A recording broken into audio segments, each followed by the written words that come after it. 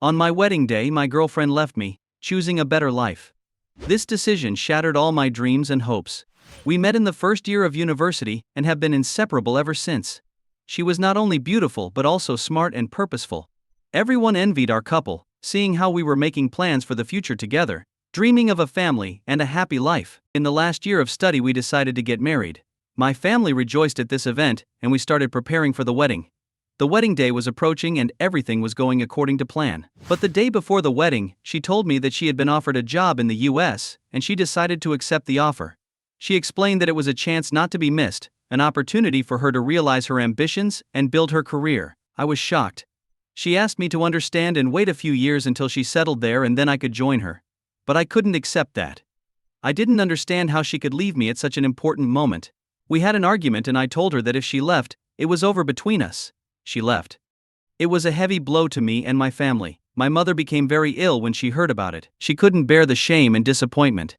We spent all our savings on her treatment, but she never recovered and died soon after. I was crushed with grief and guilt. My father was devastated too, and we could barely look each other in the eye. I was unable to finish university. Because of the constant fights I got into, I was expelled. I was left without a diploma, and therefore without the possibility of finding a good job. I tried to find some work, but without success. I ended up on the street, selling kebabs and running errands to make ends meet. That night I was closing up my barbecue tent again. It was past midnight, and as usual I cleaned up all my stuff, stacked the tables and chairs, and packed up the remaining groceries. Then I loaded it all onto my tricycle and headed home. The dark streets of the city were deserted and quiet. Only rare cars passed by, breaking the silence of the night. But no sooner had I gotten far away than the headlights blinded me. Before I realized what was happening, I was on the ground, feeling the sharp pain in my leg from the fall. Damn it. Do you even know how to drive? Wang Wenbin cursed as he rubbed his sore leg from the fall, glaring at the car that had stopped just a short distance from him. He was furious, not so much because of the pain, but because all of his belongings, which he had painstakingly secured on his three-wheeled cart, were now scattered all over the ground after the car hit them. It was 2 a.m. Wang Wenbin had just finished closing his street food stall at his usual time, and was pedaling home on his tricycle, which was loaded with a mountain of barbecue grills, supplies, tables, chairs, everything he needed for his small business. As he sat on the ground cursing, the car engine turned off, but the headlights were still blinding him.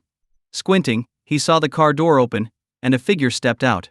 Blocking the painful light with his hand, Wang Wenbin scrambled to his feet, still shouting, "Turn off your high beams. Do you even know how to drive?" "Oh, I'm sorry, I'm so sorry." A woman's voice called out, full of guilt. She quickly got back into the car and turned off the lights. The woman was tall. It was too dark to make out her exact features, but Wang Wenbin could tell she had a nice figure, and from the shape of her face, she probably wasn't bad looking either. Plus, she smelled really nice, a light, pleasant fragrance that hit Wang Wenbin as soon as she approached. "Are you okay? Do you need to go to the hospital?" The woman asked hurriedly, clearly flustered. A female driver, no wonder. "I've run into one of those road hazards," Wang Wenbin muttered under his breath while rubbing his sore backside. "Do you need to go to the hospital? If so, I'll call an ambulance right away," the woman offered again. "No need for an ambulance. I'm not that fragile. It's just a fall, nothing serious," Wang Wenbin replied as he bent down, picking up the half-smoked cigarette he had dropped and sticking it back in his mouth. The woman's frown deepened. She apologized again. "I'm really sorry. I was in a hurry, so I was driving too fast. If you're okay, I'll be on my way." She gave a sincere apology and quickly turned to walk back to her car. "Wait a minute. Where are you going?" Wang Wenbin shouted, unwilling to let her leave so easily. "What now? Is there something else?" The woman turned back, sounding slightly irritated. "What do you mean something else? You hit me, and now you're just going to leave? Let me tell you, if I report this, it'll count as a hit and run. You'd better think about the consequences," Wang Wenbin said angrily. "I wasn't planning to run. You said you were fine, so I thought I could leave. Can you be reasonable?" The woman shot back, her voice tinged with frustration. "Reasonable? Sure, I'm not hurt, and I'm not going to blackmail you. I just hurt my leg and backside a little. But what about my stuff? You knocked everything over. My tricycle's bent out of shape, and look at my things scattered everywhere." Wang Wenbin pointed out each of his damaged belongings as he spoke. Before he could finish listing his grievances, the woman cut him off. "Fine. It's my fault for driving too fast and hitting you. Just tell me, how much for the tricycle and the damaged items? I'll compensate you. Wang Wenbin was taken aback. You mean everything? Yes, everything. Just give me a number. How much will it cost? She asked, anxious to settle the matter. Wang Wenbin squinted at her, still unable to see her clearly. Then he asked, You don't have a driver's license, do you? Or maybe you've been drinking? I know what you're thinking. Let me make this clear, I have a license, and I haven't been drinking. The reason I want to pay quickly is because I'm in a rush. If we wait for the police to come and for the insurance to be sorted, I'll be stuck here all night, and I don't have time for that. So tell me, how much do I owe you? I'll pay now, the woman said, her voice growing cold. Well, there's no need to pay for everything. I'm not that kind of person. The tricycle's just a bit bent, 200 yuan should cover it. This piece might be broken, 50 yuan, and this 20. Wang Wenbin began inspecting his things, shining his phone's flashlight over them. Just give me a total amount. I really don't have time for this, the woman interrupted again, clearly impatient. You're the one in a rush. I'm the one who should be asking for compensation, but you seem more eager to get this over with than I am, Wang Wenbin grumbled. Please just name a price. How about 3,000 yuan? Will that cover it? She asked urgently. No, 3,000's too much. I grew up under the red flag of New China, a model citizen taught by my teachers too. How much? The woman cut him off once more, her patience wearing thin. 500. No less than 500, or you're not going anywhere tonight, Wang Wenbin finally declared after some mental calculation. Fine, 500 it is, the woman agreed, and without hesitation she ran back to her car to find the money. Bad luck. First I get hit, and now I have to clean up this mess again, Wang Wenbin muttered to himself as he bent down to gather his scattered belongings. Just as he was sorting things out, the woman returned, standing before him with a hesitant look. I'm really sorry. I just realized I forgot my wallet. What? Are you kidding me, lady? Wang Wenbin was immediately annoyed. I'm not kidding. I really forgot my wallet. I was in such a rush when I left, the woman explained. No wallet, huh? Alright then, how about WeChat or Alipay? You can pay with your phone, right? Look, here's the QR code for payments. You can scan it with either WeChat or Alipay, Wang Wenbin pointed at the payment code he had stuck on his barbecue cart. Sorry, I didn't bring my phone either, the woman said, shaking her head. Wang Wenbin's eyes widened in disbelief. Lady, seriously? You hit me, and you think this is a joke? If you'd hit someone else they'd demand 3,000 or 5,000 at least. Maybe even insist on a full body checkup, and you'd have to compensate for everything. I'm already being generous here, only asking you to pay for the things you've actually damaged. It's your responsibility to pay. Don't you agree? You're right. I should pay for all of this, the woman nodded. I've done my best to live up to my responsibilities as a citizen. My elementary school teachers taught me to be an honest person, but you're really pushing it. Isn't this taking advantage of someone just trying to be fair? Let me tell you, lady, don't think I'm bluffing. If you don't pay me right now, you're not going anywhere tonight. Try to leave, and I'll call the police. Your license plate is clear as day, there's no escaping that, Wang Wenbin said angrily. I'm not trying to cheat you. I'm telling you the truth. My wallet and phone are both in the bag I usually carry, but I was in such a hurry I must have left it at the office. There's nothing in the car. How about this? I'll get the money tomorrow and personally bring it to you. Does that work? The woman pleaded. Do you think I'm stupid? Let's not play games here. You think if I let you go tonight, you'll actually come back tomorrow to give me the money? Even a 3-year-old wouldn't believe that. I promise. I'll bring you the money tomorrow. I swear on my word, the woman insisted. Your word? What's that worth these days? Look, lady, I'm not trying to get more than what's owed to me. I don't want you to pay for everything like you offered earlier. But what is rightfully mine, I won't accept a penny less. That's just how I am. You're responsible for this, and you have to compensate me tonight. If you don't, you're not leaving. With that, Wang Wenbin walked over to the front of her car and sat down on the hood, making it clear he wouldn't budge. He was stubborn, and once he made up his mind, no one could move him. The woman furrowed her brow, deep in thought. After a long pause, she walked up to Wang Wenbin and stretched out her hand. She tugged at something on her right ring finger and pulled off a shiny object. Handing it to Wang Wenbin, she said, Will this work as collateral? What is this? A ring? A diamond ring? Wang Wenbin took it and examined it. I'm not trying to get out of paying. I really don't have any cash or my phone with me today. I have something urgent I need to get back to, and this ring is very valuable. It means a lot to me, more than you can imagine, even more than my life. I don't have anything else of value on me, so please take this as collateral. Keep it safe, and I'll come tomorrow with the money to redeem it. Does that sound fair? The woman asked seriously. Is this for real? A woman who won't give me 500 yuan has a real diamond ring. Are you trying to fool me with something you picked up from a street stall for a few bucks? Wang Wenbin skeptically examined the ring, then glanced back at the woman. Even if you think the diamond is fake, the platinum band should be real, right? It's worth at least 500, the woman said coldly. That's not necessarily true.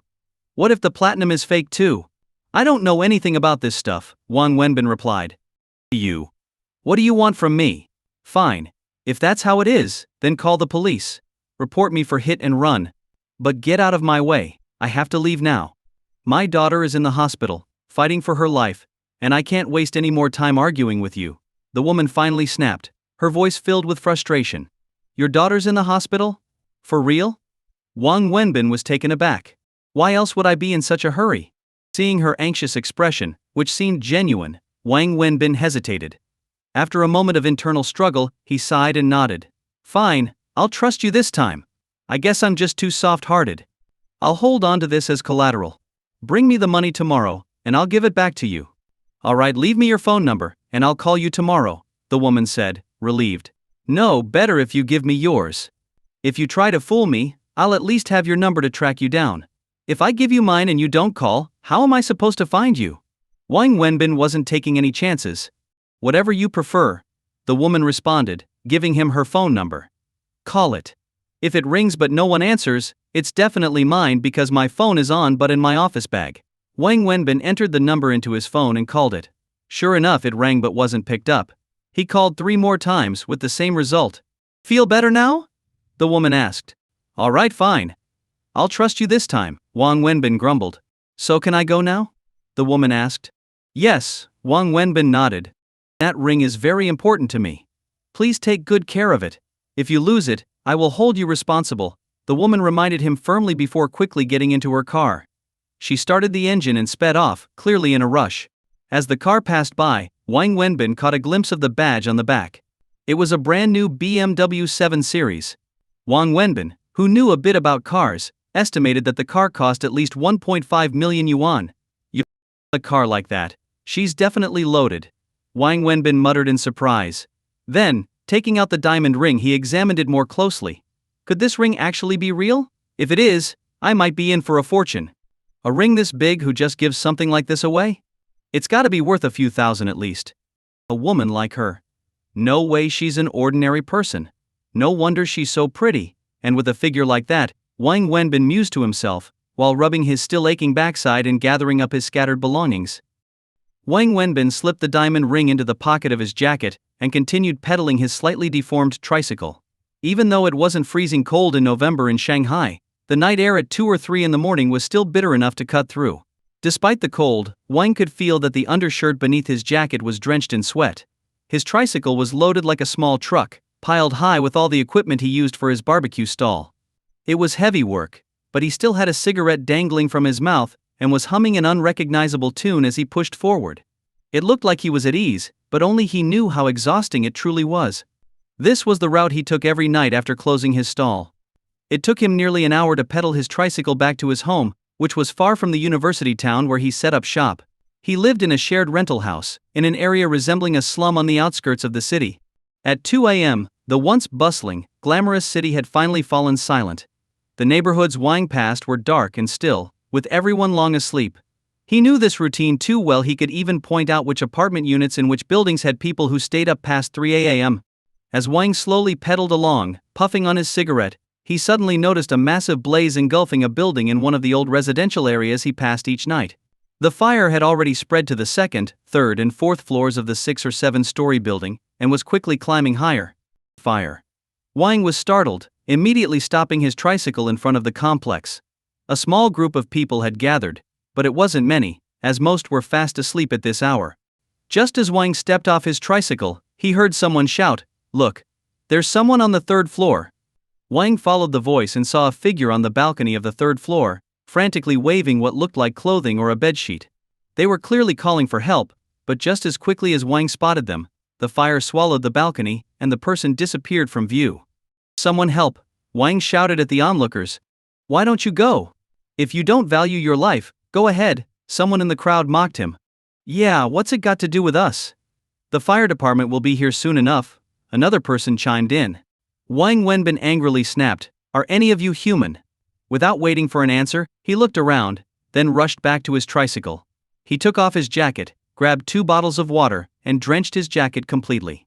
After making sure it was thoroughly soaked, he threw it over his head and shoulders, scanned the building for the exact location where he had seen the figure, and sprinted toward the burning structure. Wang ran into the building and started up the stairs. The fire had already intensified inside, with scorching heat and thick smoke filling the air. Thankfully, the flames hadn't fully spread yet. Covering his nose with a sleeve, Wang made it to the 3rd floor, where he kicked at the door of the apartment where he had seen the trapped person. The door, weakened by the heat and fire, gave way after a few strong kicks.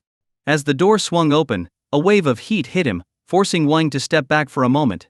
But there was no turning back now he had made it this far, and leaving without helping wasn't an option. Steeling himself, he charged inside, ignoring the fire licking at his own clothes. He rushed to the balcony, squinting through the smoke to spot the trapped person. There, in the corner of the floor, was a shadowy figure. "Are you still conscious? Can you stand?" Wang shouted as he knelt down and shook the person. But there was no response. Without wasting time, Wang threw his soaked jacket over the person to shield them from the fire, then hoisted them onto his back.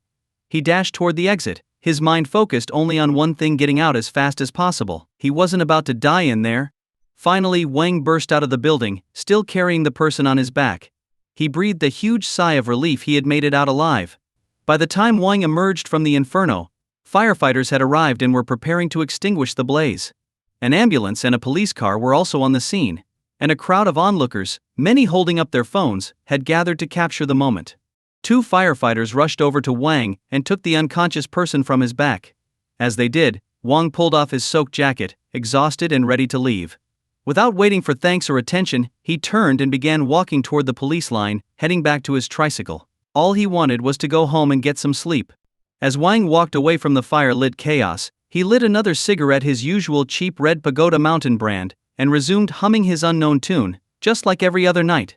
However, what Wang didn't realize was that in his rush to drape his jacket over the unconscious person, he had completely forgotten about the diamond ring in his pocket. Even more unbeknownst to him, as he took off his jacket, the ring had fallen out and slipped into the collar of the person he had rescued. Back at the rundown building where Wang lived, a relic of the 70s or 80s, the walls were crumbling, and a layer of reddish dust from the decaying bricks coated everything. It was a far cry from the glittering high-rises of Shanghai, but it was cheap, only 500 yuan a month for a 30-square-meter room, which in a city like Shanghai was unheard of. Wang parked his tricycle next to his apartment window, grabbed a bucket, and walked to the only faucet at the end of the hallway. After filling the bucket with water, he placed it outside his door, and, without a second thought, stripped down to just his shorts and began washing himself. It was November, but Wang had gotten used to it. His job required him to clean up every day, no matter the season. After his bath, Wang Wenbin collapsed onto his single bed and fell asleep in under a minute. He was utterly exhausted. He didn't wake up until 9 a.m., the next morning, his usual time to rise. Mornings were generally uneventful for him, as his work started later in the day. After washing up and eating a bowl of instant noodles, Wang picked up his phone to call the number the BMW woman had given him the night before. To him, 500 yuan was no small amount, and he needed the money to repair his tricycle and the damaged equipment. He dialed the number, and after a few rings it was answered. "Hello?" A familiar voice, the BMW woman's, came through the line. "Hey, it's me, the guy you hit last night. The one with the barbecue stall," Wang Wenbin said, getting straight to the point. It wasn't every day someone referred to themselves as the barbecue guy. "Hello. I'm really sorry, but I'm tied up at the hospital right now. How about I meet you this afternoon or evening? I've got to work this afternoon and evening, I don't have the time. How about this, you tell me which hospital and ward you're at, and I'll come find you," Wang suggested after thinking for a moment. "Sure, that works. I'm sorry to trouble you. I'll cover your transportation costs," the woman replied, giving him the hospital name and ward number. After the call, Wang grabbed his now dry jacket from the rack and reached into the pocket for the woman's ring. But after searching both pockets thoroughly, he froze. There was no ring. "God, please don't be playing tricks on me. I can't afford to lose it." Wang felt a wave of panic. He flipped his jacket inside out, desperately searching. He clearly remembered putting the ring in the pocket, but it was gone. He checked his pants pockets, combed through his room, and even searched the tricycle outside. It's over. I'm done for. Wang slumped onto the bed, smoking a cigarette. He couldn't find the ring anywhere. It must have fallen out when I was rescuing that person from the fire. That's the only explanation, he thought, replaying the previous night in his mind. Without wasting another second, he rushed out of his room, practically sprinting all the way to the site of last night's fire. But when he arrived, he was met with an awful sight. The old building had completely collapsed, reduced to a charred pile of rubble, and police tape cordoned off the area from a distance. Staring at the burnt-out remains, Wang Wenbin sank to the ground, pulling out another cigarette. He sat on the edge of a flower just outside the police line, lighting one cigarette after another. God, are you trying to ruin me? He muttered to himself. Eventually he pulled himself up and headed for the bus stop, making his way to the hospital. Wang arrived at the hospital the BMW woman had mentioned and located the ward she had described. The door was open, and as Wang stood at the entrance, he saw the room was full of people, doctors, nurses, a middle-aged woman, and the BMW woman, all gathered around a hospital bed, talking. This was the first time Wang had seen the BMW woman clearly. The night before, he could only make out her figure and the shape of her face, but now he saw her in full detail. She was breathtakingly beautiful, to the point where Wang's heart skipped a beat. He couldn't help but swallow nervously. Wang had lived in Shanghai, this international metropolis, for years. He had seen many women, including plenty of attractive ones, but he had never encountered a woman of this caliber before. She was dressed in a simple yet elegant skirt suit that perfectly highlighted her curves. The professional blazer she wore not only accentuated her figure but also added an air of sophistication. There were plenty of women in the city wearing similar outfits, but none of them carried the same commanding presence she did. Wang guessed she couldn't be older than 30, probably around 28 or 29. She had the aura of a mature woman combined with the authority and coldness of someone in a high position. His first impression was that she was a classic boss lady. Wang found himself momentarily breathless from her beauty. With the doctors and nurses still in the room, Wang felt it wasn't the right time to interrupt. He waited until they had all left, then walked to the door and lightly knocked, signaling his presence. Inside, only the BMW woman, a middle-aged woman, and a young girl lying on the bed remained. The girl was hooked up to monitors, with tubes in her nose and an IV in her arm. Looks like she wasn't lying. Her daughter really is in the hospital, Wang thought to himself. You're here? Let's talk outside, the BMW woman said coolly upon seeing Wang, then walked out of the room, with Wang following close behind. As they reached the doorway, a small voice called out, "Daddy, don't go." The BMW woman froze, spinning around in shock to look at her daughter in the hospital bed. Wang, too, turned to look inside, but there was no one else in the room, certainly no man. "Daddy. Is that you? Daddy, you came to see me? You came back, didn't you?" The little girl, who had been lying in bed, suddenly sat up, her big eyes filled with excitement and hope as she looked directly at Wang. "Are you talking to me?" Wang asked, looking around in confusion before pointing to himself. "Daddy, I knew you'd come back to see Annie. You won't abandon me, right?" The girl's wide eyes filled with tears as she gazed at Wang, her voice filled with sadness that melted his heart. Wang Wenbin was completely baffled. He had never seen this little girl before, so why was she calling him daddy? He turned to look at the BMW woman standing beside him, and to his surprise, her eyes were filled with tears. "Little girl, you must have me confused with someone else. I'm not your..." Wang began to explain, but before he could finish, the BMW woman cut him off. "Annie, Daddy came back just to see you. How could Daddy ever leave you? Daddy loves you the most. Daddy just got back and Mommy needs to talk to him about something important. Be a good girl and rest while Mommy and Daddy step outside, okay?" The BMW woman, wiping away her tears discreetly, smiled at the girl as she spoke. "Okay, Annie will be good and wait for Daddy to come back." "Daddy, I love you," the little girl said sweetly, nodding her head. You. This." Wang Wenbin was completely confused. He looked at the little girl, then at the BMW woman, feeling more lost than ever. "Come outside for a moment, I'll explain," the BMW woman whispered, leading Wang out of the room. Once they were outside, she quietly closed the door and led him down the hall to the stairwell. "I'm sorry for putting you in that awkward situation," the BMW woman apologized once they were alone, before beginning to explain. "She's my daughter. When she was just 6 months old, her father died in a car accident. So, she's never really known him, she's never seen him. At least not since she was old enough to remember. I didn't have the heart to tell her that her father was gone, So I told her he was working abroad and couldn't come back. She's always longed to meet him. Last night, she had surgery, and to give her the strength to get through it, I told her dad would visit her after the surgery. That's why when you suddenly appeared, she thought you were him. I didn't want to break her heart, so I played along. I'm really sorry for dragging you into this. Wang Wenbin paused, finally understanding the situation. He couldn't help but feel sorry for the beautiful little girl. What's wrong with her? Is it serious? Wang asked casually. As soon as the question left his lips, Wang noticed the woman's expression change slightly, her eyes welling up as if she was about to cry. No, nothing serious. Just a normal cold and fever. She'll be fine after a few days in the hospital, the BMW woman quickly replied with a smile. Then, changing the subject, she asked, "What about the ring? I'm really sorry for the trouble I caused by hitting you and making you come all the way here." As she spoke, she reached into her bag, pulling out a wad of cash and counting it. It was clear she intended to pay Wang. Wang suddenly felt uncomfortable and stood there in silence for a while. "Here's 500 yuan for the damage to your things. This is 200 yuan for your transportation costs today, and 300 yuan for the time you missed from work. That's a total of 1,000 yuan. Please take it," the BMW woman said as she handed Wang the money. "Money. Let's hold off on that for a moment," Wang stammered awkwardly. "What's wrong?" she asked, confused. "Do you think it's not enough? If so, name your price. As long as it's reasonable, I'll accept it.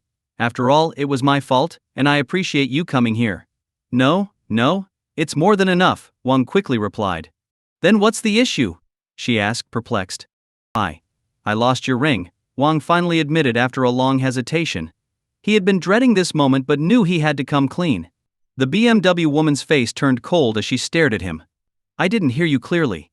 Say that again." "I'm sorry. I accidentally lost your ring," Wang repeated, bracing himself for her reaction. She looked at him in disbelief, her expression hardening. "Do you really expect me to believe that? Are you saying you lost the ring, or are you just trying to keep it for yourself? If that's the case, at least be honest about it. Don't insult my intelligence with excuses." "You've got it wrong. I have no intention of keeping your ring. If I wanted to, why would I come here today? I could have just disappeared without calling you, and you'd never have found me," Wang said, his frustration growing. "All right then. Where is my ring?" she asked coldly, her voice dripping with skepticism. If I told you I lost it while rescuing someone from a fire last night, would you believe me?" Wang asked her. "If you were in my position, would you believe that story?" She countered with a bitter laugh. "No, I wouldn't," Wang admitted, feeling defeated. "Return my ring. That ring means more to me than you can imagine. If you want money, fine. Like I said, I'm willing to pay 5,000 or even 10,000 yuan, but you must return my ring. If you don't, I'll have no choice but to call the police," she said firmly, her tone resolute. "I really did lose it. I've searched everywhere I could but I just can't find it. How much is the ring worth?" "I'll compensate you," Wang said, sounding dejected. "Compensate me? With what?" the BMW woman asked icily. "That ring was my wedding ring. It's the only thing I have left from my husband, the only memento of our love. Can you compensate for that?" As she spoke, tears began streaming down her face. Wang was stunned. He had never considered that the ring might hold such deep sentimental value. "I didn't realize the ring was that important to you, but I truly didn't lose it on purpose. Losing it brings me no benefit at all," Wang said, feeling genuinely remorseful. "The ring is gone, and I can't get it back. That building is now a pile of rubble. I can only compensate you for its monetary value," Wang continued, his voice heavy with guilt. "You think I care about the money? I want the ring. No amount of money can replace it. Give me my ring, or I'll call the police," the woman said angrily. "I'm sorry, but the ring is really lost. Even if you report it, there's no way to recover it.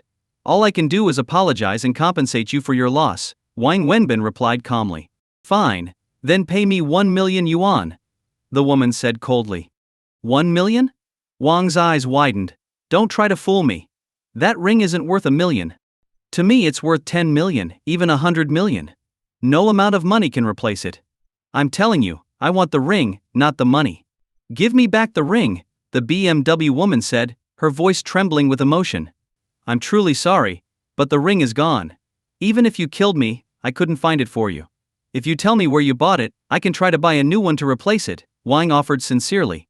"Hey, do you really think buying a new one will make it the same? Do you think I'm just after any ring?"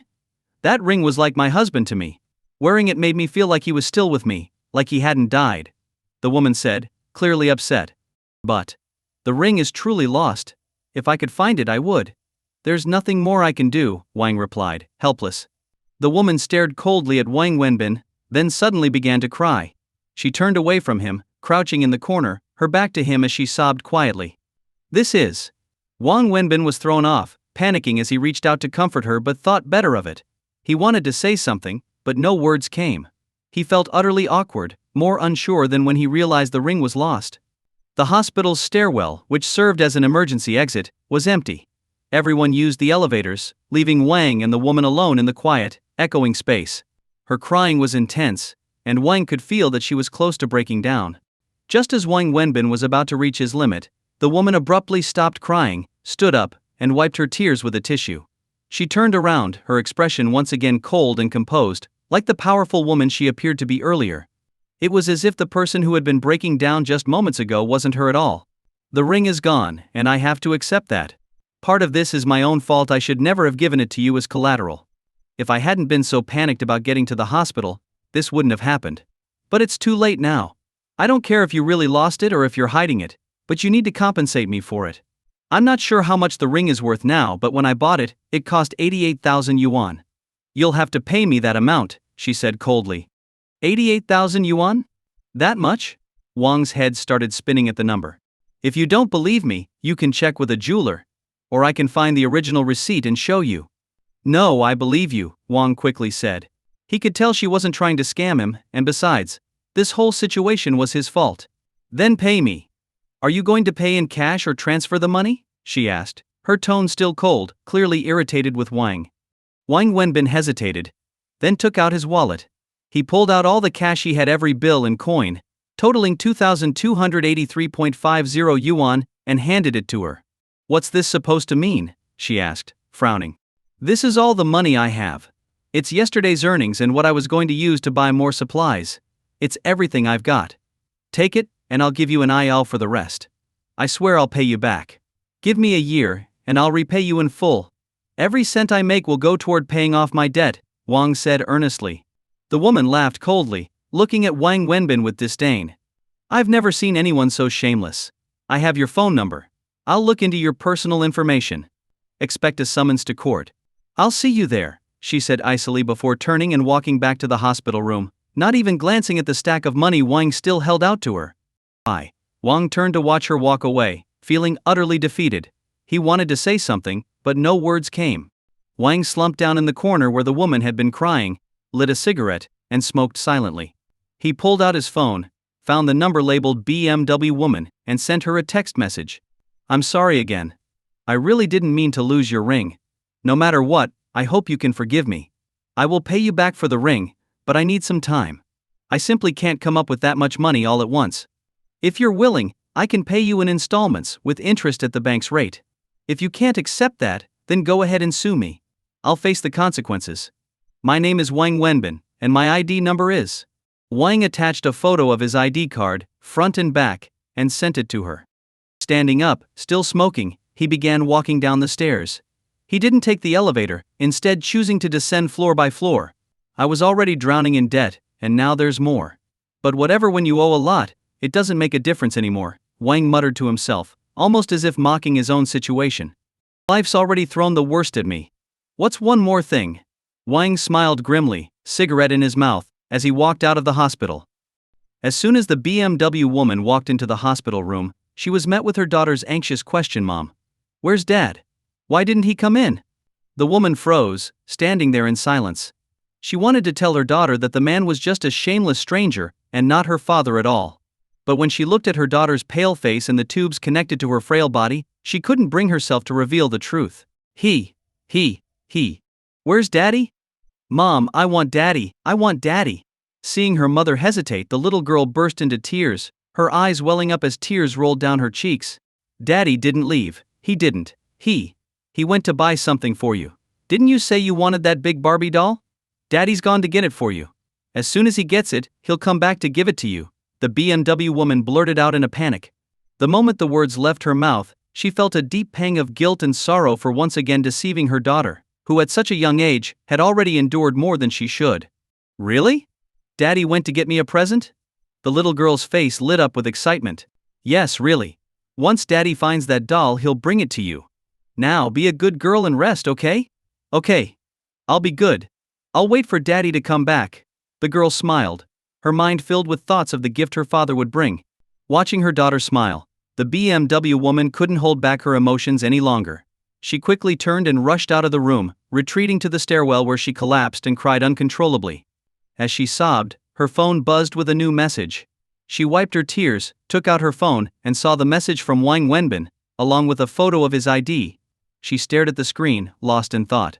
Meanwhile, Wang Wenbin walked slowly down the road, his mind heavy. He pulled out his phone and made a call. Hey Binzi? What's up? A man's voice came through on the other end. If I'm not mistaken, today's the weekend, right? Wang asked. Seriously? You've got a phone, you could just check what day it is. Anyway, what do you need? Is your wife home today? Wang continued. Are you planning to come over for lunch again, huh? The man teased. Watch your mouth. What do you mean come over for lunch? Me eating at your place isn't mooching. You know me, I'm the kind of person who wouldn't go to someone's house, even if they begged me with 8 sedan chairs unless I liked them. Wang laughed. All right, big guy, I get it. You eating at our place is an honor for us. Actually, we were just about to call you. Ziki's making your favorite braised fish, and we were going to invite you over for lunch. Where are you? Come over. See? Ziki's the best. Unlike you, you ungrateful jerk. After all these years, I still call you a friend, Wang joked, laughing. But now that I think about it, maybe I won't come after all. You've got to be kidding me. You just called asking to come over, and now that we're inviting you, you don't want to. What's wrong with you? The man was getting frustrated. When I call first, it's one thing. But if you invite me, I'm definitely not coming. There's an old saying, if someone offers you something for no reason, it's probably a trap. You and your wife are usually scared to death of me mooching off you, so this sudden invitation must mean something's up. I'm not falling for it. I'll just stay home and eat instant noodles, Wang said, sitting down on a stone bench by the road, lighting a cigarette. Hey, Binzi, have some decency. When have we ever been scared to death of you eating at our place? You don't mooch, you're a straight-up robber. 6 days out of the week you're at our place for dinner, and now you've got the nerve to say you're just mooching. Please don't insult the word mooch anyway, quit whining and come over already. Alright, but I'm warning you, if your wife tries to set me up on a blind date again, I'm out of there. And don't say I didn't warn you. You're such a piece of work. Ziki's just trying to help you out. She sees how lonely you are and wants to find you a partner. And let me remind you, the women she introduces are always beautiful, smart, and successful. What more could you ask for? Thanks. But no thanks. Those women are way too good for me. You're trying to ruin their lives by pairing them with a guy like me. Think about it, do you really think it could work? These women are top-tier professionals, and I'm just a barbecue guy with no car, no house, and a mountain of debt. Let's not drag these women into my mess. Besides, all I'm focused on right now is making money and paying off what I owe. I don't have the time or energy for anything else. Do you know what Ziki asked me the other day? What? She asked me if you had some kind of physical problem. She thinks it's weird that you're not interested in finding a wife. So, tell me honestly, are you impotent? Is that why you're not into women anymore? Screw you. I'm perfectly fine. Anyway, my bus is here. I'm hanging up, Wang said, ending the call. The man on the other end was Liu Yujiahao, nicknamed Haozi. He had been Wang Wenbin's roommate and best friend since their university days. His girlfriend, Niziki, was also a college classmate. After graduation, both of them stayed in Shanghai, working as white-collar professionals. They looked successful on the outside, but in reality, they were just scraping by, like many others in the city. Despite their decent salaries, they could barely afford the high cost of living. For years they'd been saving up for a down payment on a house but were always outpaced by the skyrocketing property prices. Eventually, all the money they had saved ended up being borrowed by Wang Wenbin.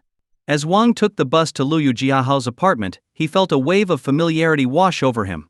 When he first arrived in Shanghai, broke and unable to find a job, he couldn't even afford rent. He had lived at Jiahao's place for months. It was a small one-bedroom apartment. Jihao and Ziki took the bedroom, while Wang slept on the couch. The walls were thin, and Wang could hear everything that went on between the couple at night. He stayed there for 3 whole months, until they were practically forced to kick him out, fearing for their sanity. After all, having an extra man in the house made certain things difficult. Despite the jokes, Wang and Jihao were like brothers closer than family. Wang Wenbin, familiar with the routine, arrived at Lu Jiahao's apartment door and didn't bother knocking. He pulled out a key and let himself in. When he used to live there, they had given him a key for convenience, and even after he moved out he kept it. The reason? He still came over frequently to mooch food and drinks, and the key made it easier. Niziki had scolded him for it more than once. As Wang entered, he saw the couple busy in the kitchen. Niziki, wearing an apron, was at the stove, while Lu Jihao was helping out on the side. At home, Jihao was a typical henpecked husband, known in Sichuan slang as a soft-eared man, one who always listens to his wife. Smells good. So you weren't lying, there's braised fish for real. Wang sniffed the air as he walked toward the kitchen. You must have been a dog in a past life. Niziki turned to glance at Wang, smiling as she teased him. Being a dog wouldn't be so bad. Just wag your tail, and you don't have to do any work. You get food, drink, and a worry-free life. I must have done something wrong in my past life to be born as a human this time. Wang leaned against the kitchen doorframe, lighting a cigarette and exhaling with a sigh. Well, you better do more good deeds in this life, and maybe you'll get your wish to be a dog next time. You've got no hope for this life? Jihao laughed. Who says there's no hope? Isn't being single basically the same as being a dog? Niziki joked as she plated the food. Hey, now that's a personal attack. What's wrong with being single? Does it affect your sex life or something? Oh, so you do feel ashamed of being single? How many women have I introduced to you? And what's your problem? You won't even try with any of them. Take that girl Zhu for example. Such a sweet, kind girl fresh out of university, just started at our company. She has a good heart and comes from a well-off family. She only agreed to the introduction because I'm her mentor. But what did you do? The moment you sat down for coffee with her, you told her you were gay and liked men. She was so shocked she complained to me for days. Tell me, do you have some kind of issue, or do you really like men? As soon as she brought it up, Niziki couldn't hold back her frustration. She put down the spatula, hands on her hips, and started scolding Wang Wenbin. If you want to know if I like men, ask your husband. He'd know best. Wang pointed at Lu Jihao, who was watching the drama unfold with amusement.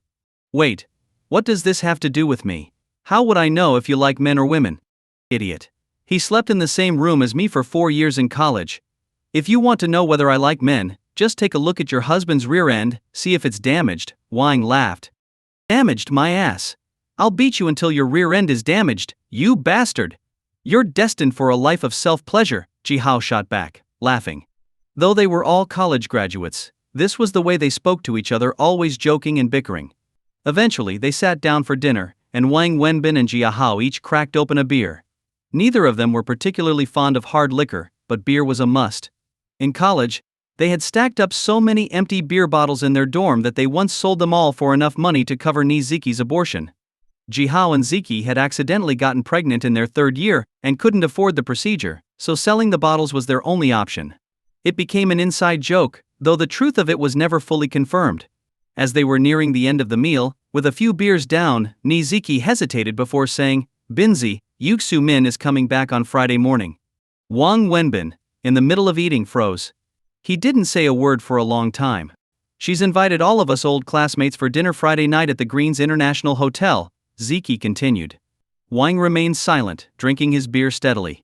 After a long pause he finally said, well, that's great. Free food is always a good thing. You two should go and make the most of it. She's come back after making all that capitalist money to save you poor socialist losers. Make sure to appreciate her kindness. He spoke calmly, then continued eating. You're not going? Ziki asked. No. I'm a proud child of socialism. I can't stand the stench of capitalism. Wang Wenbin, even if what happened back then was Yu Sumin's fault, it's been years. You should let it go. No matter what happened, even if you two aren't together anymore, you're still old classmates. She's been in the US for years and is coming back now. You should at least show up to the dinner. You don't have to be lovers, but can't you be friends? Don't turn her into an enemy. She's regretted what happened for a long time. Be the bigger person, Ziki pleaded. What? Should I bring flowers to the airport and shout welcome home? She didn't think to have dinner with me before she left, so why should I care now? And besides, did she even invite me? She's been living the high life in the US, drinking milk and eating hamburgers. Do you really think she cares about a nobody like me who drinks soy milk and eats dumplings? Don't kid yourself. You two go ahead. If she asks about me, tell her I'm dead. If she doesn't, even better, Wang said flatly, then set down his chopsticks and stood up. I'm done. I'm heading out. Binzi, Xu Min called me. She said the reason she's coming back is because she wants to get back together with you and build a life with you, Ziki quickly said as she stood up, trying to stop him. Wang paused mid-step, standing still in the living room. For all these years you haven't allowed me to talk about her. You wouldn't even let us mention her name in front of you. But the truth is, she's been calling me regularly, always asking about you, how you've been, if you're doing well. She's never forgotten you, Wang Wenbin. She's always cared. She could have stayed in the US, applied for a green card, and continued climbing the corporate ladder, but instead, she requested a transfer back to China. She did that to come back and see you, to try and make things right. She told me herself she wants to come back and start over with you. She knows how much she hurt you, and she's ready to make it up to you, Ziki continued. And what? I'm supposed to thank her? Be eternally grateful for her kindness? Wang Wenbin turned and sneered. It doesn't matter to me whether she stayed in the US or came back. I made it very clear to her the night before our wedding when she decided to leave. If she walked out, we would be done, forever. So now, she has her life and I have mine. She can have her US green card, and I'll keep selling my barbecue. Ziki, let me make this clear: whatever relationship you two want to have with her is your business. But don't give her my address or phone number. If you do, we're not even going to be friends anymore, Wang Wenbin said firmly. Why do you have to be so harsh? Binzi, ask yourself, have you really forgotten her? If you had, why haven't any of the girls I've introduced to you ever caught your interest?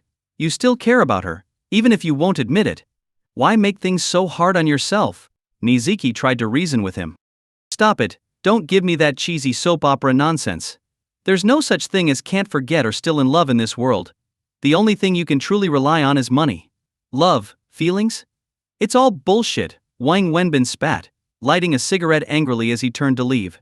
But just as he was about to walk out, he hesitated and walked back to the table. What's wrong? Lu Jihao asked. Wang paused, took a puff of his cigarette, and asked, you guys, are you doing all right financially these days? Why? Do you need money? How much? Ziki asked immediately. Well, I ran into some trouble and could use a bit of cash. How about giving me back that 8,000 yuan I repaid you recently? I'll pay you back again later, Wang said after thinking it over.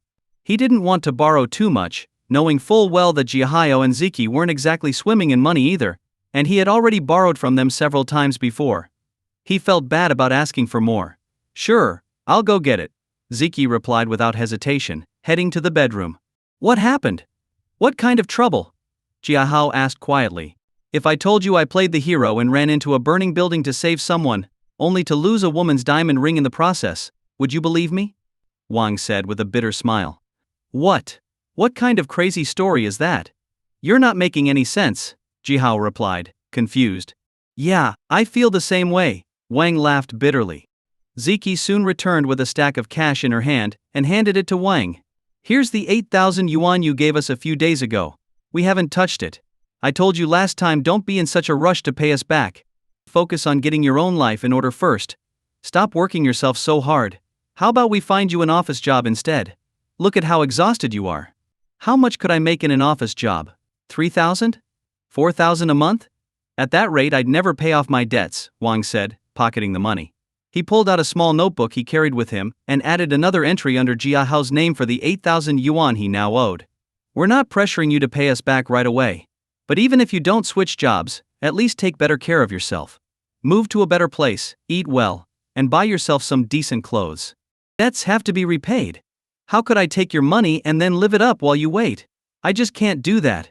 And stop acting like my life is so pitiful. I'm doing just fine. I'll pay back what I owe, bit by bit.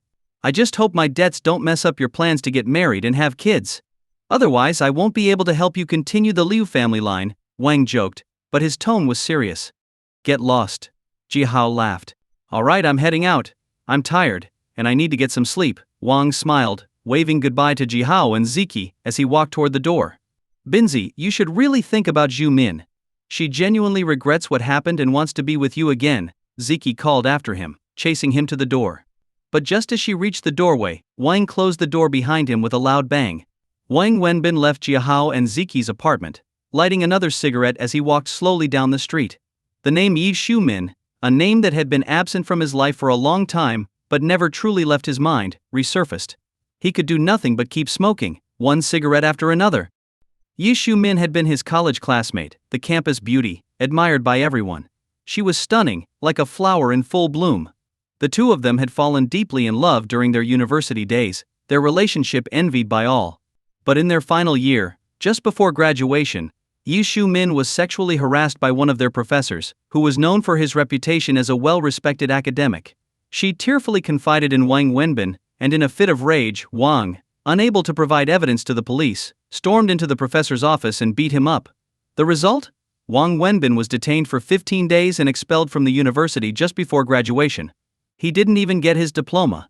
After college, without a degree, Wang could only find jobs like delivering packages and food. The work was hard, and his social status was low. Meanwhile, Yi Shu-min, with her excellent academic record and fluency in 2 foreign languages, was recruited by the Chinese branch of a Fortune 500 company. Her income was solid, and her career prospects bright. Though they remained together, things weren't the same as before. The differences in their social status and financial situations created an invisible gap between them.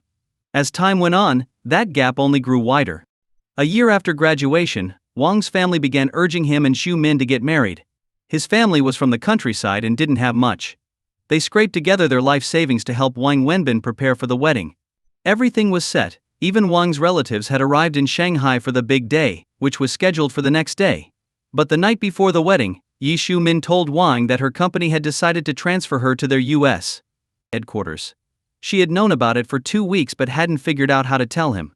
After much hesitation, she finally made her decision. She would go.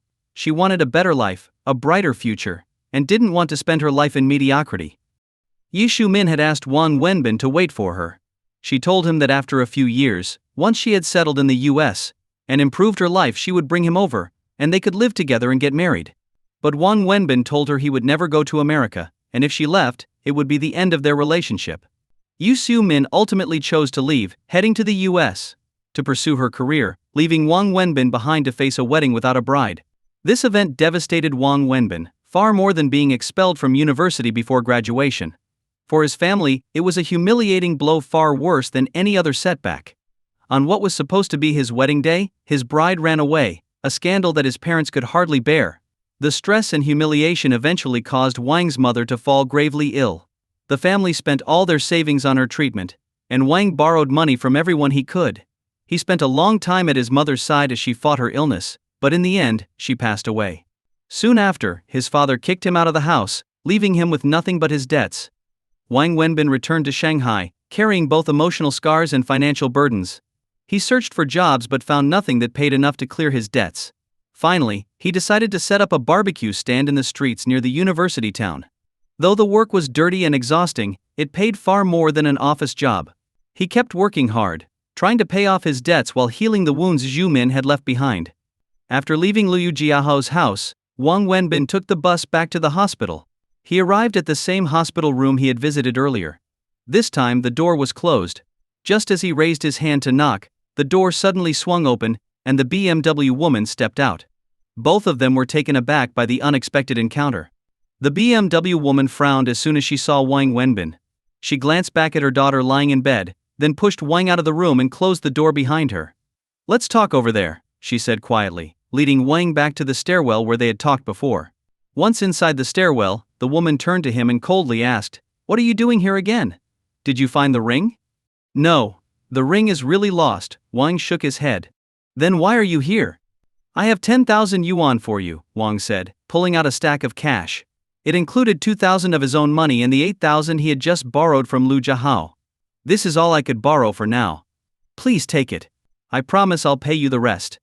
I can sign an agreement or write a guarantee if you want, and I'll repay you a fixed amount every month. If I don't, you can sue me." The BMW woman didn't say anything, nor did she reach out to take the money. She simply looked at Wang, her gaze cold and unreadable. What's wrong?" Wang stammered, feeling uneasy under her stare. "I'm not a real estate company, and I'm not going to accept your installment plan," she said. Then, looking him over, she asked, "Your name is Wang Wenbin?"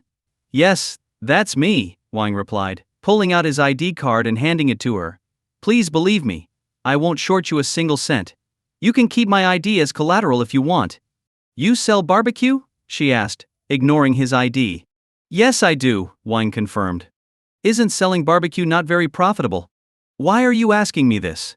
I've rarely seen anyone as poor as you.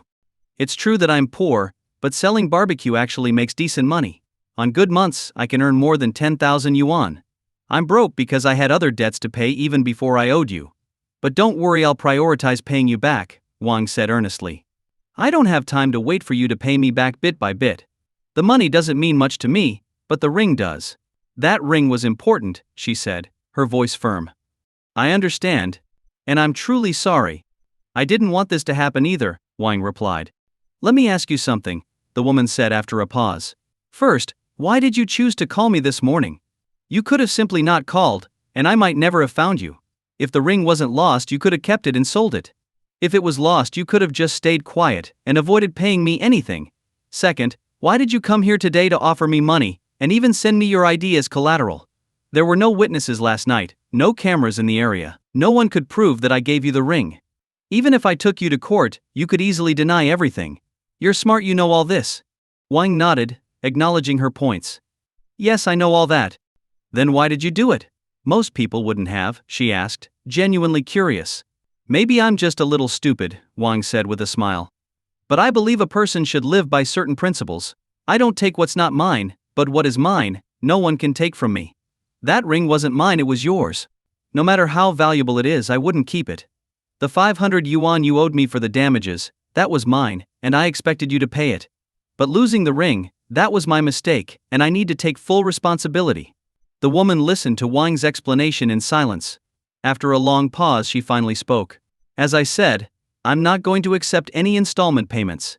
I don't have the time or energy to wait for you to pay me back little by little. And from the look of things, your life isn't going so well. But I have a solution. You work for me, and I'll deduct your wages from what you owe me. Think of it as working off your debt. Will you accept? Wang hesitated, confused. Work for you? What kind of work? I want you to be my daughter's father. The BMW woman replied, her tone completely serious. Wang Wenbin's eyes widened in shock. Did I hear you right? What did you just say? You heard me correctly. I want to hire you to be my daughter's father, the BMW woman repeated, her tone completely serious. You must be joking. Wang Wenbin still found it hard to believe. I'm very serious about this. I'm not that kind of guy, miss. Yes, I'm poor, and yes, you're very attractive, but I can't do something like this. I may be broke, but I'm not going to sell myself. Wang Wenbin started to refuse, but the woman cut him off. What are you thinking? She glared at him. Let me be clear, I'm asking you to pretend to be my daughter's father, not my husband. I only need you to play the role of her father in front of her, nothing more. Stop those dirty thoughts running through your head. Oh, that's what you meant. I thought. Wang stammered, his embarrassment obvious. He laughed awkwardly, trying to hide his discomfort. My daughter doesn't have much time left, the BMW woman said, and her words stunned Wang Wenbin into silence. What? She was diagnosed with leukemia when she was 3. It's been more than 2 years now. For the past 2 years she's been fighting the disease.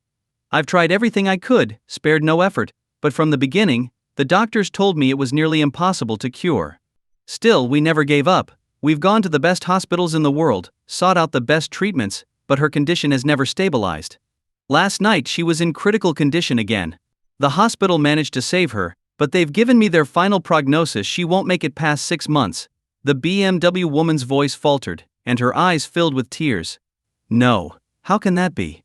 She's such a beautiful little girl. How could something like this happen? Wang Wenbin couldn't believe it.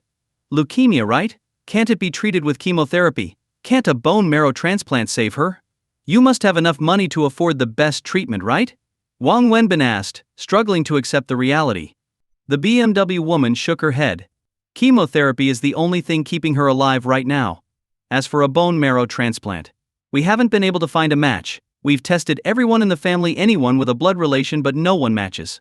If my husband were still alive, we might have considered having another child to save her, but... She wiped away her tears. Wang Wenbin stood in stunned silence, unable to process the full weight of the situation. He had always been a soft-hearted person, and the thought of such a sweet little girl suffering from this terrible disease struck him deeply. He could understand what this mother was going through. I can't save her. All I can do is make sure she's happy for the remaining days she has left. You've seen how much she misses her father, and she's already mistaken you for him. I don't want her to leave this world with regrets or suffer more heartbreak. So I'm asking you to pretend to be her father during this final stage of her life. Just visit her occasionally, talk to her, make her feel loved. You don't have to do much, just make her happy. As I said before, I'll pay you a salary. You said you earn about 10,000 yuan a month selling barbecue? I'll pay you 20,000 yuan a month, deducted from the amount you owe for the ring. If she doesn't live long enough for you to repay the full 88,000 yuan, I'll waive the rest. If she lives longer, I'll pay you the extra in cash, the BMW woman explained. Wang Wenbin paused for a moment, then nodded firmly. All right, I'll do it. But I can't be here at night, you know I need to work. She'll be in the hospital most of the time, so you won't need to be here constantly. Just come by when you can, talk to her, make her happy, and let her believe that her father loves her. That's all I ask. It won't interfere with your work, the woman replied. Okay, Wang Wenbin agreed, nodding. After a moment he asked, can I go in and see her? Of course, the BMW woman replied, looking slightly surprised. Then she smiled a small, tender smile, the first time she had smiled at Wang since they'd met. Wang's heart nearly melted at the sight of it. She really was beautiful. But right now, his focus was on the little girl. He nodded back and walked toward the hospital room door, with the BMW woman following him. Wang hesitated at the door. Should I go in? Yes, go ahead, the woman encouraged him. Are we really doing the right thing by lying to her? Wang asked hesitantly. I just want her to be happy in her final days, without regrets. Her biggest regret is never having met her father, the BMW woman said softly. Wang nodded, understanding now. I see. He gently pushed open the door and walked into the room. The little girl was still lying in bed, an oxygen tube in her nose and an IV in her arm. The medical equipment next to her beeped rhythmically. Beside her sat a middle-aged woman, likely a nurse or caregiver. Daddy? Daddy? You're back. The little girl exclaimed excitedly, sitting up as soon as she saw Wang enter the room. Wang Wenbin froze. He wasn't used to someone calling him daddy, and he had no idea how to react. He blushed slightly, feeling awkward. He was a man who had never even been married, let alone been a father. What should I say? Wang whispered to the BMW woman, giving the little girl an awkward smile. Her nickname is Annie. Just tell her you've been working in America, and that you've come back to stay with her now. Tell her you love her, and that you missed her. The BMW woman whispered back. This feels a bit too cheesy, Wang mumbled, feeling embarrassed even though he was speaking to a little girl. Daddy, what's wrong? Annie asked, looking at him with wide, curious eyes. Well, Daddy missed you. Did you miss Daddy? Wang asked, forcing himself to play along as he walked over to the little girl's bedside. I missed you, Daddy. I think about you every day. I miss you so much. Daddy, why didn't you come back to see me sooner? Do you not like me anymore? Annie asked, her big eyes filling with concern as she gazed at Wang. Why would Daddy not think of you, Annie? I think about you every day. But Daddy has to work and earn money to buy toys for Annie, so I couldn't come back earlier, Wang Wenbin said, as he sat by the little girl's bedside. It was his first time speaking to a child as a father, and he felt awkward. His words made him blush. Toys. Toys. Daddy, what toys did you bring me this time? Mommy said you'd bring lots of toys when you came back. Annie's face lit up at the mention of toys, her excitement growing. Wang Wenbin turned to the BMW woman, not knowing how to respond. Annie, Daddy came back quickly because you're sick, so he didn't have time to bring toys. The BMW woman quickly tried to explain. Of course, Daddy brought toys. Daddy loves Annie the most, so how could he not bring you toys? They're downstairs in the car. I'll go get them for you right now, okay? Wang Wenbin interrupted, seeing the hopeful look on Annie's face. Really? Yay. Daddy, you're the best. Annie jumped up and threw her arms around Wang Wenbin's neck, giving him a quick kiss on the cheek. That simple kiss melted Wang Wenbin's heart completely. In the world of children, there were no hidden motives, no complexities, just pure and honest feelings. Love was love, and affection was shown sincerely. Seeing her daughter so happy, the BMW woman's eyes filled with tears. She quickly turned away, wiping her eyes to hide her emotions. Wait here, Daddy will go get the toys, Wang Wenbin said, gently setting Annie back down on the bed before rushing out of the room. Where are you going? The BMW woman hurried after him. To buy toys, Wang Wenbin called out as he entered the elevator without looking back. Mommy, Daddy is so nice. I love Daddy, Annie said excitedly when her mother came back into the room. Yes, Daddy loves you too. He loves you more than anything, the BMW woman replied as she sat down beside Annie and hugged her tightly, tears silently streaming down her face.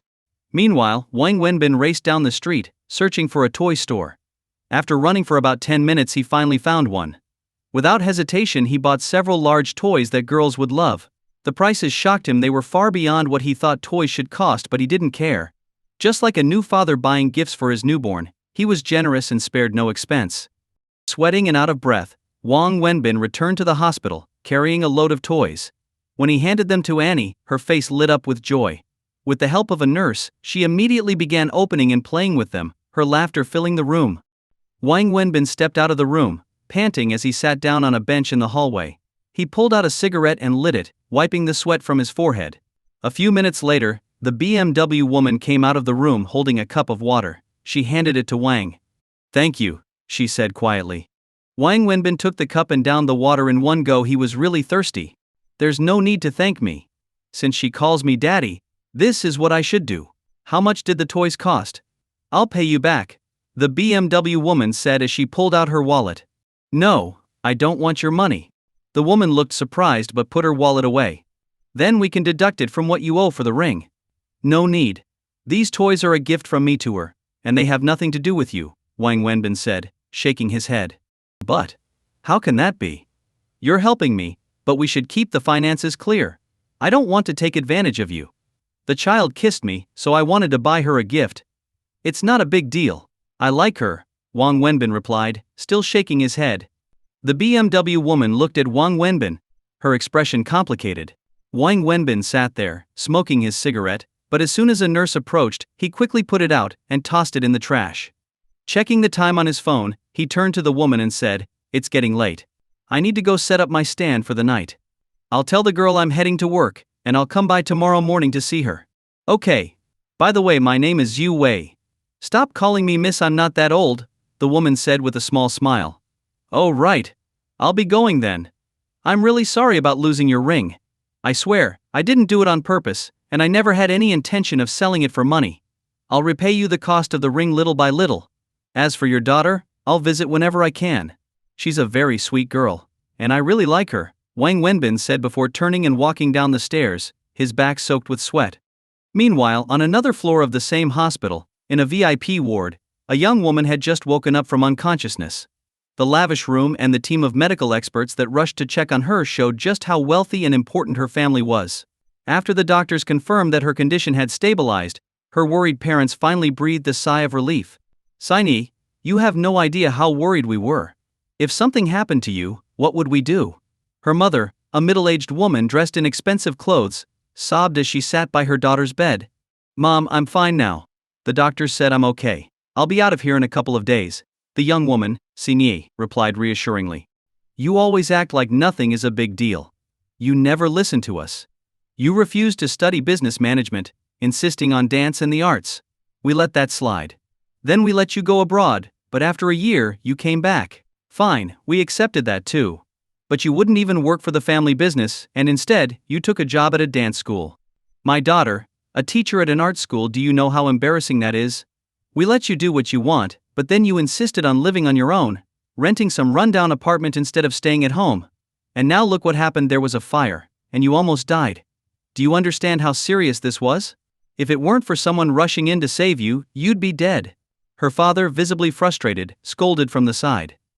When the young girl heard her father's scolding, memories of the fire suddenly flashed through her mind. Last night she had been sleeping soundly when she was jolted awake by the intense heat and thick smoke that made it hard to breathe. When she got up and looked around, the entire apartment was already engulfed in flames. Fire was everywhere, and she tried to escape, but there was no way out.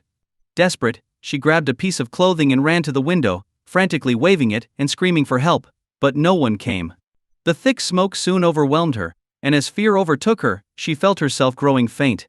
Eventually she collapsed to the floor.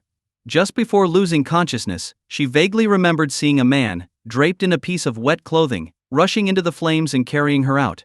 That was the person who saved her life. You're not a child anymore. Why don't you listen to your parents? We're only looking out for you, her father continued, clearly upset. Alright, she just woke up. There's no need to scold her right now. We're lucky she's even awake, her mother, the middle-aged woman, interrupted. Then she turned to her daughter with a curious look and asked, Sini, do you have a boyfriend? What? Mom, what are you talking about? Sini replied, confused. Then explain this to me. The woman pulled out a diamond ring from her bag and showed it to her daughter. Whose ring is that? What are you talking about? Sini asked, still puzzled. Don't play dumb. The nurse found this ring in your clothes when she was changing you. Are you saying it's not yours? Mom, it's really not mine. When have you ever seen me wearing a ring? If it's not yours, how did it end up in your clothes? Whose ring could it be? Sinia's mother continued speaking, but Sinia wasn't listening anymore. She stared at the ring in her hand, lost in thought. After leaving the hospital, Wang Wenbin took the bus back to his apartment in the old, run-down housing complex.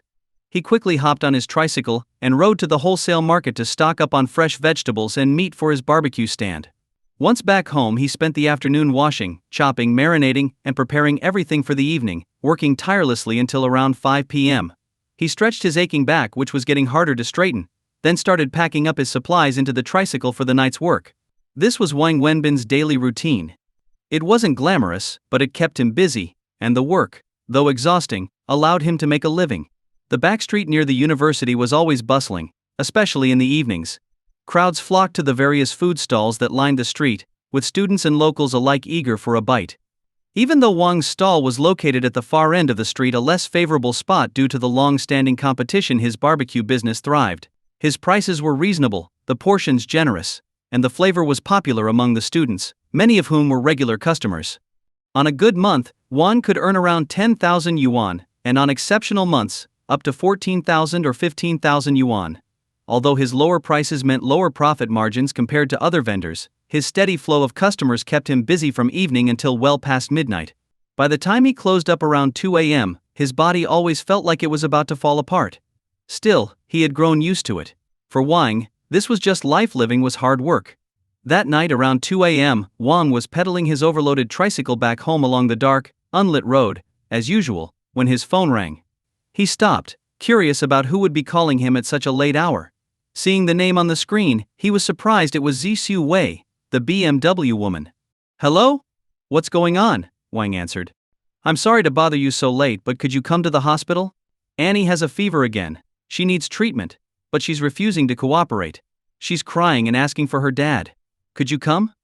I know it's a lot to ask. Zixu Wei's voice was filled with worry. All right, I'll come right away, but it might take a little while.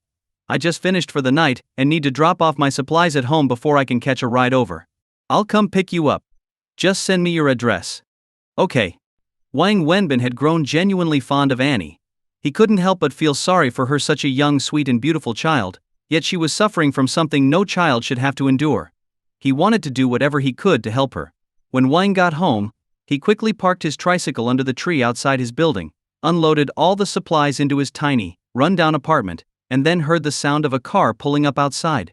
In this old complex, it was rare for a car to enter, especially at this hour. Wang immediately knew it had to be Zixu Wei. As he stepped outside, he saw her car and confirmed it was Zixu Wei. She got out and glanced around at the dilapidated surroundings, her face tightening in a frown. Just a minute, let me finish unloading the rest of the supplies. If I leave them out here, they'll be stolen in no time, Wang said as he continued unloading the last few items from his tricycle into his apartment. Do you really live here? Zixu Wei asked as she glanced around the area. Yeah, it's not great, is it? But for people like us who come from out of town to make a living, having food to eat and a roof over our heads is already something to be thankful for. Come in and sit for a bit. I need to go wash up in the public bathhouse. I'm covered in grease and smoke. I don't want to dirty your car. I'll be quick. Just a few minutes. Wang Wenbin invited her inside, then grabbed a bucket, towel, and change of clothes before heading out. You have to go out to take a bath? Zixu Wei couldn't help but ask. Yeah, this is an old apartment complex from the 70s. The bathhouse and toilets are shared. Just give me a few minutes, Wang Wenbin replied before heading out, leaving Zixu Wei standing awkwardly in his small, cramped apartment. While he was gone, Zixu Wei looked around the room. It was more like a storage space than a home, with barbecue equipment piled everywhere. In one corner stood a bunk bed. The top bunk was used for storing clothes, while the lower bunk was clearly where he slept. Next to the bed was the only piece of furniture, a small table with a few bowls and several packs of unopened instant noodles. Xu Wei wanted to sit down but realized there wasn't even a chair.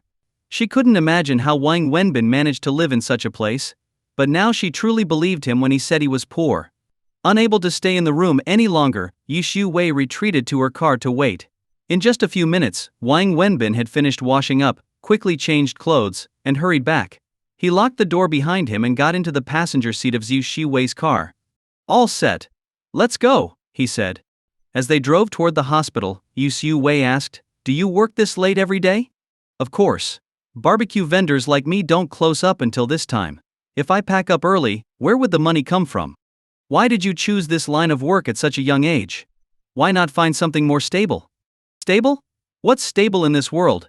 For people like me, anything that keeps us alive is a stable job," Wang Wenbin said with a self-deprecating laugh. Xu Wei glanced at him but didn't say more. "How's your daughter? Why did her fever suddenly come back?" Wang Wenbin asked. "Her fever means her condition is worsening. She gets fevers often, and the more frequently they happen, the more serious it gets. We can only use medication to bring the fever down temporarily," Xu Wei explained. "Is there no cure for her illness? No hope at all? She has congenital leukemia. The only possible chance of a cure is a bone marrow transplant, but without that, there's no hope," Xu Wei said, her voice trembling with emotion. "Why haven't you done the transplant then? From the looks of it, money shouldn't be an issue for you. If it were possible, I'd give anything my life even to save hers. But we can't. Finding a matching donor is incredibly difficult. We've tested everyone in the family but no one is a match.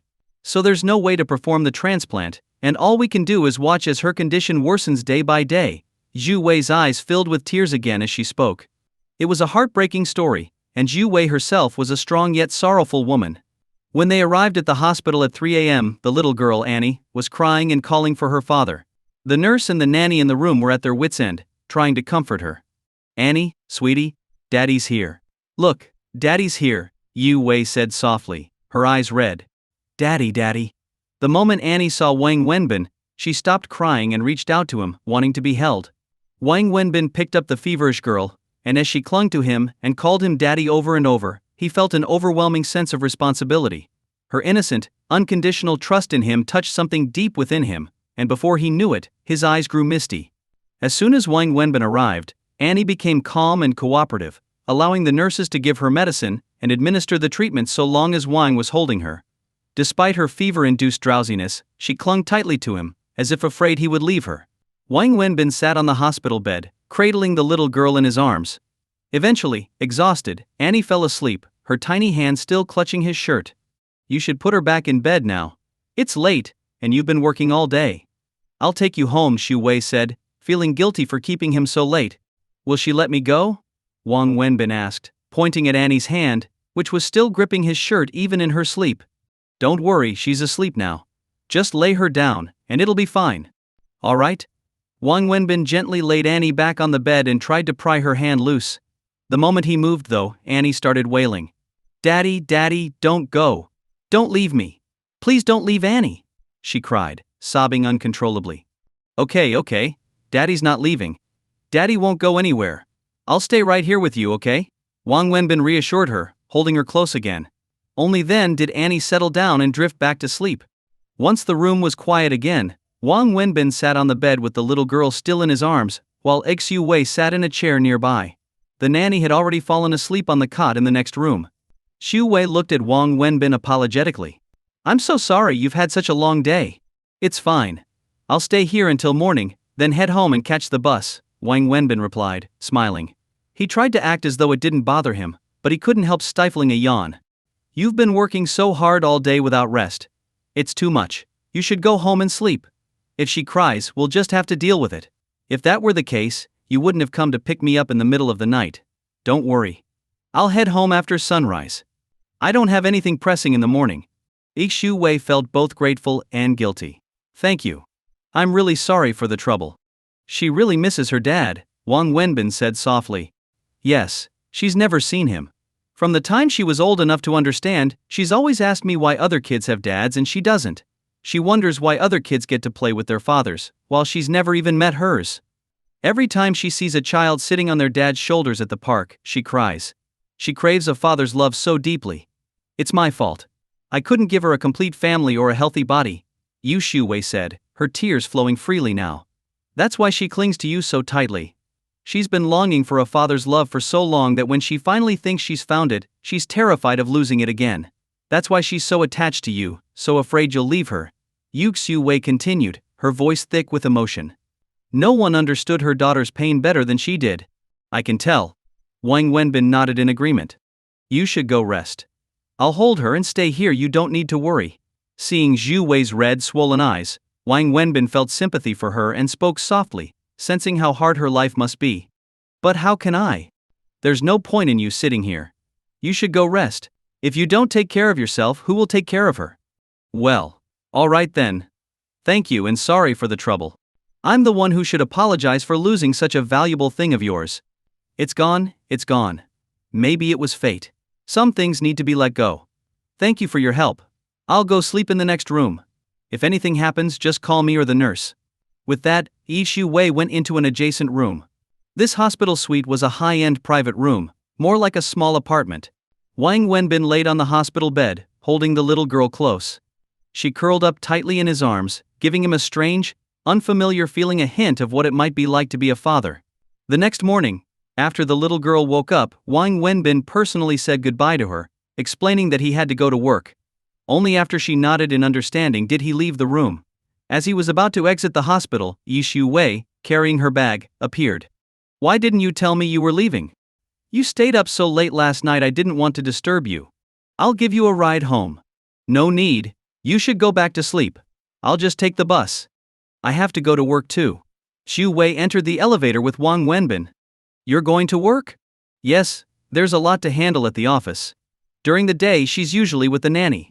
Only then did Wang Wenbin remember that of course she had to work. How else could a single mother afford such a comfortable life? Let me give you a ride, Yu Shu Wei offered as they exited the elevator. No need. You're going to be late, and it's rush hour. Besides, my place is definitely not on the way to your office.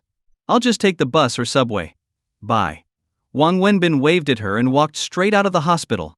After grabbing a quick breakfast by the roadside, Wang Wenbin went back to his small apartment and collapsed into bed, sleeping deeply, utterly exhausted. Not long after Wang Wenbin left the hospital, another young woman exited, followed by her mother. Xingye. Listen to me. The doctor said you need to stay a few more days for observation. Mom, there's nothing to observe. I know my own body.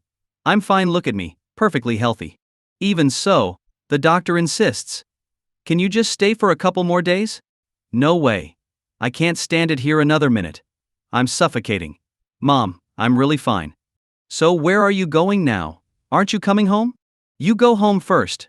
I have something to do. What do you have to do? You just went through something so big. If you go running around again, your dad's going to be furious. Mom, I'm over 20, not a kid anymore. Can't you give me some freedom? I'll be back tonight. Bye, Mom. The girl ran off, leaving her mother helpless. Xingyi. Xingyi. Oh dear, your dad's going to be so mad, the older woman sighed. The girl's name was Zhang Xingyi, the one Wang Wenbin had saved from the fire. After leaving the hospital, Zhang Xingyi headed straight to the fire station. Hi, firefighter brother. Can you tell me who the man was that saved me last time? What's his name? What does he do? Despite pestering the fireman for a while, she didn't get any answers. The firefighter who helped her didn't know either, he only knew that a man had rescued her and then left. Frustrated, Zhang Xingyi returned to the hospital to ask the nurses and doctors who were there that day, but again, no luck. In the end, she went to the police station. Using her charm and persistence, she convinced the police to show her the surveillance footage from the time of the incident. At 5:30 p.m., Wang Wenbin was right on schedule, setting up his food stall. He lit a cigarette and rode his tricycle to the back of the university. By 6, he had reached his spot and began preparing the stall, part of his daily routine. Just as he was getting everything ready, he noticed someone standing in front of his stall. Hi, I'm not open yet. Give me 10 more minutes, he said while setting things up. No problem, I can wait. The voice of a young woman, clear and pleasant, caught him by surprise. Startled, Wang Wenbin looked up. A young woman, about 24 or 25, stood in front of him with a smile. Her appearance took him aback. She had a delicate face and a tall, almost perfect figure. If Xu Wei was like a mature red rose, this girl was a fresh and pure lily, both beautiful, but in different ways. This was the second extraordinary beauty Wang Wenbin had encountered since coming to Shanghai. The first had been Xu Wei.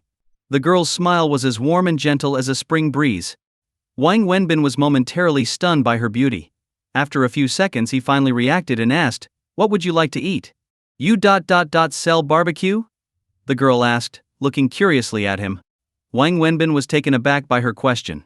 Laughing, he pointed to the sign above his stall. "You've stumped me with that one. See that? Brother Wang's Barbecue, an ancestral craft. Honest and fair. If it's not delicious, you don't pay." Ancestral craft? Really? Barbecue? The girl found it amusing. "Of course. My grandpa used to herd sheep." "Herd sheep? What does that have to do with this?" she asked, a little naively. "No sheep, no mutton, no kebabs. So doesn't that count as an ancestral craft?" Wang Wenbin joked as he continued preparing, teasing the girl with a smile. It was part of his daily routine, chatting and joking with the university students. Many of the female students were regulars at his stall. "Ha ha ha. You're really funny." The girl laughed out loud, clearly entertained by him. "Miss, what year are you in?" Wang Wenbin asked as he began stoking the charcoal. "Do I look like a student?"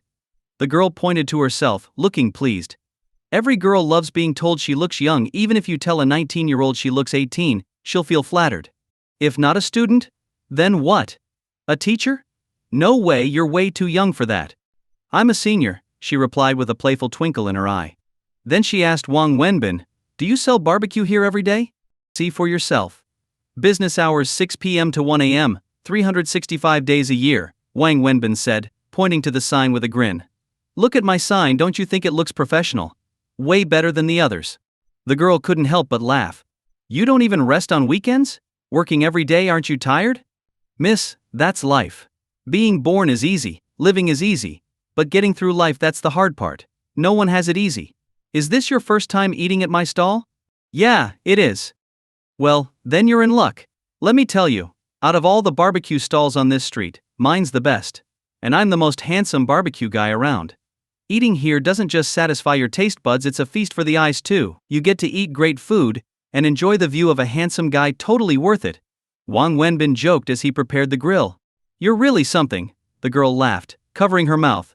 "That's how life is, find joy in hardship. If you can make yourself happy and others too, why not? Here, let me make you a few of my special lamb skewers, on the house. Any beautiful woman who comes to my stall gets a discount. But for you, since you're a top-tier beauty, it's free. Just wait a moment, they'll be ready soon." Wang Wenbin's chatter never ceased, honed by his daily banter with the university students who frequented his stall. The girl blushed a little, unused to being complimented so openly.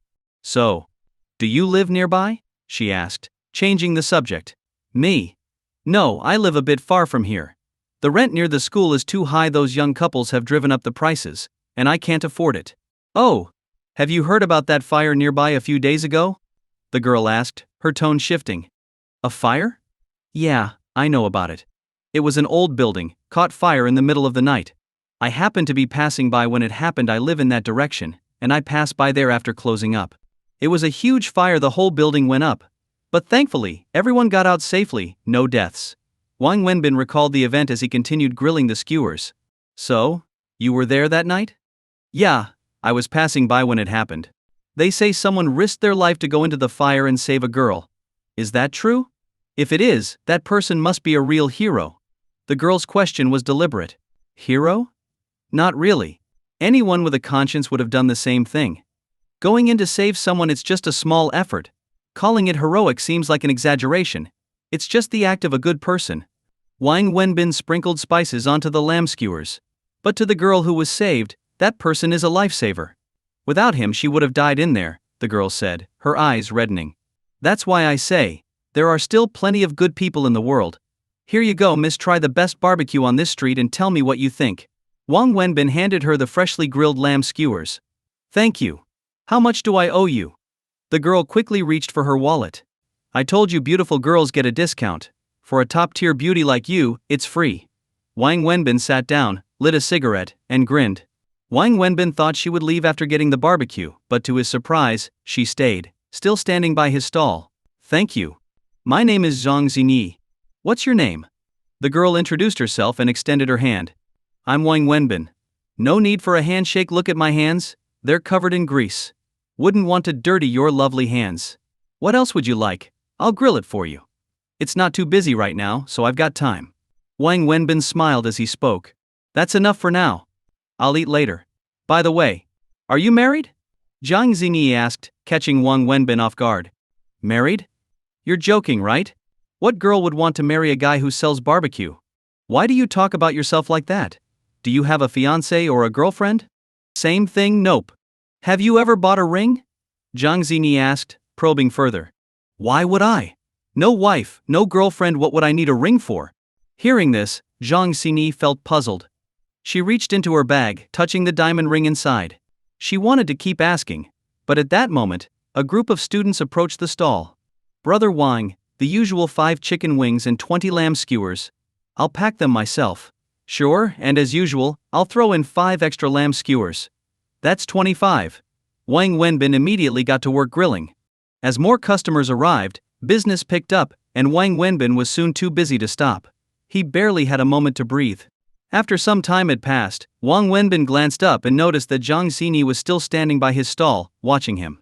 She showed no intention of leaving, which puzzled him. As he grilled, he found a moment to ask, Miss, do you want something else? I'll grill it for you right away, you don't have to wait. You came first after all. No, I'm full. You go ahead and keep busy, don't worry about me, Zhang Xini quickly replied. Wang Wenbin found it odd that this beautiful girl was still standing there, not eating and not leaving. He couldn't figure out what she wanted. Still, having a beautiful girl standing by his stall was hardly something he could complain about. But as the evening rush kicked in, he became too swamped to admire her presence. As the crowd grew, Wang Wenbin's stall became busier. During peak hours, customers had to line up to buy his barbecue. Between grilling, packing orders and managing payments, he barely had time to breathe. Luckily, most people used mobile payment, but those who paid in cash had to make their own change from a box Wang Wenbin had set up. It was a self-service system, relying entirely on customer honesty. Wang Wenbin knew he lost some money every day because of this, but with no one to help him, it was the best he could do. Let me help you with the money, Zhang Xini suddenly offered, seeing how overwhelmed he was. Without waiting for a response, she stepped behind the stall and started handling the cash box. Wang Wenbin stared as the girl stepped forward to help him with the payments, so shocked that his eyes almost popped out. He couldn't figure out what was going on. Here's your change, 4 yuan. Okay, please wait, here's 2 yuan for you. Thank you. No, I'm not. I'm not his girlfriend, I'm just his friend. Zhang Xingyi blushed as she helped Wang Wenbin give change, and even answered the customers' questions. Wang Wenbin was completely at a loss, unable to understand why this beautiful girl was acting so familiar with him. But with business booming, he didn't have time to think too much about it. The two worked together seamlessly, Wang Wenbin grilling, and Zhang Xingyi handling the payments. The rush of customers kept them both so busy that they barely had time to speak to each other. Hours passed, and it wasn't until almost 11 p.m. that the crowd thinned out, giving Wang Wenbin a moment to catch his breath and properly take a look at the girl who had been diligently helping him. Take a seat, you've been standing for 2 or 3 hours, you must be exhausted. Wang Wenbin quickly placed a stool behind Zhang Xingyi. Yes, my legs are a bit sore from standing for so long. Zhang Xingyi nodded and, without hesitation, sat down. After collecting money for so long, she was indeed a bit tired. I really don't know how to thank you for all your help. How about this, let me treat you to a meal. You've been helping me all night, and I'm sure you haven't eaten dinner yet. Let's go grab some late-night snacks, my treat, Wang Wenbin said, feeling guilty as he noticed her once pristine white clothes and carefully applied makeup now slightly smudged from the smoke of the barbecue. Huh? Didn't you say you were open until 1 a.m.? Zhang Xini asked, pointing to the business hours on his sign. Today's different. You've been such a big help to me, I have to thank you somehow. I'll close early today. Wang Wenbin looked around and pointed to a nearby food stall. That place serves good food, they've got rice, dishes and snacks. I'll take you there. How does that sound? Without even looking at the place, Zhang Xingyi nodded right away. Sounds good. Great. Just give me about 10 minutes to pack everything up, Wang Wenbin said as he started cleaning up his stall. Let me help you, Zhang Xingyi offered, rolling up her sleeves. No, please don't. Everything's covered in grease and smoke. You don't want to dirty your clothes. You've already helped me so much, I'm really grateful. Just wait over there while I finish packing up. I can handle it. Wang Wenbin quickly stopped her, then started swiftly packing his things. Zhang Xini stood to the side, occasionally insisting on helping, which touched Wang Wenbin deeply. At the same time, he was utterly baffled. Why was she being so kind? In his head he wondered, are girls nowadays this beautiful and helpful? Wang Wenbin loaded everything onto his tricycle, tied it up with ropes, and then walked over to a water tap on the street corner to wash his hands. After cleaning off the grease, he returned to Zhang Xini and said, "All right, let's go. What about your tricycle? Just leave it here?" Zhang Xini asked, pointing to his cart. "Yeah, I'll leave it here. After we eat, I'll come back and push it home. Don't worry, it's covered in grease. No thief would want to touch it. It's perfectly safe." "Let's go," Wang Wenbin replied, as he led Zhang Xini toward the food stall down the street. They sat down at an outdoor table at the food stall. This was the back street behind the university, also known as Snack Street, filled with cheap food stalls catering to students. The environment wasn't fancy, but it was popular. Wang Wenbin called over the stall owner and ordered several dishes and snacks. "That's too much. It's just the two of us, we can't eat all that," Zhang Xini protested. "It's fine, miss. There aren't many fancy places around here, and given how much you helped me tonight, I should treat you to a proper meal. But this is the best I can do on this street. The environment may not be great, but trust me, the food is excellent. These are all their signature dishes," Wang Wenbin explained. "Stop calling me miss, I told you. My name is Zhang Xini," she said. "Got it. Zhang Xini, a lovely name. Can I call you Wang Wenbin?" she asked with a playful smile. "Of course. That's the name my father gave me to be used, after all. No point in having a name if people don't call you by it. You're really funny. It's so nice talking with you," Zhang Xini said with a soft laugh, clearly enjoying the conversation. "Zhang Xini, can I ask you something?" Wang Wenbin finally couldn't hold back his curiosity any longer. "Go ahead." "Why? Why did you help me?" "Help you? Help you with what?" "Helping me with the money. Do I need a reason?" "Of course, you can't just walk up to any stall and start helping with the cash. First, handling money is a sensitive task. Second, it's exhausting. You stood there for hours, didn't take a break, didn't drink any water, and didn't even sit down. Why did you help me?" "There's got to be a reason. I don't believe it's because of my good looks," Wang Wenbin joked, but deep down, he was asking the question that had been bothering him all night. I. Zhang Xingyi hesitated, unsure how to respond. She couldn't exactly tell him that she was helping because he was her savior, the man who had rescued her from the fire. After meeting Wang Wenbin, she suddenly didn't want to reveal that she was the girl he had saved. Instead, she found herself genuinely interested in getting to know him. "Because your lamb skewers are delicious," Zhang Xingyi finally blurted out. "Huh? That's it? Just because my lamb skewers taste good, you help me collect money for hours?" Wang Wenbin looked at her in disbelief. "Yeah, and besides, you gave me some free lamb skewers, didn't you? You were kind to me, so I naturally saw you as a friend.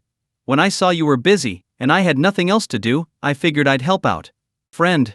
My name is Zhang Xingyi and from now on we're friends, Wang Wenbin," Zhang Xingyi said with a radiant smile, extending her hand toward him again.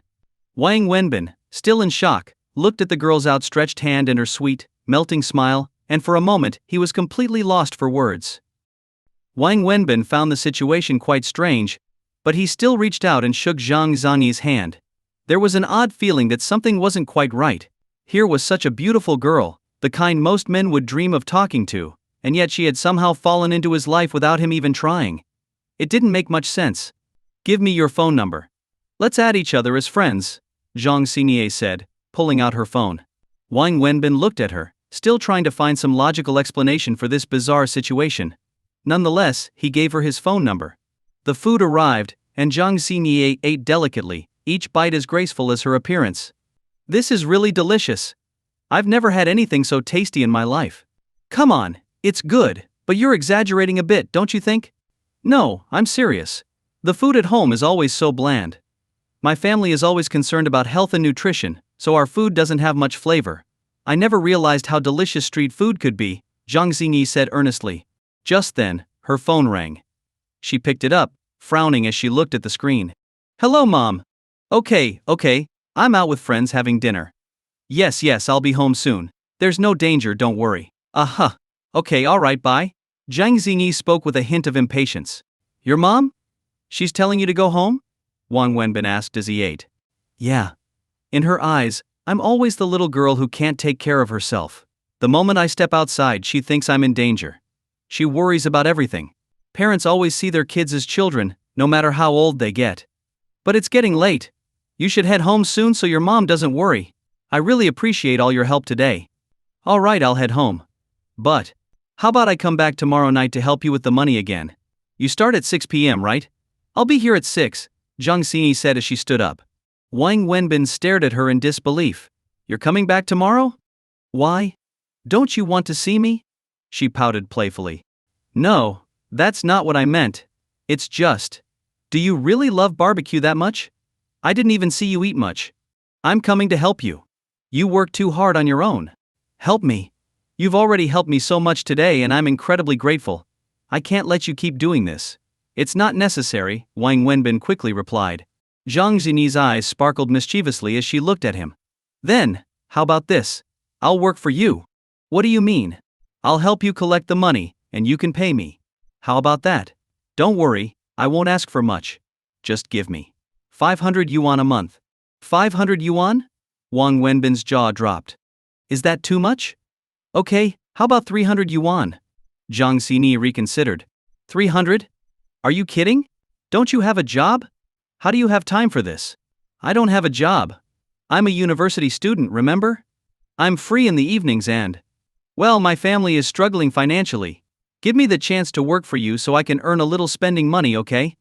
Otherwise, I won't even have bus fare, Zhang Xini said, her eyes darting around as she made up the story. Sister, if you're going to lie, at least make it believable. Struggling financially? That outfit you're wearing, if I'm not mistaken, it's Chanel, right? And your pants LV, shoes? Gucci? And that bag Hermes. I don't know the exact price of these things, but I'm sure they're not cheap. And your phone, it's the latest iPhone, over 10,000 yuan for sure. And you're telling me you're struggling financially? If you're poor, I might as well just drop dead. I'd be too ashamed to keep living in this world, Wang Wenbin said, nearly choking on his food at her claim. These are all fakes. Replicas. High-quality knockoffs I bought from Taobao. They're really cheap, just a few dozen yuan each. I'm just a student, where would I get the money for the real thing? Zhang Xini blushed as she hurriedly explained. Fakes? They don't look fake at all. Well, if people could tell they were fake, I wouldn't dare wear them outside, would I? That would be embarrassing. Good point. But, wow, you really pull it off. Everything looks so real, and you've got such natural style. You make the fakes look better than the real thing. Wang Wenbin marveled, then added, but your phone, it's real, right? Don't tell me that's fake too. I won't believe it. This was a gift. From my ex-boyfriend. Yeah, my ex gave it to me for my birthday. He was rich. We broke up, but I kept the phone. That's something else, Wang Wenbin said, his eyes wide. So, it's settled. I'll work for you from 6 p.m. to 1 a.m. every night, and you'll pay me 300 yuan a month. Deal. I'm heading out now, Zhang Xini said, quickly standing up and running off before Wang Wenbin could respond. She was afraid he might change his mind, so she didn't give him a chance to refuse. As she ran, she patted her chest in relief, muttering to herself, phew, that was close. I almost blew my cover. Looks like I'll have to go buy some cheap clothes tomorrow. Can't keep wearing these. Hey! What? 300 yuan? Wang Wenbin called out after her, but Zhang Xini had already disappeared around the corner. What just happened today? Could it be that I'm really that handsome and irresistible, so beautiful girls just throw themselves at me? Wang Wenbin mumbled to himself, tempted to find a mirror and check his reflection. Meanwhile, Zhang Xini ran to the street corner, pulled out her car keys, and pressed a button. A nearby pink Ferrari lit up in response. She opened the door and got in. If Wang Wenbin had seen that, his jaw would have hit the ground. After finishing the late-night meal, Wang Wenbin did something unusual. He packed up his tricycle and headed home before midnight. Normally he'd stay until 2 a.m., then go home and make instant noodles. But tonight, thanks to Zhang Xini, he had feasted. His belly was so full he could barely move. When he got home, he counted his earnings for the day. To his surprise, even though he had closed 2 hours earlier than usual, he had made more money than on a normal day. This made Wang Wenbin realize something important: hiring someone to help with the payments was definitely worth it. The next morning, after waking up, Wang Wenbin quickly freshened up, ate a simple breakfast, and dressed in clean, presentable clothes. He then headed to the hospital to visit the little girl. This visit was partly due to the promise he had made to Xu Wei, and partly because Wang Wenbin felt a sense of responsibility towards the girl. After all, she called him dad, and even if it wasn't real, he felt he should do something for her, especially since she clearly liked him so much. At the hospital, Yi Xiu Wei wasn't there, she had gone to work. But when the little girl saw Wang Wenbin, she was overjoyed. She looked much better than before. From chatting with the nanny, Wang Wenbin learned that the girl's illness was recurring and could only be managed, not cured. Over the past year or two, every time she had a fever or symptoms flared up, she would be hospitalized for a few days until her condition stabilized. Ideally, she should always be in the hospital, but Zhu Wei didn't want her daughter to spend her whole life there. Since there was no cure, there was no point in staying in the hospital forever. Yi Xiu Wei believed that rather than her daughter living a dull life in the hospital, it was better to bring her home and make her as happy as possible.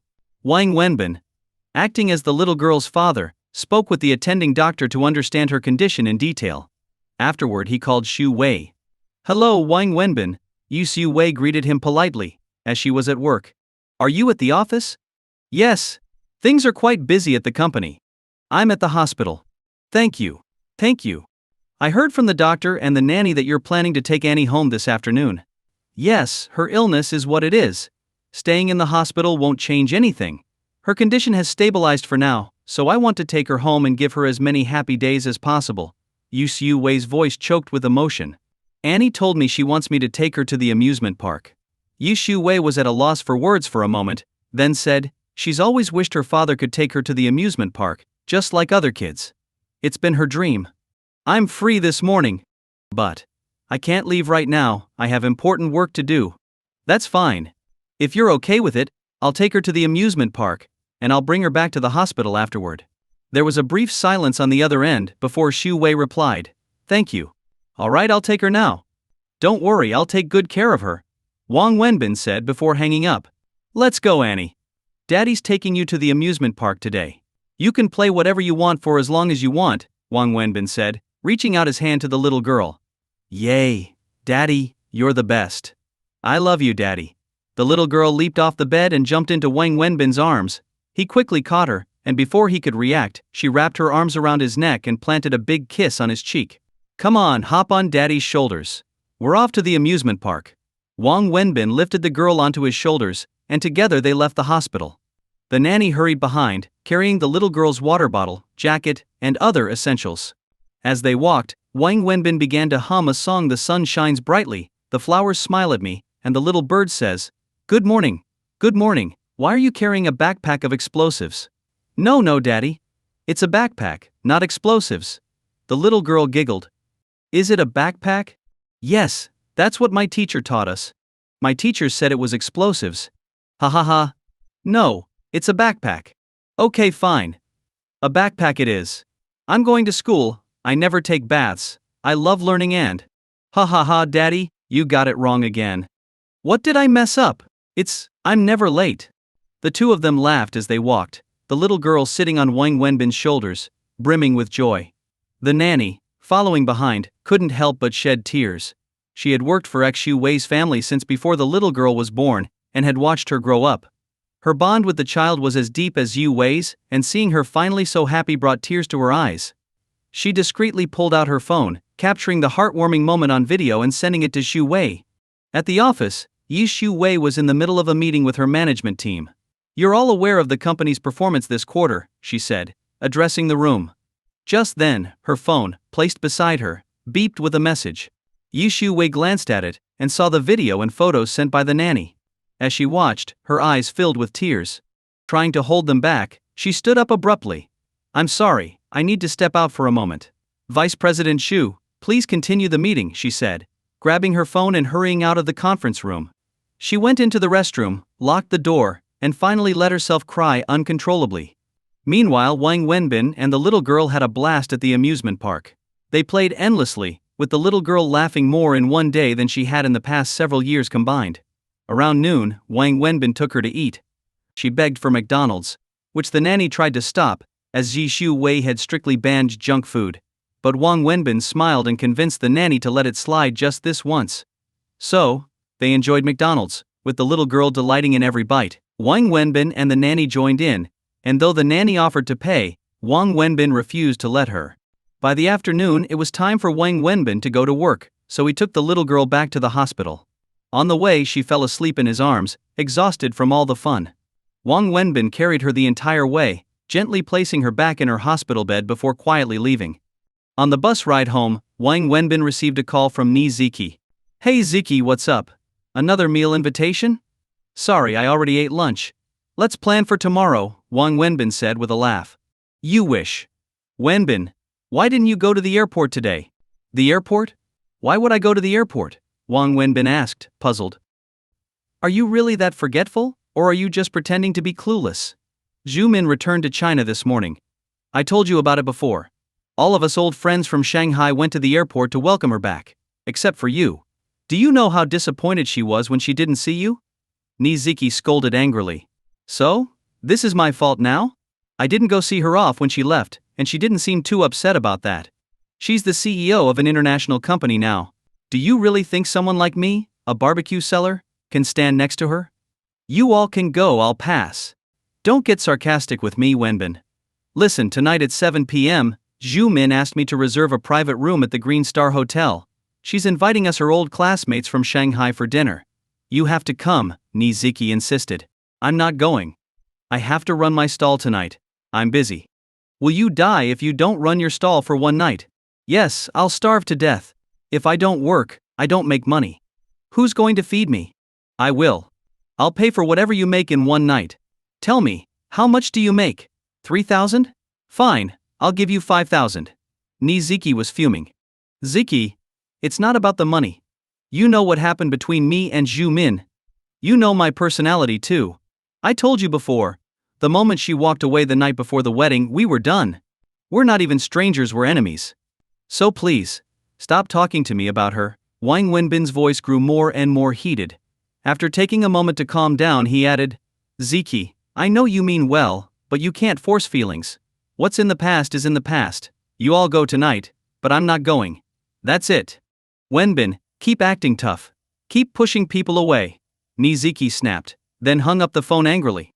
Wang Wenbin sat on the bus, staring blankly out the window at the familiar yet distant city.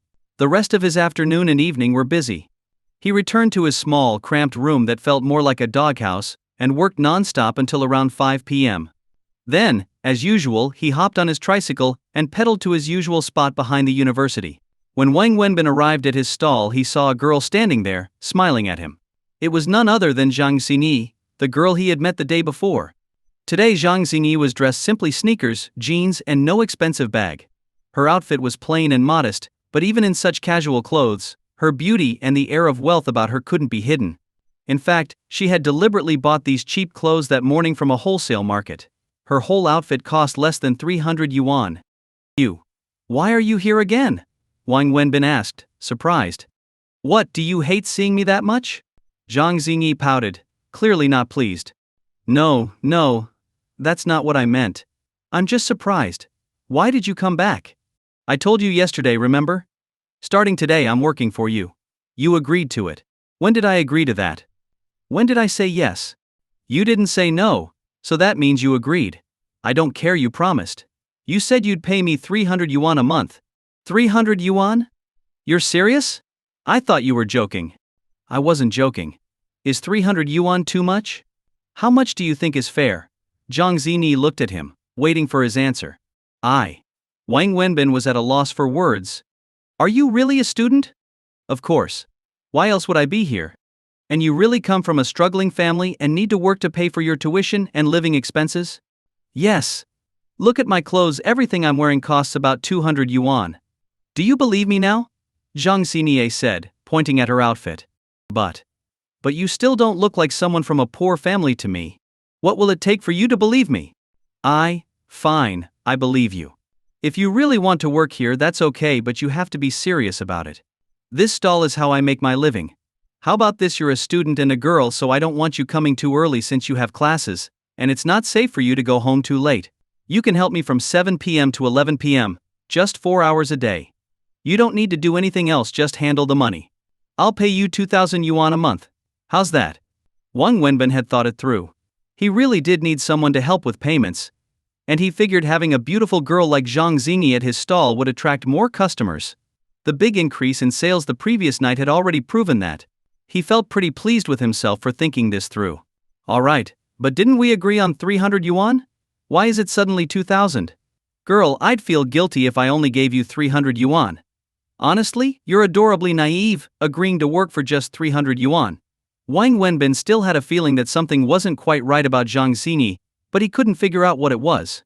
He didn't dwell on it too much though. As Wang Wenbin began setting up his stall, Zhang Xini offered to help. But he quickly stopped her. No, you just stand there. From now on, remember to show up at 7 p.m. Don't come early. And your job is only to handle the money, nothing else. I can't have a girl like you doing all this dirty, heavy work. I'll take care of that. You can just sit and chat with me while I work, Wang Wenbin said with a smile. Zhang Xini laughed softly. Wang Wenbin, you're such a good person. Ah? Are you giving me a good guy card already? No, I'm serious. You're really kind. I was just thinking, whoever ends up as your girlfriend will be very lucky. Hey. In this day and age, where are you going to find such a naive girl like you? You're probably the only one who thinks that way. What's happiness nowadays? In this world, only money brings happiness. I'm just a guy selling barbecue, scraping by. What girl would want to be with me? Haven't you heard the saying? Girls nowadays would rather cry in a BMW than laugh on a bicycle. BMW? Is a BMW really that great? I don't think it's anything special, Zhang Xini replied, tilting her head. What? Nothing. I just wanted to ask. What's a BMW? You don't know what a BMW is? It's a luxury car, driven by rich people. Wow, you're really innocent. Girls like you are national treasures these days, rarer than pandas, Wang Wenbin joked as he continued setting up. Chatting with Zhang Xini, Wang Wenbin suddenly felt that working wasn't so tiring anymore. In fact, it felt a lot easier. What school do you go to? East University? East Normal University? Or East Science and Technology University? Wang Wenbin asked casually.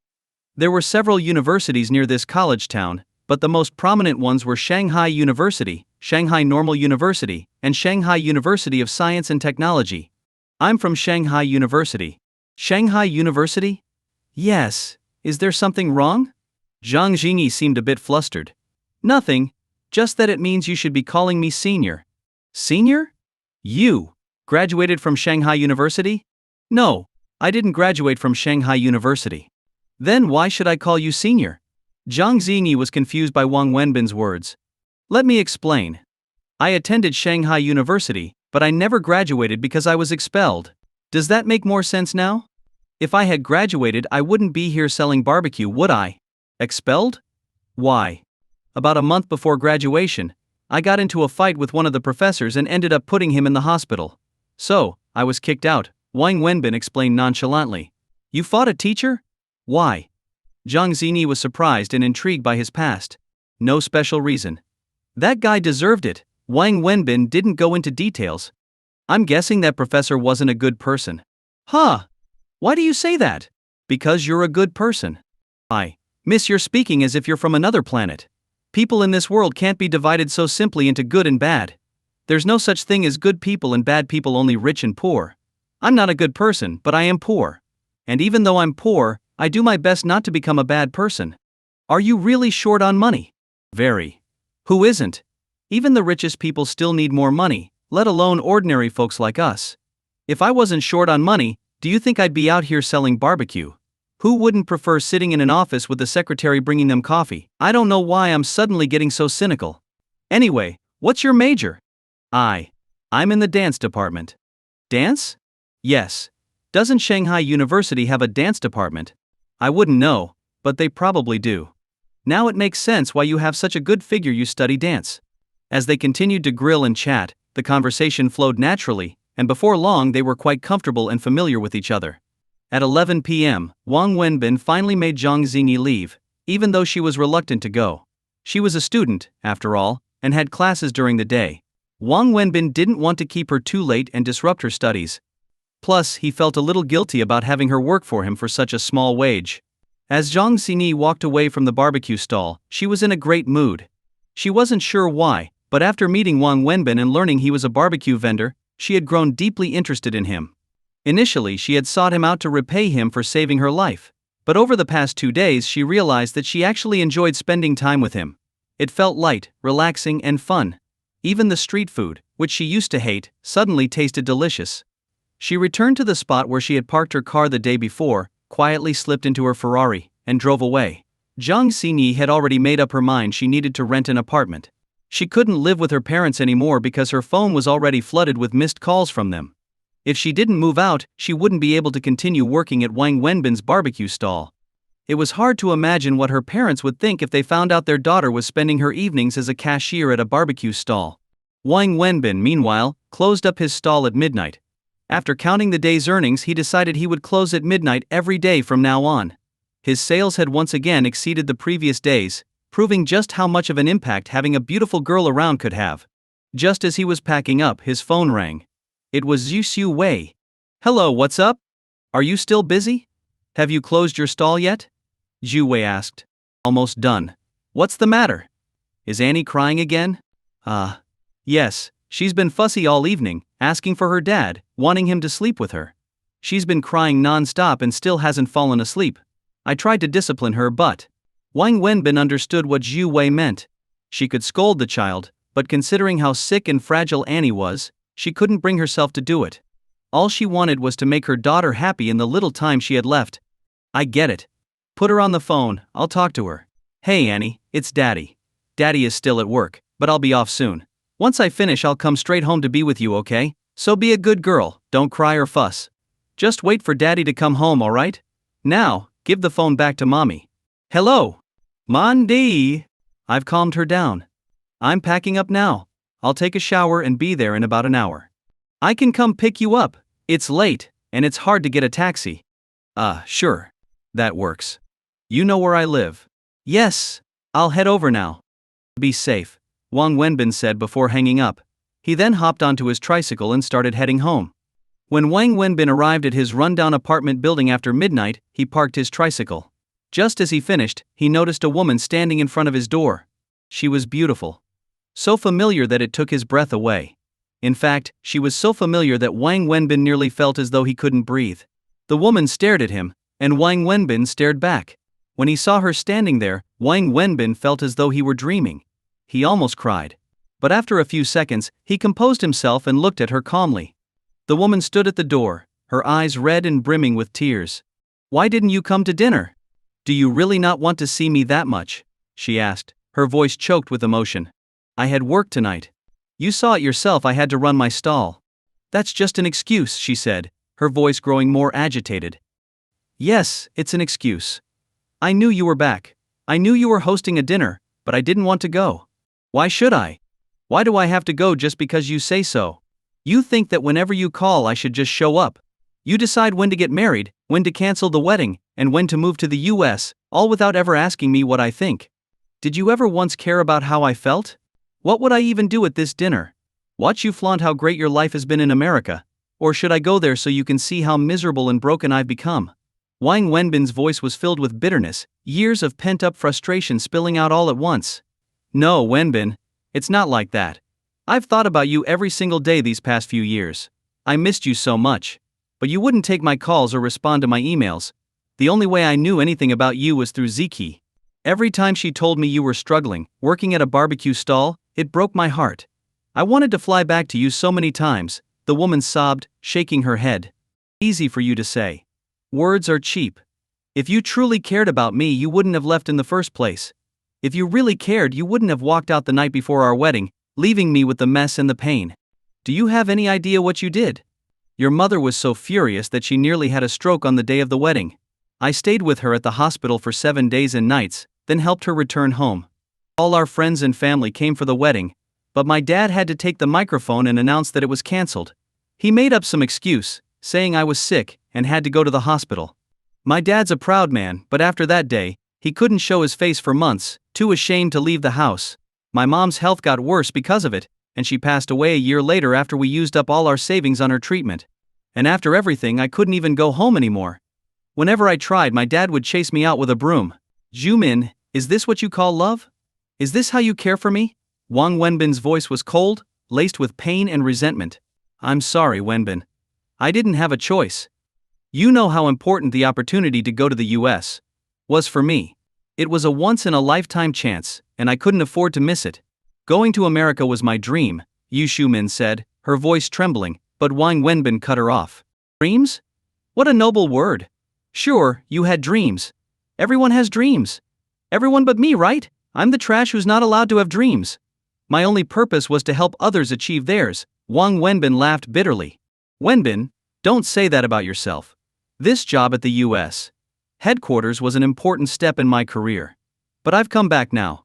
I'm the deputy general manager of our company's China division, with an annual salary of 2 million yuan, plus bonuses. I start tomorrow. Wenbin, I know you've suffered these past years, but I think it's all been worth it. I've saved enough money we can buy a house in Shanghai, get married. Isn't that what you want? Yu Shumin grasped Wang Wenbin's hand, her eyes full of hope. Wang Wenbin laughed. That's the funniest joke I've ever heard. Get married? Do you think marriage is some child's game where you just hold hands and wear grass rings? Shumin, please don't insult the concept of marriage, and don't insult my intelligence. I'm serious, Wenbin. Please believe me. I told you to wait for me, to wait for 3 years, and when I came back, we'd get married. Now I'm back, and I promise I'm not going anywhere again. We'll get married, have kids, and live together forever, Yu Shumin pleaded earnestly.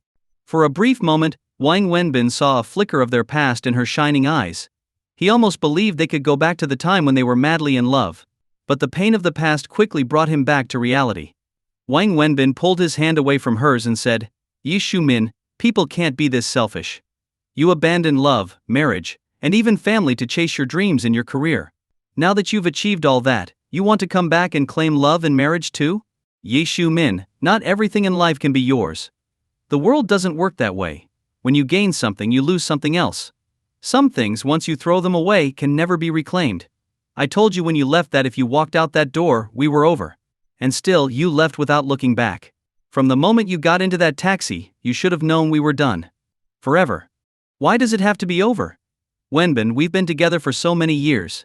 We've known each other since our first year in college, that's 9 years. 9 years, Wenbin, Yu Shumin said, tears streaming down her face, clearly emotional. No, it's not 9 years. We broke up 3 years ago. If anything, we were together for 6 years, Wang Wenbin nearly shouted. Even 6 years, that's 2,190 days, 52,560 hours. How can you just throw away 6 years of love? I don't believe you, Yu Shumin argued. Wow. I never realized you were so good at math. Must be from living abroad. It seems your counting skills have really improved, Wang Wenbin mocked. Yu Shumin, I didn't let go of this relationship, you did. You left me behind to pursue your dream in America, without any hesitation. That shows how little I meant to you. So, go. And don't come back. We shouldn't see each other again. You're now a successful returnee with money, while I'm just a street vendor selling barbecue, the kind of guy nobody respects. Don't get too close to me, it might tarnish your status, Wang Wenbin said quietly, though he was already breaking inside. Yu Shumin, still clutching her suitcase, stood there with tears in her eyes. Open the door. Let's talk inside, please. You're really going to leave me standing here? She pleaded. No, there's no one inside, and it's not appropriate for just the two of us. I'm not letting you in, Wang Wenbin said, standing firm at the door. Why is it inappropriate? We lived together for years, and now suddenly it's inconvenient. You see this suitcase? I brought it because I'm not leaving. I'm staying here tonight. Yu Shumin's frustration was starting to show. There's no place for you here. It's late, and it's not safe. Go home, Wang Wenbin said calmly. Wenbin, how can you be like this? How can you treat me like this? Tears streamed down Yu Shumin's face as she looked at Wang Wenbin's cold expression. Yu Shumin, I hate you. I really do. But I can't deny that I also still love you. I can't forget you. I imagined 100 different ways I could be heartless when I saw you again. But now that you're standing in front of me, I realize I still can't be that cold to you. Some things might be in the past, but others, deep inside, will never go away. I don't want to hate you anymore, but I don't want to love you either. I don't even want to see you again. Let's leave it at that. Wang Wenbin leaned against the doorframe, smoking, his voice detached. So, you really won't even let me inside? Zhu Min asked, her voice trembling. The company set me up with an apartment here in Shanghai, but I didn't go there. After dinner I got your address from Ziki and came straight here. I've been waiting for you since after 9, just standing here. You can't be this heartless, Wenbin. I know I hurt you deeply, but I never betrayed you. I never betrayed our love. I've always loved you, always kept in touch and thought about you. I came with my luggage, hoping we could start over. Let me in, let me stay here. Can we try again? Xiumin stood there, dazed, her eyes pleading. Seeing her like that, Wang Wenbin felt a deep ache in his heart. He walked over, pulled out his key, and opened the door. He flipped on the light and gestured toward the shabby, cluttered room that resembled a dog's kennel. This is where you want to stay? Fine. Take a look. Do you really think you can live here? Yi Xiumin stepped inside the doorway, her face wrinkling in shock and disbelief as she took in the messy, cramped room, so far removed from anything she had ever known. How? Wenbin, how can you live like this? Are you deliberately punishing yourself? Why are you staying in a place like this? What do you expect? Should I be living in a villa? Wang Wenbin retorted. The company has provided me with an apartment, and I have the key with me. Let's go there together. If not, we'll buy a place and get married. You don't need to sell barbecue anymore. You don't have to do anything. You can stay at home, relax, and pursue your passion for singing and playing guitar. Start a band, do whatever you want. I can support both of us. That's why I went to the U.S. for this. What do you say? Yi Xiumin reached out and grabbed Wang Wenbin's hand. Wang Wenbin pulled his hand away. What do you take me for? A pet? Someone you can leave behind whenever you want and expect to come running back, wagging my tail for scraps. No, Wenbin. That's not what I meant. Yi Xiumin, the life you're describing, that's your life. That's the life you want, not me. And look at this is my life now. Wang Wenbin pointed at the room and the tricycle outside. Could you live here? Of course not. You chose a different life when you left for the US, you can't fit into my life anymore, and I can't fit into yours. We're no longer the same kind of people. So just let it go. You can go back to being a corporate executive, and I'll keep selling my barbecue. We can each go our own way and leave the past behind. Isn't that for the best? Wang Wenbin said softly, leaning against the doorframe, puffing on his cigarette. Fine. You say I can't fit into your life? Well, I'll make myself fit. You live here, right? Then I'll stay here too, for the rest of my life, Yi Xiumin said defiantly. She dragged her suitcase inside and sat on Wang Wenbin's bed, staring at him stubbornly. Just as she sat down, a rat darted out from under the bed, scurrying across her feet and disappearing into a hole in the wall. Xiumin jumped up with a scream, her face pale with shock. Wang Wenbin chuckled. Do you really think you can last here? Even if you could, how long would it be? An hour? A day? A month? Don't kid yourself. You've grown used to your life, and I've grown used to mine. And this has nothing to do with where we live, Yi Xiumin. The problem isn't about whether you can stay here or not. From the moment I saw you tonight, all I could think about was the day you left me dragging your suitcase, getting into that taxi without looking back. That image has haunted me for 3 years. I've lost count of how many times I woke up from that nightmare. When you made the choice to leave, you knew this day would come. It's late. Stop making a scene. There are a lot of families living here, and the walls are thin. You're disturbing them. Go back to a hotel or your apartment. That's where you belong. I'm not leaving, Wenbin. I came back to be with you, and I'm not going anywhere. I'll stay by your side for the rest of my life, Yi Xiumin cried, her voice trembling with emotion. Fine. You won't leave, right? Then stay here. I'll go, Wang Wenbin said. Without another word, he turned and walked out. He sat down on his tricycle and lit another cigarette. A few moments later, Yi Xiumin came out, dragging her suitcase behind her. Her makeup was smeared from crying, but even so, she was still as beautiful as ever, just as she had been all those years ago. Wenbin, we both got too emotional tonight. Since you don't want me here, I'll leave for now. But I want you to know, the reason I came back to China was for you. I didn't betray our love for money. You know that. I left because I couldn't pass up that opportunity. I wanted a better future for us, for our children. But none of you understood. No one supported me going to the US. That's why I left the night before our wedding. I didn't want to miss my chance. I told you back then, wait for me. I promised I'd come back, and now I'm here. I know I hurt you, but I've never stopped loving you. I have to report to the company tomorrow, so I'll be busy for the next few days. Once things settle down, I'll come back, and we can sit down and talk calmly. Please take care of yourself, Wenbin. Stop punishing yourself. Whatever debts are left, we'll face them together. I'll go now. Xiumin wiped her tears with a tissue. She waited, hoping Wang Wenbin would say something. But he just sat there, smoking silently, not saying a word. Disappointed and heartbroken, Yi Xiumin turned and walked away with her suitcase. As she reached the building's entrance, she noticed a strikingly beautiful woman standing nearby. Yi Shu-min was surprised to see someone so elegant at this hour, but she didn't think much of it. She placed her suitcase in the trunk of her Mercedes and drove away. The car was one the company had provided for her. Wang Wenbin sat on his tricycle, tears finally spilling from his eyes as Yi Shu-min walked away. He sat there quietly, smoking, his eyes filled with unshed tears. 3 years had passed, and she had come back. She had come back to find him. But all she brought with her was pain. For Wang Wenbin, everything had ended the moment Zhu Min left for the US. 3 years ago. Now, all that was left were the painful after-effects of a love that had long since died. "Don't be sad," Yi Shu-wei suddenly said, breaking the silence as Wang Wenbin sat there, lost in his pain. Wang Wenbin quickly wiped the tears from his eyes and, trying to act as if nothing had happened, forced a smile and asked, "When did you get here? Why didn't you say anything?" "I've been here for a while," Yi Shu-wei hesitated before answering. "You saw everything?" "Yeah. I didn't see your car. I parked outside. It's too narrow here." Her car was inside, so I couldn't drive in, Yi Shu-wei explained. "Yeah, it's too tight here, only one car can fit." "Alright, give me a minute. I'll pack up my things, take a shower, and then we can go." "It won't take long." Wang Wenbin composed himself, stood up, and started gathering his belongings. "Forget it. You should rest for a bit. I'll go home and try to calm her down," Yi Shu-wei said after having witnessed the entire conversation between Wang Wenbin and Zhu Min. She glanced at Wang Wenbin and noticed how emotionally drained he was. "It's fine.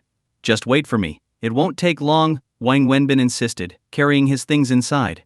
Yi Shu-wei remained outside, waiting. As there was no way she could comfortably enter Wang Wenbin's cramped and cluttered room. Half an hour later, Wang Wenbin finished packing and got into Zhu Wei's car.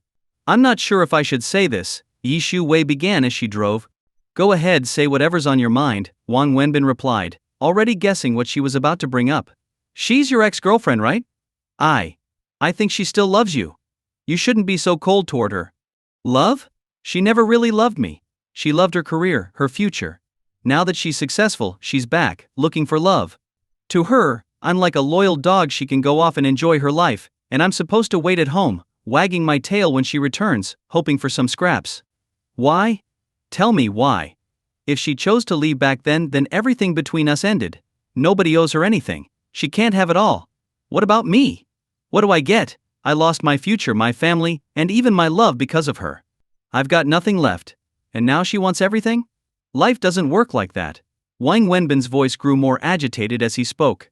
"You still love her," Yi Shu-wei said quietly as she drove. "I stopped loving her a long time ago. Only an idiot would still be in love. If you didn't care, you wouldn't be so angry. You wouldn't react like this to just anyone," Yi Shu-wei said with a soft smile. "Maybe. I guess. We were together for a long time. It's not easy to just forget," Wang Wenbin admitted, not denying it. "Take my advice. Cherish love while you can. When two people love each other but can't be together, it's something you'll regret forever.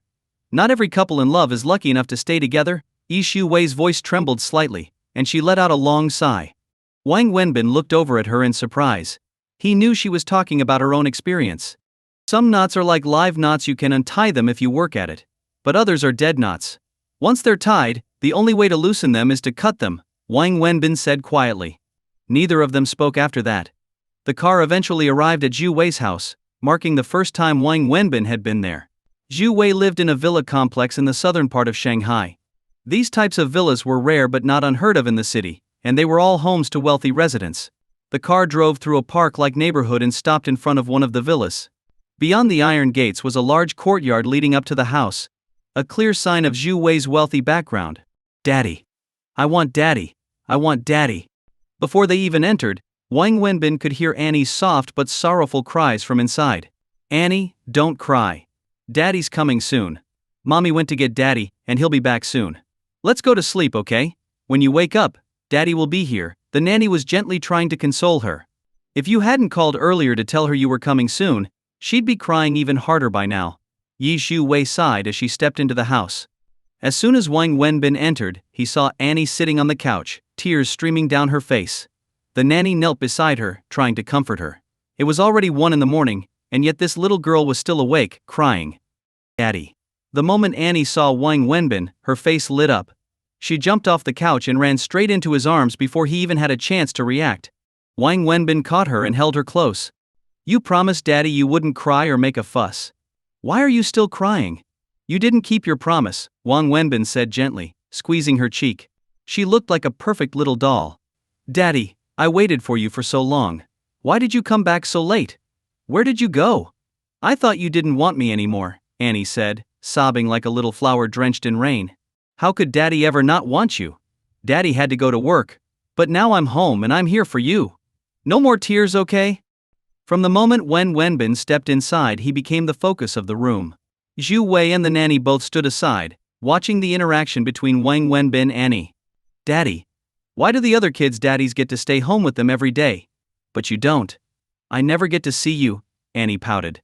That's because Daddy has to work. Can't you stop working, Daddy?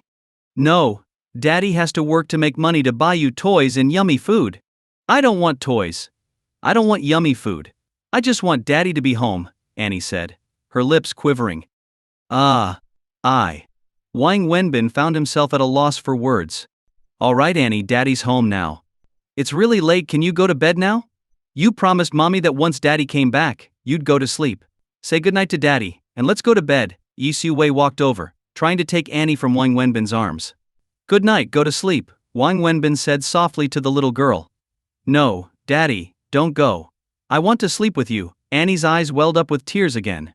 She wrapped her arms tightly around Wang Wenbin's neck, crying loudly. Sweetie, Daddy isn't going anywhere. Daddy's here. Let's go to bed first, okay? Wang Wenbin said, trying to soothe her. No. I want to sleep with Daddy tonight. I want to sleep with Daddy and Mommy together, Annie cried persistently, refusing to let go. What? Both Wang Wenbin and Zhu Wei stared wide-eyed in surprise. What are you talking about, silly girl? Zhu Wei shot a glance at Wang Wenbin, her face flushing with embarrassment. Why not? All the other kids sleep with their mom and dad, so why can't I? I want to sleep with Daddy and Mommy. I want to. The little girl unleashed her ultimate weapon, persistent whining. All right, we'll sleep together. Daddy and Mommy will sleep with you, okay? Zhu Wei finally gave in, gritting her teeth. Wait. What?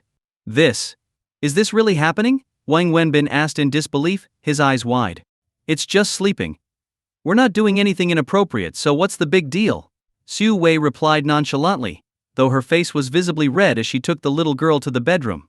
I didn't say anything about doing anything inappropriate. But still, this doesn't seem proper, does it? Wang Wenbin muttered, though he followed Zhu Wei to the bedroom. As they reached the door, he hesitated, standing awkwardly at the entrance, feeling it was inappropriate to enter a woman's bedroom. Zhu Wei placed the child on the bed, and turned to see Wang Wenbin lingering at the door. Come in. What are you standing there for? Really? Should I? It feels a bit inappropriate, doesn't it? Wang Wenbin scratched his head, clearly uncomfortable. You're her dad, I'm her mom, and this is your house. It's also your bedroom and your bed. What's inappropriate about that? Come on in. Zhu Wei called out to him. Daddy, come on. The little girl urged. Well, all right then. Wang Wenbin, seeing that Zhu Wei didn't mind, gave in and walked into the room. Just stay with her until she falls asleep. After that, you can go. Zhu Wei whispered to Wang Wenbin. Okay, that seems like the best plan, Wang Wenbin nodded. He lay down on the bed, fully dressed, while Zhu Wei stayed on the other side. The little girl snuggled between them, tightly clinging to Wang Wenbin, bombarding him with questions and insisting he sing to her. Daddy, sing me a song, she demanded. A song? But it's bedtime, sweetie. Shouldn't you be going to sleep? Wang Wenbin tried to persuade her. No, I want Daddy to sing me a song. Okay, what do you want to hear? Wang Wenbin asked, cradling her. Sing the song you sang earlier today. Which one? The one about the sun and the flowers. You got it wrong earlier, you said something about a bomb. The little girl giggled at the memory, laughing heartily. All right, Daddy will sing for you, but you have to promise to go to sleep afterward, okay? Okay. Wang Wenbin began softly singing, the sun is shining bright, the flowers smile at me. The birds say good morning as I carry my little school bag. I'm off to school, never running late. He sang the lullaby over and over, gently patting the little girl to lull her to sleep. After who knows how many rounds of the song, Zhu Wei whispered, she's asleep now. You can lay her down. Wang Wenbin looked down and saw the little girl fast asleep in his arms, her breathing steady and peaceful. Carefully, He placed her on the bed and quietly got up. I'm going to head out, Wang Wenbin whispered as he stood up to leave. He tiptoed out of Zhu Wei's bedroom, ready to head home. Wait, Zhu Wei called softly, following him and closing the bedroom door quietly behind her. Wang Wenbin paused, turning to face her. Why are you up? You don't need to see me out. It's late, you should get some rest. Wang Wenbin had always thought Zhu Wei carried an incredible burden. I'll drive you home.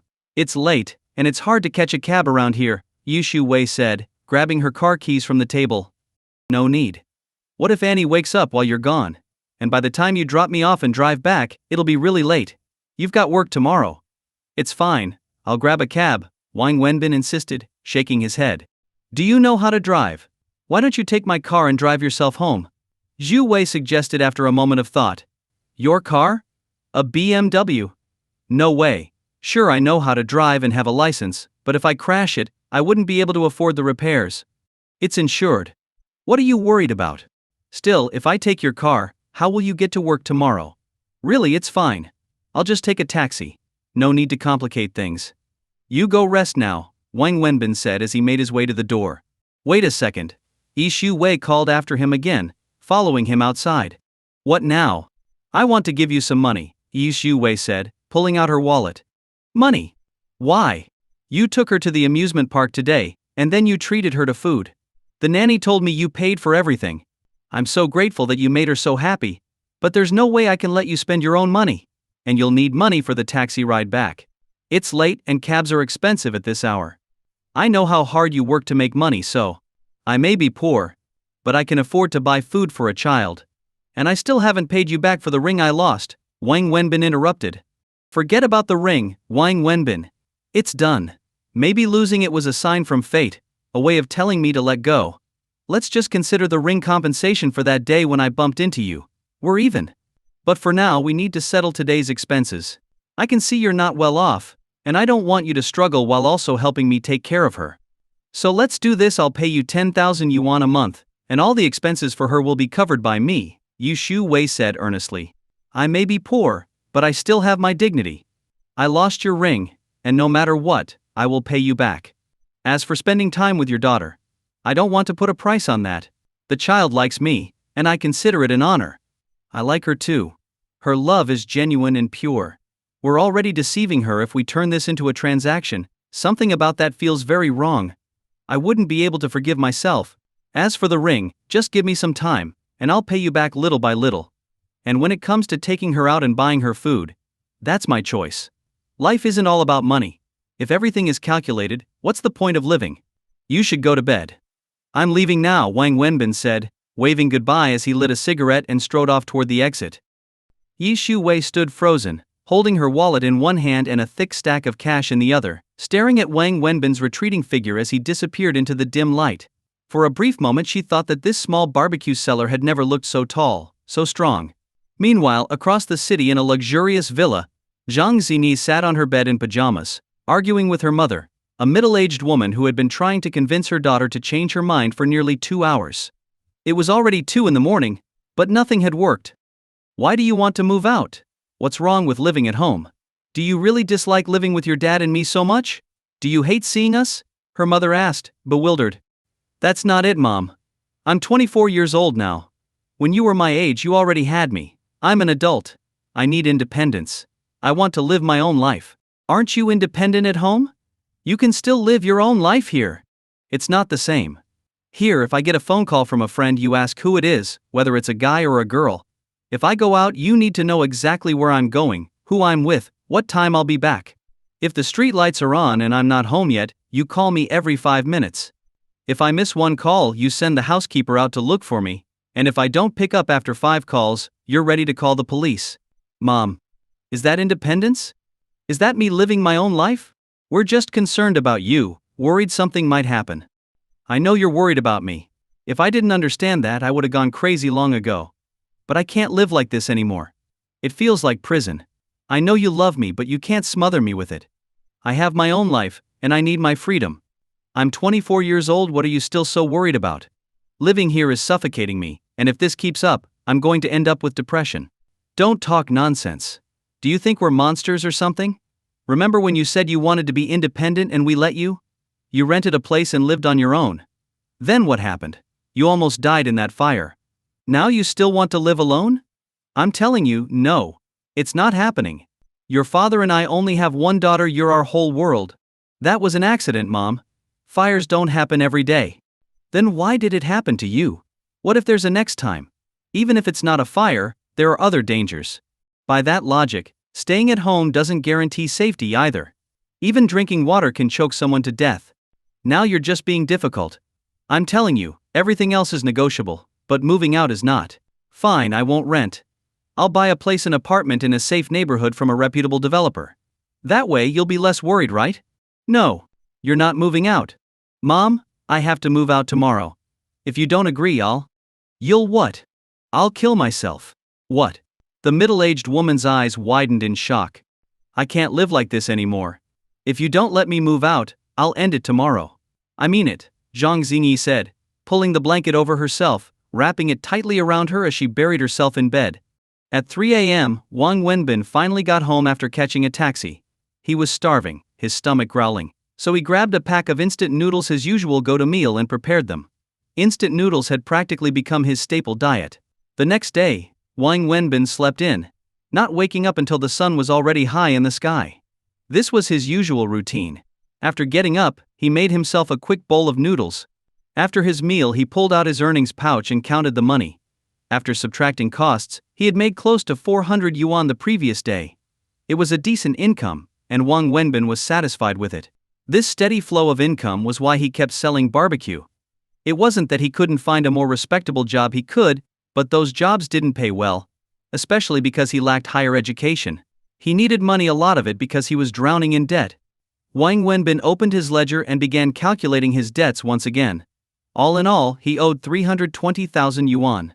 Of that, more than 80,000 was borrowed from his friends Lu Jihao and Ni Ziki. The rest was owed to various relatives and classmates, each of whom he owed 1 or 2,000. Even though he had borrowed all this money, it hadn't been enough to save his mother's life. He sat at his small table, staring at the ledger, lost in thought, as smoke curled from the cigarette between his fingers. Just then his phone rang. Wang Wenbin glanced at the caller ID and was surprised to see it was Zhang Xingyi, the student girl he had met recently. Hello? Wang Wenbin closed the ledger. What are you doing? Zhang Xingyi's sweet voice came through the line. Nothing much. Why are you calling me so early? Is something wrong? Wang Wenbin asked, curious. Nothing's wrong. I just wanted to invite you to lunch. You? Invite me to lunch? Yes. Do you have plans? No, I'm free. But why are you inviting me to lunch? Wang Wenbin couldn't help but feel puzzled. Zhang Xingyi was just a student, and she had been helping him out with his barbecue stand. Why would she suddenly want to treat him to lunch? What? Do I need a reason? Zhang Xingyi seemed caught off guard by his question. Well, it's a bit odd to just randomly invite me out to eat, don't you think? You're my boss, and I want to treat you to lunch. Is that so strange? Your boss? You want to curry favor with me? What's going on in that head of yours? I'm just a barbecue seller. Why would you need to suck up to me? Wang Wenbin couldn't help but laugh. Come on. I just want to treat you to lunch since you bought me dinner the other night. It's only fair I return the favor. All right. Where are we eating? If it's too far, I'm not coming. Taking the bus is a hassle. It's not far, just over by the university. It should be close to you. I'll text you the address. You have to come, okay? Zhang Xingyi insisted before hanging up. Wang Wenbin looked at his phone, feeling a little confused, and then saw the message with the restaurant address. With a sigh, he changed into something more presentable and headed out, taking the bus. He had no idea why this girl, Zhang Xingyi, suddenly wanted to treat him to lunch. Wang Wenbin got off the bus and followed the address Zhang Xingyi had sent him, arriving at the entrance of a grand hotel, a 5-star hotel. He stood there, staring at the building in disbelief. To make sure he hadn't misunderstood, he checked the address again. It matched. Wang Wenbin looked around, puzzled. This was the only place nearby that seemed like a dining location. After hesitating, he pulled out his phone and dialed Zhang Xingyi. Hello? Are you here yet? Zhang Xingyi's cheerful voice came through. Yeah, I'm here. But I don't see any regular restaurants nearby. Where exactly are you? It's the Crown Hotel. There's really only this place to eat around here. You should see it, it's pretty obvious. The Crown Hotel? Wang Wenbin looked up at the massive building. the name Crown Hotel shining brightly in big, illuminated letters. Yeah, just come in. I've reserved a table in the Furong Hall of the Phoenix Pavilion. Ask any staff member, and they'll bring you right here. Stunned, Wang Wenbin hung up the phone and slowly walked into the hotel. After asking at the front desk, a staff member led him through several buildings, finally arriving at the Phoenix Pavilion. Another server then escorted him to the third floor, stopping outside Furong Hall. As Wang Wenbin stood before the entrance, noticing the golden glow of the doorframe, he hesitated for a moment before pushing open the door. Inside, Zhang Xingyi was sitting on a luxurious sofa, casually scrolling through her phone. On the large round dining table, several dishes were already laid out, and a few more were being brought in by waiters. Wang Wenbin stood in the center of the room, dumbfounded, not quite sure what was happening. You're here! Come on, let's eat. I've already asked them to start bringing out the dishes. I wasn't sure what you'd like, so I ordered a bit of everything they're known for. Take a look and see if it's to your taste, Zhang Xingyi said, standing up to greet him as she motioned him toward the table. Wait a second. Wang Wenbin stopped her just as she was about to sit down. What's wrong? Zhang Zhangye asked, noticing his serious expression. Is it just the two of us having lunch? Yes, who else? So, you booked this entire place just to treat me to lunch? Of course. And you chose this place. Do you know where we are? It's a hotel. Isn't that where people usually eat when they treat someone? What's the problem? Zhang Xingyi asked, confused by his reaction. I don't even know where to start, Wang Wenbin said, exasperated. Even if you wanted to have a formal meal, you could have chosen somewhere simpler. Do you know how much it costs to eat here? Minimum spend? Is that a thing? How much is it? Zhang Xingyi turned to the server standing nearby. The minimum spend for this private room is 4,980 yuan, the server replied with a professional smile. 4,980 yuan? That's not that expensive, is it? Zhang Xingyi asked, looking at Wang Wenbin. Not expensive? Not at all. Wang Wenbin could hardly hold back his shock. He clenched his teeth and tried to remain calm. See? I thought it was reasonable too. Plus, this is the only nice place nearby. I found it online and came straight here. Come on, sit down, let's eat, Zhang Xingyi said with a smile. How many dishes did you order for just the two of us? Can you even eat all this? Wang Wenbin asked as he watched more servers bring in dish after dish, filling the large table. It doesn't matter if we don't finish it. I just wanted to make sure you had options. Since I didn't know what you like, I ordered all the best dishes they have here, so you can choose whatever you prefer. Wang Wenbin was left speechless, standing there as if facing some kind of otherworldly creature. Sir, please have a seat. Shall we open the wine now? A server approached Wang Wenbin, pulling out a chair for him and presenting a bottle of red wine from a tray with a towel wrapped around it. Wait, no wine. Wang Wenbin hurriedly stopped the server. Look, miss, I'm not comfortable eating with people hovering around. Could you all leave? We'll call you if we need anything. The server hesitated but then nodded politely and left the room with the others, closing the door behind them. What's going on? Zhang Xingyi asked, looking puzzled. Zhang Xingyi, are you out of your mind? Do you even know how much this meal will cost? This isn't some little roadside restaurant where you can order a huge feast and still keep the bill under 1,000 yuan. This is a 5-star hotel. A place where rich people throw around cash like it's nothing. You've reserved a private room, ordered a mountain of food, and even wine. Let me tell you, I've never eaten in a place like this before. But I can guarantee this meal will cost no less than 10,000 yuan, Wang Wenbin said, trying to stay calm. I know. So what? Isn't this normal when treating someone to a meal? Zhang Xingyi looked genuinely confused. Normal? Who treats people like this? My dad, my aunt, and their friends always host meals like this, Zhang Xingyi replied, her innocent eyes wide with confusion. What? What kind of people are in your family? Wang Wenbin felt his blood pressure rising. Look, I don't care how your family does things, but I'm telling you, this meal will cost at least 10,000 yuan. Do you have that kind of money? Because I don't. I've got about 2,000 yuan on me, and that's it. There's nothing in my bank account either, so you'll have to figure out the rest yourself, Wang Wenbin said, slamming his wallet onto the table before slumping into a chair. Zhang Xingyi's mind raced as she processed the situation. After a moment she asked, so, does that mean spending over 10,000 yuan on a meal is considered expensive? What do you think? You told me you come from a poor family. Poor people know how to live frugally, but you act like some rich kid who doesn't care about money. Are you really a student? Are you really from a poor family? Wang Wenbin asked, his suspicion growing. Of course I am. Why else would I need to work part-time for you? Right. And I pay you 2,000 yuan a month. This meal alone costs more than 6 months' worth of your salary. Oh, I see. Zhang Zini rubbed her head, realizing the gravity of the situation. Wang Wenbin sat down in his chair, full of frustration. He lit a cigarette and stared at the table full of delicacies, completely losing his appetite. His mind was racing, trying to figure out where he could scrape together enough money to cover this meal for the clueless girl who clearly didn't understand the value of money. He had just over 2,000 yuan on him, barely enough to cover a fraction of the bill, and he'd planned to use that money to pay off debts. Relax. You're overthinking this, Zhang Zini said with a playful grin, her eyes darting around as if she had just come up with a brilliant idea. Overthinking? What do you mean?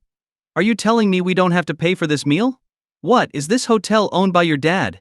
No, this hotel isn't ours, Zhang Zini shook her head. Then what are you trying to say? Which hotel is owned by your dad? Well, none of them. My dad's a farmer. Yeah, a farmer. So how do you figure this meal is free? You think the hotel is just going to let you eat for nothing? I have a VIP card here. A VIP card? Yeah, it's a prepaid card. My ex-boyfriend gave it to me. Remember, I told you he was really wealthy? The same ex who bought you that fancy iPhone? Exactly. He used to bring me here all the time, and he gave me this VIP card, loaded with over 10,000 yuan. The money's already on the card, so it can't be withdrawn, it can only be used here. That's why I invited you to join me. I ordered all this food just to use up the balance. I couldn't eat it all by myself, so I figured why not have you come and help? Is that so? Wang Wenbin felt a wave of relief wash over him. Well, that makes more sense then. You scared the hell out of me for a moment. But wait, Zhang Ziye, if you broke up with your ex, shouldn't you give this card back to him? Why would I? Do you know how that jerk treated me? He cheated on me. He was seeing other women behind my back. I have every right to use this card. I'm going to spend all the money he gave me. Wow, what a scumbag. Exactly. So, are you going to eat or what? Of course. I'm not about to pass up a free meal. I've never eaten in a place like this before, Wang Wenbin said, suddenly perking up. He grabbed his chopsticks and dove into the food. Man, rich people have it good, don't they? This food looks amazing. Is this abalone? And roasted suckling pig. What's this dish? I don't even know what it is, but I'm eating it. Zhang Zingyi laughed as she watched Wang Wenbin eat with gusto, her anxiety from earlier finally melting away. She had been nervous after nearly getting caught, but now she felt at ease. Earlier that morning, Zhang Zingyi had threatened to jump off the second-floor balcony of her house, sending her parents and the household staff into a frenzy. Even though the drop wasn't that high and the ground was soft with grass, her parents were terrified. To ensure she didn't follow through with her threat, her father agreed to buy her an apartment near the university. In just a few hours, Zhang Zingyi was moved into a fully furnished and decorated apartment, all because her parents couldn't bear to lose their only daughter. They were still haunted by the memory of the fire in her old rental place. Zhang Zingyi had invited Wang Wenbin to lunch partly because she was excited about her newfound freedom and wanted someone to celebrate with. But she also felt grateful to Wang Wenbin for saving her life, even though she still hadn't told him about it. In her world, treating someone to lunch meant going all out, reserving a private room at a fancy hotel, and ordering a table full of food. That's how her family did things, and it was all she knew. She had almost blown her cover, but thankfully, Wang Wenbin didn't seem to suspect anything. That guy betrayed you. So yeah, we'll eat and drink to his misery.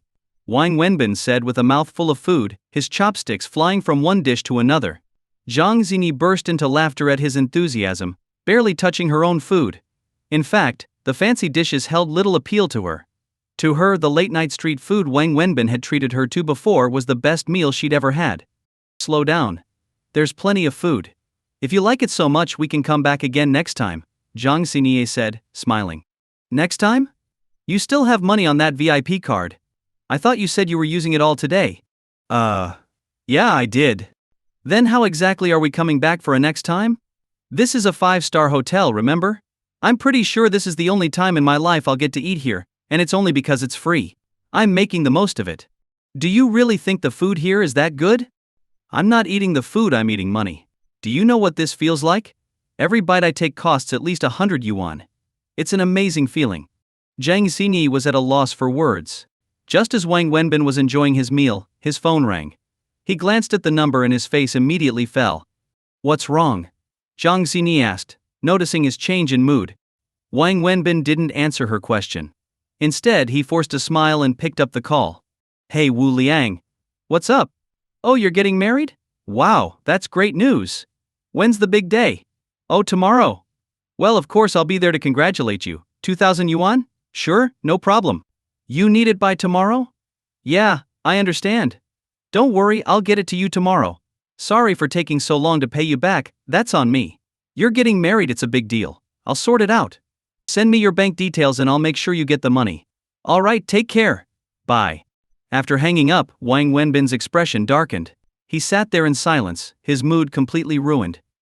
What's wrong? Zhang Xingyi asked again after Wang Wenbin hung up the phone. Wang Wenbin shook his head and forced a smile. It's nothing. Let's just eat. Don't waste such expensive food. Even though he said that, his appetite had disappeared. He picked up his chopsticks and ate a few bites, but he could no longer enjoy the meal. Are you in debt? Is someone chasing you to pay them back? Zhang Xini asked cautiously. Wang Wenbin glanced at her, nodded, and said, You heard that, huh? Yeah, I owe someone money. How much do you owe? You look really worried. About 20,000 yuan. 20,000? That's not much. Not much for rich people, sure. That's probably just enough for a meal here. But for me, it's a big deal. Are they pressing you to pay it back right away? If you want, I could lend it to you, Zhang Xingye suggested timidly. Are you joking? I don't even have that kind of money, and you're a broke student, how would you have 20,000 yuan? I don't. Exactly. But I could help you borrow from someone else. And who would you borrow from? Your wealthy ex-boyfriend? Forget it. Don't worry about my problems. Just focus on eating, okay? I'll figure it out. Wang Wenbin clearly didn't want to continue the conversation. Can I ask you one more question? Zhang Xini said after taking a few more bites. You're full of questions today, huh? Alright, what is it this time? Why do you owe money? You don't seem like the type to spend extravagantly. Wang Wenbin looked at her, smiled, and replied, Just because I don't spend lavishly now doesn't mean I wasn't reckless with money before. It's all old debt. He paused, then said, Alright, I've got to run. I have some things to take care of. I'll be a little late opening the stall tonight. Since you've got the VIP card, just handle the bill. I'll see you later. With that, Wang Wenbin stood up to leave. Are you going out to borrow money? Zhang Xinyi stood up as well, concerned. Don't worry about me. Focus on your studies, Wang Wenbin said, then walked out the door. You're so frustrating, Zhang Xinyi muttered, watching him leave. She then signaled to the waiter, check please. Here's my card. She handed over a gleaming gold card to the waiter. As Zhang Xinyi drove off in her car, her thoughts were consumed by Wang Wenbin's predicament. She frowned, feeling helpless. Meanwhile, Wang Wenbin walked out of the hotel and headed straight to the bank. He checked his balance at an ATM. Last time he had 2,000 yuan on hand and borrowed 8,000 from Lu Jihao and Ni Ziki, intending to repay Xu Wei. But when Xu Wei refused to accept the money, he returned the full 10,000 to Lu Jihao. Now, he only had around 2,000 yuan left, including recent profits from the barbecue stall. He had no idea where he could get the 20,000 yuan he needed. He sat down on the steps outside the bank, lit a cigarette, and stared into space. Feeling desperate, he took out his phone and called Lu Jihao. Hey Binzi, what's up? Lu answered. Not much. What are you up to? Just at work, what else? Back to the grind. Yeah, right. Sitting in an air-conditioned office, staring at pretty women and playing on your computer, don't try to act like you're suffering. You think it's that easy? I get chewed out by my boss every day. I'm swamped with paperwork. What do you need? Howsy, I need a favor. Can you lend me 20,000 yuan? Wu Liang's getting married. Not sure if he told you, but I owe him 20,000, and I need to pay him back. That's a load of crap. I heard he actually got married last year, but didn't tell any of us from the old crew. He's just using this as an excuse to get you to pay up. Wang Wenbin went silent for a moment, smoking his cigarette. Well, that makes it even more important to pay him back. It doesn't matter what his reason is, I still owe him. So, can you help me out? Binzi, I really wish I could. But I'm tapped out this time. You know, between me and Ziki, our combined salaries barely cover the rent and living expenses in a place like Shanghai. Most of our savings went to help you out. After you returned that 10,000 yuan last time, I used it all to pay our rent for the next 6 months. Honestly, we've only got about 1,500 yuan left. I'll ask Ziki how much she's got, but there's no way we can cover 20,000. Don't worry about it. I figured as much. You two have been helping me for ages. I'll figure something out. And how exactly are you going to do that? You've already borrowed from everyone you can. Look, let me ask Ziki, and maybe we can borrow from some friends to help you out. No, seriously, it's fine. I'll find a way to deal with it. Just forget I even called, alright? Get back to work, and stop ogling that office girl across from you. I'll talk to you later. Wang Wenbin hung up the phone before Lu could respond. Sitting on the steps, Wang Wenbin sighed heavily. This kind of situation had become far too familiar over the past couple of years. He was used to it by now. Just then, his phone rang again.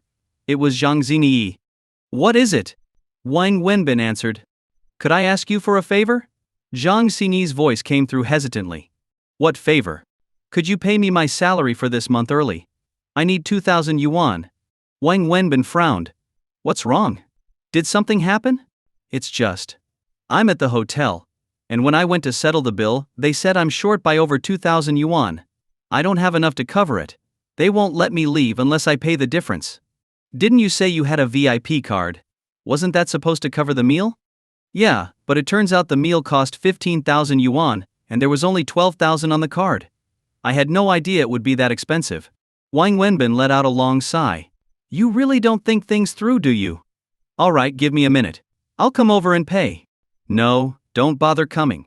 They're in a hurry, and they threatened to call the police. Can you just transfer the money to my card? I'll send you my account number. Fine. But seriously, don't do this kind of thing again. You've got to be more careful. I know. I won't make this mistake again. Just treat it as my salary for the month. Forget it. I was part of that meal, so I should pay too. I'll give you your salary at the end of the month. Send me your bank details. I'm right by the bank anyway. Wang Wenbin said, his voice tired. Wang Wenbin went to the bank, and using the account number Zhang Xinyi had sent him, transferred all the 2,000 yuan he had left. When he left the bank, he was flat broke. He was still at a loss for how to come up with the 20,000 yuan he needed, but regardless of his financial woes, he had to keep working, otherwise things would only get worse. He took the bus back home, ready to start preparing for his evening food stall. Not long after he got on the bus, his phone rang again. Seeing an unfamiliar number, Wang Wenbin hesitated for a moment before answering. Hello? Who's this? It's me, Wenbin. A woman's voice came through the line. Wang Wenbin froze when he heard the voice. After a pause, he asked, Why are you calling me? This is my new number. I just got it here in Shanghai, the woman, Yi Shu-min, replied. That has nothing to do with me. Yi Shu-min, I've already told you, we shouldn't be in contact anymore. It's better for both of us that way. I don't want to talk about that, Wenbin. I just got off the phone with Ziki. She told me you asked her for 20,000 yuan. Are you in some kind of trouble? No trouble. What kind of trouble could I be in? Borrowing money has just become a habit for me. You know what a habit is, right? I don't need to be in trouble to borrow money. It's just that I've gotten so used to it that if I don't borrow money, I don't feel right. Sometimes I borrow just for fun. So, don't worry about it. Where are you? I'll come meet you. I can give you the money, Yi Shu-min offered. Thanks, but no thanks. Then send me your bank details. I'll transfer the money to you, Yi Shu-min insisted after hesitating. Really, there's no need. I've already found a way to get the money. But thanks for offering. Wang Wenbin rejected her again. Why are you doing this, Wenbin? Why won't you even let me help you? Why are you being so heartless? It would be more heartless if I took your money. We've already broken up, and it should stay that way, clean and clear, without any lingering ties. You don't owe me anything, and I don't owe you anything. That's how it should be. But thank you for your kindness. Goodbye. With that, Wang Wenbin hung up the phone. He continued on the bus ride home and got straight to work. He went to the wholesale market to buy supplies, then returned home to organize everything by himself. By around 4 p.m., he finished preparing for the evening. As he stretched his sore back, his phone buzzed with a text message. He assumed it was just another spam message, but when he glanced at it, he froze in surprise. The message was from the bank, informing him that 20,000 yuan had been transferred into his account. What the? Wang Wenbin stared at the message in disbelief. Someone had wired exactly 20,000 yuan into his account. Could the bank have made a mistake? Or did someone accidentally transfer money to the wrong account? Wang Wenbin thought to himself. But the more he considered it, the less likely that seemed. What were the chances that someone would transfer exactly 20,000 yuan to his account just when he needed it? After thinking it over, he could only come up with one possibility: Xu Min must have sent the money. But how could she know his bank account number? Did Ni Ziki tell her? But Ziki didn't know his account number either, did she? Had he ever given it to her? That must be it. There's no other explanation, Wang Wenbin concluded, pulling out his phone to call Ni Ziki. Binzi, what's up?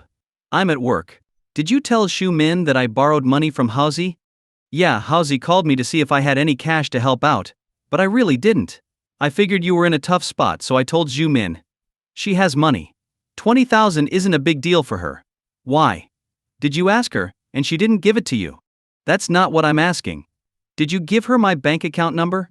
Your bank account number? What are you talking about? How would I know your account number? You've always picked up cash from me in person. We've never had any bank transactions. Why are you asking about this all of a sudden? Ziki asked, puzzled. You really don't know it? You're not messing with me? Come on, Binzi. I'm not your wife. How would I know something as private as your bank account number? What's going on? Why are you asking about this? Never mind. I was just thinking about something. If you don't know, that's fine. Go back to work. Sorry to bother you. Wait, did Xu Min help you out? Did you manage to sort things out? Yeah, I got the money. It's all taken care of, you see? Isn't that a good thing for both of you? Sure, it's fine. Anyway, I've got to get back to work. Talk later, bye. Wang Wenbin brushed her off and hung up the phone. Damn it, where did this 20,000 come from? This is driving me crazy. Did the bank make a mistake? That's too much of a coincidence though, whatever. If the bank made an error, they'll take the money back eventually, Wang Wenbin thought. Deciding not to dwell on it, he put the mystery aside, packed up his things, and headed out to set up his stall for the evening. As usual, he biked over to his spot, set up his stand, and just as he was getting ready to light the grill, Zhang Zini came bouncing over with a smile on her face. Why are you here so early? Didn't I tell you to come later? Wang Wenbin asked as he started preparing the fire. I didn't have anything else to do, so I figured I'd come hang out and chat with you. You're really free, huh? Are all college students this relaxed these days? Wang Wenbin chuckled as he worked. Did you pay off your debt? Zhang Zini asked quietly, watching him. What debt? Wang Wenbin asked without looking up. The money you owed. Didn't someone call you during lunch, asking for the repayment? Did you manage to pay it back? No? Wang Wenbin replied, shaking his head. Why haven't you paid it back yet? Zhang Zini asked. Because I don't have the money. No money? Didn't you receive anything? Zhang Zini sounded surprised.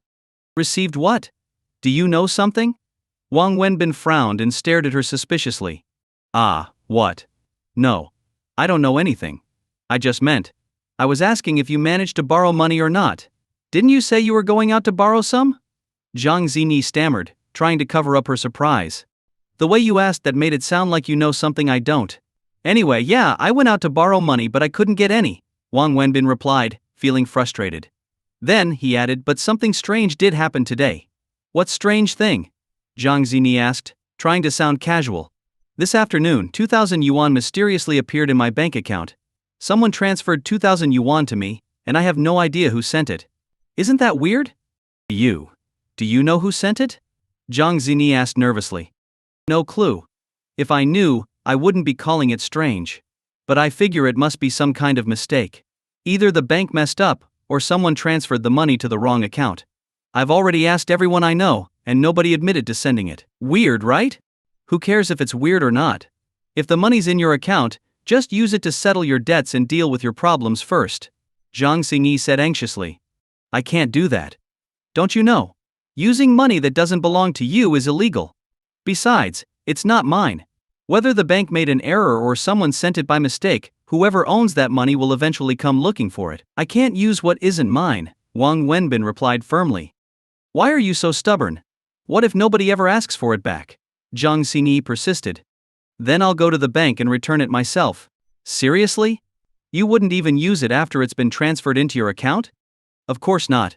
This money showed up out of nowhere, and it's not mine. How could I spend it? Then, how are you going to repay your debt? Zhang Xingyi asked, clearly frustrated. I'll figure something out. Worst case scenario, I'll sell my blood. I hear the price for donating is pretty high nowadays, Wang Wenbin joked with a chuckle. Are you insane? Zhang Xingyi snapped. I'm just kidding. Besides, even if I tried selling blood now, I wouldn't be able to make enough in time. I need the money by tomorrow. I'll just have to try borrowing again, Wang Wenbin said, sighing. The money's already in your account. Just use it to get out of your current mess. If someone asks for it later, you can deal with it then. And what if it's not a mistake? What if one of your friends sent it to help you out? If it's someone else's money, I won't touch it. That's a matter of principle. If it's my own, then no one can take it from me. But if it's not mine, I won't use a single cent. And if a friend really did send it, I'll figure out who it was and return it. You can't just spend money that isn't clearly yours. Besides, I've already asked all my friends, and none of them sent it. That's why I'm sure the bank made a mistake. Wang Wenbin spoke with conviction as he puffed on his cigarette. You. Zhang Xingyi stomped her foot, clearly frustrated but at a loss for words. What's with you? You're acting strange. Wang Wenbin looked at her curiously. Me? I'm fine. I'm just worried about you, that's all. There's no need to worry. You know what they say when the car reaches the mountain, there will be a way through. Problems always have solutions. Anyway, looks like more customers are coming. Let's get to work. Wang Wenbin smiled as he turned his attention to the growing line of customers. By 8 p.m. business was booming. The grill was surrounded by hungry students, many of them regulars. Some were there for Wang Wenbin's famous barbecue, while others had started coming just to see Zhang Xingyi. Ever since Zhang Xingyi began helping out by handling the money, Wang Wenbin had noticed a steady increase in business. His stall was now the busiest one on the street, with sales and profits climbing every day. He had to admit, the appeal of a beautiful woman attracted just as many customers as the food itself. Xingyi, quick. Grab some tissues and wipe my face, my sweat's dripping into my eyes, and it stings like hell. Wang Wenbin shouted over the heat of the grill, squinting through the smoke as he worked. Zhang Xingyi immediately put down the money she was counting, grabbed a tissue, and rushed over to wipe the sweat from his eyes and face. This had become part of their daily routine. Wang Wenbin would be too busy grilling, hands covered in oil, to wipe his face, so he always called on Zhang Xingyi to help him out. For them, it had become second nature. But this simple interaction didn't go unnoticed by another woman standing nearby, watching them closely. That woman was Zhu Min. After finishing work, Yi Xiumin had called Ni Ziki to find out where Wang Wenbin's stall was located, and she had driven over to see him. She had been standing at a distance, watching in silence as he worked. Seeing Wang Wenbin struggling to grill the food, his face covered in sweat, made Xu Min's heart ache. She had never seen him like this before, so worn down and exhausted. She knew deep down that she was a big part of the reason he was in this situation, and her heart was filled with a mix of guilt and sadness. But when she saw Zhang Xingyi tenderly wiping the sweat from Wang Wenbin's face, a wave of complicated emotions surged within her. There was a time when this man had belonged to her, and little gestures like that had been hers alone. Zhu Min didn't interrupt them. She continued to stand in the distance, watching quietly. Only when the crowd started thinning out around 10 p.m. did she slowly make her way toward Wang Wenbin's stall. Are you hungry? How about I get you some fast food from over there? Wang Wenbin asked Zhang Xingyi while sitting down, massaging his cramped hands. He lit a cigarette, clearly exhausted after grilling for hours without a break. Most people wouldn't be able to handle such grueling work unless they were used to it like he was. I'm not hungry. I rarely eat at night. Why not? Saving money? Let me tell you, no matter how tough things get, you can't skip dinner. It's bad for your health. How about I give you an extra 500 yuan a month to make sure you eat? No, it's not about money. I'm on a diet. I don't eat after noon. Eating at night makes you gain weight.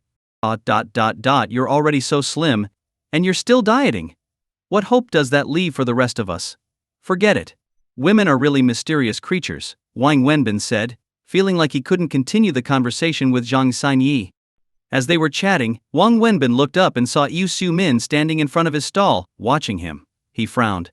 Hello miss, would you like to order something? Zhang Xingyi greeted Zhu Min with a friendly smile. She had evolved from being just a cashier to Wang Wenbin's all-around assistant. What are you doing here? Wang Wenbin asked Zhu Min, their eyes meeting. Zhang Xingyi, realizing that this beautiful woman knew Wang Wenbin, and sensing that there was some history between them, couldn't help but ask, is she your friend? I'm his girlfriend. His fiancée, Yi Xiumin answered, turning to Zhang Xingyi. Ex-girlfriend. The fiancée who never made it to the wedding, Wang Wenbin quickly corrected her. Huh. Jiang Xingyi's eyes widened in shock. Ex-girlfriend or not, I'm still his girlfriend, Yi Shu-min insisted stubbornly, holding back tears. Wang Wenbin stood up from his stall and motioned for Zhu Min to follow. Let's talk over there. Yi Shu-min followed him to a quiet corner by the street. Wang Wenbin leaned against the wall, smoking, and asked, "What are you doing here? Why did you come?" "I came to see you," Xu-min said. Looking at him. Wang Wenbin, still smoking, didn't respond to her answer. He leaned against the wall and asked, "How long have you been here?" "I got here around 8. Wang Wenbin was surprised. He hadn't realized Yi Shu-min had been standing there for so long. "When did you start smoking?" Zhu-min asked. "Since you left." "Why do you keep punishing yourself like this?" Zhu-min's heart ached when she heard his response. "I'm not punishing myself, it's just a way to cope. When life feels meaningless, you need something to hold on to, or you might start thinking about suicide. Why don't you change jobs? Why are you here selling barbecue? With your skills you could easily find a better job," Yi Shu-min asked, clearly concerned. "Sure, I could. But the problem is that no one wants to hire someone who didn't even finish college and doesn't have a degree. And what's wrong with selling barbecue? I make an honest living with my own hands. I'm not stealing or robbing anyone. There's nothing shameful about that." "How much do you make a month?" Zhu-min asked. "Enough to support myself. I'll give you 10,000 yuan a month. Just stop doing this, okay?" "It's too hard," Yi Shu-min pleaded, almost begging. "Why would you give me 10,000 yuan a month? And why should I take your money?" "Shu-min, you can see it yourself, we live in two completely different worlds now. To you this is a low-class, shameful job, but for me, this is my life. You can also see that this place is dirty and chaotic. You don't belong here anymore. Please don't come back," Wang Wenbin said coldly. Yi Shu-min held back her tears. She knew if they kept talking, they would end up arguing again. "Who is she?" Shu-min asked, changing the subject. "Who?" "The girl helping you sell barbecue. She's a university student from the countryside. She's poor, so she's working part-time with me, helping out with the cash." "Poor? Working part-time? Are you kidding me?" Shu-min couldn't believe it. "What's so hard to believe? How much are you paying her?" 2,000 a month. "Why are you asking?" 2,000. "Did she tell you she's from a poor family?" Yi Shu-min continued. "What exactly are you trying to say?" Wang Wenbin frowned. "I'm just curious, that's all." "Curious about what?" "She says she's from a poor family, but she doesn't look like someone struggling with money." "And how do you figure that?" Wang Wenbin asked, now even more confused. "From her demeanor, for starters. You can't fake that kind of poise. There's a huge difference in how someone from a wealthy background carries themselves compared to someone who grew up poor. Then, look at her skin. Sure, some things are genetic, but a lot of it is maintenance. Her skin is flawless, practically glowing. That doesn't happen without using expensive skincare products. You grew up in a small town. Compare her skin to girls from poorer backgrounds, you'll see the difference." "And what does that prove?" Wang Wenbin interrupted. "You notice the necklace she's wearing?" Shu-min asked. "What about it?" "It's just a thin necklace. Doesn't seem expensive." Zhu-min laughed. "First of all, someone who claims they're so poor that they need to work part-time wouldn't be buying jewelry. Secondly, that's no ordinary necklace. If I'm not mistaken, it's a limited edition piece from France. It's worth at least 500,000 yuan. 500,000? You've got to be joking." Wang Wenbin's eyes widened in disbelief. "I'm not joking. If there's one thing I've learned from my years abroad, it's how to spot things like this, and I'm certain about that necklace. Plus, the perfume she's wearing, Chanel No. 5. It's not the most expensive, but it's definitely not cheap. A 50 milliliters bottle costs around 1,000 yuan. Trust me, this girl is far from poor. That can't be right. Look at the clothes she's wearing. None of them are branded. That's what I find so strange. I can't figure out why her clothes are so cheap. And if her family's so wealthy, why would she want to work here with me?" "What, does she have nothing better to do?" Wang Wenbin asked, baffled. "I don't know. But she's clearly interested in something," Yi Shu-min said quietly. "Ha ha ha. Don't you find your own words ridiculous? What could she possibly want from me?" Wang Wenbin found the idea laughable. "Why not? Maybe, like me, she's interested in you as a person." "All right, enough with the nonsense. She used to have a rich boyfriend who gave her lots of things. None of this is surprising. And whether she's rich or poor has nothing to do with me. Zhu-min, just tell me why you're really here today. If you came to see me, I appreciate your kindness, but you've seen what you needed to. I have to get back to the grill now, customers are waiting. Wang Wenbin glanced over at his stall, where more people had gathered. Here's 20,000 yuan. Take it, Yi Shumin said, pulling out 2 bundles of cash from her bag and offering them to Wang Wenbin. You don't owe me anything. Why are you giving me money? Why are you so stubborn? What's wrong with my money? Is it cursed or something? Yi Shumin asked, visibly frustrated. Thanks for the offer, but I don't need it. I've already borrowed the money. See? Wang Wenbin took out his phone and showed her the text message. Look, I've got the money now. Take yours back. I appreciate it, but I don't need it. Where did you borrow the money from? Shumin asked, surprised. That's none of your business. Anyway, I've got customers waiting. Yi Shumin, listen to me, I've been trying to let go of the past, and you should too. Focus on your happy life now. We live in different worlds, and it's better for both of us if we don't have any more contact. I don't want to see you again. Wang Wenbin said this before turning away and heading back to his barbecue stall.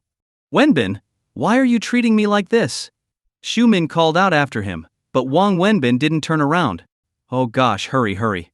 The customers have been waiting for ages. I don't really know what I'm doing here, Zhang Xingyi said, looking flustered as she struggled to grill a few skewers. When she saw Wang Wenbin coming back, she looked at him like he was her savior. Wang Wenbin chuckled, took the skewers from her, and began grilling them with practiced ease. Finally. I was so stressed. Zhang Xingyi said as she wiped the sweat off her forehead with a napkin. Next time just leave this kind of work to me. You stick to handling the money, don't dirty your hands. Speaking of which, why are your hands so white? Your skin is really good. Wang Wenbin asked, recalling what Zhu Min had said earlier. Really? Haha, thanks. Zhang Xingyi laughed, clearly pleased. After all, what girl doesn't like being complimented on her looks? Wang Wenbin felt a bit suspicious but decided not to press further, they weren't that close yet. Was that your girlfriend? Zhang Xingyi asked cautiously. No, I told you, she's my ex-girlfriend. We broke up, Wang Wenbin said calmly as he continued grilling. Why did you break up? She's really pretty, Zhang Xingyi probed. That's faulty logic. What does her being pretty have to do with us breaking up? Beautiful people can't break up. That's not what I meant. I was just saying, she is pretty. I was wondering why you two broke up. It looks like you were the one who ended it, but it's clear she still has feelings for you, Zhang Xingyi said, sounding a bit flustered. Why are you so nosy? Wang Wenbin teased. Come on, tell me. Nope. Please? You're being so stingy. Zhang Xingyi pouted. Not telling you makes me stingy? Of course. Aren't you a man? Geez, you're too curious. Fine, I'll tell you. It's simple, I found someone else. I cheated, fell out of love with her, and fell for someone else. Wang Wenbin said this with a grin, handing over the freshly grilled skewers to a customer before sitting down and lighting a cigarette. You're lying. I don't believe you. Why not? Why don't you believe me? I could totally fall for someone else. You're not that kind of person, Zhang Xingyi said with certainty. You've only known me for a few days. How do you know what kind of person I am? Let me tell you, all men are the same, just like your rich ex-boyfriend. We're all fickle. So, where's your new girlfriend then? I don't have one. But didn't you just say you fell for someone else? Yep, I fell for someone else, broke up with her. But then the girl I fell for dumped me for another guy. So now, I'm single. Wang Wenbin smirked as he spun his little story. None of that makes any sense, Zhang Xingyi said, thoroughly confused. Well, as long as you get the gist of it. You don't need to understand all the details. Anyway, it's getting late, you should head back now. You're done for today. Already? It feels early. It's not early, it's 10 o'clock. Wow, time really flies. Sounds like you don't want to leave. What a dedicated employee. I'm lucky to have found you. Alright, go on, get back before your dorm closes. Oh, okay. I'll head off then. Zhang Xingyi hesitated for a moment before turning to leave. By the way, that's a nice necklace. Did your ex-boyfriend give it to you? Wang Wenbin asked, suddenly remembering Shu Min's observation. This? Zhang Xingyi touched her necklace lightly. No, my dad gave it to me on my 18th birthday. Wang Wenbin frowned slightly. What's wrong? Zhang Xingyi asked, noticing his expression. Nothing. I just thought it looked nice. I was curious. Alright, go on, get going. Okay, I'm leaving. Oh, and Wenbin, about the money in your account. I really don't think the bank made a mistake. How could a bank mess up like that?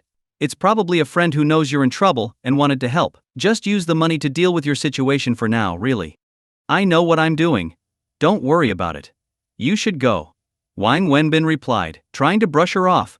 Zhang Xingyi looked at him, clearly frustrated but unable to convince him otherwise. She hesitated for a moment, then finally left. Wang Wenbin finished packing up his food stall just before midnight and rode his tricycle home, still thinking about the mysterious 20,000 yuan deposit. As he pedaled into his yard, he noticed Yi Shu Wei's car parked there. He got off his tricycle, unloaded his things, and saw Shu Wei stepping out of her car. Is she crying again? Wang Wenbin asked as he continued unloading. Yes, as soon as it got dark she started crying for you. She hasn't stopped since and is still waiting for you. Why didn't you come get me earlier? I didn't want to disturb your work. This isn't exactly work, just a way to make ends meet. I'll hurry up and finish here, take a quick shower, and then I'll come over. Wang Wenbin sped up, unloading the rest of his supplies. He quickly washed up, changed into clean clothes, and got into Zhu Wei's car. Wang Wenbin, why don't you come work at my company tomorrow? Shu Wei asked as they drove, feeling a pang of sympathy seeing his tough life. What? Is the cafeteria missing a grill master? Wang Wenbin joked with a laugh. I'm serious. I am too. What could I possibly do at your company? I didn't even finish college, and other than grilling, I don't have any skills. You could always learn. And even if you can't do much, you could at least drive. You said you have a license, right? Come be my driver, I'll pay you 15,000 yuan a month. It's a lot easier than selling barbecue. Wang Wenbin chuckled but didn't respond. Don't you want to? It's not that I don't want to, but I shouldn't. I know you're offering because you see how tough things are for me and want to help, but let's be honest, you don't really need a driver. If you did, you would have hired one already. You're just trying to give me money out of kindness. But money doesn't grow on trees, not even yours. Even though you make good money, you still earn it through hard work. I can't just take it. I appreciate your offer, but accepting it would make me shameless. Wang Wenbin smiled as he explained. You're overthinking it. I genuinely need a driver. Look, selling barbecue is tiring and dirty, and maybe it doesn't earn me much respect, but I'm making an honest living. I can sleep easy at night knowing I've earned my money. If I took your money without needing to, I'd lose sleep over it, my conscience wouldn't let me rest. And honestly, it's not as hard as you think. I've gotten used to it. I'm fine. Alright, suit yourself. If you ever change your mind, just let me know. There's always something you could do at the company. Shu Wei fell quiet for a moment before offering him a calm response. Thank you. I will. They arrived at Shu Wei's house, and even before they got inside, they could hear the child crying. As soon as Wang Wenbin stepped into the house, the crying turned into excited shouts. Why are you crying? Crying isn't good, and it's not right. I told you from now on, I'll come see you every night after work. If you're asleep, I'll kiss you goodnight, and if you're still awake, I'll hold you. But if you keep crying, I won't come back anymore, okay? Wang Wenbin gently scolded the child as he held her. Annie understands. Annie won't cry anymore. I just miss you, Daddy. I want to sleep in your arms. Alright then, it's late. How about Daddy holds you while you sleep? Okay. Mommy, come sleep with us too. I want both Mommy and Daddy to sleep with me. Alright, Mommy will just wash up first, Shu Wei said, heading to the bathroom. Wang Wenbin carried Annie to the bedroom. It was the second time he'd slept here, and the initial awkwardness had faded. Daddy, tell me a story. Snow White and the Seven Dwarfs. Annie said as she handed him a fairy tale book. Wang Wenbin made himself comfortable, took off his jacket, and began reading aloud. In a faraway kingdom, there lived a king and a queen. The little girl nestled against Wang Wenbin's stomach, quietly listening to his voice. By the time Shu Wei finished washing up and entered the room, she saw her daughter sound asleep on Wang Wenbin's stomach, while he, unaware, continued reading the story with enthusiasm. She's asleep, Shu Wei whispered, sitting on the bed and gently moving her daughter off Wang Wenbin's stomach and into the blankets. Already? Wang Wenbin was surprised. She used to fall asleep at 9 every night. But now she stays up late just to wait for you. She's exhausted. Yeah, I guess this can't keep going on forever, Wang Wenbin said with a sigh. She'll get used to it. She's just afraid you won't come back, so she waits for you this way. Wang Wenbin looked at the child sleeping soundly on the bed, and the thought of her illness and the short time she had left filled him with sorrow. Both the child and Shu Wei were dealing with so much. I should head back now, Wang Wenbin said, standing up and putting on his jacket. It's really late. Shu Wei said softly, feeling a bit awkward. It's fine. This is normal for me.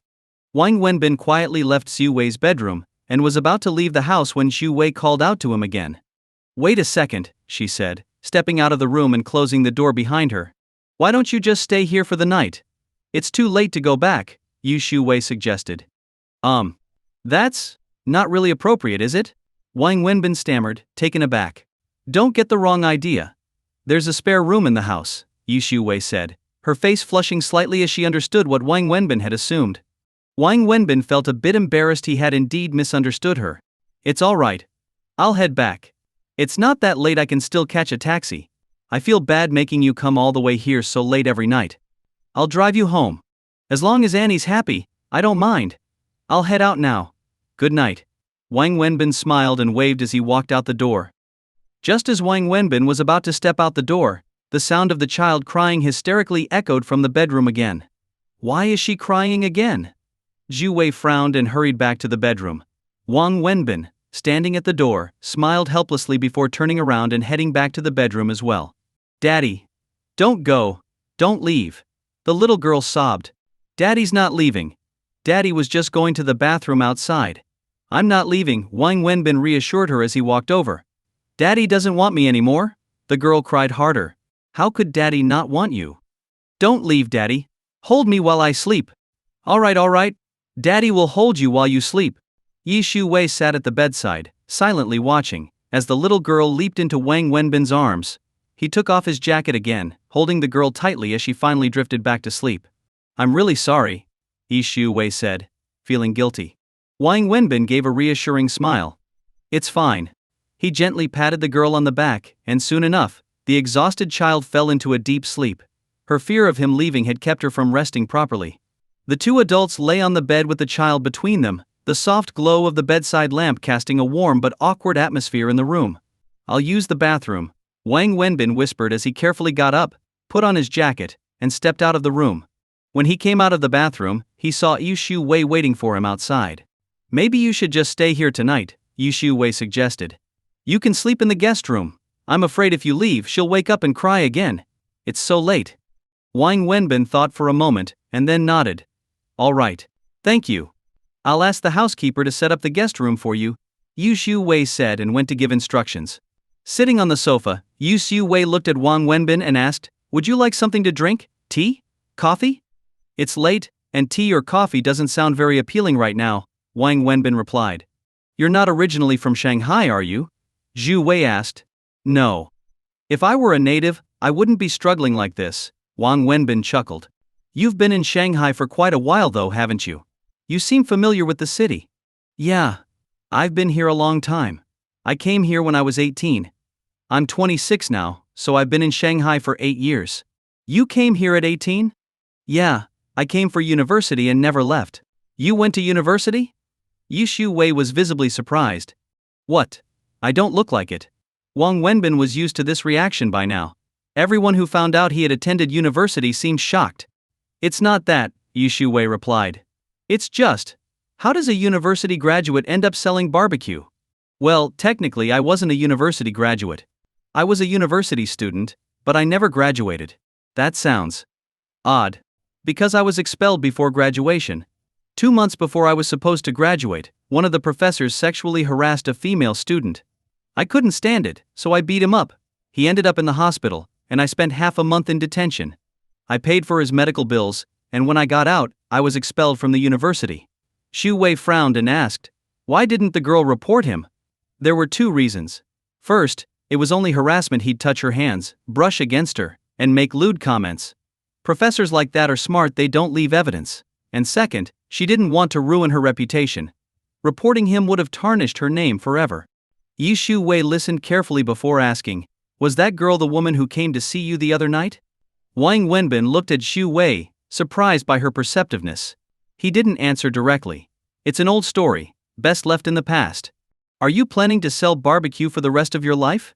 Don't you have any other ambitions? Ambitions? Of course I have ambitions. But ambitions are like a drug, they make you feel excited for a while, but when the effect wears off, nothing changes.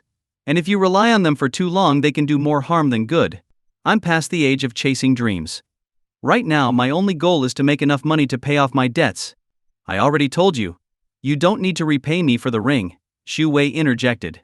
I lost something that belonged to you, so I need to compensate you. That's just how I am. Besides, I'm already in so much debt, your few thousand won't make a difference. You're in a lot of debt? Xu Wei was surprised again. It may not seem like much to you, but for me, it's a lot. Speaking of which, Xu Wei, I need to ask for a favor. Wang Wenbin hesitated, feeling uncomfortable but knowing he had no other choice. What is it? Can you lend me another 20,000 yuan? I really don't want to ask, but. Before he could finish, Xu Wei stood up and went into her room. She returned moments later with 2 bundles of 100 yuan bills and handed them to Wang Wenbin. Here, I happen to have this on hand. I haven't had time to deposit it in the bank yet. If you need more, just let me know. Wang Wenbin was taken aback. He hadn't expected her to agree so readily, especially since they'd only known each other for a little over a week, and their relationship had started off rocky. I'll pay you back as soon as possible the 20,000 and the 80,000 for the ring. I can't promise it'll be quick, but I will pay you back, Wang Wenbin said, standing up and expressing his gratitude. You're stubborn, you know that? Xu Wei said with a slight smile. But alright, do as you see fit. You've done so much for me, and I can't repay you in any other way except financially. If you ever need help again, don't hesitate to ask. Thank you. I really appreciate it. But I still think you're wasting your potential by selling barbecue. You're young, Wang Wenbin, only 26. After spending time with you, I can see that you're honest, responsible, and capable. I don't want to see you stuck doing this for the rest of your life. I don't mean to look down on selling barbecue, but let's be honest, it's not a long-term career. You can't possibly spend your whole life doing this, right? You're still young and should have a long-term plan. You went to university, even if you don't have a degree, and that's a significant advantage. For your own sake, I think it's worth trying something new.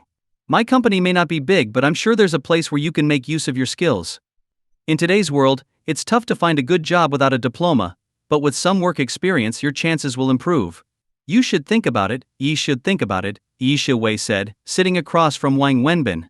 Her tone carried the weight of authority, like that of a mentor or a leader. Wang Wenbin smiled and nodded. I'll think about it. To him, Xu Wei felt more like an older sister, a kind, caring one. They chatted a bit more before Xu Wei excused herself to bed, leaving Wang Wenbin alone in the guest room. The child, as if sensing that Wang Wenbin hadn't left, slept soundly and didn't wake up crying. Wang Wenbin lay in the unfamiliar guest bed, tossing and turning for a long time before finally falling into a confused, restless sleep. The next morning, after having breakfast at Xu Wei's house, they both headed out. It was Saturday, and Xu Wei didn't have to work, but Wang Wenbin declined her offer to drive him home, opting instead to take the bus. He headed straight to the bank. Since it was a Saturday, many branches were closed, and it took him a while to find one that was open. Once there, he transferred the 20,000 yuan to his friend, even adding an extra 500 yuan as a wedding gift. Whether the wedding was real or just an excuse, Wang Wenbin was grateful that his friend had lent him the money in the first place. The gesture meant a lot to him. As he was about to leave the bank, Wang Wenbin suddenly remembered something. He turned around, went back inside, and handed his ID and bank card to a staff member. He wanted to know where the mysterious 20,000 yuan in his account had come from. Just as he stepped out of the bank, his phone rang. It was Liu Yuji Haho. Hey, what's up, Haozi? Wang Wenbin answered. Good news! Come over for lunch, let's have a drink. You've been awfully friendly lately. Should I be worried? I've got a weird feeling about this, Wang Wenbin joked. Can't you say something nice for once? It wasn't Liu Jihaho who replied, it was Niziki, shouting through the phone. Come over. We've got a surprise for you, she added. A surprise? What kind of surprise? You'll see when you get here. Enough talking, just come already. We bought lots of food, we're having a feast today. With that, Niziki hung up. Wang Wenbin chuckled. Checking the time, he realized it was getting late.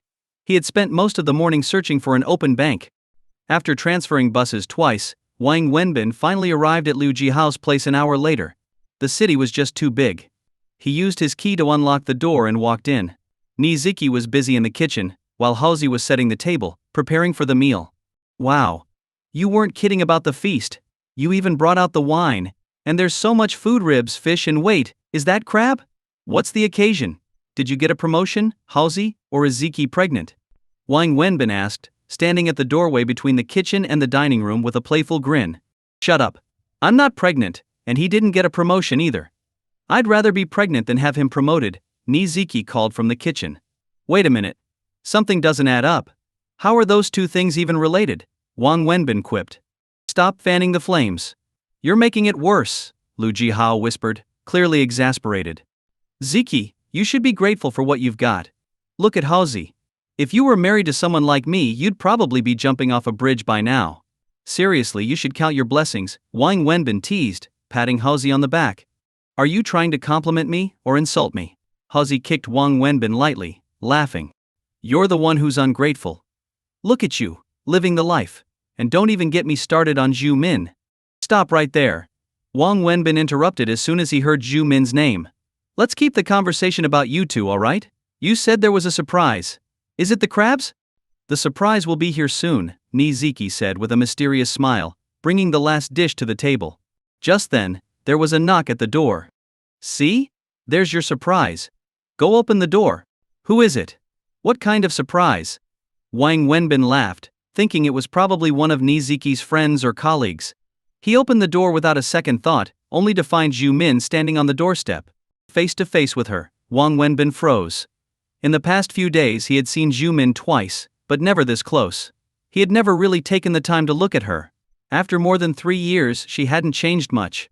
She was still as beautiful as ever, with a newfound air of maturity and confidence. The unexpected encounter hit Wang Wenbin like a punch to the gut. Zhu Min stared at him, her eyes wide with surprise. It was clear she knew he would be there. Wang Wenbin frowned deeply, instantly realizing that this so-called surprise had been orchestrated by Nizuki. It was all a setup. Hi Wenbin, Zhu Min said softly, her gaze fixed on him. Without responding, Wang Wenbin stepped aside, silently fuming. There was no need to ask. Nizuki's good intentions were evident. Yi Zhu Min, you're here. What took you so long? We're just about to eat, Nizuki called from the kitchen, pretending not to notice the tension. I was out shopping for some essentials this morning. The new place needed some things, Yi Zhu Min replied, her eyes still on Wang Wenbin. Wang Wenbin lit a cigarette and walked out onto the balcony, turning his back on Zhu Min and Nizuki. Hey Wenbin, Nizuki called. What? Wang Wenbin answered, annoyed. Zhu Min's here, she said, gesturing toward Zhu Min. I know. I'm not blind. I can see her, Wang Wenbin snapped, clearly irritated. What's with the attitude? Aren't you going to sit down and catch up? You two haven't seen each other in years. Surely you've got plenty to talk about, Nizuki said, batting her eyes mischievously. There's nothing left to say. Everything was said 3 years ago, Wang Wenbin replied coldly. Hearing this, Yi Zhu Min's face fell, her expression darkening instantly. Nizuki sighed in frustration. Wenbin, I don't even know what to say to you anymore. Fine, whatever, let's just eat. Come on everyone, sit down and have a meal, she said, clearly irritated. Wang Wenbin stubbed out his cigarette in the ashtray, then sat down at the table without a word. He immediately grabbed his chopsticks and started eating as if no one else was there. Wenbin, have a little decency. Yi Zhu Min hasn't even started eating, and you're already helping yourself, Nizuki scolded him. The chopsticks are right there. No one's stopping her from eating, Wang Wenbin replied indifferently. Wenbin, are you doing this on purpose?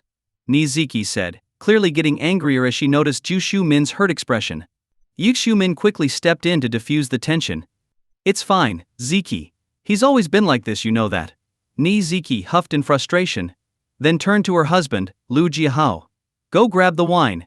Since this is Yi Zhu Min's first time back with us, and the first time we're all together since she returned, we should celebrate properly and give her a warm welcome. Oh right. I forgot. Lu Jihao got up, fetched the wine, and began pouring it into glasses. When he reached for Wang Wenbin's glass, Wenbin waved him off, still focused on his food. I'm not drinking. You're not drinking? You're joking, right? You love drinking.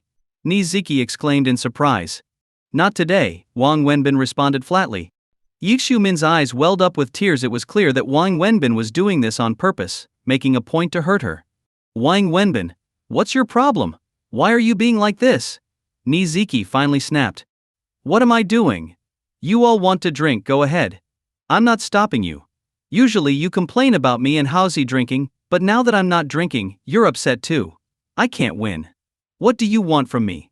Wang Wenbin retorted, his tone edged with sarcasm. Nizuki was fuming. You're deliberately trying to make Yi Xiumin uncomfortable, aren't you? Or is it me you're trying to provoke? I'm only making myself uncomfortable, Wang Wenbin said quietly. Yi Xiumin, trying to keep the peace, spoke up softly. Let it go, Ziki. He's upset with me. Let him vent. I get it, I do. What happened back then was her fault, but it's been years. Isn't it time to let it go? And really, what's so wrong with a man swallowing his pride for once and showing some forgiveness? Why is your heart so small? Ziki snapped. Swallow my pride for who? For what woman? Wang Wenbin sneered. Ziki, stop joking around.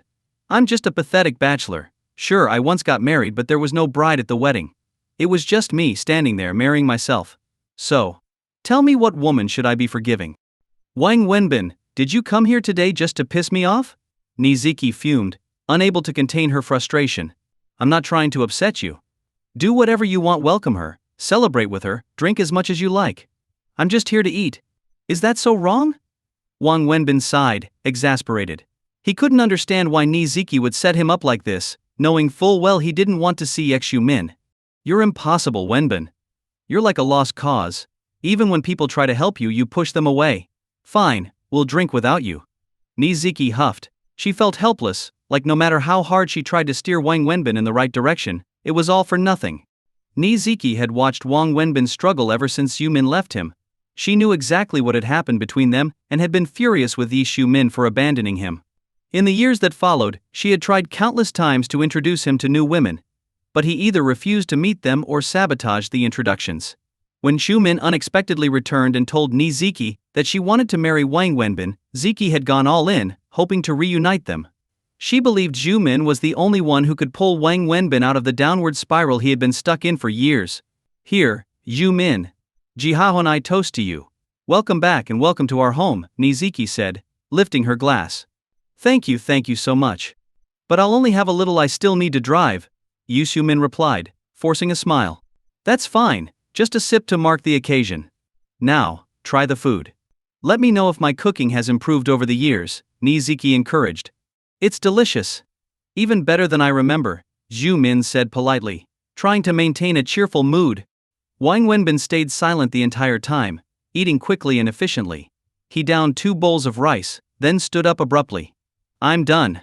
I've got something to take care of, so I'll be leaving now. You guys enjoy yourselves, keep celebrating your guest of honor, all the way from the US. I won't interrupt you any longer. Without waiting for a response, Wang Wenbin turned to leave. Wang Wenbin, if you walk out that door right now, don't bother coming back.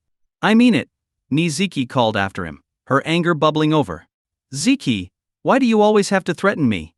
I really do have something I need to do, Wang Wenbin replied, exasperated. What? What could you possibly have to do? Your barbecue stand doesn't open until later in the afternoon. You have no reason to leave. Sit back down. You're not going anywhere, Ziki ordered, her temper flaring. Fine. Can I at least go smoke a cigarette on the balcony? Is that too much to ask? Wang Wenbin finally conceded, sighing heavily as he walked toward the balcony. You just keep pushing your luck, Wenbin.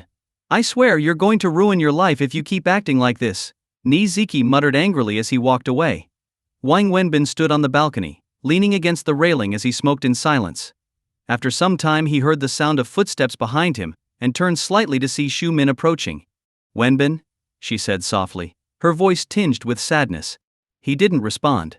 He just kept his eyes fixed on the city skyline, taking slow drags from his cigarette, avoiding her gaze.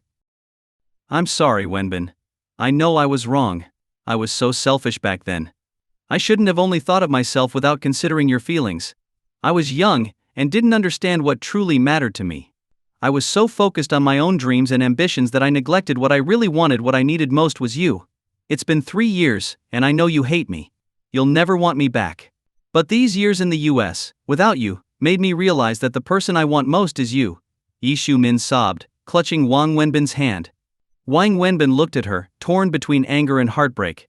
He stood there for a moment, then finally said, Yi Xiumin, if you knew this would happen, why did you leave in the first place? There's no medicine for regret in this world. And besides, I might not be what you truly want. Because for you, the things you lose will always seem like the best, while the things you have are worthless. When you had me, I was nothing but garbage in your eyes. You wanted to chase your future, thinking that was what you needed most. Now, your dreams are realized, you have money and status, and suddenly, those things are trash to you. Now you think love is what matters. Yi Shu-min, I don't even know what to say anymore, but I can't forgive you. I want to stop hating you, but I can't. Like Ziki said earlier, she thinks you're still my woman, and deep down, I wish that were true. But you're not. You abandoned me long ago. From the moment you left, you stopped being mine. There's nothing left between us anymore. Yi Shu-min, I think it's best if we keep our distance because every time I see you, I'm reminded of all the pain and hurt you caused me. And I start hating you all over again. So let's stop seeing each other. It's better for both of us. You live your life, and I'll muddle through mine. After finishing his piece, Wang Wenbin turned and walked out of the balcony door. As soon as he opened it, he found Ni Ziki and Lu Jihao crouched by the door, clearly eavesdropping. Ni Ziki's face flushed with embarrassment as Wang Wenbin stared at them. What are you two doing? Wang Wenbin asked. Ni Ziki stammered, I was just checking to make sure you weren't being too harsh on her. Wang Wenbin rolled his eyes. I'm the one who's crying, not her. He gave her a sideways glance and headed towards the door. Where are you going? Ni Ziki called out after him. Home. To sleep, Wang Wenbin said, opening the front door and walking out without looking back. As Wang Wenbin stepped outside, he exhaled deeply, lit a cigarette, and began walking down the stairs. Back inside, Ni Ziki rushed out to the balcony, only to find Zhu Min standing there, tears streaming down her face. That Wenbin is such a bastard, Ni Ziki muttered. Frustrated that Wang Wenbin couldn't show even a shred of tenderness towards Zhu Min. Yi Shu-min wiped her tears and said softly, Don't blame him. It's all my fault. I was the one who left him. He has every right to hate me. True, you brought this on yourself. You had a good man, a beautiful wedding planned, and you threw it all away to go to the US. You turned a perfectly good relationship into a mess. I get it, you had dreams, wanted a better career, nothing wrong with that. But why couldn't you tell him first? You ran off the day before the wedding, humiliating his entire family. Do you have any idea how much that crushed him? Why couldn't you have married him first and then gone to the US? Ni Ziki scolded, holding nothing back. Tears welled up in Shu-min's eyes as she defended herself. I had no choice. It was a once-in-a-lifetime opportunity, and I'd already delayed it for as long as I could. I didn't want to leave him either, but I couldn't give up on my dreams. Ni Ziki waved her hand dismissively. There's no point talking about it now. It's all in the past. Then her tone softened as she spoke about Wang Wenbin. But Wenbin, he's like a stone in a pit, stubborn and unyielding. He's obviously still not over you. He's been punishing himself since you left. Look at him now, he's got nothing.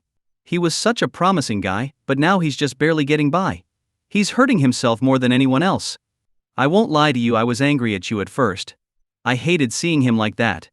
That's why I tried setting him up with other women, all of whom were great catches. I wasn't going to introduce him to anyone I didn't think was good enough, Ni Ziki rambled. But he never gave those girls a chance. Sometimes he wouldn't even show up, and if I forced him to go, he'd just mess around and sabotage the date. You know why? Because he couldn't let go of you. He still loves you. Even the anger, it's because he loved you so much, Ni Ziki explained, sitting down beside Zhu Min. I know he still cares. And I still love him too. We've been together for so long, how can I forget him? I regret everything. If I could go back and choose again, I'd give up everything just to be with him, Zhu Min said, her voice trembling. Ni Ziki sighed. I wish you'd realized that earlier. What are you going to do now? Seeing you two like this just breaks my heart. I'll wait for him. I'll stay by his side until he forgives me, Yi Shu-min said resolutely. She had always been strong-willed, and this time she was determined to win Wang Wenbin back. Where did he go? Shu-min asked. He left, Ni Ziki replied. Yi Shu-min froze for a moment, then abruptly stood up and rushed towards the door. Where are you going now? Ni Ziki called after her. I'm going to find him, Zhu Min said as she ran out the door. Meanwhile, Wang Wenbin had taken the elevator downstairs, feeling a heavy weight pressing on his heart. It felt like something was lodged there, something he couldn't shake off. Lighting another cigarette, he walked slowly out of the building. He stood by the bus stop, lost in thought as he waited for the bus, his mind drifting to fragmented memories of the past. As he stood there, a sleek Mercedes pulled up beside him. At first he didn't pay any attention, but after the car honked a few times, the window rolled down, and Zhu Min's voice called out from inside. Wenbin, get in! I'll drive you home. Wang Wenbin looked down and realized it was Yi Shu-min driving, and the car was a brand new one. Thanks, but no. I don't feel comfortable in such a fancy car. I'm fine with the bus, Wang Wenbin replied indifferently after a quick glance. Wenbin, I'm not asking for much. Can't I at least give you a ride home? Xu Min's voice trembled with emotion. No, I'd rather take the bus. Just go, Wang Wenbin said, still calm but firm. At that moment, a bus approached from behind, but Xu Min's car was blocking the bus stop, preventing it from pulling in. The bus honked, but Xu Min didn't move. Xu Min, move your car. You're blocking the bus. Wang Wenbin urged, starting to get frustrated. I won't. If you don't get in, I won't move. I'll stay right here, Xu Min said stubbornly. Are you out of your mind? Fine, stay here if you want. It's not my car, and when the traffic police come, they won't fine me or take my points, Wang Wenbin muttered in disbelief, knowing how determined Xu Min could be when she set her mind to something. Wang Wenbin tried to ignore her and continued waiting for the bus, but soon, 2 more buses arrived, all stuck behind Xu Min's car. The honking grew louder, and other passengers waiting at the stop started getting irritated. Xu Min, however, remained unfazed, sitting in her car and staring at Wang Wenbin. Are you crazy, Xu Min? Move the car. You're holding everyone up, Wang Wenbin shouted, his patience wearing thin. I won't. Not unless you get in the car, Xu Min insisted. You're unbelievable. Wang Wenbin fumed, his jaw clenched. Seeing the growing crowd of blocked vehicles, he finally gave in, opened the car door, and climbed inside. Now drive. Wang Wenbin barked as soon as he sat down. Xu Min smiled faintly, pleased that Wang Wenbin had finally relented, and began driving away from the bus stop. What's wrong with you? What are you trying to prove? Wang Wenbin's anger simmered as he looked at Xu Min. I just wanted to take you home, she said softly. I can take the bus by myself. Do I need you to drive me? What's the point? Is your car so special that it doesn't need gas? Or are you just trying to show off your fancy new Mercedes, flaunting how successful and wealthy you've become? Wang Wenbin snapped. No, that's not what I'm trying to do. You've misunderstood me, Wenbin. I never intended to show off, Xu Min hurriedly explained. Enough.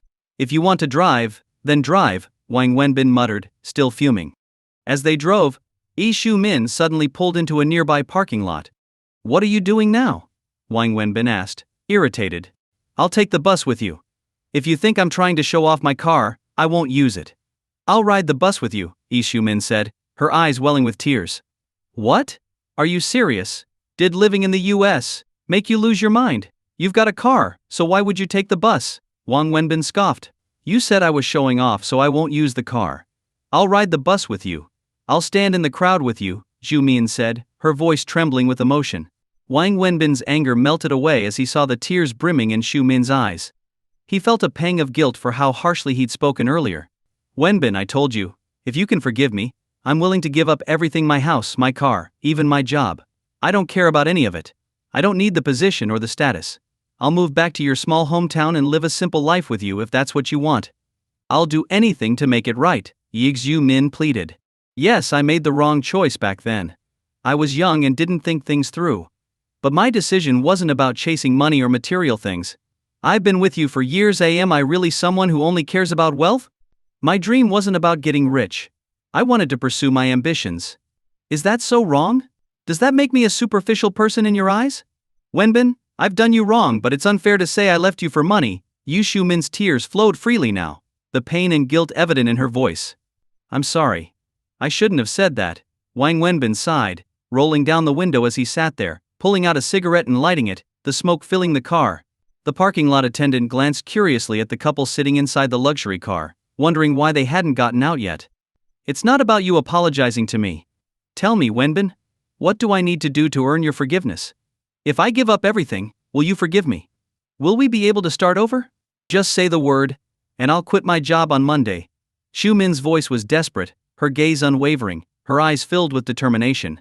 Wang Wenbin could tell she meant every word. You're seriously crazy. Just because I'm poor doesn't mean I resent rich people. Whatever happened between us has nothing to do with how much money you have. You want to quit your job? Go ahead, but that won't fix anything between us. Your career, your position, it's all irrelevant to me. Even if you quit, it won't change the past. Xu Min, what happened between us is over. It's history. I once read in a book that the human heart is like a mirror. Some people have large mirrors, and they can reflect a lot of faces. But that's only because the distance makes everything blurry. Others have small mirrors, and they can only reflect one person, making the image clear and sharp. My heart is like that small mirror. It's only ever reflected you, Yu Xiumin, for all these years. Your image is burned into me like a scar, something that can't be erased. But 3 years ago, you shattered that mirror with your own hands. And no matter how hard you try, you can't piece it back together. Even if you do, it will still have cracks, it'll never be whole again. My heart is the same way. After all the hurt, it's forgotten how to love. And even if I wanted to, I don't know how to love you anymore. I told you before, some things once lost can never be recovered, Wang Wenbin said slowly, staring out the window as the smoke swirled around them. I don't believe that. Wenbin, I have faith in our love. No matter how broken your heart is, I'll spend my entire life piecing it back together if I have to, Yu Xiumin said, her voice full of conviction.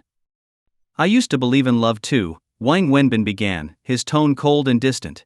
But the moment you turned your back on me and walked away without looking back, that belief shattered. Now, love means nothing to me, it's just a meaningless lie used to deceive people, like something out of a bad novel. In a world where money rules all, love is worthless, as insignificant as dirt. You should stop fooling yourself. Let's be realistic.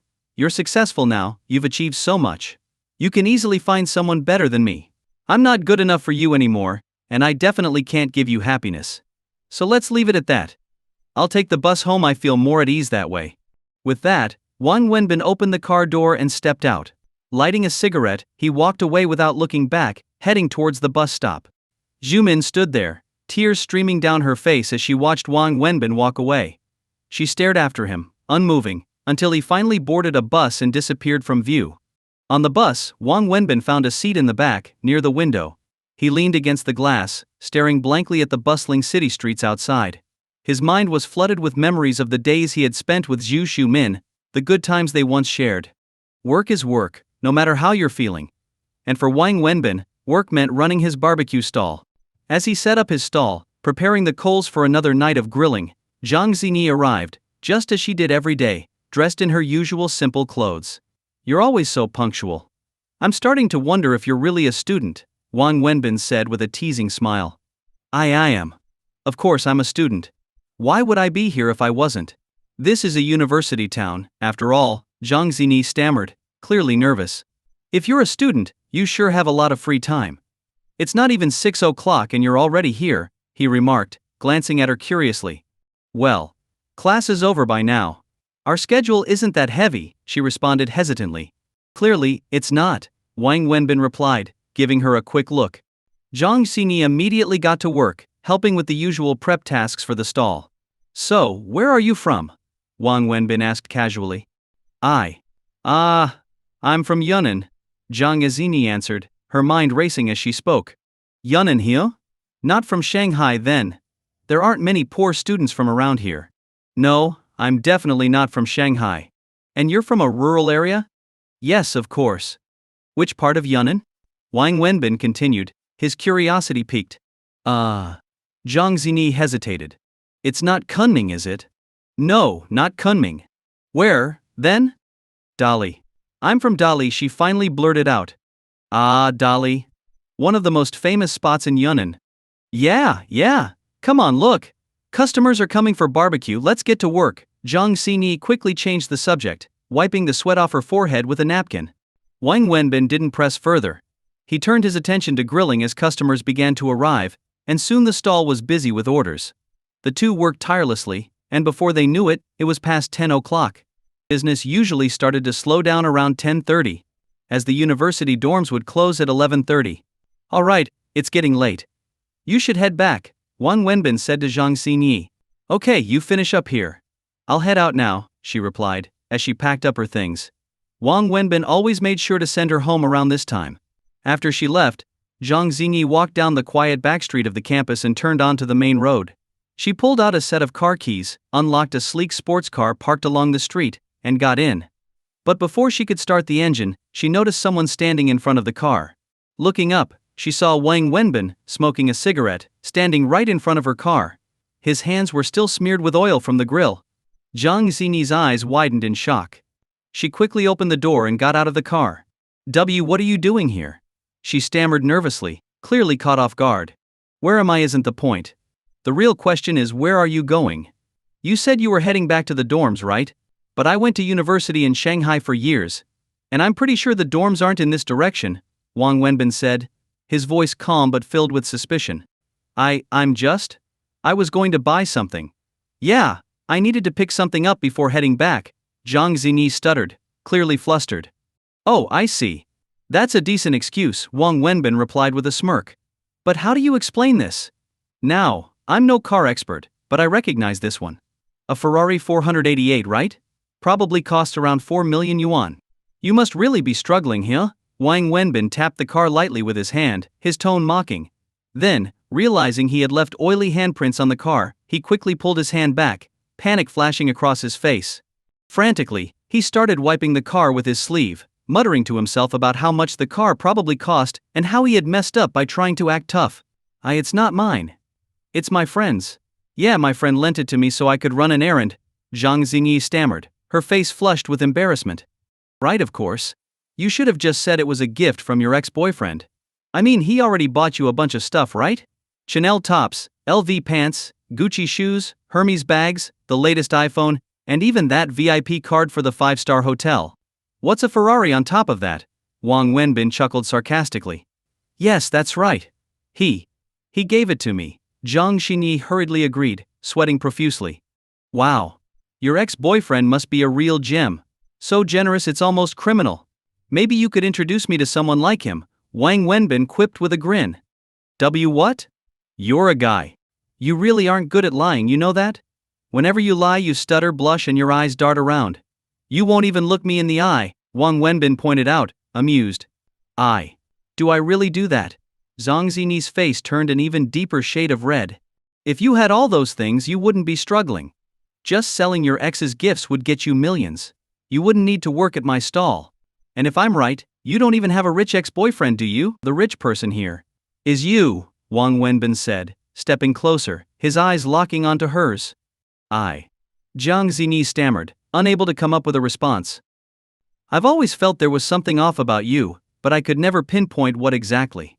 I never really gave it much thought. Like, why does a poor college student have skin as fair as snow, like she's never been exposed to the elements? Why does she wear necklaces worth hundreds of thousands of yuan? Why does she wear Chanel perfume?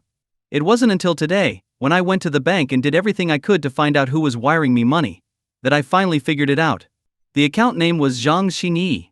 That's when I realized something wasn't right. What? You were able to find out about that? Oh no, I never thought you'd actually check. Zhang Xinyi stomped her foot in frustration. How could I not? You had me transfer 2,000 yuan to your card just to get my bank account information, right? So if you can find out about mine, why wouldn't I be able to look into yours? I didn't think you'd investigate me like that. Zhang Xinyi muttered, feeling regretful. None of that matters now, Zhang Xinyi. What I want to know is why. Wang Wenbin asked. Why? What do you mean? Why did you approach me?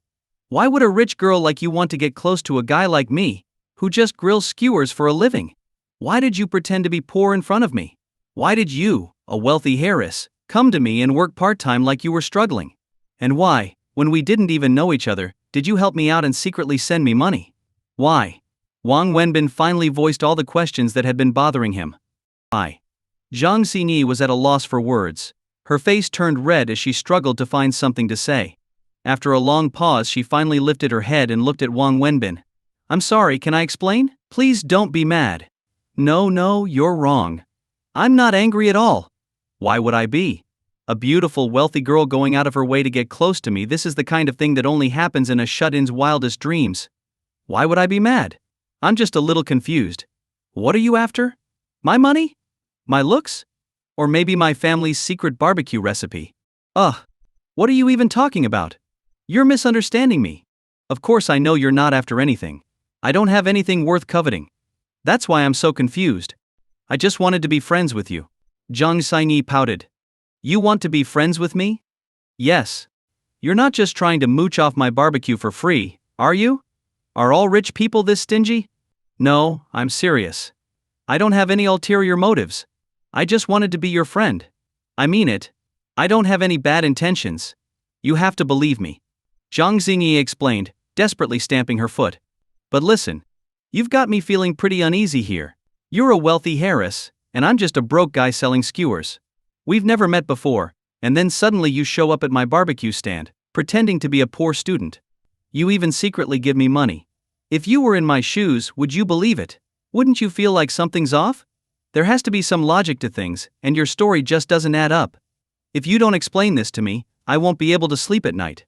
Wang Wenbin flicked away his cigarette, no longer teasing Zhang Zhangyi. I've always believed that in this world, there's no such thing as hate or love without reason. For you to treat me so well out of nowhere, you need to give me an explanation, or I'll never feel at ease.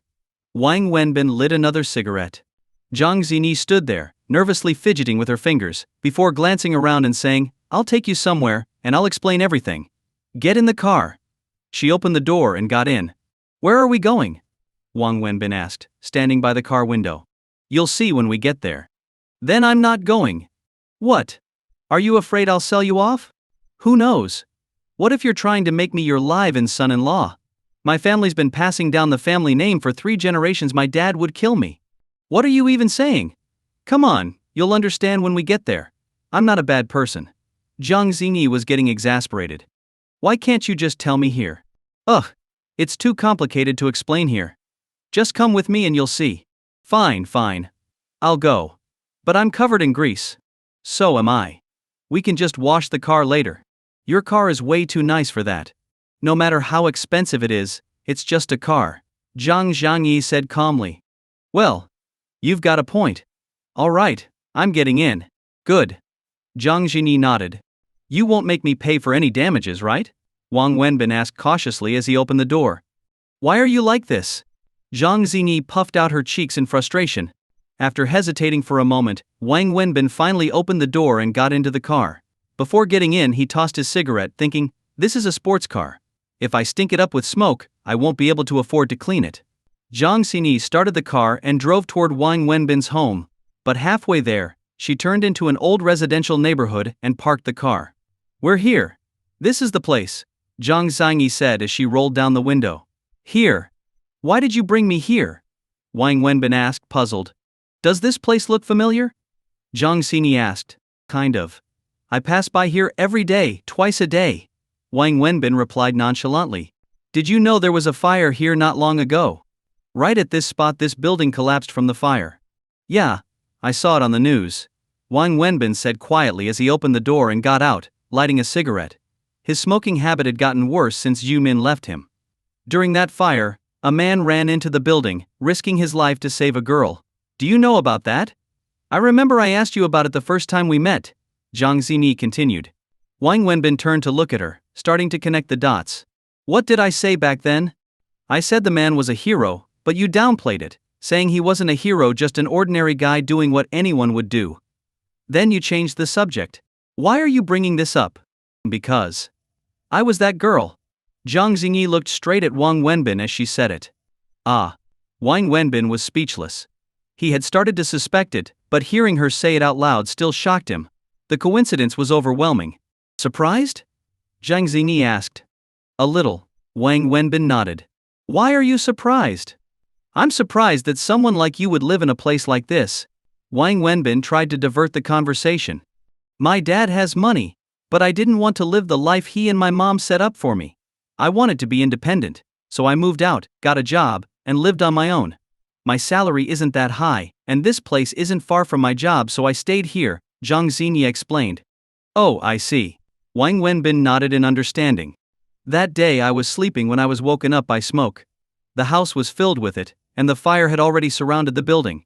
I tried to escape, but the flames were too intense. I was terrified. I thought I was going to die. I ran to the balcony and started shouting for help, waving my clothes, hoping someone would see me. But deep down, I knew I was going to die there. Then, just as I was about to collapse, I saw a man rush in. He held me, called out to me, and covered me with his soaked jacket. He carried me through the fire. I could feel the heat, the intensity of the flames, and the suffocating smoke. After that I passed out. That's all I remember. When I woke up, the doctor told me that if I had been in there even a moment longer, I would have died either from the fire or the smoke. After I got out of the hospital, I tried everything to find the man who saved me, but there was no trace of him. I was told that after he saved me, he just left. No one knew his name, what he looked like, or anything about him. Jiang Xingyi's eyes were fixed on Wang Wenbin as she spoke, hoping to catch a reaction from him. But Wang Wenbin just stood there, smoking, as if he were listening to a story that had nothing to do with him. I eventually requested the police for the security footage, the one from the entrance. The video clearly captured the man who saved me as he was leaving. It even showed him riding a tricycle, loaded with barbecue equipment. Although the footage didn't catch the moment he rescued me, based on the timing and my blurry memory, I'm certain that this man was the one who saved my life. Maybe. You've got it wrong.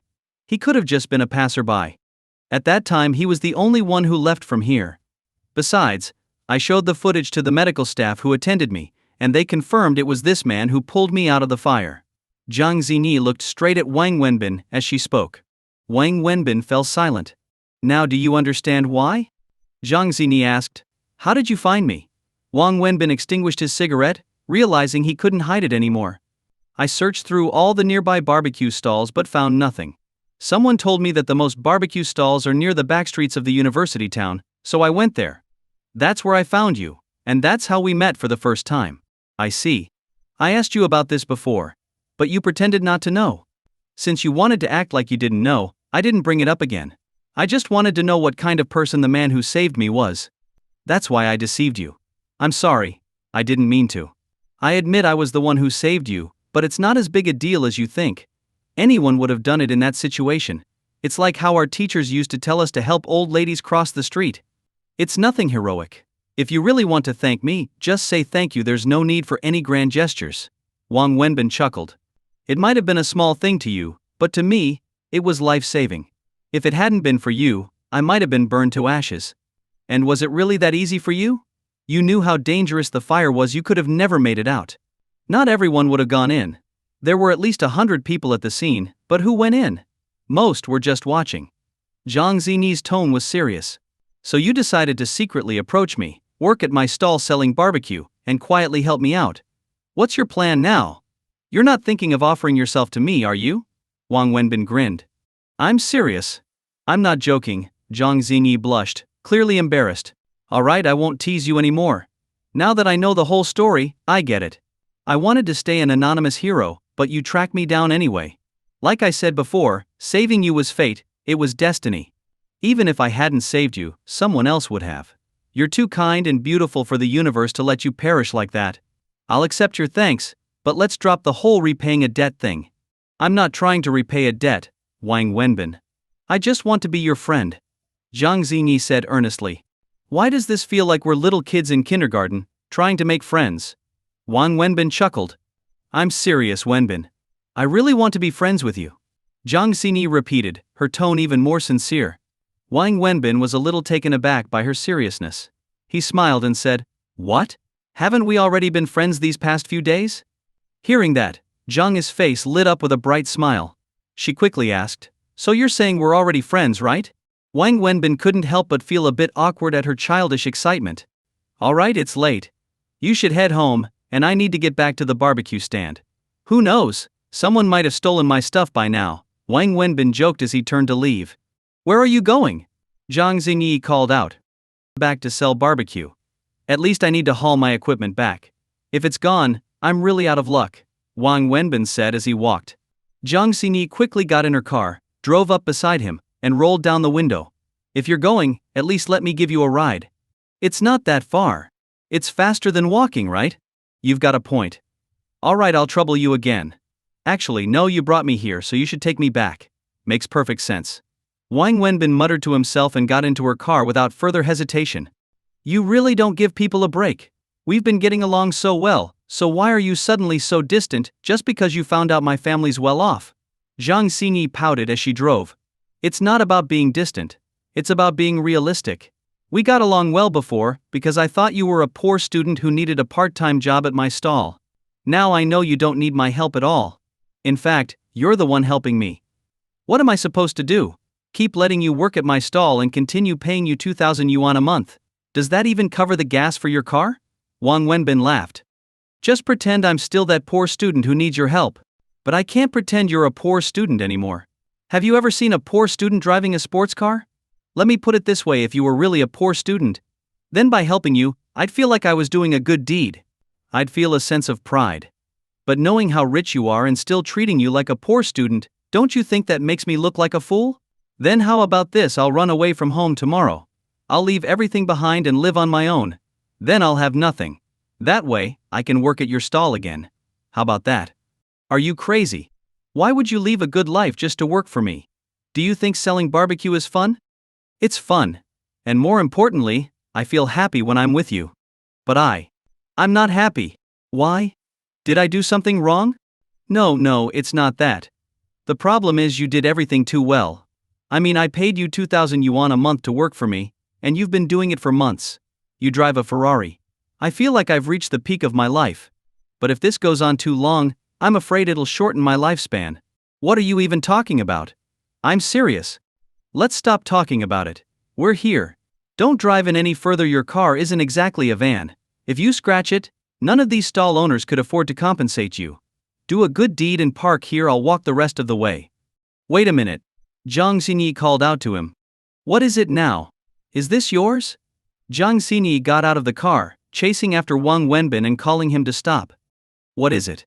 Wang Wenbin turned around and asked. This.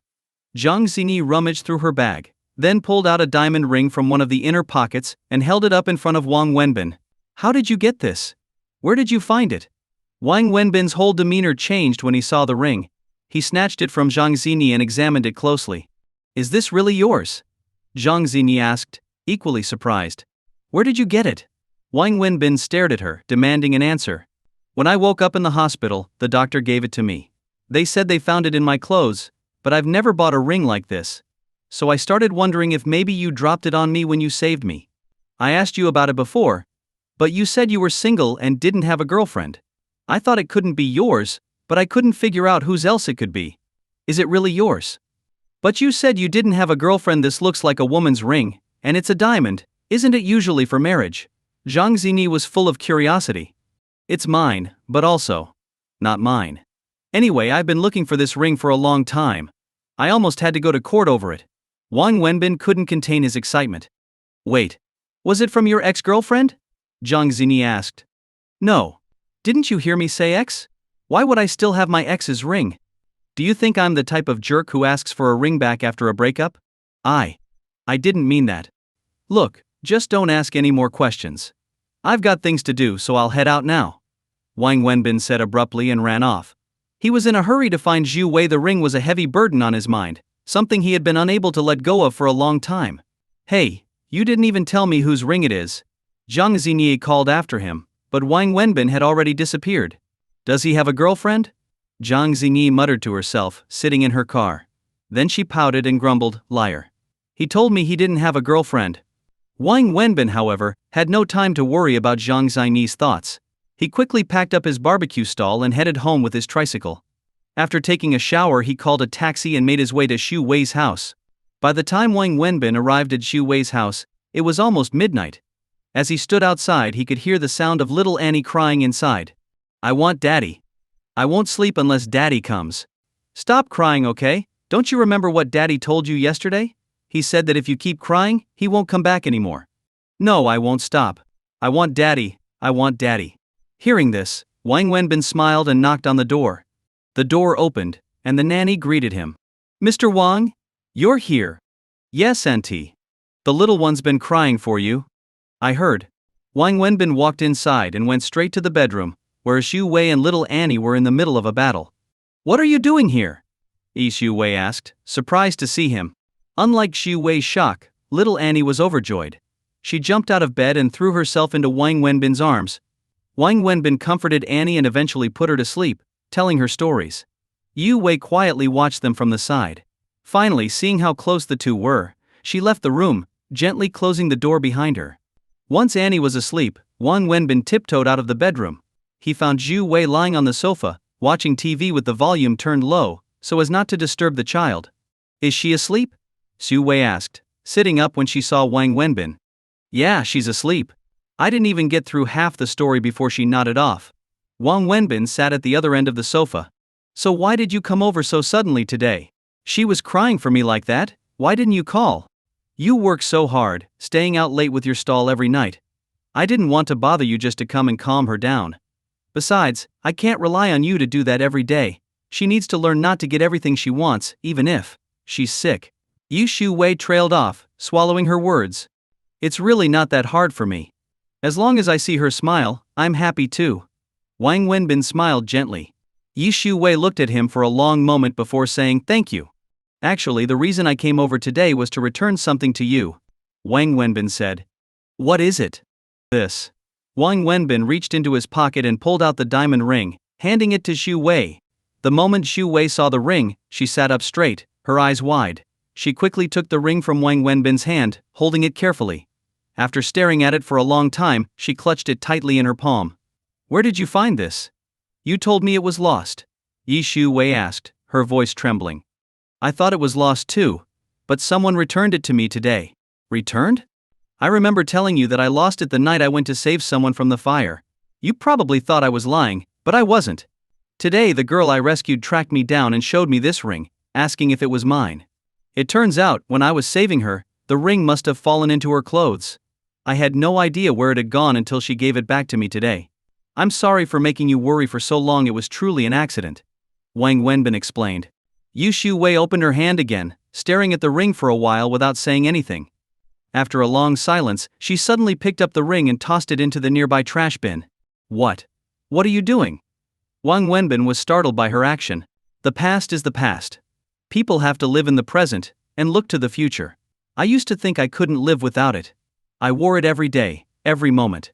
Wearing it made me feel like he was still alive, like he was still with me. Without it, I didn't think I could go on. But after losing it, I realized I've been doing just fine. It's not that I couldn't move on, I just didn't want to. It's not that I couldn't live without him, I just found an excuse not to let go, Yu Shu Wei said softly. Wang Wenbin understood that every time she said it or him, she was referring to someone specific. I'm tired. Holding on to something from the past, refusing to let go. It's exhausting. It's left me scarred and weary. These past few days without the ring, I've gone from feeling pain, grief and loss, to feeling numb, to eventually accepting it. I've even started to feel lighter. No matter how much I once loved or missed him, that was in the past. There comes a day when we all have to let go of what we cling to, and face the future, even if it's filled with sadness and regrets. The ring is gone, and maybe that's fate's way of telling me it's time to move on. It's been years. I owe it to myself to live better. So, now that it's gone, let it stay gone. Yu Shu Wei sighed and spoke slowly to Wang Wenbin. She was saying it to him, but also to herself. You're right, Wang Wenbin said, glancing at the diamond ring in the trash with some regret. But still, don't just throw it away. It's expensive, it's worth tens of thousands. I'm not throwing away the money. I'm throwing away the past, the memories, and the feelings. It's not about money, and it never should be. Wang Wenbin stayed silent, understanding what Zhu Wei meant. Anyway, thank you, Yu Shu Wei continued. You returned the ring, so you don't owe me anything anymore. Now I'm the one who owes you. I haven't even paid you back for the accident, and you've helped me so much these past few weeks. I don't even know how to thank you. Don't forget, I also lent you 20,000 yuan. Oh right, I almost forgot about that. Between the two of us, I'm not sure how we're supposed to keep track of all this money and debts. I promised to pay you for helping me, but you. Forget about the money. I don't like mixing emotions with money. Like I've said, I genuinely care about little Annie. And I don't want to complicate that with financial stuff. Money is the most corrupt thing in this world, whoever gets too close to it ends up tainted. But at the same time we can't avoid it. Wang Wenbin chuckled at the irony. Are you really turning down a salary? I told you, I'd pay you 20,000 a month. How much do you even make selling barbecue? You're really okay with giving that up? Every penny I earn should be mine. What doesn't belong to me, I don't want it, no matter how much it is. Wang Wenbin smiled. But this money is yours. We agreed on it from the start, it's what you've earned. But in my mind, it's money I shouldn't take. Wang Wenbin smiled again. Then, glancing toward the bedroom, he said, looks like she's finally asleep. I'll head out now. Why don't you stay? It's too late. Yu Shu Wei suggested. No need. She's not crying anymore, so I'll go home. Besides, I'll be back in the morning. All right then, Shu Wei said, not insisting. Just as Wang Wenbin was about to leave, they heard Annie start crying again, calling out for her dad. Wang Wenbin sighed, and Shu Wei looked resigned as well. Looks like you're staying. Seems like it. Wang Wenbin chuckled and turned back toward the bedroom. Wang Wenbin and Zhu Wei entered the room, And there was little Annie, sitting up in bed, tears streaming down her face. When she saw Wang Wenbin, she immediately stopped crying. "Daddy, don't go. You promised you'd sleep with me. Why do you always leave? Every time I wake up you're gone. You said you'd stay with me." The little girl sobbed. "I'm not leaving, sweetie. I was just outside talking to mommy. I'm not going anywhere." Wang Wenbin reassured her as he took off his jacket, got into bed, and held her close. Yishu Wei sighed and moved to the other side of the bed, pulling the blanket over herself. She felt both frustrated and pained by how much her daughter depended on Wang Wenbin. After a long while, once Annie had fallen asleep again, Wang Wenbin slowly released her and carefully started to get out of bed. "Is she asleep?" Zhu Wei, who had been lying awake, quietly asked, turning to face him. "Yeah, she's asleep. I'll head home now," Wang Wenbin whispered as he quietly stood up. "It's so late. Just sleep in the guest room. I've had the nanny keep it ready. You can go straight in," Zhu Wei suggested. "All right, you get some sleep too. I'll head there now." Wang Wenbin didn't refuse, as it was already late, and he had slept there before. The first time had been awkward, but after that it didn't feel as uncomfortable anymore. As Wang Wenbin picked up his jacket and was about to leave, the little girl suddenly sat up in bed again, her eyes wide open. "Daddy, you're leaving again. You promised." Both Wang Wenbin and Xu Wei were at a loss. "Daddy's not leaving. He's just going to the bathroom, that's all. He promised he'd stay with you tonight, and he will. Mommy promises you that when you wake up tomorrow morning, Daddy will be right here next to you. The three of us will sleep in the same bed, okay? Do you trust Mommy?" Xu Wei said gently, trying to calm her daughter. "Huh? You're really going to promise her that?" Wang Wenbin stammered. "Just stay here tonight. The three of us will sleep together. You hold her while she sleeps. Otherwise she won't rest properly. She hasn't had a good night's sleep in days because of this." Yishu Wei's voice was filled with concern for her daughter. But, you sleep on that side, I'll sleep on this side, and she'll sleep in the middle. You won't touch me, and I won't touch you. What's the problem?" Zhu Wei said calmly, though her slightly flushed face betrayed her composure. "But this doesn't seem right. I'm a woman, and I'm not worried." "What are you afraid of?" "Worried this widow might take advantage of you." Zhu Wei suddenly sounded a bit angry. No, that's not what I meant at all. Then just go to sleep." Xu Wei pulled the blanket over herself and turned away. Wang Wenbin could tell that Xu Wei was upset. He didn't know why she was suddenly angry, but he sighed, took off his jacket again, and lay down in the bed. Holding little Annie, he started telling her a bedtime story, though even he wasn't sure what he was saying. It wasn't long before the child fell back asleep. "Is she asleep?" Xu Wei asked softly, turning toward him again after he stopped speaking. "Yeah, she's asleep," Wang Wenbin replied. "I'm sorry about earlier." "It's okay. I'm the one who's too old-fashioned. I didn't mean to offend you. It's not about that at all, it's just that society has these expectations and I don't really know how to explain it."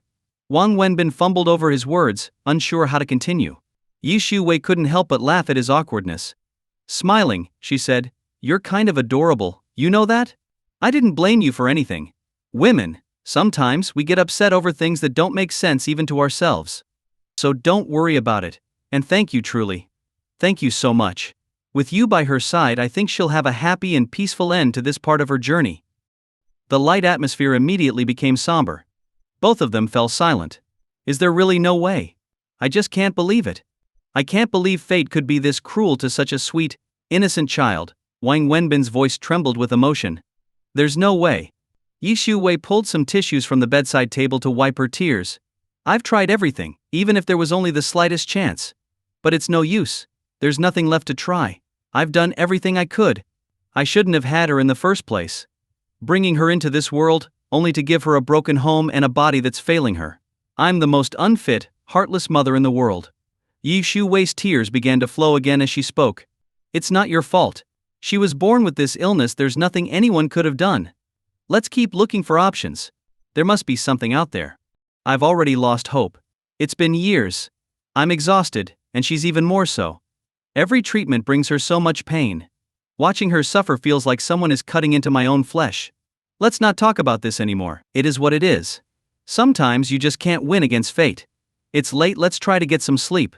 Yishu Wei took more tissues to wipe her eyes, wanting to end the heartbreaking conversation. Though they stopped talking, neither of them could find peace. Each was lost in their own thoughts, though both were thinking about the same thing. They all shared the same bed: Wang Wenbin, Yi Xiu Wei, and little Annie. Wang Wenbin slept as close to the edge of the bed as possible, even though he knew Annie was between him and Xiu Wei and that the bed was large enough. He couldn't help but instinctively keep his distance. On the other side, Yi Xiu Wei did the same, pressing herself against the opposite edge of the bed. Little Annie, meanwhile, naturally gravitated toward Wang Wenbin, snuggling close to him. It made for a strange scene: a large bed that could comfortably fit three, yet the middle remained empty. To an outsider, it might have looked like a happy family of three sharing a bed, but the reality was far from that. At some point, Yu Wei, still preoccupied with thoughts of her daughter's illness, began to hear soft snoring. She had slept in the same bed with Wang Wenbin a few times before, but never had he actually fallen asleep. It was always just an act for Annie's sake. Once the child was asleep, Wang Wenbin would quietly leave. This time, however, was different. This was the first time they were genuinely sleeping in the same bed, and it was the first time Xiu Wei had ever heard him snore. Already restless, now with the sound of a strange man snoring beside her, Yi Xiu Wei found it even harder to sleep. The quiet night amplified the sound, and with the two of them so close, the snoring seemed louder than it actually was. She felt irritated, unable to relax. But gradually, the snoring became less of an annoyance. In fact, it started to feel oddly comforting. Soon, Yi Xiu Wei drifted off to sleep, feeling more at ease than she had in years. The next morning, Wang Wenbin woke up groggily. He opened his eyes and saw an unfamiliar ceiling. Then, he realized there was something heavy on top of him, and someone was holding him tightly. A soft, fragrant scent filled the air, and he felt something warm and tender pressed against him. Wang Wenbin was confused. He was used to sleeping alone, so why did it feel like someone was next to him today? Turning his head, he found himself face to face with Xiu Wei, her beautiful face mere inches away from his. He had no idea how they had ended up like this. But somehow little Annie had rolled over to the far left side of the bed, leaving Wang Wenbin and Xiu Wei entwined together. Yi Xiu Wei was resting her head on his arm, her hands wrapped around his neck, and under the blanket, one of her legs was draped over his waist. The scene was far too intimate, even somewhat suggestive. Wang Wenbin, being a young and healthy man, found himself in a very awkward situation. As his body responded naturally to the close proximity of such a beautiful woman, he realized that Xiu Wei's leg was pressing directly on a very sensitive area. He was caught between discomfort and embarrassment, unsure of what to do if Xiu Wei woke up and saw the situation. He didn't even know how they had ended up like this. Wang Wenbin tried to think quickly, hoping to gently move Xiu Wei's arm and leg without waking her. But just as he was about to act, Yi Xiu Wei suddenly opened her eyes. What followed was one of the most awkward moments either had ever experienced. Wang Wenbin stared at Xiu Wei, and she stared back at him. Yi Xiu Wei was lying on his arm, her hands around his neck, while her leg was still resting on a very compromising part of his body. It took Xiu Wei a few seconds to fully realize what was happening. Then, in a flash of understanding, she yanked her hands away, threw off the blanket, and leaped out of bed with a loud, piercing scream. Pointing at Wang Wenbin, who had quickly sat up as well, she shouted, "What are you doing? What did you do?" Her face was flushed with anger and shock, while Wang Wenbin looked helpless and mortified. "By all that's holy, I didn't do anything." Wang Wenbin stammered. "I have no idea how this happened. I just woke up like this. I swear, I didn't do anything. I can promise you that."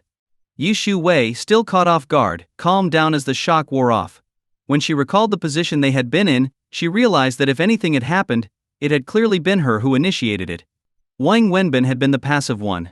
Feeling embarrassed, Yi Xiu Wei coughed awkwardly and said, "I know. It's fine. I'll get up now and go wash up." She tried to act as if nothing had happened and quickly left the room, her face turning as red as an apple. Though she had been married and had a child, that didn't mean she wasn't still capable of feeling shy or awkward. She just handled it with more maturity than a younger woman might. As Yi Xiu Wei left the room, Wang Wenbin let out a long sigh of relief, wiping the cold sweat from his forehead. After leaving Xiu Wei's house, Wang Wenbin went straight home. Returning the ring to Xiu Wei felt like lifting a huge weight off his chest. It had been bothering him for so long, and Wang Wenbin was the kind of person who couldn't stand owing anything to anyone. The ring had been like a stone pressing down on him, much like the 300,000 yuan debt he owed, which haunted him every day. For years he had been working tirelessly to pay off his debts, which was why he worked so hard. It was Sunday, and Wang Wenbin thought he'd set up his barbecue stand early. After resting for a bit at home, he began preparing for the day's work. Around midday, his phone suddenly rang. The number was unfamiliar, but even without saving it, Wang Wenbin knew who it belonged to. He stared at the number for a long time, hesitating to answer. Finally, after a deep breath, he pressed the call button. "What's up?" he asked coolly after picking up. The number belonged to Zhu Min. She had called him from this number before, and although Wang Wenbin hadn't saved it, he had somehow memorized it. "Wenbin, I hurt my foot," Zhu Min said softly over the phone. "You hurt your foot? What happened?" Wang Wenbin froze for a moment, then quickly asked. "I just moved into a new place and was setting things up. Today's Sunday, so I was organizing the house. I was standing on a chair to arrange the cabinets and accidentally fell. My foot really hurts. I didn't know who else to call, so I called you." "Is it serious? Are you in a lot of pain? You should call an ambulance." Wang Wenbin became anxious. "I don't think I need to go to the hospital. It's not that bad, but it does hurt." "You're unbelievable. Where's your new place? I'm coming over right now. Text me the address," Wang Wenbin said as he rushed out the door, not even bothering to change out of his work clothes, which were still dirty from the barbecue prep. "Okay, I'll send you the address now," Zhu Min agreed without hesitation. "Got it." Wang Wenbin hung up and dashed out, flagging down a taxi to take him to the address Zhu Min had sent. Taking a taxi was a luxury for Wang Wenbin. He couldn't even remember the last time he had taken one. But today was an exception. He arrived at Zhu Min's apartment complex in a hurry and took the elevator up to her floor. Once at her door, he rang the bell. After only 2 rings, the door swung open. Zhu Min stood there, smiling, wearing an apron and holding a spatula. "You're here. Come on in," she said cheerfully. Wang Wenbin was confused by her appearance. He glanced at her feet, puzzled, but walked inside nonetheless. "What's wrong with your foot?" he asked immediately after stepping inside. "Sit down and watch some TV. I've already made you some tea, and the food's almost ready. We can eat soon," Zhu Min said, avoiding his question as she turned back toward the kitchen. Wang Wenbin furrowed his brow. He watched her walking normally. There was no sign of an injury. Realizing he'd been tricked, he followed her to the kitchen, standing in the doorway as she hurried around, busy with the food. "Tell me, where exactly did you hurt your foot?" he asked again. Zhu Min turned off the stove and looked directly at him. "I didn't hurt my foot." "Then what did you hurt?" "Nothing. I didn't fall." Wang Wenbin's expression turned cold, and he gritted his teeth. "Zhu Min, do you think it's fun to lie to me, to play me like this? Do you enjoy making me rush over here like a fool, wasting 60 yuan on a taxi just for your amusement? Do you think I'm like you with weekends off to do nothing? Or do you think I was born to be your plaything, to make you laugh whenever you feel like it? Zhu Min, if you weren't a woman, I swear I'd..." "Go ahead. Hit me. I won't move. Go ahead and hit me," Zhu Min interrupted him, her eyes brimming with tears as she stepped forward, standing inches from Wang Wenbin, staring directly into his eyes. Seeing the tears welling up in her eyes, Wang Wenbin's anger immediately began to fade. He had always been soft-hearted when it came to women's tears. Every time he saw them, his resolve would weaken. "You're crying? You think you're the one who's hurt here? I'm the one who was lied to, the one who should be angry. I'm the one who should be crying." Wang Wenbin snapped. "Yes, I lied to you. But if I hadn't, would you have come? Wenbin, if I hadn't called and said I was hurt, but instead told you that I had made a nice meal and wanted you to come over, would you have come? I had no choice, so I lied to you," Zhu Min said, her tears falling freely now. Wang Wenbin fell silent, his heart softening. Despite everything, he felt a bit touched. He knew Zhu Min couldn't cook. Throughout their years together, he had always been the one to prepare meals. Zhu Min had never stepped foot in the kitchen. She even struggled to tell the difference between salt and MSG. Yet today she had gone out of her way to cook for him. Wang Wenbin knew she wasn't lying about that. "Why did you want to cook for me?" Wang Wenbin asked, his tone no longer angry. "Is it wrong that I wanted to cook a meal for you myself?" Zhu Min shot back, still looking at him intently. "You cooked for me for years. Why can't I make you one meal?" "I'm not hungry," Wang Wenbin said quietly. "Whether you're hungry or not, you're eating. You're staying here for dinner today, Wenbin. I know you hate me. I hate myself too. But no matter how much you hate me, you're going to eat this meal. If you don't, I'll die right in front of you. I'm serious." Zhu Min pointed to a knife on the cutting board as she spoke. "Are you crazy?" "Yes, I am. And it's your fault. I've never cooked before, you know that. I've always hated cooking. It's dirty and I hate the greasy feeling. But I wanted to cook for you. I wanted to show you that I can be a good woman. A woman who can take care of a home, not just someone who chases after money and status. I wanted to show you that I'm willing to change for you, in any way, even if it's something I don't like. After we parted yesterday, I thought about it all night. I went to the supermarket, bought all the ingredients, and went to Ziki's house to have her teach me how to cook. She taught me until midnight, and we made 3 dishes. This morning, I went out early to buy everything fresh and practiced making the meal again. So yes, I lied to you. But I'm serious about this meal. If you walk out that door, I'll die right here, right now. I have nothing left to live for anyway. Yi Shu-min spoke through her tears, each word filled with emotion. You're making it sound like it's my fault that you lied to me, Wang Wenbin said helplessly, though his tone was much lighter now. His anger had completely faded. It is my fault both before and now. I know that very well. But regardless of whose fault it is today, you're staying here and eating this meal. Wang Wenbin, even if we're no longer lovers, we're still classmates, aren't we? And even if not that, we shared a bed for 3 years. After 3 years, asking you to stay for a meal isn't too much, is it? Shu-min said, her words deliberate and sincere. Go sit on the couch, watch some TV. I've got fruit, and if you want to smoke, there's an ashtray for you. I'll call you when the food's ready. Shu-min pointed to the couch in the living room, and then turned back to finish cooking. Wang Wenbin was at a loss for words. He sighed and turned to walk into the living room. Instead of sitting on the couch, Wang Wenbin lit a cigarette, and took a moment to observe Yi Shu-min's apartment.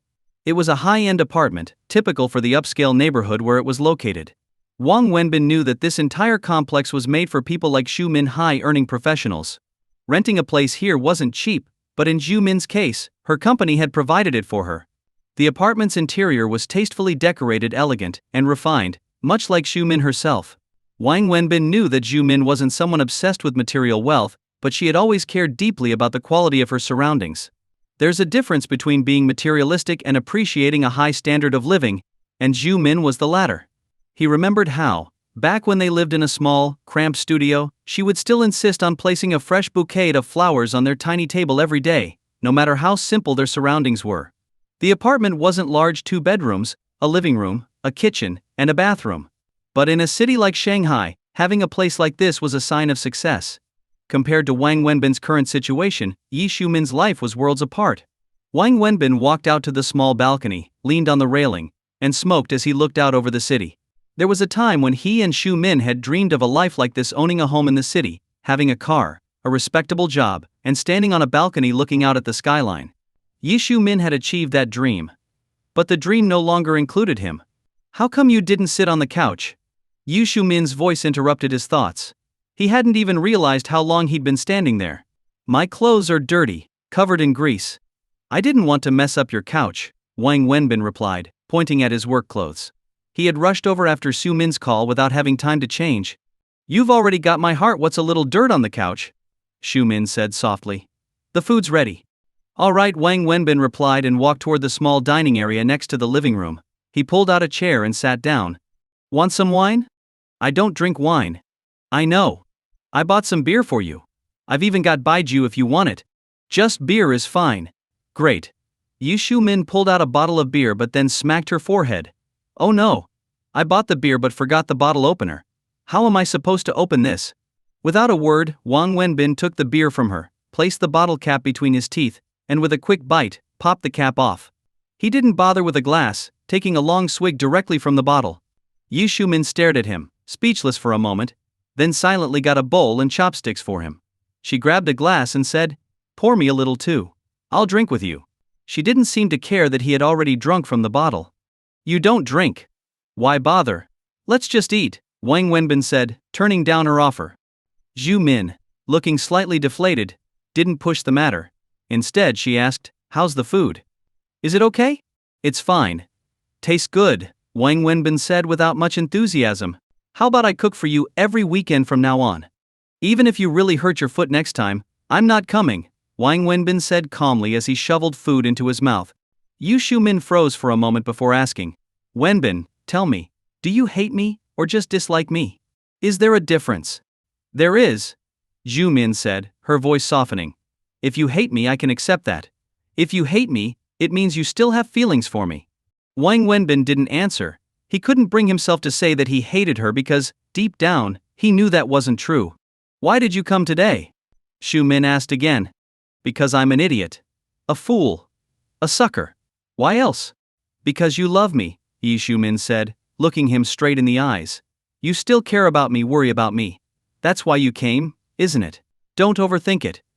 If it were some old lady who twisted her ankle, I would have helped her too. It's got nothing to do with love.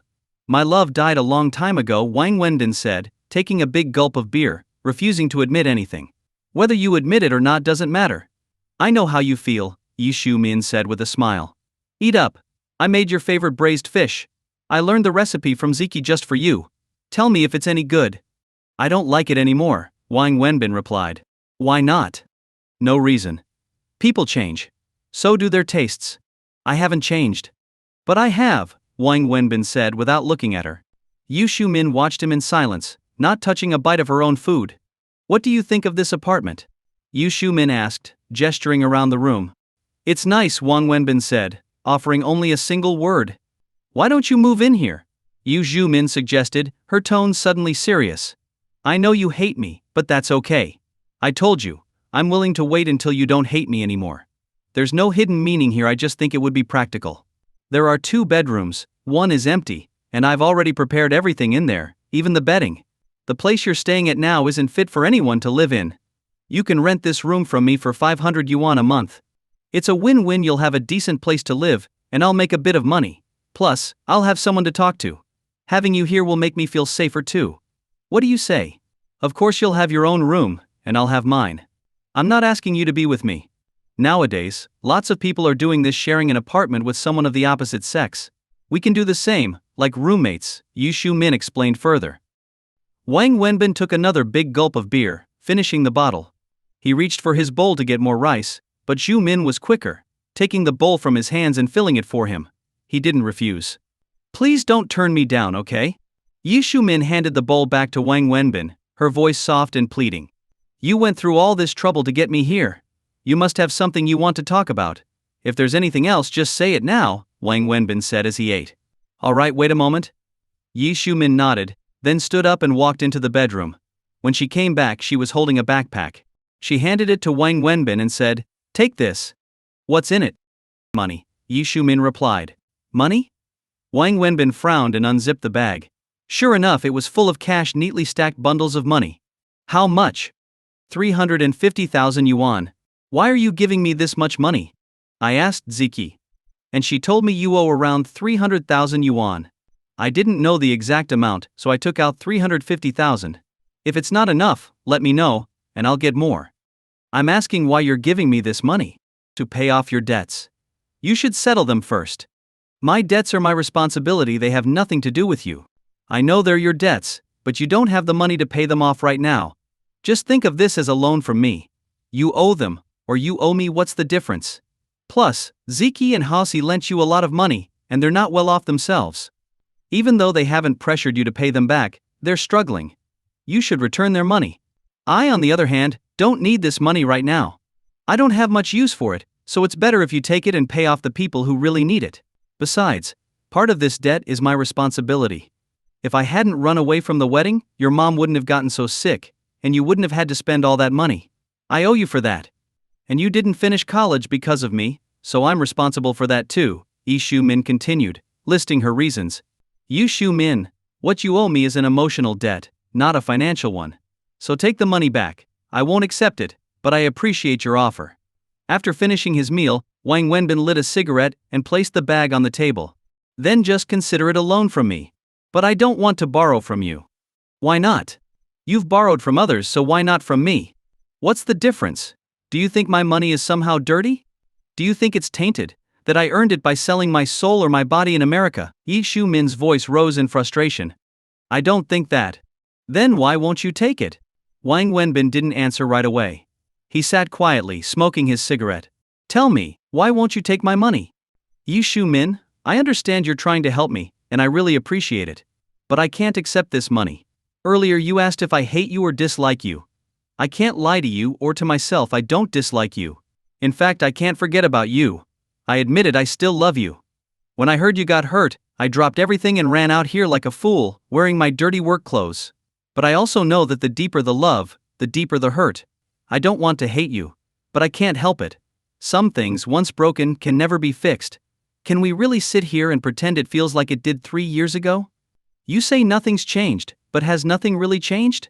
3 years ago, when we sat down to eat, you didn't need to serve me food, and you didn't need to fill my bowl. Now, you do. That's the biggest change. Time has passed. The circumstances are different, and we've changed too. And as for this money, I've already said it, these are my debts. They have nothing to do with you. I'll pay them back on my own. I'm capable of it. I started out owing over 400,000 yuan, and now it's down to 300,000. Give me a few more years, and I'll pay off the rest. I can live just fine. But you're living such a hard life right now, Wenbin. Don't do this to yourself. Be kinder to yourself, please, Xu Min begged, tears streaming down her face. Why does everyone think I'm living such a terrible life? You're all wrong. I'm actually doing great. Do you think if I paid off my debts with this money, my life would suddenly get better? No, I'd just work even harder to make money. That's who I am. When I owe someone, I feel guilty. Even eating a bowl of instant noodles with a sausage feels wrong, like a crime.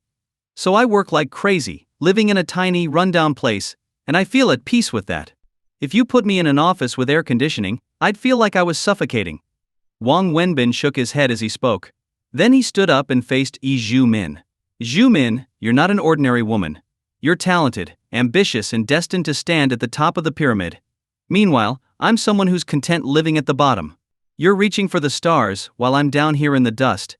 We're worlds apart now. Even if you hadn't run away from the wedding, we'd have still ended up here. I've thought a lot about this. There's no right or wrong when it comes to love, so there shouldn't be hate either. There's only love and no love. It took me 3 years to figure that out, and honestly, I couldn't do it. But in the time you've been back, I've come to understand it. I hope you can understand too. I'm not your Romeo, and you're not my Juliet. Give me some time, and I'll teach myself not to hate you. And at the same time, I'll teach myself not to love you so much. I can do it, and so can you. Wang Wenbin looked directly at Xu Min as he spoke. I'm leaving now. Thanks for the meal. It wasn't great, but it wasn't bad either. I really appreciate it, Wang Wenbin said sincerely before turning and walking out of Xu Min's apartment. After Wang Wenbin left, Xu Min sat alone at the dining table, staring blankly at the dishes she had prepared. Meanwhile, Wang Wenbin, still wearing his greasy work clothes, lit a cigarette and slowly made his way out of Xu Min's complex, waiting for the bus to take him home. By the time Wang Wenbin returned to his food stall in the evening, riding his tricycle, he saw Zhang Zhangzini already standing there. But this time, she wasn't wearing her usual simple clothes. She had returned to her normal, stylish attire, and her elegant presence could be felt from across the street. Ms. Zhang, why are you here again? Wang Wenbin frowned. What's the matter? You look like you really don't want to see me. It's not that I don't want to see you. Honestly, I'm always happy to have a beautiful girl like you around. Plus, when you're here, my business is way better. Those young guys come drooling just to catch a glimpse of you. Isn't that a good thing? So why the frown? I'm frowning because I feel bad. You're a wealthy lady, not used to this kind of rough life, and yet you're here every night getting covered in smoke and grease. I feel guilty about that. But I like it. I enjoy being with you, and I'm happy to do this, Zhang Xini said with a pout. But I don't want you to. You don't want to, but I do. And I'm staying. What are you going to do? Force me to leave? Zhang Xini said stubbornly. How does a lady like you even know how to be so stubborn? You forced me to be this way, she pouted again. All right, please stop pouting. Every time you do that I feel like my heart's going to melt. I can't handle it. You're so bad. Zhang Xini blushed, clearly flattered by the compliment. Let's be real here, you're a kind, innocent girl, and you're stunning. As a normal guy, of course I don't dislike you. I don't let you stay because I'm worried about your safety. This may be the university town's backstreet, but there are all sorts of shady characters here. You're both beautiful and wealthy, and it's dangerous for you to be here so late at night. If something happened to you because you were helping me sell barbecue, would your family let me off the hook? And even if they did, I couldn't live with that guilt. Wang Wenbin explained while setting up his stall. There aren't that many bad people in the world. You just haven't met any yet. Trust me, bad people exist in every era. Even if it's just a matter of how many. I don't know about bad people, but I do know that you're a good person. Wang Wenbin was speechless for a moment before replying. All right, you're so pure that I feel guilty just thinking about showing you how dark the world can be. Someday, you'll probably help me count the money after I sell you off. If you ever sold me, I'd go willingly. You saved my life after all, Zhang Jini said, moving closer to help Wang Wenbin with his barbecue stand. No matter how much Wang Wenbin tried to refuse her help, she stayed. In the end, Wang Wenbin gave in, letting her continue helping because there was no way he could force her to leave. She was so sweet and kind he just couldn't bring himself to push her away. How about I treat you to dinner later? Zhang Xini asked after they finally got a break around 11 p.m., handing Wang Wenbin some tissues to wipe his sweat. Why would you want to treat me to dinner? Do I need a reason to treat you to dinner? Of course you do. If you don't have a reason, I'm not going. I'm not falling for that again. I didn't mean to trick you last time. Alright, I'm not mad, really. But please, no more acting cute around me, okay? You have no idea how dangerous that is. I can't handle it. Then let me take you to dinner. Give me a reason first. To thank you for letting me help you tonight, Zhang Xini said after thinking for a moment. Wait, isn't there something wrong with that logic? What's wrong with it? You helping me means I should be thanking you, not the other way around. Oh, right. Then you should take me to dinner. I have no money. Wang Wenbin responded matter-of-factly. Then I'll treat you. Give me a reason. Wang Wenbin, you're so mean.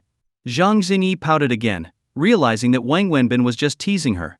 Alright, I was just joking. Don't be mad. But seriously, it's getting late. You should head home now. Please, for me. This place isn't exactly safe, Wang Wenbin urged her, frowning as he glanced over at a nearby group of rowdy men drinking beer at a food stall. These guys were troublemakers, local thugs who often hung around the university area. Wang Wenbin knew them well, and in the past, he'd had to pay them protection money to avoid trouble. He couldn't afford to cross them. Sure, you could report them to the police, but as soon as they got out, they'd be back, making it impossible to run a business. Most of the other vendors kept their distance from them. What made Wang Wenbin uneasy was how the group of men kept looking over in his direction, pointing and whispering, clearly eyeing Zhang Zhangyi rather than him. It's not that late yet. If I go home now, I won't be able to sleep. Could you stop being so stubborn? Just go home already, will you? Wang Wenbin suddenly snapped, raising his voice at Zhang Xinyi. Zhang Xinyi was stunned. One moment, Wang Wenbin was calm, and now he was yelling at her. No one had ever spoken to her like that before, and the sudden harshness made her feel deeply wronged. Her eyes filled with tears. Why are you crying? Just go home. I don't like you. I find you annoying. Please stop bothering me and get out of here. Go, didn't you hear me? I said leave. Wang Wenbin shouted, noticing one of the men from the other group had stood up and was heading their way. Zhang Xinyi, still standing there crying, wasn't moving. Wang Wenbin didn't have time to explain the situation to her. He pushed her, hoping to get her to leave quickly. He knew exactly what kind of people those men were. I'm not leaving. I won't go, Wang Wenbin. You tell me right now what part of me annoys you? What part of me do you hate? Say it clearly. Zhang Xinyi cried, refusing to leave. Her stubbornness kicked in, and she stood her ground. Damn it. I'm begging you, okay? Just go for now, and I'll explain everything later. Please. Wang Wenbin was panicking as he saw the man approaching, cigarette in hand, so he started pushing Zhang Xinyi out of the stall. I'm not going. Tell me clearly now and I promise I won't bother you again. Zhang Xinyi stood her ground, not moving an inch. Oh? A lover's quarrel? The man had now walked up to them, staring at Zhang Yi with a smirk. No, just a young girl being disobedient. It's late, and she needs to get back to her dorm. Her teacher's going to worry, and if they call the police, it'll be a mess. Don't you think? Wang Wenbin quickly stepped in, pulling Zhang Xinyi behind him, shielding her from the man. Don't touch me. Get out of my way. Zhang Xinyi, still angry at Wang Wenbin, pulled her arm free from his grip. Wang Wenbin forced a smile and quickly addressed the man. Big brother, how about something to eat? I'll cook for you. My treat. Get lost. You think I've never had barbecue before? Step aside, I'm here for the girl, the man said, pushing Wang Wenbin aside. He smiled wickedly at Zhang Xinyi. Damn, she's pretty. I've been around here for years and never seen a student as fine as this one. She's making me hot just looking at her. Hearing this, Wang Wenbin knew things were going downhill fast. Zhang Xinyi, sensing the man's bad intentions, began to feel scared. She instinctively moved closer to Wang Wenbin, stammering, Who are you? I heard you're working at his stall. See over there? That's my boss. The man pointed to a group of rough-looking men at another table, laughing and drinking beer. Among them was a bald man, clearly the leader, watching Zhang Zini with interest. My boss likes you. Come over and have a drink with him. I don't know you. And I'm not going, Zhang Zini said firmly. Not going? Little girl, do you know who we are? You're here working for some pocket change, right? If you go have a drink with my boss, 500 yuan is yours. That's way better than this job, don't you think? The man pulled out a handful of cash and waved it in front of Zhang Zini. Keep your money. It's disgusting, Zhang Zini snapped. Oh? So you don't know what's good for you, huh? My boss bet me I couldn't get you over there, but I don't plan on losing. Come on now, don't make this harder than it has to be. The man, now irritated, reached out to grab Zhang Zini's arm. Zhang Zini screamed and quickly hid behind Wang Wenbin, who stepped forward, shielding her. Big brother, she's just a student. She doesn't know anything. How about this? I'll come over and drink with you and your boss, and we'll forget this ever happened. I'll apologize on her behalf, okay? Wang Wenbin said, forcing a smile. Who the hell do you think you are? It's none of your business. My boss wants her to have a drink, and that's what's going to happen. Don't get in my way. The man grabbed Wang Wenbin by the collar, jabbing his finger in his face. Let go of him, or I'll call the police. Zhang Zini shouted from behind Wang Wenbin. Shut up. Wang Wenbin barked at her, then turned back to the man with a nervous laugh. Big brother, she's just a kid. She doesn't understand. I'll cover your table's bill tonight, and we'll head to karaoke after. It's on me. You think you're important, huh? You're nothing. If you don't back off, I'll kill you right here. The man shoved Wang Wenbin aside and reached for Zhang Zini again. She screamed and dodged out of the way. God damn it. You just had to pick a fight, didn't you? Wang Wenbin muttered under his breath. Grabbing a stool, he charged at the man and swung it with all his strength. What followed was a chaotic brawl. Wang Wenbin attacked the man without holding back, knocking him to the ground. But soon after, the rest of the man's gang rushed over, pinning Wang Wenbin to the ground and kicking him relentlessly. Wang Wenbin had expected this outcome. Curling into a ball, he covered his head and chest, bracing himself as they punched and kicked him. With 10 or so men beating him at once, he had no chance to fight back. Zhang Zini stood by, screaming and crying, but the group surrounded Wang Wenbin, making it impossible for her to intervene. A few minutes later, the sound of police sirens filled the air, and the gang scattered, disappearing into the night. It was Zhang Zini who had called the police. Since the food stalls were near the university, there was a police station nearby, and officers arrived quickly. Are you okay? Somebody, call an ambulance. Please help.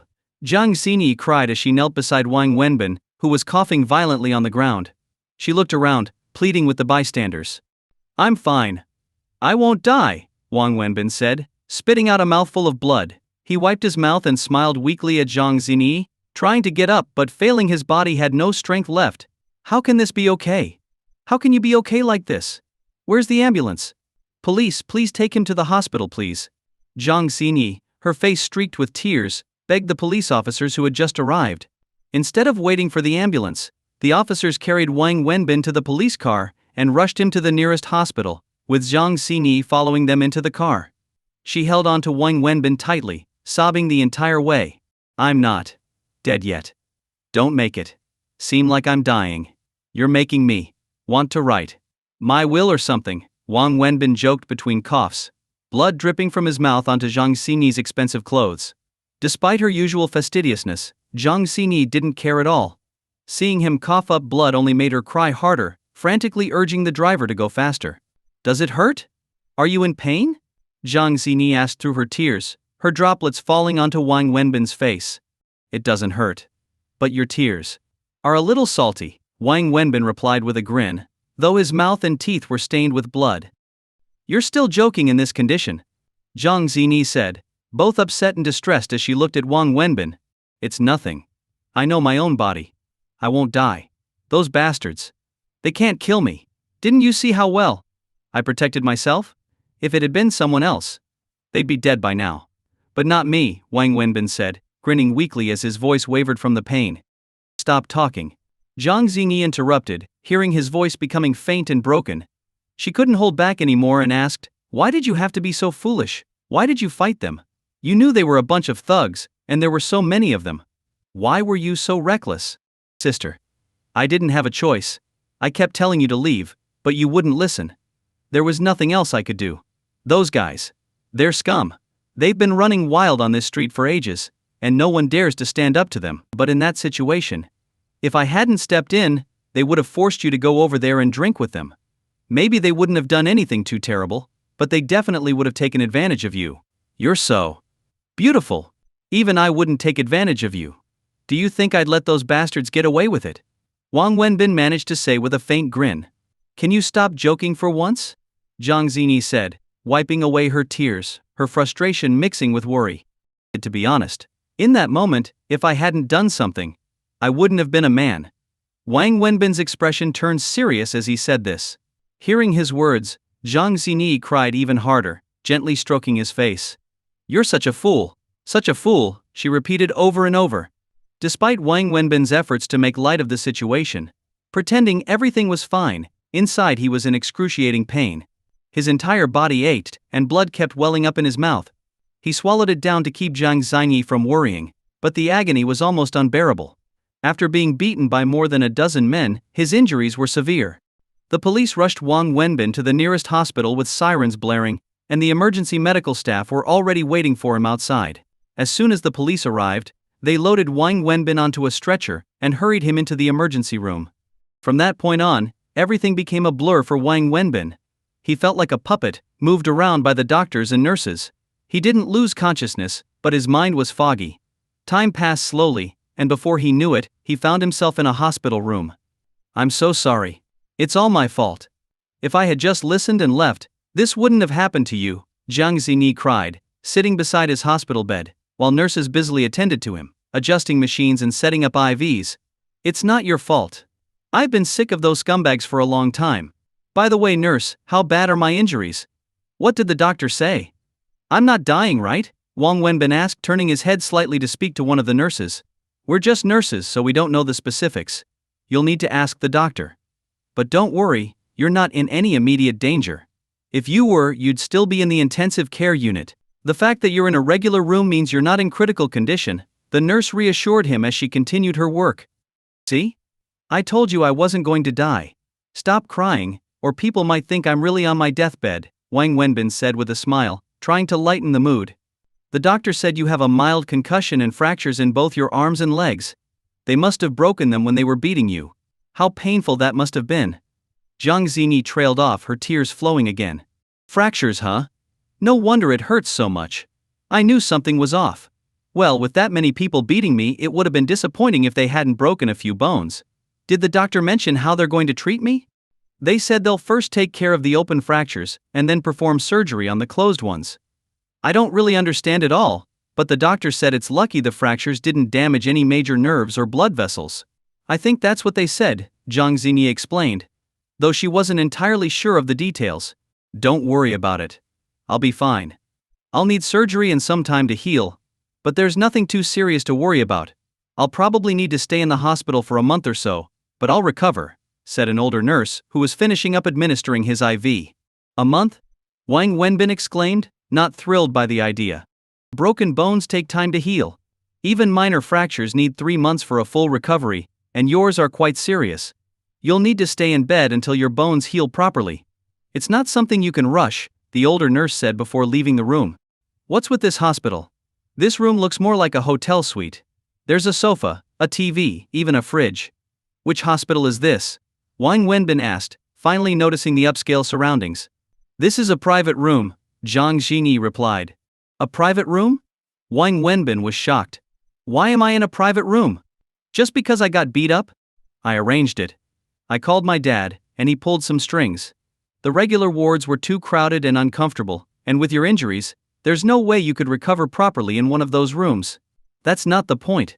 How much is this room costing per night? Wang Wenbin asked, focusing on the financial aspect. I didn't ask. Does it matter? Why are you worrying about money at a time like this? Just focus on getting better. The doctor said you shouldn't move, and most of your bones are already set in place. If you need anything, just let me know, Zhang Zini said, pressing him back down as he tried to sit up. Of course I'm worried about money. I'm not earning anything while I'm stuck here, and if I don't save every penny, how am I going to pay the hospital bills? Can you find out how much this room costs per night? If it's too expensive, tell the nurse to move me to a regular ward. At least there, it's lively with other people around. Here, it's just me, all alone. It feels more like a hotel than a hospital. I want to feel like I'm in a real hospital, Wang Wenbin insisted. Just focus on healing. Don't worry about the money, no amount is more important than your health, Zhang Xingyi said, trying to comfort him. Well, that's where you're wrong. Money is way more important than injuries, at least for me. Think about it, unless it's a fatal wound, given time, your body will heal on its own. But money? It doesn't just appear by itself. So tell me, which is more important, money or injuries? Wang Wenbin joked. Can you stop being so difficult? Does it hurt? Zhang Xingyi asked, her eyes red from holding back tears. You've asked me 7 times now if I'm in pain, Wang Wenbin teased, though deep down he felt touched by her concern. After being alone for so long, even the smallest kindnesses meant the world to him. Here, eat an apple, she offered. I'm not hungry. Then drink some milk. I'll get you some. Thanks. But I'm really not in the mood. Then. What do you want to eat? I'll go buy it for you. I want a cigarette. Wang Wenbin lay there, unable to move, while Zhang Xingyi sat by his side, trying her best to take care of him. But clearly this was her first time tending to someone, and she looked clumsy and unsure of what to do. As they continued their light conversation, Zhang Xingyi noticed Wang Wenbin's face suddenly turn red. What's wrong? Are you feeling unwell? She asked, concerned. It's nothing. Go get the nurse, Wang Wenbin replied. What is it? Tell me what's wrong. I'll get the doctor, Zhang Xingyi said, panicking. No. Just call the nurse. It's fine. Why the nurse? What's going on? Where are you feeling discomfort? Stop asking so many questions and just go. I can't hold it much longer. Wang Wenbin groaned, looking desperate. Can't hold what? Zhang Xingyi, still confused, blinked at him.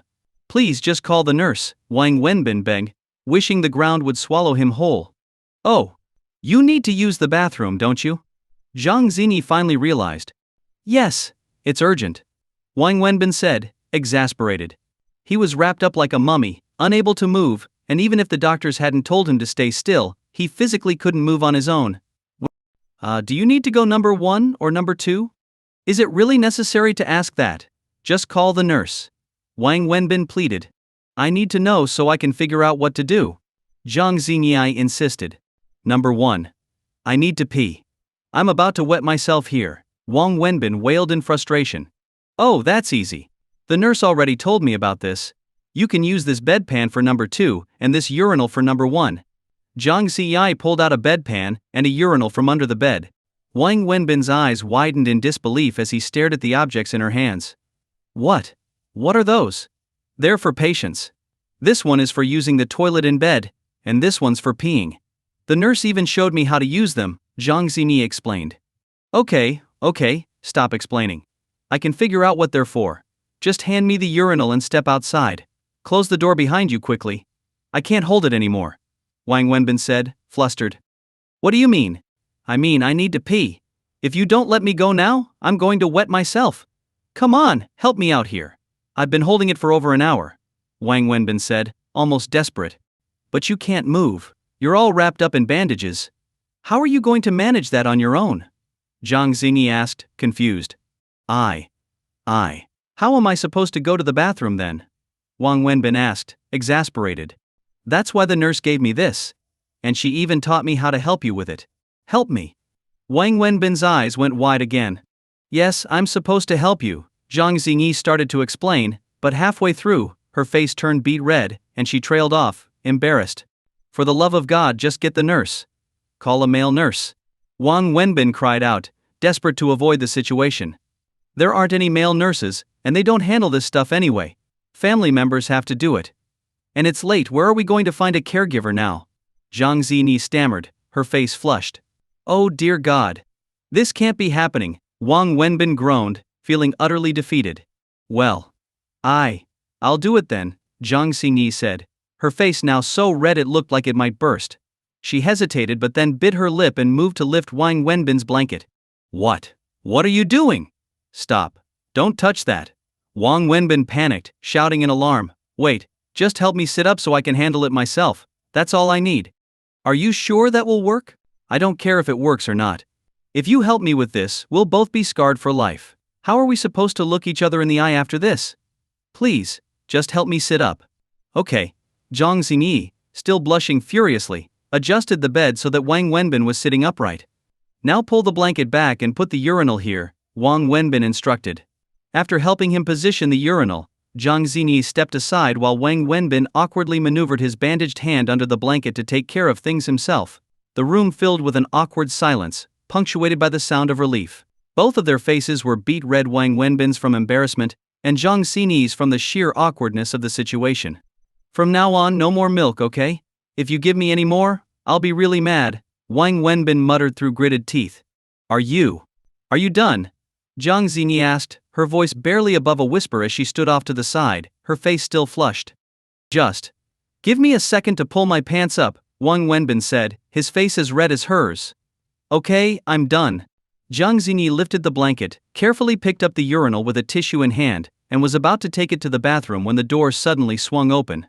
Several police officers entered the room, followed by a few men in suits. Leading the group was an older, distinguished-looking man. Dad! Zhang Zini exclaimed in shock when she saw him. Wang Wenbin froze. He couldn't believe Zhang Zini's father had just walked in, especially at 3 a.m. His mind raced, but all he could think about was the fact that Zhang Zini was still holding the urinal. Zhang Zini quickly realized what she was holding as well, her face turning even redder if that was even possible. Her father's face turned dark as he stepped into the room, instantly noticing the urinal in Zhang Zini's hand, and the unmistakable smell in the air. His expression soured, and the room fell into an awkward silence. Why are you here, Dad? Zhang Zini asked, her face flushed with embarrassment. Why are you doing this? Where are the nurses? Are they all dead? Her father said through gritted teeth, clearly irritated. Well, I just. Go clean it up, her father said, his face dark with displeasure. Zhang Zini hurriedly carried the urinal into the bathroom. Wang Wenbin, on the other hand, was the most embarrassed of all. He never imagined meeting Zhang Zini's father under such awkward circumstances, something most people wouldn't experience in a lifetime. Despite his discomfort, Wang Wenbin struggled to sit up a little straighter and, with a forced smile, addressed Zhang Zini's father. Hello, uncle. I apologize. The doctor told me I'm not allowed to get up. You're Wang, right? These are officers from the police station. They need a detailed account of what happened tonight. Please tell them what you remember from the incident, Zhang Zini's father said, his tone neither harsh nor gentle, but clearly serious. The police officers then began to question Wang Wenbin and Zhang Zini about the details of the fight. They asked questions, took notes, and recorded the conversation. Both Wang Wenbin and Zhang Zini recounted the events in detail, answering many questions from the officers. All set? Officers, I trust your precinct chief has already informed you. Director Xiao from the district police personally assured me that this matter would be taken seriously.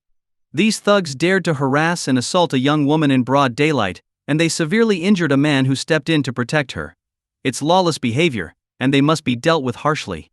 Director Xiao promised me that none of them would escape justice, Zhang Zini's father said, making it clear he was applying pressure on the officers. The officers nodded repeatedly before leaving the room. How are you feeling? What did the doctor say? Zhang Zini's father asked Wang Wenbin. The doctor said there's nothing too serious, just a few days in the hospital. Thank you, uncle, for coming over so late. I'm really sorry for the trouble, Wang Wenbin said apologetically. Dad, the doctor said he's got internal injuries and multiple fractures. You don't know how bad it was. There were more than a dozen guys beating him up at the same time. He stepped in to protect me, and now he's badly hurt because of it, Zhang Zini said, her voice trembling as tears welled up again. I understand. Wang, I owe you my thanks. From what Zini has told me, you were the one who saved her from that fire last time as well, right? I've wanted to personally thank you for a while, but she kept stopping me. So, let me take this opportunity to thank you now. Uncle, you're too kind. It was nothing really. As for today, it's my fault. I shouldn't have let her stay with me at the stand. That area isn't the safest place at night. Focus on your recovery. I've already spoken to the hospital staff. They'll have a nurse look after you 24 hours a day. The doctors will give you special attention too. As for the police, I've made arrangements as well. Rest assured, none of the people who attacked you will get away with it. They'll face justice. Thank you, uncle. I'm really sorry for all the trouble. Zini, let's go home, her father said. Dad, you go ahead. I'll stay here, Zhang Zini replied. Why would you stay here? Do you know what time it is? Her father said, his patience wearing thin. Wenbin's hurt, and he's seriously injured. Someone has to stay and take care of him. I can't leave him alone.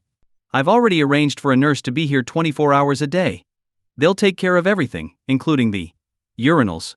You don't even know how to wash your own clothes, let alone care for someone else. Don't embarrass yourself. Come home with me, her father said sternly.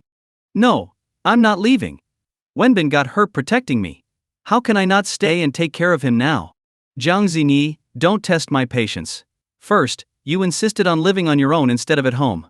Fine, I let you. Then, you rented an old apartment with no safety measures, and a fire nearly killed you. I thought you'd learned your lesson, but no, you still refused to stay home. And now this. You're wandering around at night instead of being safe at home. Do you have any idea what could have happened tonight if Wang hadn't protected you? You'd have been in real danger. You have no sense of how dangerous the world is.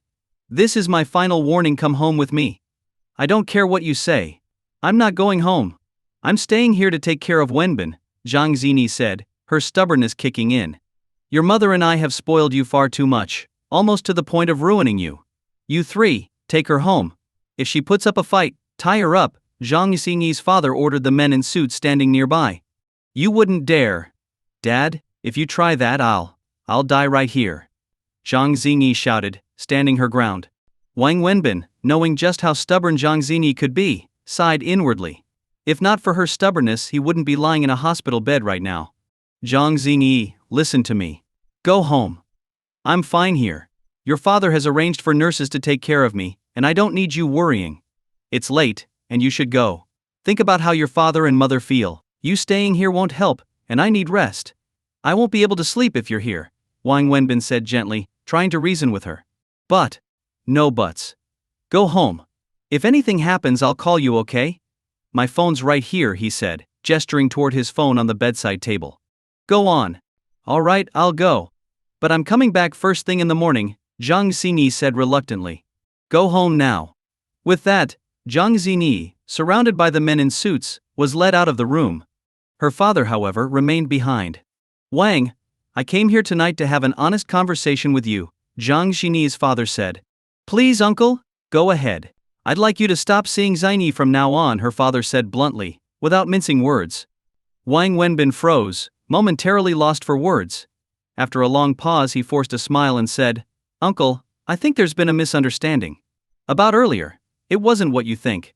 I was dealing with things myself, and Xingyi was just helping me out by emptying the. Wang Wenbin thought Jiang Xingyi's father had misunderstood what he saw when he walked in, so he rushed to explain, but no matter how hard he tried, it was impossible to clarify the situation. Before he could finish, Jiang Xingyi's father interrupted him. I'm not interested in what just happened. What matters to me is that it doesn't happen again, and from now on, I don't want you and her to see each other anymore. Uncle. First I must thank you. If it weren't for you, who knows what might have happened to Xingyi. You have done a great service to our family, and I'm fully aware of that. Uncle, you're being too kind. When I saved her, it was just something anyone would do. Even if I hadn't gone in, the firefighters would have rescued her, Wang Wenbin quickly responded. Jiang Xingyi's father raised his hand, signaling for Wang Wenbin to stop speaking. I know right from wrong, and I'm not someone who doesn't appreciate kindness. But gratitude is one thing, other matters are something else entirely. As her father, I can't allow her to get too close to you. Regardless of what kind of relationship you have now, it's inappropriate.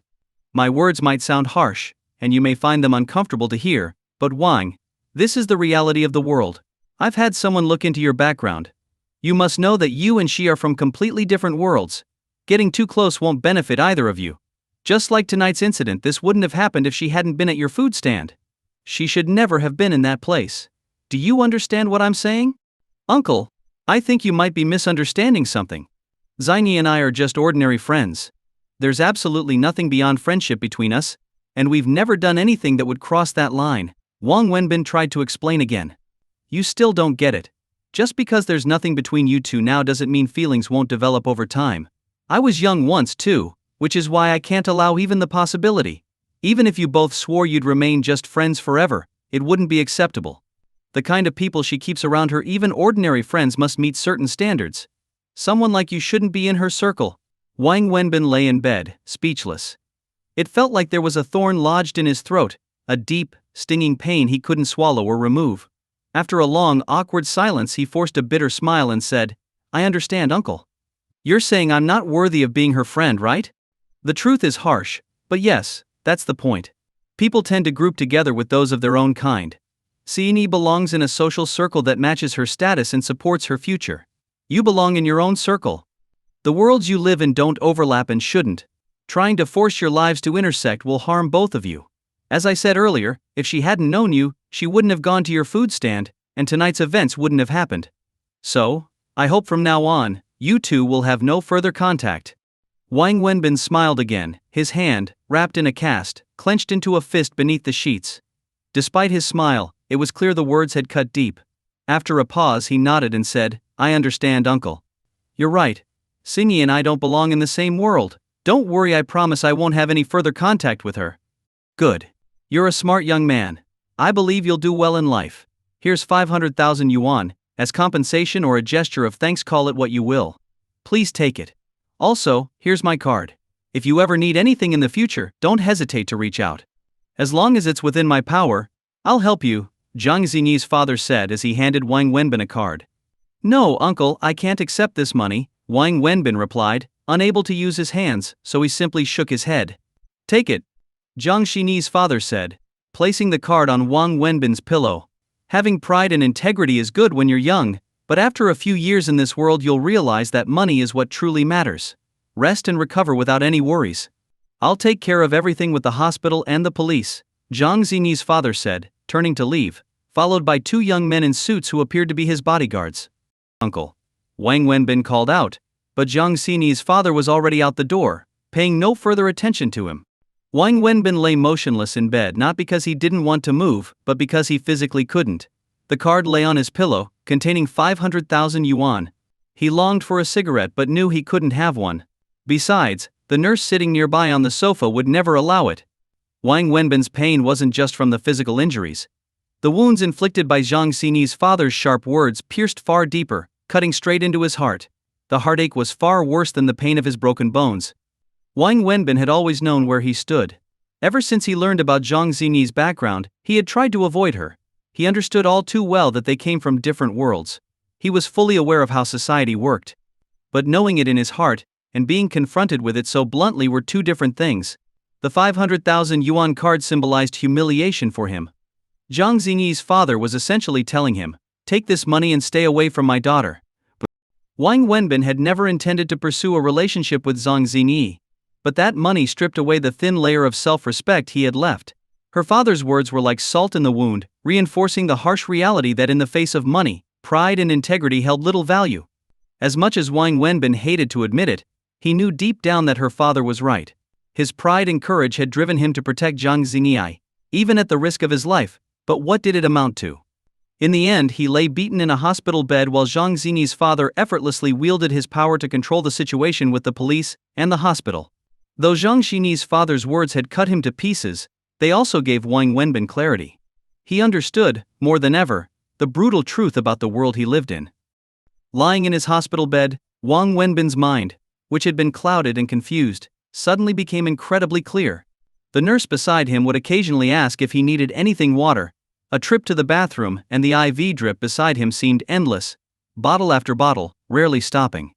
Wang Wenbin spent his time either eating or sleeping, and after a while he felt like he was slowly wasting away. It wasn't until the next afternoon that his phone rang, a call from an unfamiliar number. Since his arm was immobile and fixed in place, the nurse had to help him answer the call. Hello? Wenbin, it's me. My dad took my phone, so I'm using my mom's to call you, Zhang Xinyi said on the other end. Hearing that even her phone had been taken away didn't surprise Wang Wenbin. How are you? Zhang Xinyi asked. Don't worry about me. I'm doing fine. I actually feel much better today. The hospital's great, the nurses are not only pretty, but they also take good care of me. I think I'll be discharged in a few days. What are you talking about? There's no way you can be discharged in a few days. You absolutely cannot rush this. The doctor needs to tell you when you can leave, got it? Zhang Xinyi sounded anxious. Okay. My dad locked me up at home and has someone watching me. I can't get out. He's really mad this time, like seriously angry. I even threatened to hurt myself, and he didn't care. I have no way out. I'm sorry, Wenbin, I won't be able to visit you for the next couple of days. Once he calms down, I'll come and see you, Zhang Xingyi said, full of guilt. There's no need. I'm fine here, really. Your dad already arranged everything at the hospital, so you don't need to worry. He's just looking out for you. Try to understand things from your parents' perspective. Why are you saying this? It's nothing, Zhang Xingyi. We're from different worlds, and it's better for us to keep our distance. Really, let's not keep in touch anymore. Did my dad say something to you? Zhang Xingyi quickly sensed something was off. No, your dad didn't say anything. This is just how I feel. I have to go now. The nurse is here to change my bandages, Wang Wenbin said quickly, turning to the nurse. Hang up, please. The nurse ended the call and looked at Wang Wenbin with a smile. Talking to a girl like that, don't you think she's going to be heartbroken? If I didn't speak to her this way, it would hurt her even more in the long run, Wang Wenbin responded calmly. After that, Wang Wenbin spent his time chatting with the young nurse. Before long, he even knew how many sisters she had and which one was the prettiest. Around midnight, just as Wang Wenbin had dozed off, his phone rang again. Nurse? Hey, can you help me with the phone again? Wang Wenbin called out. The nurse, ever diligent, hurried over and answered the call. Seeing that the caller ID displayed Xu Wei's name, Wang Wenbin hesitated for a moment. He wasn't sure how to explain everything, but the nurse had already pressed the answer button. Hello? Wenbin, have you closed your food stand yet? Annie's crying and making a fuss again. I'm outside your place, waiting for you. Could you come by? Xu Wei's voice was filled with apology. Well, what's wrong? Xu Wei sensed something was off. I can't come tonight. What happened? I went back to my hometown. Sorry I didn't let you know beforehand. Something urgent came up, and I had to leave Shanghai. I might not be back for a while, so I can't make it tonight. Oh, I see. It's okay, I'll try to calm her down on my own. Is everything okay at home? Do you need any help? No. Everything's fine. Just came back to visit, it's been a while. After hanging up, Wang Wenbin sighed with relief. Finally got through that. You sound like someone with a guilty conscience, rejecting one woman over here and lying to another over there. I didn't take you for a ladies' man, the nurse teased with a grin. Ladies' man? Please. I'm just a single guy. So why are you avoiding and lying to them? It's a white lie, okay? If they knew I was in the hospital, they'd just worry and come visit, and there's no point in that. It would waste their time and make them worry unnecessarily. You've got a lot of excuses. Didn't you want me to remind you about that soccer game? It's on at midnight. Oh, right. I almost forgot. Turn on the TV. The next day, Wang Wenbin received a call from Lu Jihao, inviting him out for a meal. He had to lie again, saying he was back in his hometown. He didn't want anyone to know he was in the hospital, nor did he want to burden them with unnecessary worry. He preferred staying in the hospital alone. A week passed, and Wang Wenbin felt like he was about to slip into depression. Fortunately, his recovery was progressing well. His injuries weren't too serious, and his fractures were minor thanks to how well he had protected himself during the beating. Most of his wounds were superficial, so they healed relatively quickly. After several days of being confined to bed, Wang Wenbin was finally able to move around. He was eager to get discharged and had applied for it multiple times, but the doctor kept refusing. His only source of amusement came from joking around with the two young nurses. One afternoon, as he was lying in bed, laughing and chatting with them, Zhang Xingyi suddenly burst into the room, her eyes red and full of tears. How are you? Are you feeling better? What did the doctor say? She asked, grabbing Wang Wenbin's hand. Wang Wenbin frowned and pulled his hand away. Why are you here? I'm sorry. It's not that I didn't want to visit you. My dad locked me up and he took my phone. I even threatened to hurt myself and he still didn't care. I had no other choice. I escaped by tying bed sheets together and climbing down from the second-floor balcony, then scaling the wall to get out. Wang Wenbin's eyes widened in disbelief. You climbed down from the second floor with bed sheets? Are you out of your mind? How are you? Are you okay? I'm so sorry you got hurt because of me, and I didn't even come to see you. I left you alone in the hospital. Zhang Xingyi held his hand again, tears brimming in her eyes. She was pure and kind, like a lotus flower blooming on a snowy mountain untouched by the world's ugliness. To Wang Wenbin, Zhang Xingyi was like a fragile blossom, beautiful and innocent, completely untainted by the harsh realities of life. I'm feeling much better. The doctor said I'll be fine and should be able to leave in a few days, Wang Wenbin said. You're lying. Your injuries are so serious. Look at you, you're still covered in bandages. Zhang Xingyi protested. What? You don't want me to get better? Wang Wenbin teased with a smile. Of course not, I just. Zhang Xingyi became flustered. Alright, I was just joking. What do you want to eat? I'll go get it for you. No need. You should head home.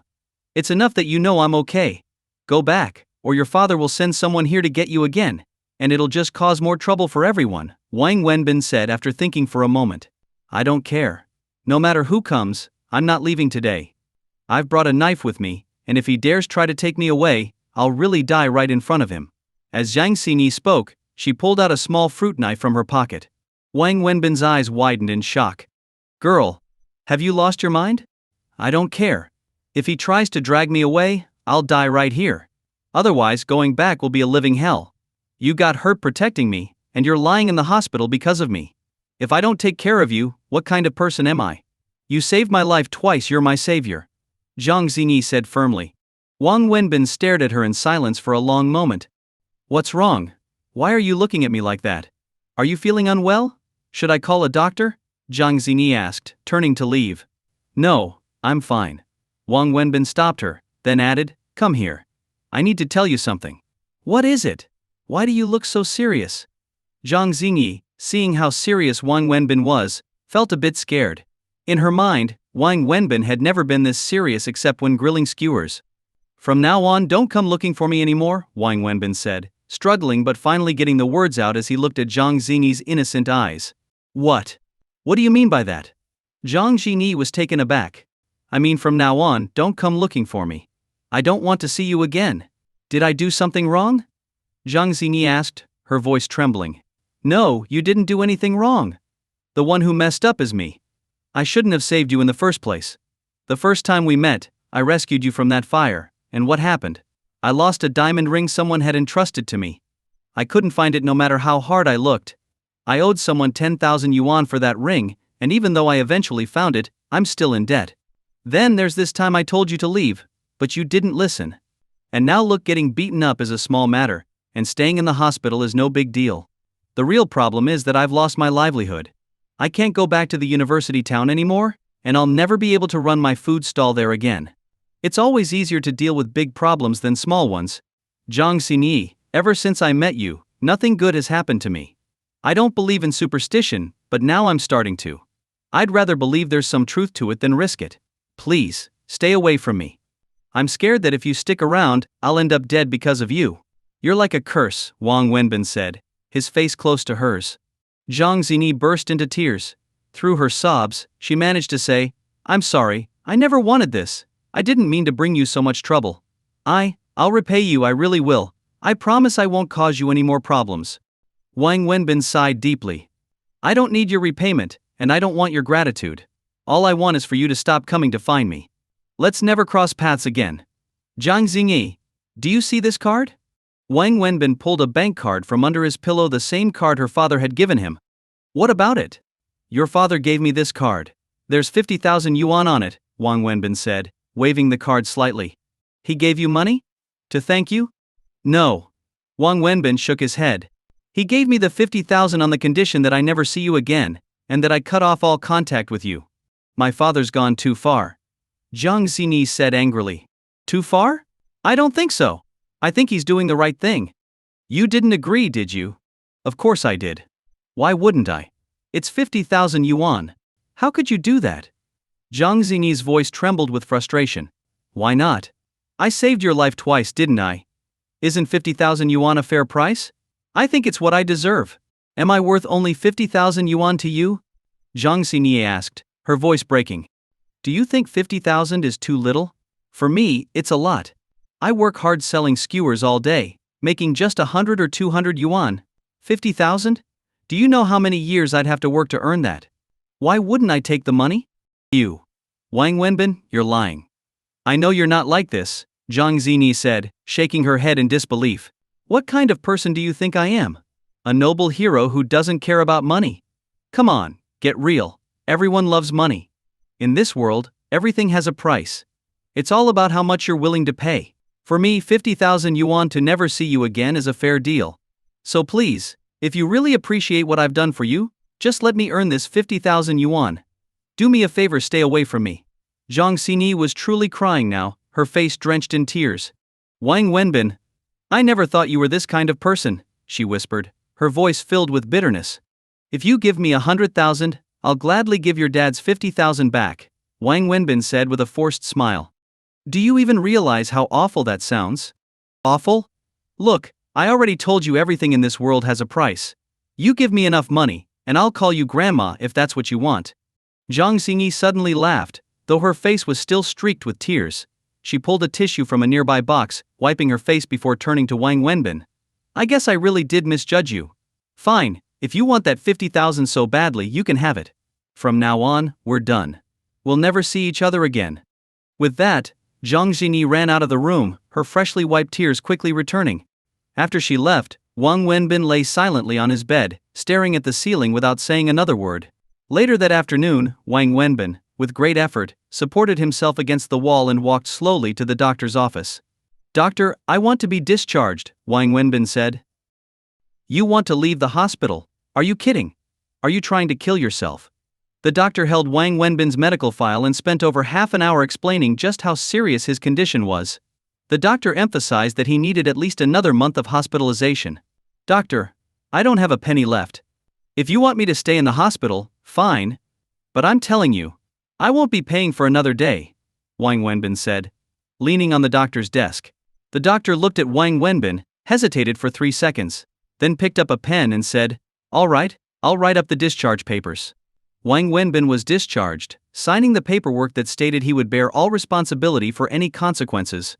Before leaving, he requested and received a detailed breakdown of his hospital expenses. Sitting at the bus stop outside the hospital, Wang Wenbin boarded a bus to go home. He didn't tell anyone about his discharge. He understood his body better than anyone. While he wasn't fully recovered and still felt weak, he knew staying in the hospital wasn't necessary. Resting at home could help him heal just as well, and the hospital bills were far too high. For someone like him, staying in the hospital felt like a form of torture. Wang Wenbin returned to his shabby apartment in a rundown neighborhood. He grabbed a bucket and went to the public bathhouse for a shower. Afterward, he put on clean clothes and headed back out. This time, he splurged and hailed a taxi. Once inside, he handed the driver a business card and gave him the address on it. The taxi eventually stopped in front of an imposing building. The taxi wasn't even allowed past the front gate, so Wang Wenbin got out just outside. He approached the entrance but was stopped by security. After explaining his purpose and showing his ID, he was finally allowed in. Walking into the compound marked by the sign reading Ruo Group, Wang Wenbin headed directly for the main building. Once inside, he approached the receptionist at the front desk. Hello, can you tell me where Chairman Zhang Mingyang's office is? Who are you looking for? The receptionist thought she had misheard him and asked for confirmation. I'm looking for your chairman, Zhang Mingyang. Isn't that his name? Wang Wenbin double-checked the business card in his hand. Sir, our chairman is indeed Zhang Mingyang, but you need an appointment to see him. May I ask who you are? The receptionist was polite but gave him a slightly condescending look. I have something important to discuss with him. He gave me his card and told me to come here directly if I ever needed anything. Wang Wenbin handed over the business card. The receptionist's eyes flickered with doubt as she examined the card. She looked Wang Wenbin over his plain, somewhat shabby appearance clearly didn't match the importance of the card. Are you sure this isn't fake? She asked skeptically. Wang Wenbin, used to this kind of treatment, wasn't offended. He had encountered it too many times before. Whether it's real or fake, you can go verify it. But if I were you, I wouldn't. If it's fake, all you'll do is kick me out, and no harm done. But if it's real, you might lose your job. What do you think? Wang Wenbin said with a smile. The receptionist hesitated, then her attitude shifted. She handed the card back respectfully and said, This way, sir. She escorted him to the elevator and took him up to the floor where the chairman's office was located. After leading Wang Wenbin to the office door, she left. Wang Wenbin knocked, and the door was opened by a woman in her 30s. Who are you? Who are you here to see? The woman wasn't as courteous as the receptionist had been. Wang Wenbin, now wary of explaining too much, simply handed her the business card. I'm here to see your chairman. He gave me this card and said to come straight to his office if I ever needed anything. The woman glanced at the card, then at Wang Wenbin, obviously puzzled. Wait here while I inform him. What's your name? Wang Wenbin. All right, just a moment. The woman disappeared into the office. It was clear she was Zhang Mingyang's secretary. A minute later she returned. You can go in. Wang Wenbin followed her into a spacious, luxuriously decorated office with large floor-to-ceiling windows. Zhang Mingyang, Zhang Zini's father, sat behind an enormous desk in an executive chair. Hello, Uncle Zhang, Wang Wenbin greeted him respectfully as he entered. Sit down. You're out of the hospital already? Zhang Mingyang glanced at Wang Wenbin, his tone indifferent and hard to read. Wang Wenbin sat down and nodded. Yes, I was discharged today. So soon? Are you fully recovered? Yes, I'm much better now, thanks to your care. I wouldn't have recovered so quickly without your help. I did what I should. You got hurt because of Zini, so I owe you that. But I'm about to finish for the day, so let's get to the point. What can I do for you today? Just tell me what you need, and if I can help I will. It's the least I owe you. Hearing Zhang Mingyang's blunt tone, Wang Wenbin's expression hardened. After a brief pause he let out a cold laugh. You've misunderstood, uncle. I didn't come here to ask for your help. Oh? Then why are you here? I've come to return the card you gave me. I haven't touched the money, Wang Wenbin said, placing the card on the desk. Zhang Mingyang frowned. These are all my hospital expenses, Wang Wenbin continued, pulling out a stack of money and laying it on the desk, some bills crisp, others crumpled. And this is the hospital bill for your reference. Please check to make sure nothing's missing. Wang Wenbin set a printed bill next to the money. Zhang Mingyang leaned back in his chair, observing Wang Wenbin without touching the card or the money. What's the meaning of this? Zhang Mingyang asked calmly. Please don't misunderstand, uncle. It's nothing complicated. I shouldn't have accepted the card in the first place. At the time I wasn't in a condition to return it, but now that I'm out of the hospital, I'm here to give it back. As for the medical bills, those are my responsibility, not yours. I can't let you pay for my hospital stay. Zhang Mingyang continued to study Wang Wenbin, drumming his fingers on the desk. After a moment he smiled faintly and said, So, you still want to stay in contact with Zini, is that it? Wang Wenbin chuckled and shook his head. Uncle, you've misunderstood again. I already promised you at the hospital that I wouldn't see Zini anymore. You were right, I don't belong in her world. She visited me in the hospital once, and I made it clear to her that we wouldn't stay in contact. I also told her about the deal we made, that I took your 50,000 yuan in exchange for never seeing her again. She despises me now and probably hates me, so I don't think she'll come looking for me again. I'm telling you this so you can stop worrying. I won't be in her life anymore. Secondly, I hope you don't mention that I came by today to return the money. Zhang Mingyang's expression softened after hearing Wang Wenbin's words. Tell me, why did you do all this? Zhang asked. Which part? Wang Wenbin replied. This, Zhang gestured to the money and the bank card on the table. Since you've already decided not to see her again, why not keep the money? Was it not enough? No, the amount was plenty, Wang Wenbin said, shaking his head. I'm just a street vendor selling barbecue, living hand to mouth. 50,000 yuan is an astronomical sum to someone like me. But no matter how much it is, I can't take it because it's not mine. I didn't earn it, and I shouldn't keep it. Wang Wenbin paused and continued. Zini and I were never really friends, but we did know each other. There was a certain connection between us. I don't want money to tarnish that connection, or sully the meaning of the word friendship. And honestly, uncle, part of the reason I agreed not to see her anymore is that I believe being around me won't do her any good. The other part is my pride. As Wang Wenbin said the word pride, he looked directly at Zhang Mingyang. That single word carried all the anger and frustration he had been holding inside, and Zhang understood it. So, I can't take this money. It's fine if others look down on me, but I refuse to become someone who can't even respect himself. This, he gestured to the money, is the hospital bill. I counted it several times, and not a single yuan is missing. Once again, thank you, uncle, for everything you did to help me during this ordeal. Wang Wenbin stood up and gave Zhang Mingyang a respectful bow, a gesture of genuine gratitude.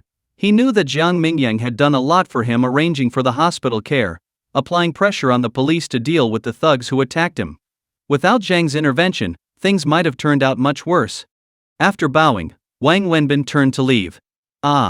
Wait a moment, Zhang Mingyang called after him. Yes, uncle? Do you hate me? Zhang asked directly. I don't hate you.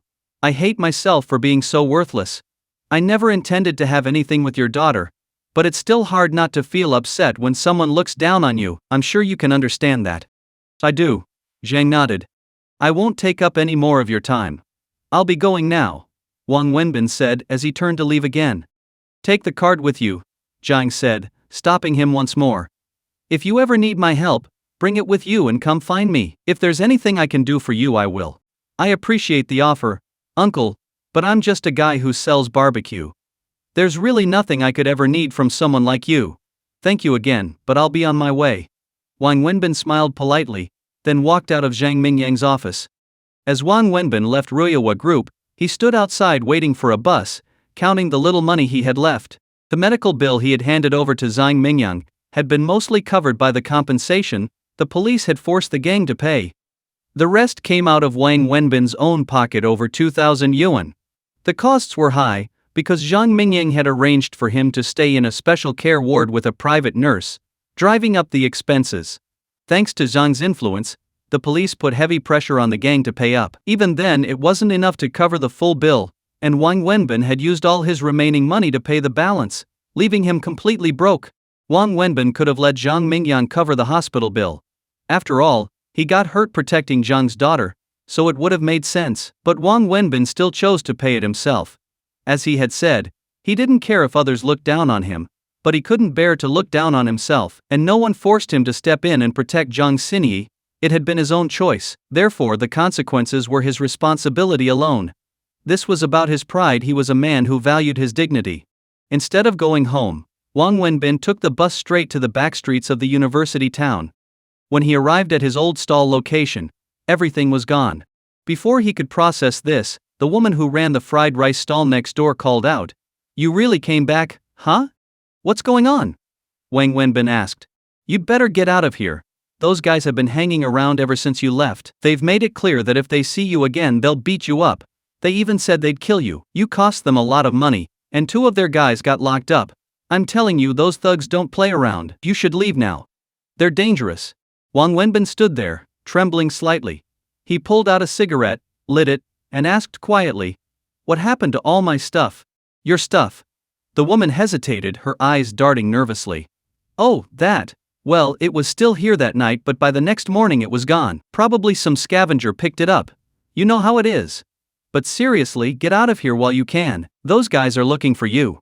From her evasive gaze, Wang Wenbin guessed where his belongings had really gone. He smiled bitterly, and took a long drag from his cigarette. After staring at the empty spot where his stall used to be, he finally nodded and said, "Thanks, big sister, I'll be going now. Maybe we'll meet again someday." With that, Wang Wenbin slowly walked away, heading toward his small apartment. On the way, he passed by the site of the fire that had started this whole chain of events. The burnt-out building had been fenced off, and a few excavators were parked inside, preparing for reconstruction. It took him nearly an hour to walk home. His body was still weak, and what used to be an easy stroll now left him utterly exhausted. By the time he reached his apartment, he could barely stand. Collapsing onto his bed, he lit another cigarette and lay there, his mind racing. He thought about a lot of things that night, but most of all, he thought about his barbecue stall. Wang Wenbin felt lost, his future clouded in uncertainty. He was deep in debt, and now, even the small livelihood he had was gone. But despite everything, he didn't regret his actions. If he had to do it all over again, he would still make the same choices. Wang Wenbin drifted into a light sleep only in the early morning, waking up late in the day. After getting up, he made himself some instant noodles, ate them quickly, and then set about washing Xu Wei's thermal lunchbox with care.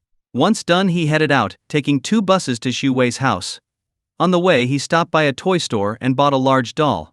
The doll wasn't cheap, and after buying it, Wang Wenbin was left with just over 10 yuan in his pocket. Carrying the doll, Wang Wenbin entered the residential complex and made his way directly to Xu Wei's apartment. He knocked on the door, assuming that Xu Wei would be at work and that her aunt would answer. But to his surprise, Xu Wei herself, dressed in pajamas, opened the door. Wang Wenbin stared at her in surprise, and Xu Wei was equally taken aback. "What are you doing here?" they both asked at the same time. "It's Sunday," Xu Wei answered, still surprised. Wang Wenbin paused for a moment before realizing that he had completely lost track of what day it was. He hadn't even thought about it. "I totally forgot what day it was. I thought you'd be at work," he admitted. "You came back from your hometown?" Xu Wei asked, glancing over him. "Yeah, I came back yesterday afternoon." "Where's little Annie?" Wang Wenbin asked as he stepped inside. "She's watching cartoons," Xu Wei said, gesturing toward the living room. "Is that doll for her?" she asked, noticing the large toy he was carrying. Yeah, I passed by a toy store and thought it looked nice, so I picked it up for her. Do you still have money left? Xu Wei asked, somewhat concerned. No matter how broke I am, I can still afford a doll. Don't underestimate me, Wang Wenbin replied with a smile. He made his way to the living room with the doll in hand. Little Annie was sitting on the sofa, completely absorbed in her cartoons. She didn't even notice Wang Wenbin entering until he was right next to her. Daddy! Daddy! She cried excitedly, jumping off the sofa and leaping into Wang Wenbin's arms. The sudden impact made Wang Wenbin stagger back a couple of steps, wincing in pain. His injuries hadn't fully healed, and though Annie was just a small child, her enthusiasm was a bit much for his fragile state. His body ached, and he nearly lost his balance, as his legs were still weak. Gritting his teeth, Wang Wenbin steadied himself. Have you been a good girl while I was away? Did you miss Daddy? Have you been listening to Mommy? Wang Wenbin asked, cradling Annie in his arms while walking around the room. Look what Daddy brought for you. Xu Wei, who had been standing nearby with her hand half raised to stop him from lifting the child, decided not to intervene. She smiled softly, leaning against the wall, watching the heartwarming scene between Wang Wenbin and Annie. Wang Wenbin spent a lot of time playing with the little girl. His main reason for visiting today was to see Annie. For some reason, he had grown very fond of the child. During his time in the hospital, he had missed her terribly, so he made a point to visit her today. He had assumed Xu Wei would be at work, but it turned out to be the weekend. Just as Wang Wenbin was playing with Annie, a young woman suddenly entered the apartment. The door hadn't been closed, so she walked in without knocking. Annie, look what Auntie bought for you, the woman called out as she removed her shoes at the entrance. Everyone in the room turned to look at her. The woman's gaze fell on Wang Wenbin, who was holding Annie. Auntie! Annie shouted, jumping out of Wang Wenbin's arms and running to the woman, who handed her 2 princess dolls. Like many little girls, Annie had a fascination with princesses. Her room was already filled with dolls, yet she never seemed to tire of them. Sis, the woman greeted Xu Wei. Mengjia, why didn't you call before coming over? Xu Wei asked with a smile. I was nearby dealing with something and thought I'd stop by to see Annie. Who's this? Mengjia asked, her eyes locked on Wang Wenbin. From the moment she entered, she had been watching him closely, especially noticing the intimacy between him and Annie, which made her uncomfortable. Auntie, don't you know? This is my daddy, Annie proudly introduced Wang Wenbin to her. Your daddy? Mengjia's eyes widened in disbelief as she looked back at Wang Wenbin. Wang Wenbin had no idea what was going on. He didn't know who this woman was, but given that Annie called her auntie and she called Xu Wei sis, it wasn't hard to deduce that she was probably Xu Wei's sister-in-law, likely the younger sister of Xu Wei's late husband. The thought made Wang Wenbin smile. To Annie, the relationships weren't entirely clear, so she eagerly introduced her daddy to her aunt. Mengjia, come with me for a second, Xu Wei said, frowning slightly as she pulled the woman toward the adjacent room. Mengjia kept glancing back at Wang Wenbin as she was led away. Daddy, do you think Auntie's dolls are pretty? Annie asked, showing Wang Wenbin the 2 princess dolls in her hands. They're very pretty, Wang Wenbin said, smiling. But I think the one you gave me is prettier, Annie said after comparing the dolls. Wang Wenbin couldn't help but laugh. The innocence of children was heartwarming. You shouldn't say that, he gently explained. Whether it's a gift from Daddy or Auntie, it's because we both love you. The gift itself isn't what matters, it's that we gave it to you because we care. So, don't say Auntie's gift isn't as pretty as Daddy's, okay? Okay, I understand.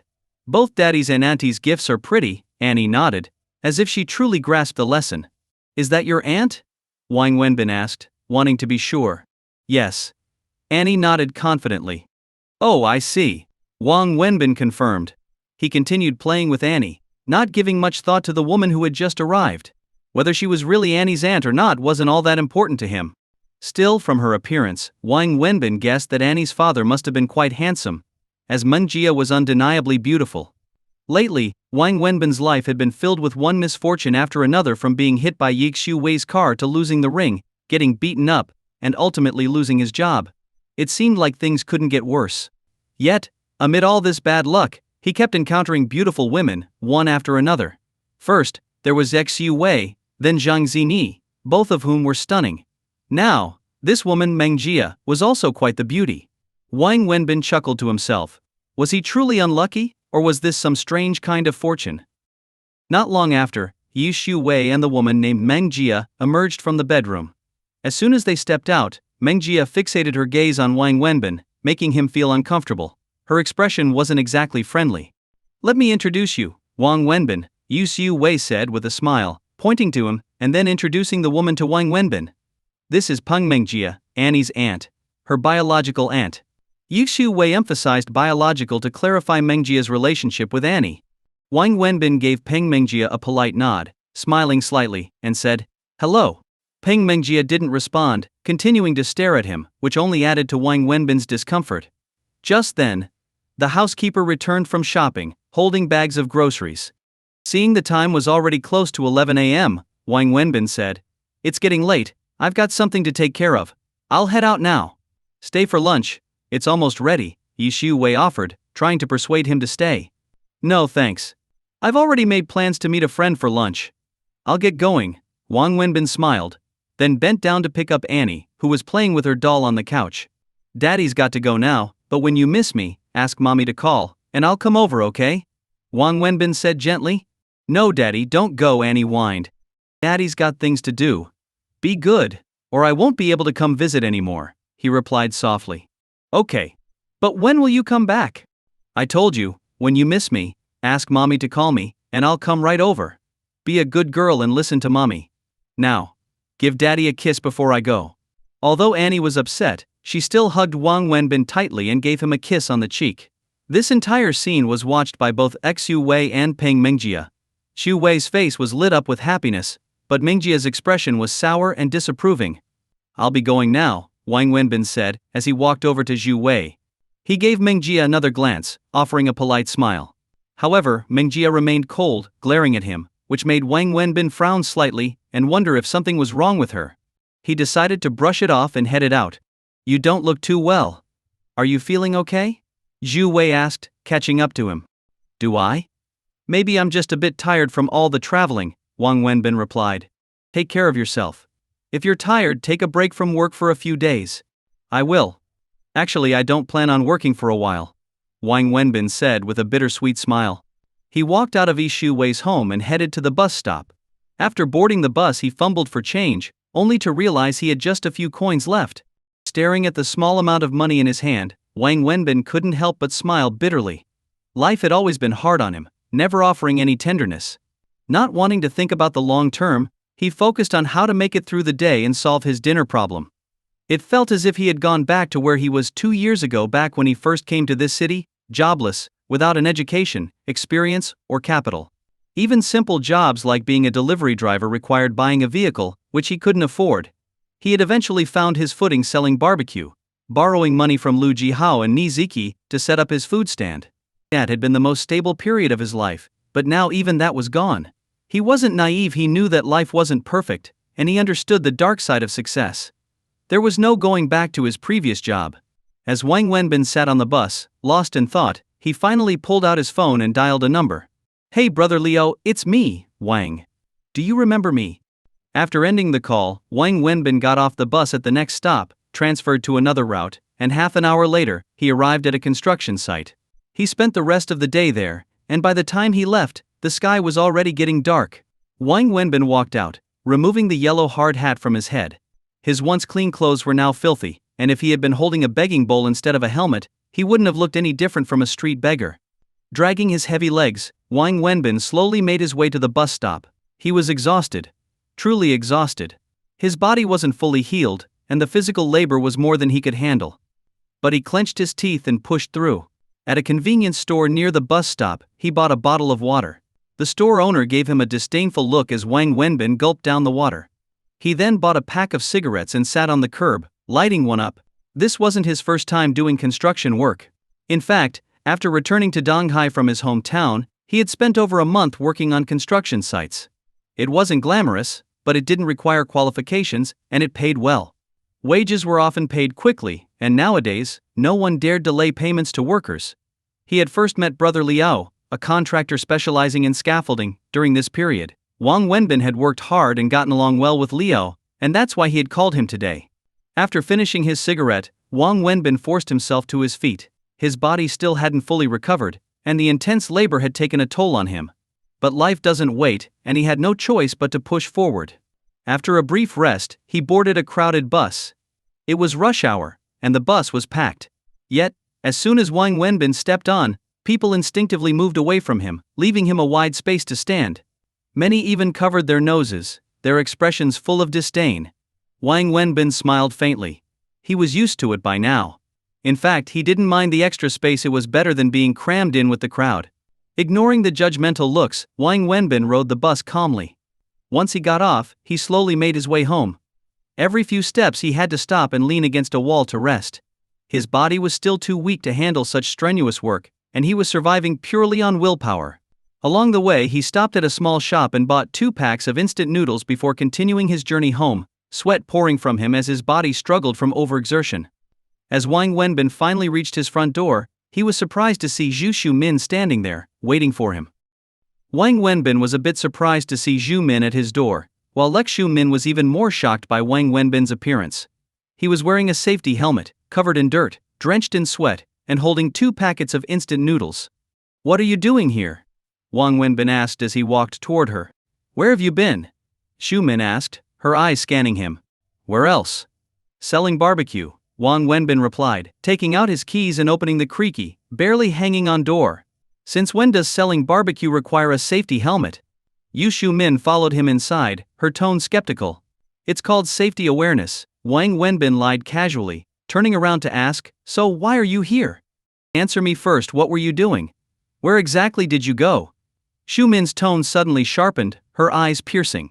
Wang Wenbin's temper flared. "Why should I tell you where I've been? Who are you to ask me? What right do you have to question me? Who are you to me?" he shouted. Tears welled up in Xiumin's eyes as she stood there, and soon, they began to stream down her face. Seeing her cry, Wang Wenbin felt his heart soften once again. He turned his head away, trying to avoid looking at her, and took off his safety helmet, tossing it casually onto the table. His tone softened slightly as he said, "I told you, I was selling barbecue. I just came back because I forgot something." "Keep lying. Keep trying to fool me. I just came from the school's backstreet," Yi Xiumin said, her voice tinged with frustration. Wang Wenbin was surprised again but chose to deflect. "Why were you at the school's backstreet? You tell me why. I've been away on a business trip in Beijing for the past few days. I remember that the last time I went there, I brought you some roast duck, and you loved it. So this time I bought you a few from Quanjude. I called you multiple times, but you didn't answer. Since you're usually at the backstreet during this time, I went there to find you," Yi Xiumin explained. As she spoke, Wang Wenbin noticed the delicately packaged bag she was holding. Sure enough, it was from Quanjude. He did love roast duck. A few years ago, Yi Xiumin had brought him one from Beijing, and he had thoroughly enjoyed it. Wang Wenbin had never been to Beijing himself, but he'd heard that authentic Quanjude roast duck was quite expensive and hard to get. His heart softened a little more. "But when I went to the back street, I couldn't find you. I asked around, and someone told me that you were seriously injured while protecting a girl from some local thugs, and that you were rushed to the hospital for emergency care. I called you frantically, but you didn't pick up. Later your phone was switched off," Yi Xiumin said, her tears flowing uncontrollably as she spoke, clearly feeling hurt and worried. Wang Wenbin sat on the bed, smoking a cigarette. It was true Xiumin had called him many times earlier that day, but at that moment he had been high up on a scaffold, working. It wasn't convenient for him to answer the phone, and truthfully he hadn't wanted to. After her repeated calls, he had simply turned his phone off. "Ambulances usually take people to the nearest major hospital, so I went from one hospital to another, searching for you. I finally found your attending doctor, who told me that you forced your way out of the hospital yesterday, even though you hadn't fully recovered. Don't believe everything he says. I know my body better than anyone. I'm completely fine. The doctor just wanted to keep me in the hospital longer to milk more money out of me," Wang Wenbin said dismissively, pushing the blame onto the doctor. "Tell me the truth, what were you doing? Why were you wearing a safety helmet? Why are you covered in dirt and sweat? Did you take some kind of manual labor job? And are those 2 packets of instant noodles really your dinner?" Yi Xiumin asked, pointing to the noodles on the table, her voice filled with concern and anger. "Wenbin, don't you realize you're still injured? The doctor showed me your medical records, you were seriously hurt. Even if you think you've recovered, your body still needs time to heal. Are you trying to kill yourself? What are you doing? Have you really been driven to such desperation, unable to pay your debts? Or are you punishing yourself on purpose? If you're angry, blame me. It's all my fault. If you want to hurt someone, hurt me, don't torture yourself like this. Do you know how much it pains me to see you like this?" Zhu Min couldn't hold back her sobs any longer, and she burst into tears, her face drenched. Wang Wenbin sat there in silence, his head lowered, showing no sign of comforting her or offering her a tissue. But inside, his heart had already softened completely. Stop overthinking. It's not what you think. Wang Wenbin began to fabricate a story. Halsey's company is shooting a promotional video, and they needed someone to play a construction worker. Since I'm currently out of work and the pay was decent, Halsey gave me a call. It's just a job as an actor. All this dirt? It's part of the costume. I didn't have time to change when I got back. Even the instant noodles are just props. I didn't want to waste them, so I brought them home. Really? Zhu Min asked, still doubtful. Why would I lie to you? Zhu Min, I'm not as pitiful as you think. I'm doing just fine. Have you had dinner yet? Wang Wenbin asked, trying to shift the conversation. No, I haven't, Zhu Min replied, shaking her head. You brought me roast duck, so let me return the favor and treat you to dinner. There's a small place nearby. I usually eat there. If you don't mind, we can go there now, Wang Wenbin suggested, wanting to show Zhu Min that he was doing okay and didn't want her to worry. Though he still harbored resentment toward her, her tears had washed away much of his bitterness. He couldn't bear to see her suffer. Do you think I'm some materialistic person? Don't forget, in those early years after we graduated, I lived with you in a basement and ate instant noodles with you for a whole month, Zhu Min said, clearly upset. Yeah, but back then you were Zhu Min. Now you're general manager Xu, Wang Wenbin retorted, his voice laced with frustration as memories of the past stirred up his anger. After speaking, he stood up and said, Wait here. I'm going to take a shower and change out of these dirty clothes so I don't stink up the place. Wang Wenbin grabbed a bucket, towel and clean clothes and headed outside. Zhu Min was surprised by how Wang Wenbin was living now, but she knew she no longer had the right to say anything about his life. When Wang Wenbin returned from his shower, he was stunned to find that his shabby little room had been completely transformed. Zhu Min had rolled up her sleeves and was busy cleaning, and 3 large bags of garbage were already piled up by the door. Zhu Min turned around when she heard the sound of Wang Wenbin entering and smiled at him. You're done with your shower? Wang Wenbin noticed the sweat on her forehead. In that moment, his heart softened again, but he didn't want Zhu Min to see it. Why are you cleaning? Go wash your hands, let's go eat, Wang Wenbin said coldly. It's fine. Let me finish tidying up for you. Where are your dirty clothes? I'll wash them. Where do you usually do laundry? Zhu Min asked, glancing at the dirty clothes Wang Wenbin had put in the bucket. Wang Wenbin picked up the dirty clothes from the bucket and threw them into the trash pile by the door. They're too dirty, don't need them anymore. Let's go. Without another word, Wang Wenbin headed out. Zhu Min was taken aback, unsure if Wang Wenbin threw away the clothes because they were genuinely dirty or because he was upset with her. Zhu Min followed him out. Wang Wenbin walked ahead in silence, and Zhu Min trailed behind without speaking. The restaurant wasn't far, just at the entrance of the alley, a small place that was slightly better than a street food stall. Wang Wenbin ordered 4 dishes and a soup in one go. For him, this was a luxury. He rarely went out to eat at restaurants in the past few years. It's just the 2 of us. Why did you order so much? Zhu Min asked, a bit surprised. I didn't want you to think I'm living miserably, Wang Wenbin replied flatly, lighting a cigarette. Thank you. Zhu Min smiled warmly at him after he finished ordering. What are you thanking me for? Wang Wenbin asked, puzzled. For remembering all my favorite dishes, Zhu Min said, her face glowing with happiness. It turned out that all the dishes Wang Wenbin had just ordered were Zhu Min's old favorites. Don't overthink it. I just picked randomly. This place only has a few decent dishes, Wang Wenbin stubbornly denied it. Zhu Min smiled, knowing Wang Wenbin's prideful nature better than anyone. You need to shave your beard and get a haircut, Zhu Min said softly, looking at him with deep affection. That simple comment made Wang Wenbin's nose sting. He never cared much about his appearance. Back when they were together, Zhu Min had to remind him to shave and cut his hair. Wang Wenbin turned his head to look out the window, avoiding Zhu Min's gaze. He feared he might give in to his emotions. What happened with the police? I heard from people nearby that those thugs have been hanging around there for a long time. But don't worry about them. How was it resolved in the end? My company works with a well-known law firm that has strong ties with the police, so I can help you if it's already been dealt with, Wang Wenbin interrupted, knowing Zhu Min wanted to help him get justice. What happened? Tengye. They apologized and compensated me for the medical expenses. The guys who attacked me were detained for 2 weeks. That's the maximum penalty, Wang Wenbin replied. Well, at least that's something, Yi Shu-min said, a bit disappointed but relieved. Was the girl you were protecting the same one I saw at your barbecue stall last time? Shu-min asked, her tone carrying a hint of jealousy. Which girl? Wang Wenbin asked, taking a big gulp of beer, genuinely unsure of whom she was referring to.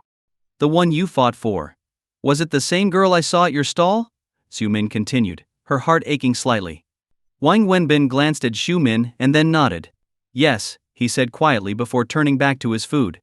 Back then you used to fight for me. I thought you'd only ever do that for me. But now. Shu-min's voice trailed off, filled with sorrow. Wang Wenbin's hand froze mid-air as he was picking up food, but only for a second. After a sip of beer, he said, I didn't fight for her. The fight had nothing to do with her. I just happened to run into those guys, and she was there.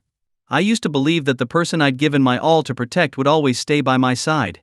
But reality slapped me in the face. I was just a fool, clinging to a delusion. In this world, nothing is real. Nobody is truly yours, Wang Wenbin said with a bitter laugh. No, I didn't. I didn't abandon you, Wenbin.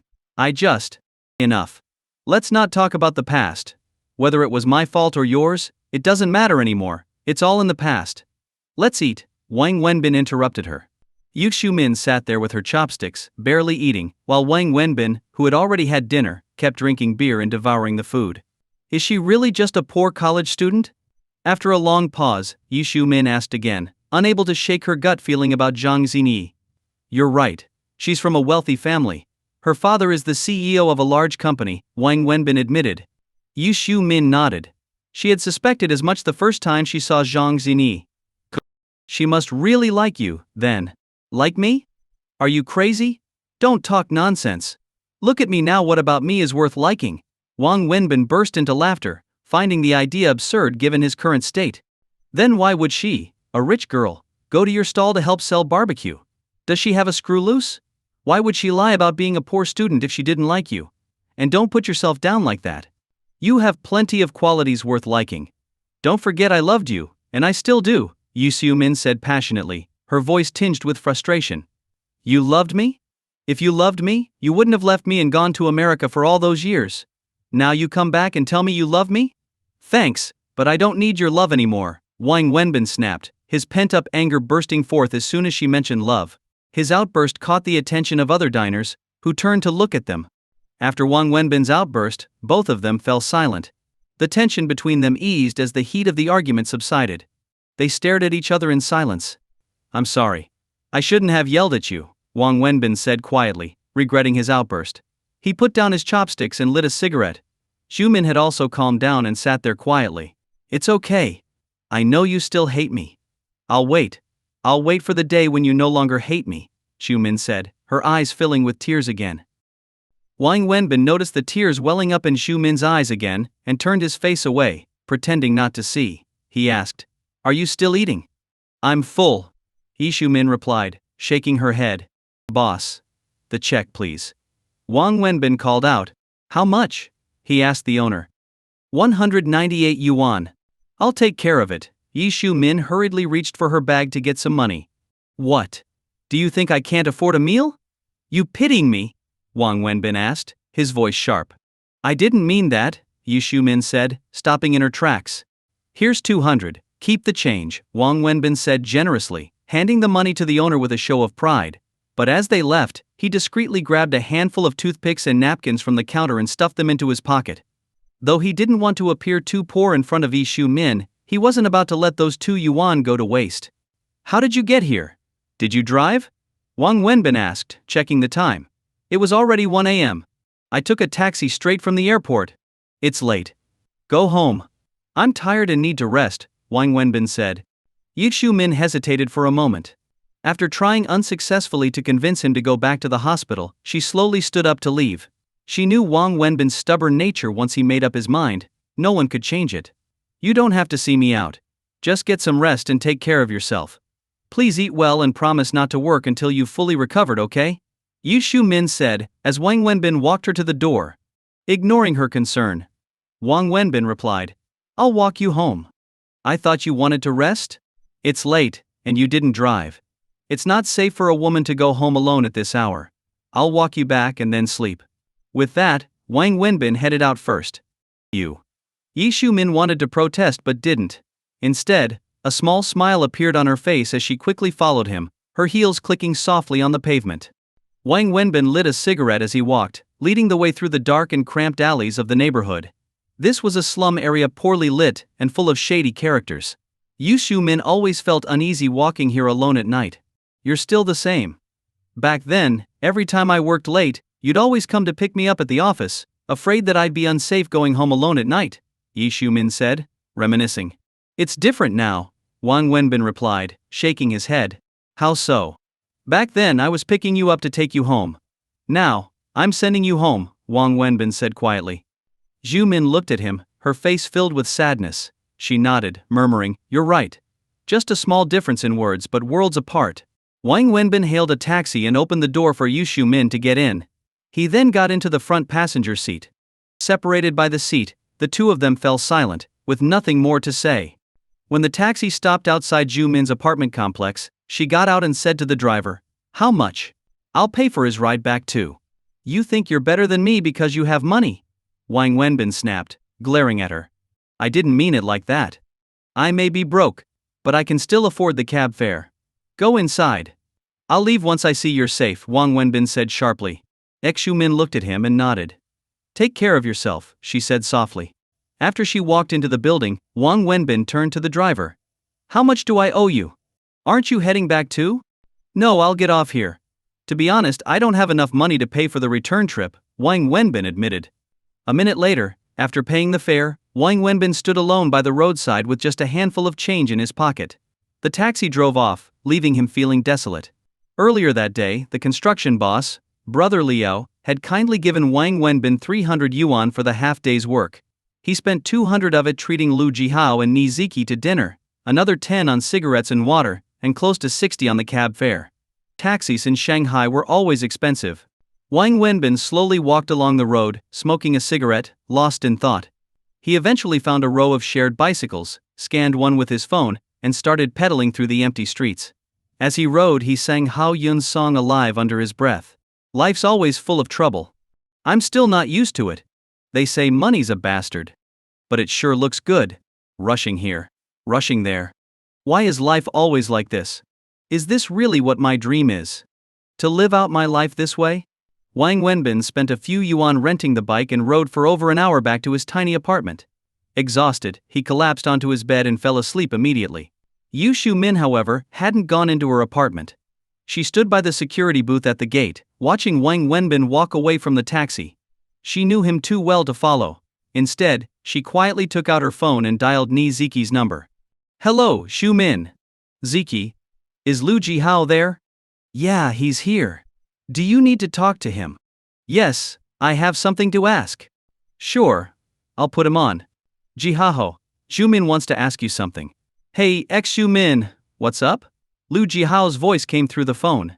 I heard your company is filming a promotional video, right? My company is planning something similar, so I wanted to ask about some details, Yi Shu-min inquired. A promotional video? What video? Who told you that? Wait, your company isn't filming one? No, we're not. We made one last year, but it didn't go well, so we're not planning another one this year. Who told you about this? Lu Jihao was equally puzzled.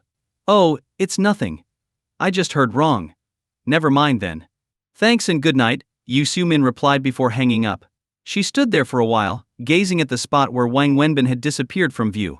The next morning, Wang Wenbin woke up early, put on his hard hat, and retrieved the clothes he had deliberately thrown away the night before. Work at the construction site ruined clothes quickly, so he couldn't afford to waste any. After searching under his bed for some spare coins, he stopped by a street vendor to buy 2 buns and squeezed onto the bus heading to the construction site. He didn't notice the black Mercedes trailing behind him. The car followed him from the alley, stopping whenever the bus did. When Wang Wenbin got off the bus, he headed straight to the construction site, clocked in with Brother Liao, and went up to the scaffolding to start his work. Not long after Wang Wenbin began working, the black Mercedes pulled up outside the building. Yi Shu-min stepped out of the car, removing her sunglasses as she scanned the construction site for Wang Wenbin, but she couldn't spot him. Boss Liao had noticed her car the moment it pulled up. It was a construction site, where the only vehicles that usually came were worn-out trucks. Seeing such a nice car pull in, he thought it might be a surprise visit from a client. He rushed over, only to see Xu Min stepping out of the car, and he was momentarily stunned. She was beautiful, well-dressed, and exuded elegance. He quickly realized she wasn't from the client's side, which only added to his confusion. "Hello, miss. Can I help you?" Boss Leo approached, trying his luck. It wasn't every day a woman like her showed up on a construction site, and striking up a conversation seemed only natural. "Hi, I'm looking for Wang Wenbin. Does he work here?" Zhu Min asked. "Wang Wenbin?" Boss Leo repeated, giving the well-dressed woman another once-over, not quite believing what he was hearing. "Yes." Yi Shu Min nodded. "And you are?" "I'm his girlfriend," Yu Shu Min stated plainly. Boss Leo's eyebrows furrowed deeply, and he cursed under his breath, "That rascal. He's got such a gorgeous, rich girlfriend, and he's still working on my construction site. Is he playing some kind of joke on me?" "Huh? What did you say?" Yi Shu Min asked, confused. "Nothing. You're looking for Wang Wenbin, right?" "Yeah, he's here. I'll call him down for you." Boss Liao pulled out his radio and called over it, "Tell Wang Wenbin to come down. His girlfriend's here to see him." "Thank you," Shu Min said gratefully. "No problem. But are you really his girlfriend?" Boss Liao asked again. He could hardly believe that a scruffy worker like Wang Wenbin could have such a beautiful, well-off girlfriend. It was turning everything he thought he knew upside down. "I used to be," Yi Shu Min said after a brief pause. "Used to be? So not anymore, right?" "Whew. That scared me for a second." Boss Liao laughed, relieved to find his worldview intact. "But now, he doesn't want me anymore," Shu Min added with a bitter smile. "What? He dumped you?" Boss Liao was stunned. His worldview shattered once more. When Wang Wenbin heard someone say his girlfriend was looking for him, he was baffled. "Girlfriend? When did I get a girlfriend?" he muttered. But he came down anyway, taking the construction elevator to the ground floor. As soon as he stepped out, he saw Shu Min standing next to her car and froze on the spot. "What are you doing here?" Wang Wenbin asked, clearly taken aback. "You told me you were acting in some film. Is this your idea of acting?" Yi Shu Min asked, her eyes red as she looked him over, dirty, sweaty, with a towel slung over his shoulder and a hard hat on his head. She couldn't believe he was working on a construction site. "I'm working. Can we talk about this when I'm off the clock?" Wang Wenbin replied, glancing at the other workers who had gathered to watch. He felt embarrassed. "I'll go. But only if you come with me," Shu Min said, determined. "I can't. I'm working. How am I supposed to just leave?" "This is your job?" "Yeah, this is my job," Wang Wenbin said, nodding. "What's going on with you? Why are you doing this?" "What's wrong with it? I'm working an honest job, earning my money with my own hands. What's so wrong with that?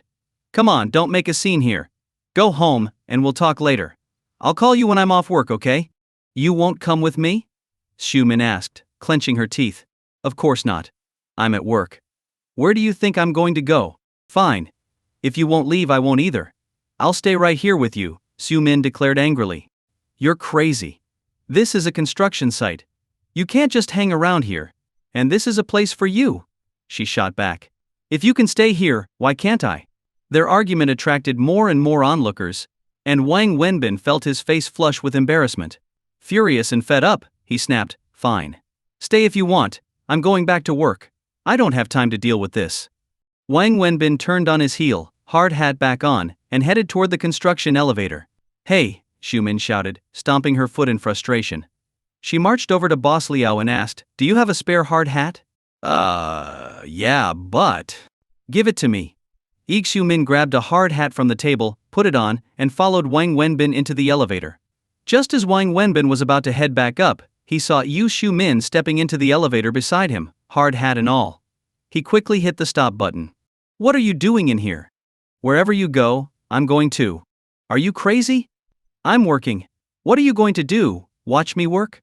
"I'll watch you work." "Do you have a death wish? Do you think it's fun up there?" "I'm putting up scaffolding high up. One wrong step, and it's all over." "So you know. I thought you didn't. Since you're ready to risk your life, I'll stay with you. If you fall, I'll jump. We can die together," Yu Shu Min said firmly. "You? What do you want from me?" Wang Wenbin asked, seeing the crowd of workers laughing at the scene. He couldn't take it anymore. "Come home with me." "No. I finally found a job." "Then I'll stay with you. However long you're here, I'll be here too. If you fall, I'll jump with you." "You're insane." "Yes, I'm insane, and you're the one who's driven me crazy. Yu Xiumin yelled, her tears flowing freely now. I. Wang Wenbin faltered. Looking at her tear-streaked face and determined gaze, he felt all the fight drain out of him. He pulled Zhu Min out of the elevator and said, "Go wait in the car." "Where are you going?" "I have to let the boss know I'm leaving, don't I?" Wang Wenbin grumbled, stomping over to Boss Liao. "You're something else, huh? Always crying poor in front of me. In all my years on the job, I've never seen anyone drive a Benz to come work on a construction site. You really came here to experience life, didn't you?" Boss Liao joked. "It's not like that. The car is hers." "Oh, so the car is hers. And what about her?" Boss Liao teased with a grin. "She." "Oh, forget it, Liao Gi. It's too complicated to explain," Wang Wenbin sighed. "Can I just take the day off? Do I really have a choice?" Boss Liao laughed. "You're driving a Benz, while I'm driving a beat-up Jeep. You think I dare say no? You're making me feel pretty useless as your boss, you know that?" Wang Wenbin didn't know how to respond. He gave up and walked over to Zhu Min's car. Without a second thought about his dirty clothes, he opened the passenger door and climbed in. "That guy's out of his mind. With all that money, he's working on a construction site," one of the workers muttered. "You just don't get it. Rich folks love experiencing the life of US poor people. It's what they call living the simple life," another worker joked as they watched the Benz drive off. After driving a short distance, Wang Wenbin asked Xu Min to pull over in an empty lot on the side of the road. "Xu Min, are you crazy? Why are you so obsessed with what I'm doing? Does my job at the construction site bother you?" Wang Wenbin snapped, his frustration spilling over. "Yes, I'm crazy," Xu Min shouted back, tears brimming in her eyes. "I'm sick, so sick there's no cure. You want to tell me I'm nothing to you, right? That I have no right to interfere in your life? Fine. But I can't stand seeing you like this, Wenbin. It hurts me more than it hurts you. Last night, I couldn't sleep. I kept thinking about how you looked, wearing that hard hat and holding those packs of instant noodles. I'd rather be the one suffering, not you." Wang Wenbin's anger deflated as soon as he heard Zhu Min's words. He turned away, staring out the window, and lit a cigarette, the cheap 5 yuan brand already damp from his sweat. "You think I'm torturing myself, don't you?" he finally said. "What else am I supposed to think? You're living in a basement, working at a construction site, and you haven't even fully recovered from your injuries. Fine, I'll tell you why.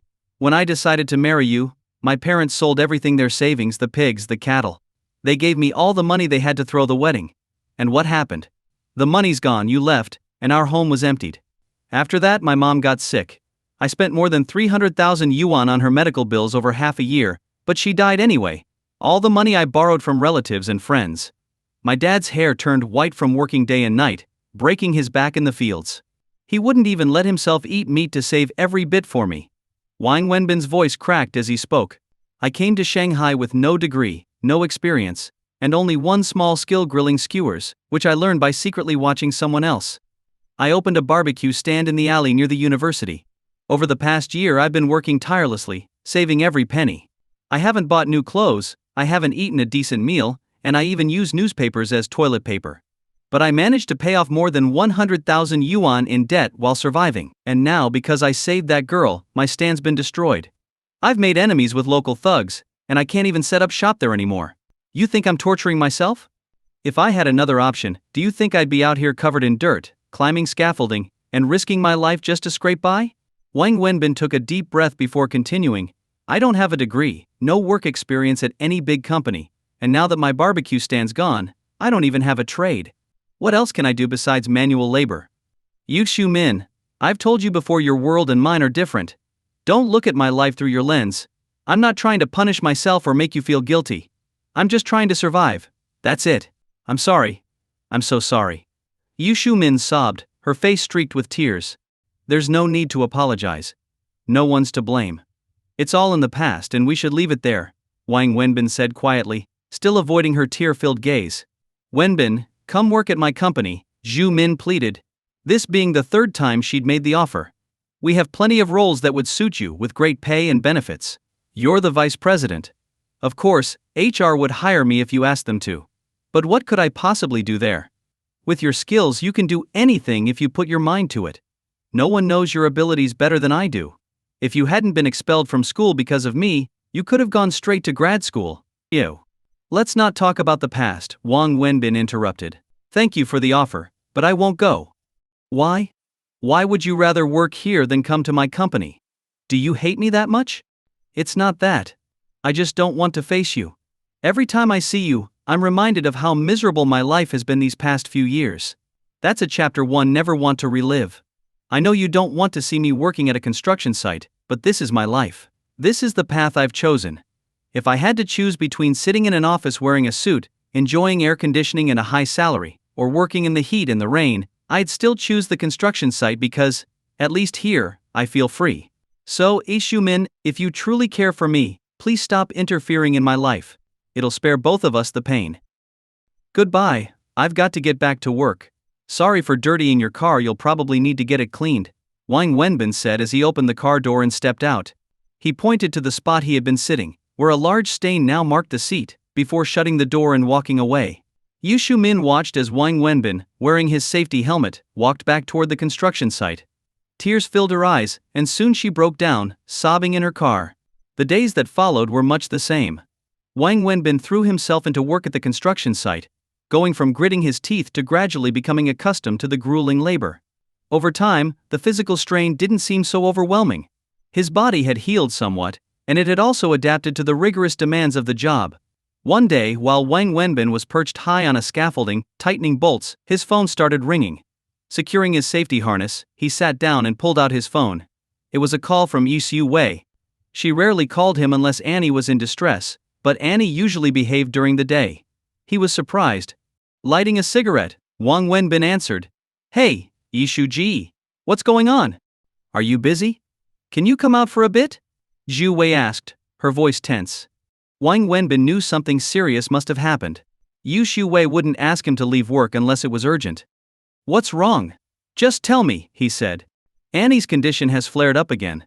She's in the hospital now and needs immediate treatment, but she's refusing. She's throwing a fit, insisting that she wants to see you. Without you, she won't cooperate and the doctors can't start. It's really urgent, can you come to the hospital? Wang Wenbin frowned, glancing down from the scaffolding at the ground far below. Without hesitation he said, I'll be there right away. Are you at home? I can come pick you up, Yisu Wei offered. No need. If you come and go, it'll waste too much time. I'll catch a cab and be there soon, Wang Wenbin replied, hanging up the phone. He quickly unbuckled his safety harness and climbed down the scaffolding. Finding his foreman, Liu Ji, he apologized as he asked for time off. Though he felt guilty, Annie's hospitalization left him with no choice. After getting permission to leave, Wang Wenbin, still wearing his helmet and drenched in sweat, flagged down a taxi and jumped in, directing the driver to the hospital. When the taxi pulled up at the hospital, Wang Wenbin realized he had a problem. He reached into his pockets and remembered that his wages from the construction job were paid monthly, and he only had a few yuan on him. The fare was over 40 yuan. Embarrassed, he called Zhu Wei. Hey, are you here yet? She asked. I just arrived. I'm downstairs. Great, come on up to the 5th floor. Actually, could you come down for a second? Wang Wenbin said, swallowing his pride.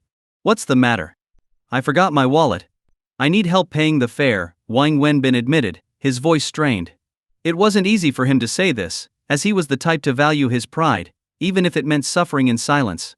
In his rush to get to the hospital, he hadn't considered whether he had any money on him. Yisu Wei paused, then said, Okay, I'll be right down. Moments later, Wang Wenbin spotted Zhu Wei hurrying out of the building, her high heels clicking on the pavement. She quickly scanned the area and saw Wang Wenbin stepping out of the taxi, covered in dirt and still wearing his safety helmet. She hesitated for a moment but said nothing, walking straight to the driver.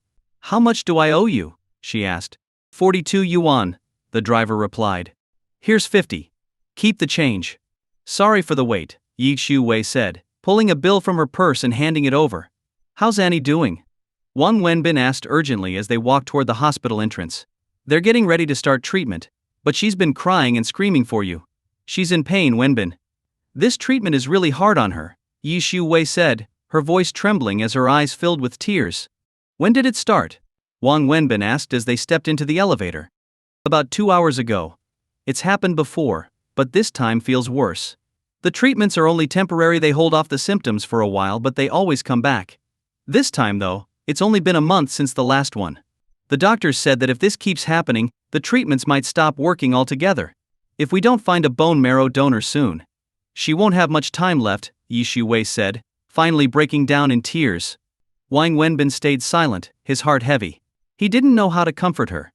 When they reached the hospital room, it was filled with nurses and doctors. Yi Shu-wei's housekeeper was also there. Annie was thrashing around on the bed, screaming and crying for her daddy. Seeing this, Wang Wenbin felt a lump form in his throat, his eyes burning with unshed tears. He had faced down a gang of men who nearly beat him to death without flinching, but this sight made him want to cry. "Daddy!" Annie wailed as soon as she saw him, her cries stopping as she launched herself into his arms. She didn't care about the sweat or dirt on his clothes. Wang Wenbin hugged her tightly, soothing her with gentle words. Everyone in the room felt their hearts ache at the scene. Zhu Wei and the housekeeper were openly crying, while the nurses had tears in their eyes. Even the doctors exchanged sad, knowing glances. They all understood that Annie, the fragile little girl who looked like a porcelain doll, didn't have much time left. With Wang Wenbin's reassurance, Annie finally agreed to undergo the treatment, but only if he promised to wait for her outside the room. Wang Wenbin promised. He carried Annie to the door of the treatment room, where he handed her over to the nurses and doctors. Then, the heavy door of the treatment room closed with a soft but final thud. As the door shut, the weight of the situation hit Wang Wenbin, and he turned to Zhu Wei, his face pale. "This treatment. Is it dangerous?" he asked, his voice shaking slightly. Yi Shu-wei shook her head, replying, "No, there's no danger. She's had this treatment many times before. But even if there were risks, we wouldn't have a choice. If we don't do it." She didn't finish her sentence, but Wang Wenbin already knew what she meant. Wang Wenbin felt exhausted physically and mentally drained. He crouched down by the wall, pulling out a crumpled pack of cigarettes from his pocket, the packaging damp from sweat. Without caring that they were in a hospital, he lit one up and took a deep drag. The smoke quickly filled the air around him, its harshness stinging his throat and filling the corridor. Standing beside him, Yi Shu-wei winced and moved back a few steps to avoid the thick cloud of smoke, but she didn't scold him. She disliked people smoking near her. But right now she didn't mind Wang Wenbin doing it. "Is the only option really a bone marrow transplant?" Wang Wenbin asked again, even though he had asked her this question many times before. "Yes," Yi Shu-wei confirmed once more. Wang Wenbin nodded and continued smoking, saying nothing. Yi Shu-wei could sense the deep pain Wang Wenbin was feeling, and for some reason, it warmed her heart. It was the same feeling she'd had earlier when she saw little Annie clinging to him, crying and kissing him. She felt deeply moved. "Don't worry. She'll be fine, at least for now. The treatment will take about 2 hours, and when it's done she'll be asleep from the anesthesia. She won't wake up until late tonight, and she'll need another treatment tomorrow afternoon. After that we'll stay here for 2 or 3 more days to monitor her and ensure she's stable. If everything goes well, she can go home," Yi Shu-wei said, trying to reassure Wang Wenbin. Wang Wenbin nodded, his face still heavy with worry. "Don't let it get to you too much. I've already come to terms with it. You can't fight fate. Some things are just beyond our control. All I can do as her mother is to make sure that every day she has left is as happy and joyful as possible." Yi Shu-wei's voice broke as she spoke, trying to console Wang Wenbin, but also comforting herself. Wang Wenbin continued smoking, crouched against the wall. His face, half obscured by the swirling smoke, looked even more determined and hardened. "Let's not dwell on her for now. Some things can't be changed, and we have to go with the flow," Yi Shu-wei said, forcing a smile as she glanced at him. "So what's going on with you?" she asked, changing the subject.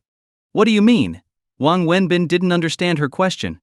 "The helmet, your clothes," Yi Shu-wei pointed out, gesturing toward him. Only then did Wang Wenbin realize he was still wearing his hard hat.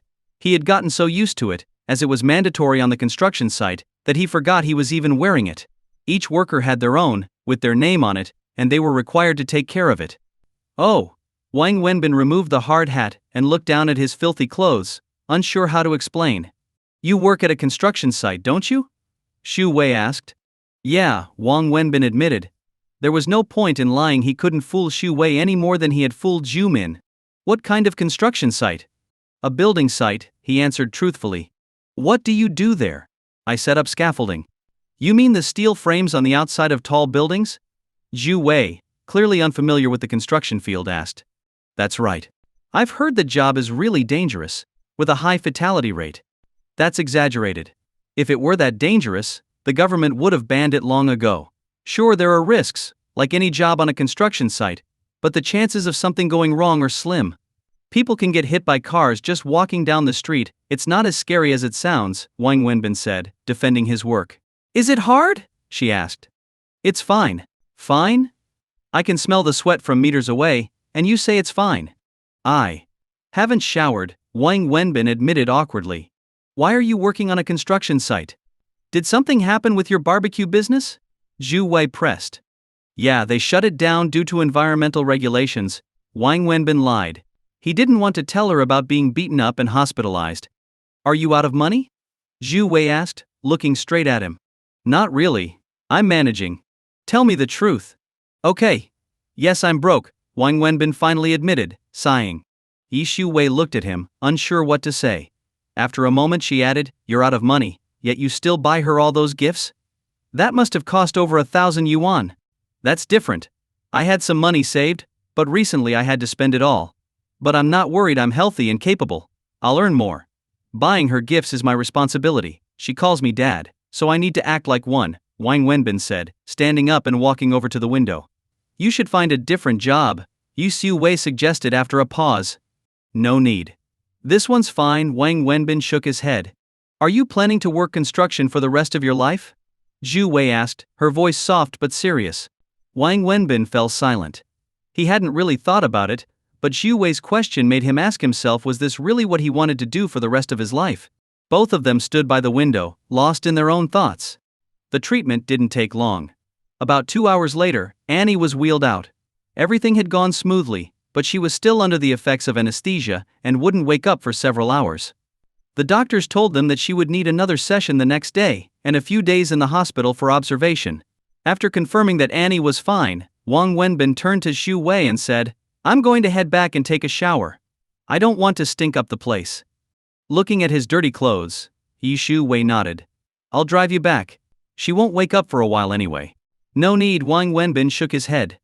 I'm already filthy enough. You may not mind, but I can't be that inconsiderate. Stay here in case something happens. I'll take a cab and come back after I've cleaned up. I promised her I'd be here, and I can't break that promise. All right. Thank you, Zhu Wei said. She didn't argue. She knew how upset Annie would be if Wang Wenbin wasn't there when she woke up. It's nothing, Wang Wenbin smiled faintly.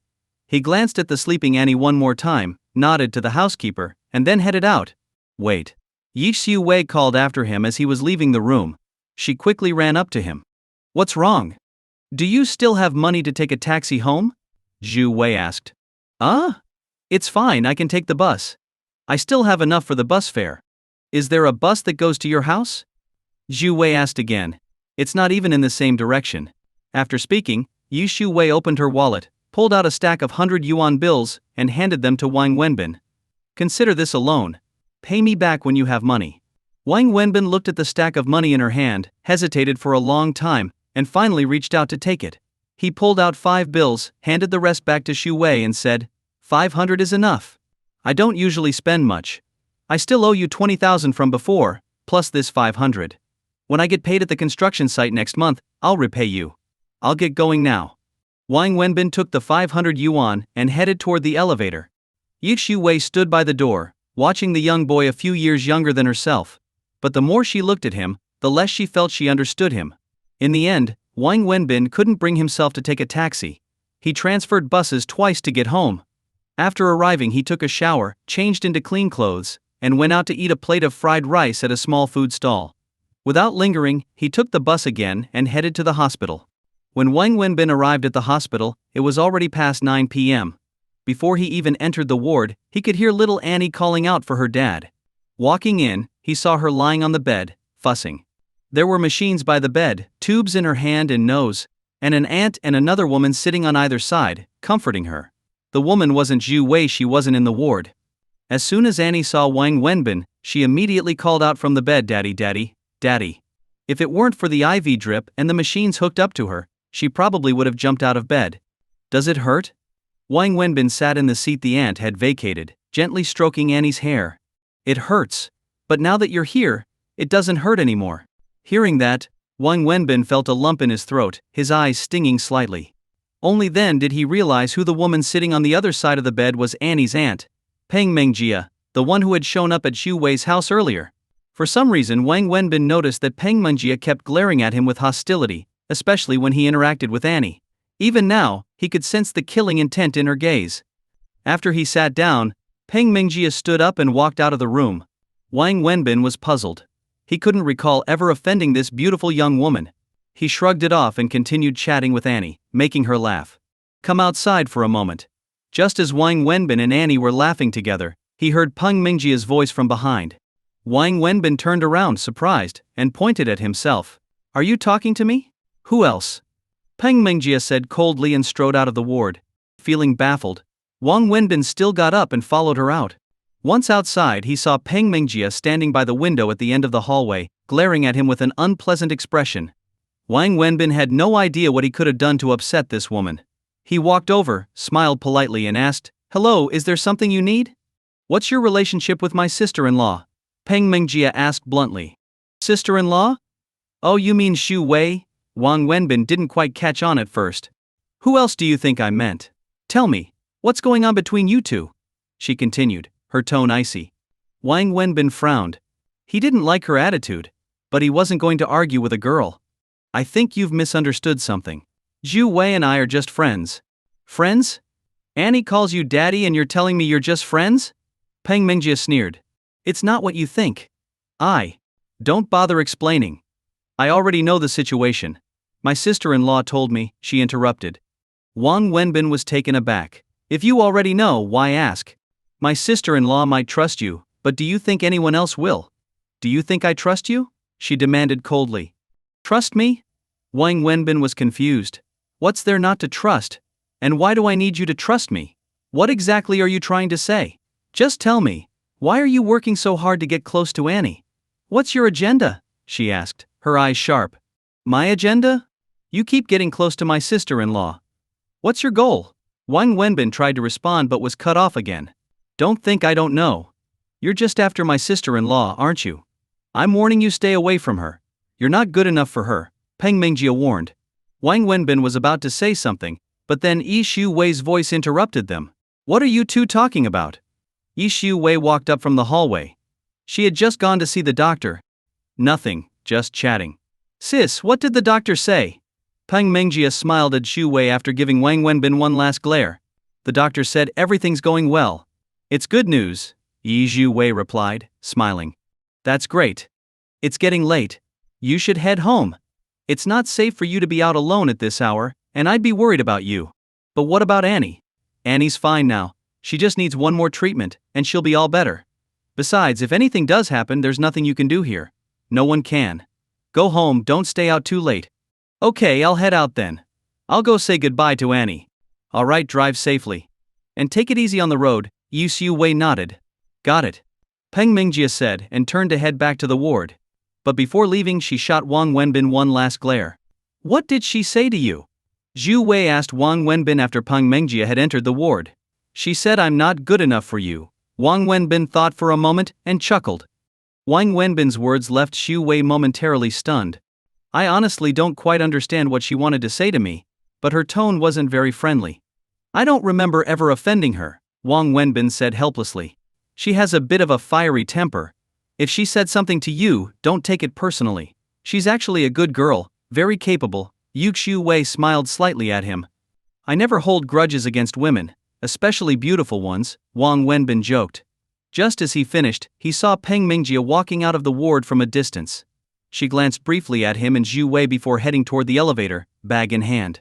Thank you for coming all the way here so late, Yu Xu Wei said. It's no problem. I'm by myself at home with nothing to do anyway, so I just thought of it as taking a walk, Wang Wenbin said as he leaned against the window railing and lit another cigarette. The doctor just told me. She probably only has a few months left, maybe 3 at most. If she can't have surgery within 3 months then there's no hope, Xu Wei said as she gazed out the window. Wang Wenbin took a deep drag on his cigarette.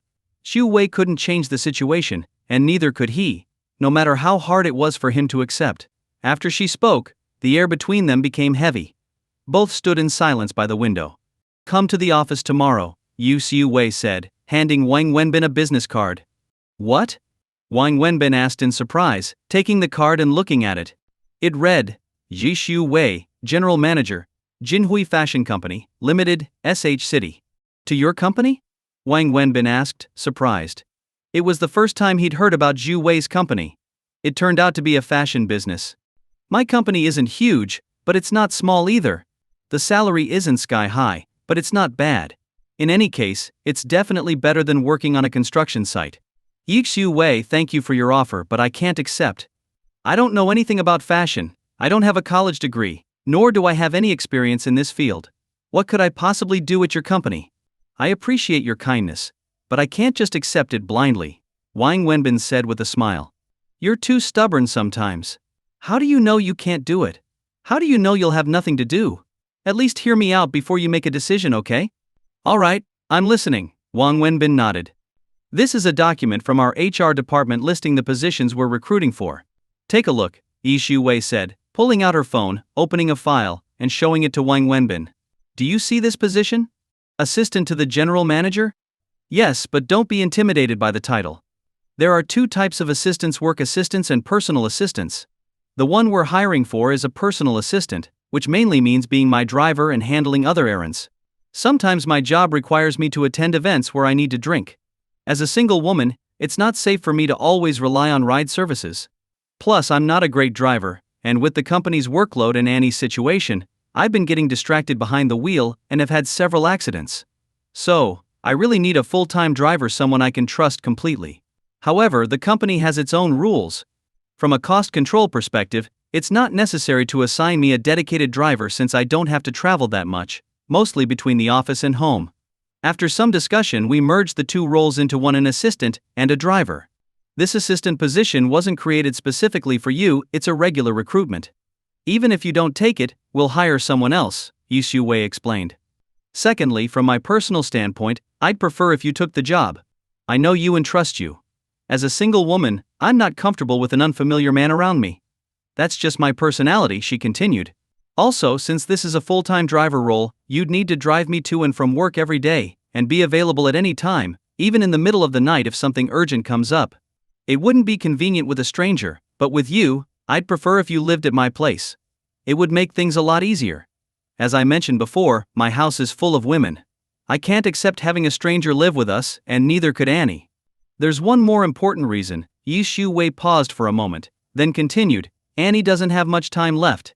I want her to spend her final days happy and content, and for her, the happiest thing is being with her dad. Although you've been making the effort to come to my house after work, it's always too late. Every day she stays up, crying because she misses her dad, and it's exhausting for you too. So, Wang Wenbin, I want to ask you a favor. What is it? Please help me. Take this job, live at my place, work during the day, and stay over at night. Keep her company, and help her enjoy the last bit of happiness she has left. Zhu Wei's eyes reddened as she spoke. Besides, from your own career perspective, working in construction or selling barbecue isn't a long-term plan. You're still young, and you need to think about your future. Our company isn't small, and we operate under a standardized management system. As an assistant to the general manager, you'll have the chance to learn a lot. I believe it'll be beneficial for your future development. Of course, this is just a suggestion. Whether you want to accept it or not is up to you. Zhu Wei smiled at him as she finished. I'll head back inside. Think about it. You're welcome to come anytime before we hire someone else for the position, Zhu Wei said, smiling before turning and walking back toward the ward. Wang Wenbin stood by the window, smoking. He finished one cigarette, then lit another. After smoking 2 cigarettes, Wang Wenbin headed back into the hospital. As soon as he walked into the ward, little Annie warmly called out, "Daddy."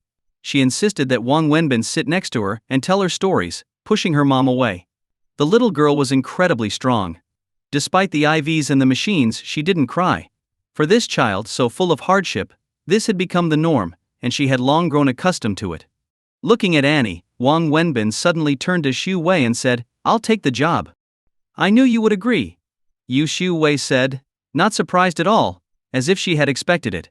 She then told Wang Wenbin, "Next Monday, bring your personal documents and report to the HR department at the company." "All right." Wang Wenbin nodded but added, "However, before I start, I want to set a few conditions. If you agree to them, I'll go. Otherwise I won't." Zhu Wei looked at him, smiled, and nodded. "Go ahead." This was probably the first time in Zhu Wei's life that she had to agree to an applicant's conditions before hiring them. First, No matter what title or position you give me, whether it's assistant or manager, I will only work as your driver, or help out with some minor tasks. Second, I will only accept the salary for the driver position, nothing more.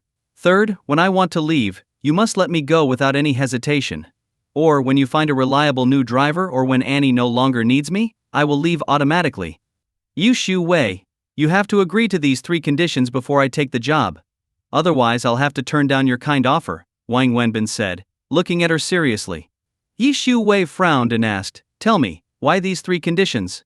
Yu Shu Wei, I know you're trying to help me, but I'm very aware of my own abilities and limits. I know what I can and can't do. Driving I can manage, but anything beyond that, I'm not capable of. I believe people should only earn what they're worth. If I'm only capable of being a driver, then I should just be a driver and only earn a driver's wage. I'll take what's mine, but not a cent more, Wang Wenbin said, looking her in the eye. Yi Shu Wei smiled after he finished and said, I want to help you, and you want to help me. I know you weren't keen on taking this job at first, but you're only agreeing because I said I needed a reliable driver for my safety, and because Annie needs you. Isn't that right? I've thought it over carefully. What you said makes sense. You're a single woman with a heavy workload, social commitments, and the stress of caring for Annie. You're exhausted, and driving yourself while being so drained is risky. Plus, you genuinely need help with the small tasks. On top of that, you can't just hire any random driver, it wouldn't be safe. You need someone you trust, especially during Annie's last days. As for Annie, I also want to give her some happiness during the short time she has left. Honestly, it's not about helping or not helping, it's just work to me. But I'm a bit particular. I feel at ease taking what I've earned. But if I take something I don't deserve, it bothers me, I can't sleep at night. Also, I want to keep our personal and professional matters separate.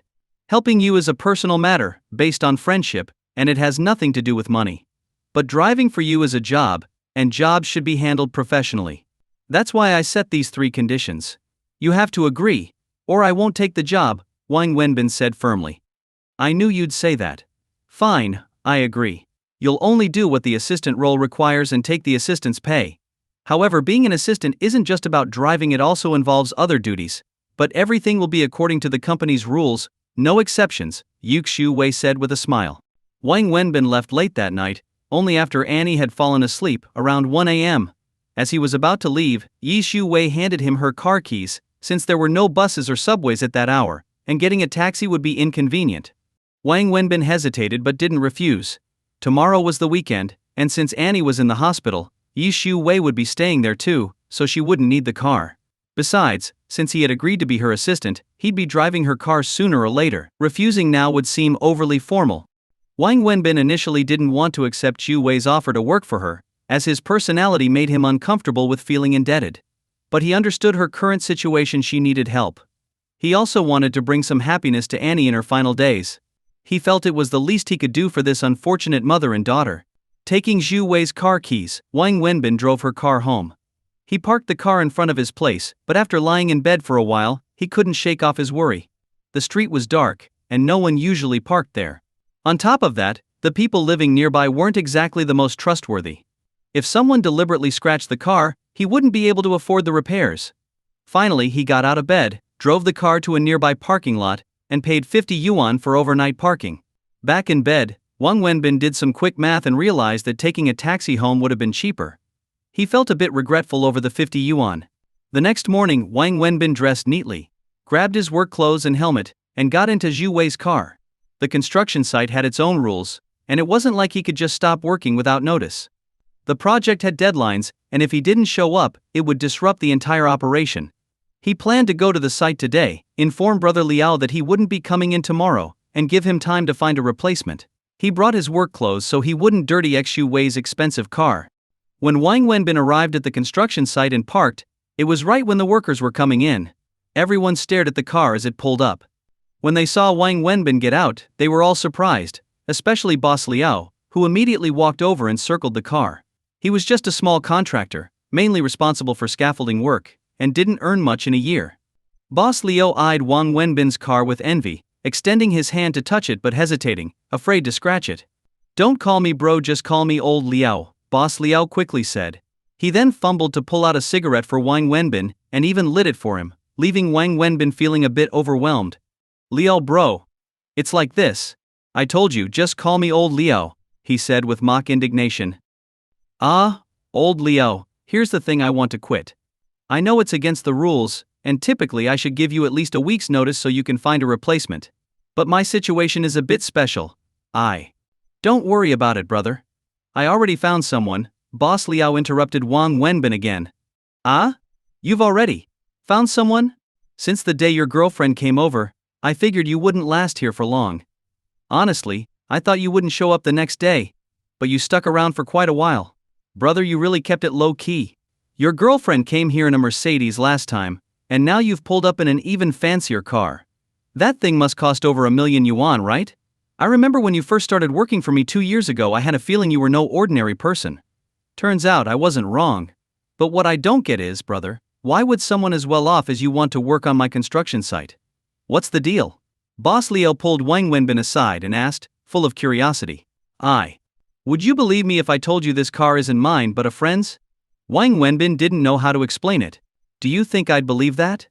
Last time you told me that girl wasn't your girlfriend. But let me ask you this, if you were just a regular worker, do you think a girl like her would be interested in you? Have you ever seen any of these laborers with such beautiful, wealthy girlfriends? And now you show up with this car, and you tell me it's your friend's? Even if I believed it was, where would a regular guy find such rich friends? You've got a girlfriend like that and friends like these, why on earth would you be working for me? Birds of a feather flock together, brother. If you didn't have money, you wouldn't be able to hang with people like that. Boss Liao chuckled, his eyes sparkling with amusement. I really don't have money, but I know you won't believe me. Honestly, even I don't believe it myself, Wang Wenbin laughed. Come on, little brother, here's the deal, you know me. I rely on this construction business to make a living. I have to manage things strictly for the sake of progress. If I ever spoke too harshly, I hope you didn't take it to heart. I apologize now, so please don't hold it against me. Please, Leo bro, no need for that. Listen, brother. If you ever come across a good money-making opportunity, I hope you'll remember me and lend a hand, Boss Liao said earnestly, gripping Wang Wenbin's hand tightly. In the end, Wang Wenbin quit the construction job that very day. Not only that, but at lunchtime, Boss Liao insisted on treating Wang Wenbin to a lavish meal. Even though Wang Wenbin had only worked for a little over 10 days, Boss Liao insisted on paying him a full month's salary, stuffing the money into Wang Wenbin's car when he tried to refuse. There was no way for him to decline. Of course, Wang Wenbin knew that much of Boss Liao's generosity stemmed from seeing him drive Xu Wei's expensive car. After leaving the construction site, Wang Wenbin drove straight to the hospital. When he entered the ward, he saw Xu Wei inside, along with Annie's aunt, Peng Mingjie. Peng Mingjie was happily chatting with little Annie. But when she saw Wang Wenbin walk in, her face darkened immediately. Wang Wenbin could easily tell from her eyes that she didn't like him, but he acted as if he hadn't noticed and walked over to interact with Annie. The more he engaged with Annie, the more hostile Peng Mingjie's gaze became, almost as if there was a spark of fury. She quickly turned and, after saying goodbye to Xu Wei, left the ward. Wang Wenbin noticed this but pretended not to. He continued playing with little Annie, who always lit up with joy whenever she saw him. Don't mind her. She's a bit childish at times, Xu Wei said to Wang Wenbin after Peng Mingjie left the room. Early Monday morning, Wang Wenbin got up, put on clean clothes, grabbed a quick breakfast on the street, and took the bus to the address Xu Wei had given him. He had originally thought Xu Wei's fashion company was a small business, but when he arrived at the location, he realized this was no small operation. The company wasn't in the city center but closer to the outskirts. Though the area was far from remote, it was quite bustling. Wang Wenbin had assumed the company was just a small office in some building, but when he got there, he was surprised. It was an independent compound with its own gate, a security booth at the entrance, and guards on duty. A company sign stood by the gate, and the company's name was also displayed in bright lights on top of the office building, giving the place a polished, professional look. When Wang Wenbin arrived, it was during the company's morning rush. Dozens of white-collar workers were streaming into the building, with many driving in. Seeing the scale of it all, Wang Wenbin was surprised. For the first time, he had a clear understanding of Xu Wei's capability and the scope of her business. As Wang Wenbin tried to enter through the front gate, he was stopped by the security guard. Company employees had badges, but he didn't. Just as Wang Wenbin was about to explain why he was there, a car pulled up next to him, honking. The window rolled down. As soon as the guards saw the car, they saluted respectfully, greeting Xu Wei. Good morning, MSC Xu. Good morning.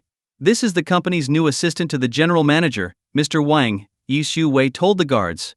Upon hearing this, the guards' attitude toward Wang Wenbin shifted dramatically.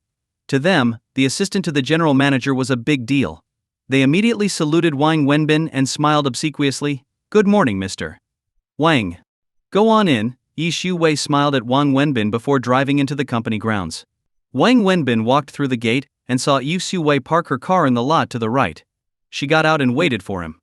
"I told you I could have picked you up this morning," Yi Shu-wei said as she walked over. She then gestured around, explaining, "This is the company's parking lot. There are 2 levels above and below ground. Over there is the administrative office building, and that's the cafeteria, the warehouse, and so on." As she led him toward the office building, Yi Shu-wei continued explaining the company layout. The company's premises weren't particularly large, but the fact that it had its own office space in Shanghai spoke volumes about its strength. It wasn't a massive company, but it was definitely not small. "How's Annie doing? I didn't come by last night, did she cry?" Wang Wenbin asked, clearly more concerned about Annie than the company. "No, she didn't cry.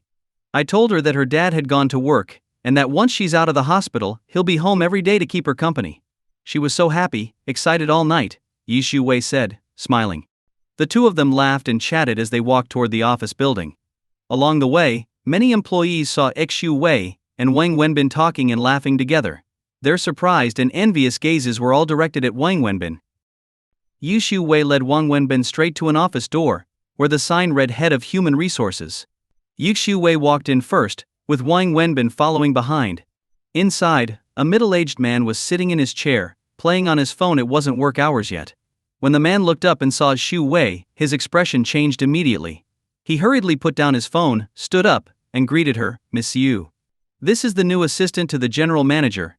Please help Assistant Wang complete the onboarding process and arrange an office for him." Yi Shu-wei instructed the man, her tone serious and formal, completely different from how she spoke to Wang Wenbin. Of course. I'll take care of it right away," the man nodded repeatedly, his voice a bit nervous. It was clear he was very intimidated by Yi Shu-wei. "Once everything is set, come to my office," Yi Shu-wei said, turning to Wang Wenbin. "Got it." Wang Wenbin nodded in response. With that, Yi Shu-wei briskly walked out of the HR director's office. The HR director treated Wang Wenbin with extreme courtesy.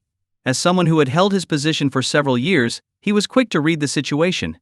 It was the first time he had ever seen Shu-wei personally escort someone to his office, and that spoke volumes. So, he dropped everything and personally guided Wang Wenbin through the onboarding process, handling all the paperwork himself. Wang Wenbin barely had to do anything but sign his name. Finally, the HR director led him to the office that had been prepared for him. After the enthusiastic HR director left, Wang Wenbin took a moment to look around his new office. Everything felt surreal. He had thought he was coming here just to be Yi Shu-wei's driver, but now it was clear that wasn't the case at all. He stared at his first ever office, feeling a bit conflicted. It wasn't large, but it had everything he needed, and it was a private office, something usually reserved for department heads or higher in a company of this size. But instead of feeling excited, he felt unsettled. Standing by the window, Wang Wenbin lit a cigarette and gazed down at the company grounds, lost in thought. He then opened the office door and stepped outside. Just as he did, the door of the adjacent office opened, and a woman walked out. Their doors were so close that Wang Wenbin could smell her perfume. The woman paused, surprised to see Wang Wenbin standing there. Wang Wenbin was equally startled when he recognized her. The two stood there, staring at each other in shock. "What are you doing here?" the woman asked instinctively. The woman was none other than Peng Mengjia, Annie's aunt and Shu-wei's sister-in-law. Holding a document, Peng Mengjia had just stepped out of her office, only to find a man standing outside the office next door. When she got a good look at him, her eyes widened in disbelief. "What if I told you I'm just here for a tour? Would you believe me?" Wang Wenbin said with a smile, unsure how else to respond. Without waiting for a reply, he turned and started walking down the hallway. He knew she didn't have a good opinion of him, so he wasn't interested in chatting. "Stop right there," Peng Mengjia shouted, furious that Wang Wenbin had ignored her. She took a few quick steps and grabbed the back of his shirt. Wang Wenbin was irritated by her rudeness. This wasn't the first time she'd treated him this way. "What do you want?" Wang Wenbin asked, trying to keep his cool out of respect for her being Shu-wei's sister-in-law. "Explain yourself. Why are you here? What are you doing in this company?" Peng Mengjia demanded, her tone aggressive. Why do I have to explain anything to you? And why should I? Wang Wenbin snapped, his patience wearing thin. You. Peng Mengjie was furious, pointing a finger at him. I'm the deputy general manager here. I run things. Do you believe I can't have security throw you out right now? Oh, the deputy general manager, Wang Wenbin scoffed. No wonder you're so arrogant. Fine, go ahead, throw me out. I'll stand right here and wait for you to get the security guards. Don't think I won't. Go ahead. I'll wait.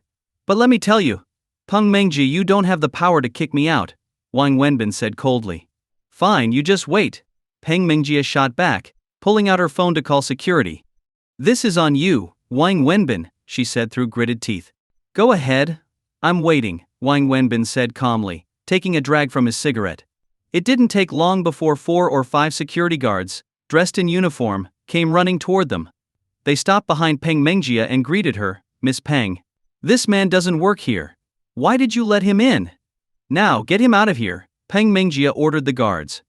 The security guards turned to look at Wang Wenbin. One of them, recognizing him, blurted out in surprise, Mr. Wang. Wang Wenbin smiled and nodded in greeting. Hello. What's going on? He's Mr. Wang? The lead guard asked, confused. They had never seen Wang Wenbin before and had no idea who he was. This is the new assistant to the general manager, Mr. Wang. He arrived this morning with Miss Yu, and she personally introduced him to us at the gate, the security guard explained. At this, the other guards exchanged glances, and the lead guard, now conflicted, turned to Peng Mengjie. Miss Peng, is there some misunderstanding? This is the company's new assistant to the general manager. So what if he's the assistant to the general manager? Are you saying my word doesn't count anymore? Does the assistant outrank me? Peng Mengjie snapped, even angrier now that she knew Wang Wenbin had arrived with Yi Zhu Wei. But Miss Peng Mr. Wang Miss Yu brought him here and specifically introduced him to us. I don't think we can. The lead guard stammered, clearly torn. His meaning was clear, though he was gently reminding Peng Mengjie that while she was the deputy general manager, Wang Wenbin had been brought in by Yi Zhu Wei herself. No matter her rank, Yi Zhu Wei still outranked her.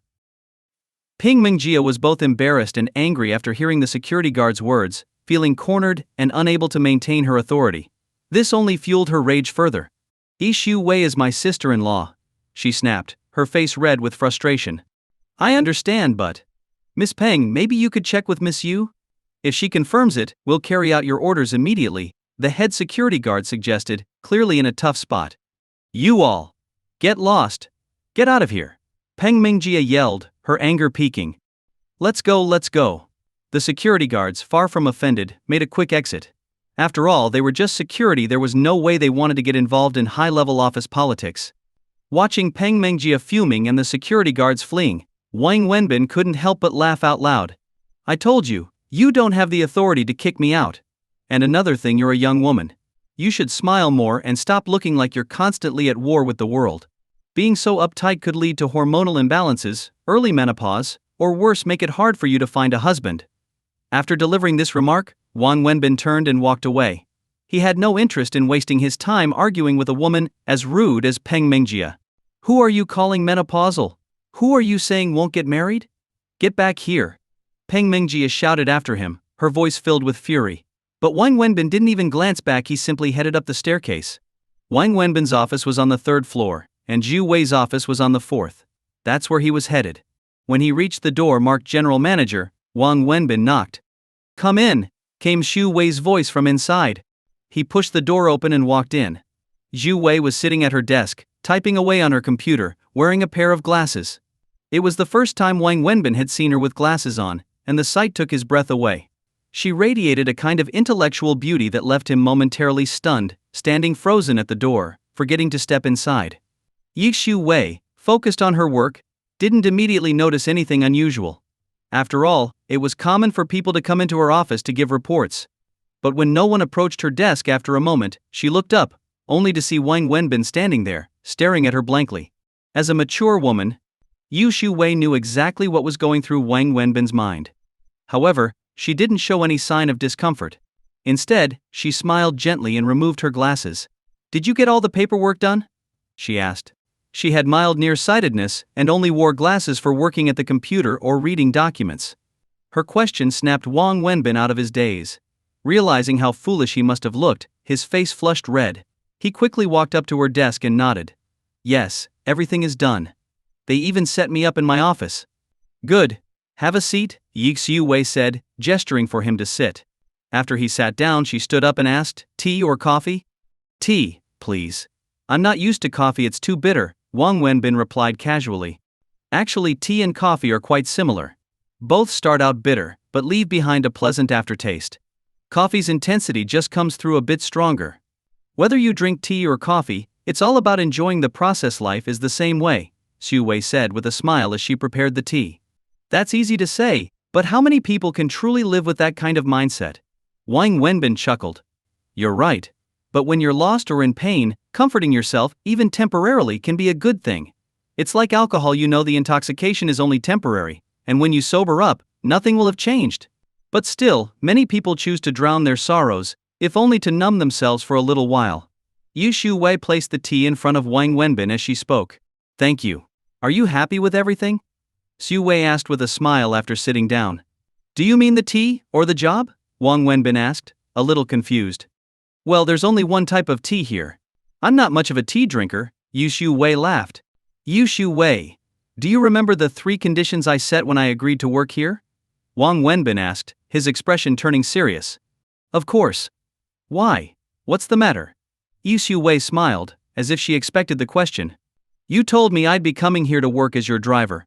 But I don't feel like that's what I'm here for. Why do you say that? When I was doing the paperwork, I asked about my salary. It's 10,000 yuan a month, plus various allowances and bonuses, as well as social insurance. I asked the HR director, Mr. Xu, and he said that this is the standard salary for a department head. He also told me that you personally instructed him to give me department head benefits, Wang Wenbin said, looking directly at Xu Wei. Yes, that's true, Xu Wei nodded, not denying it. I've never heard of a driver earning such a high salary, with such good benefits. A driver getting department head treatment? That's unheard of.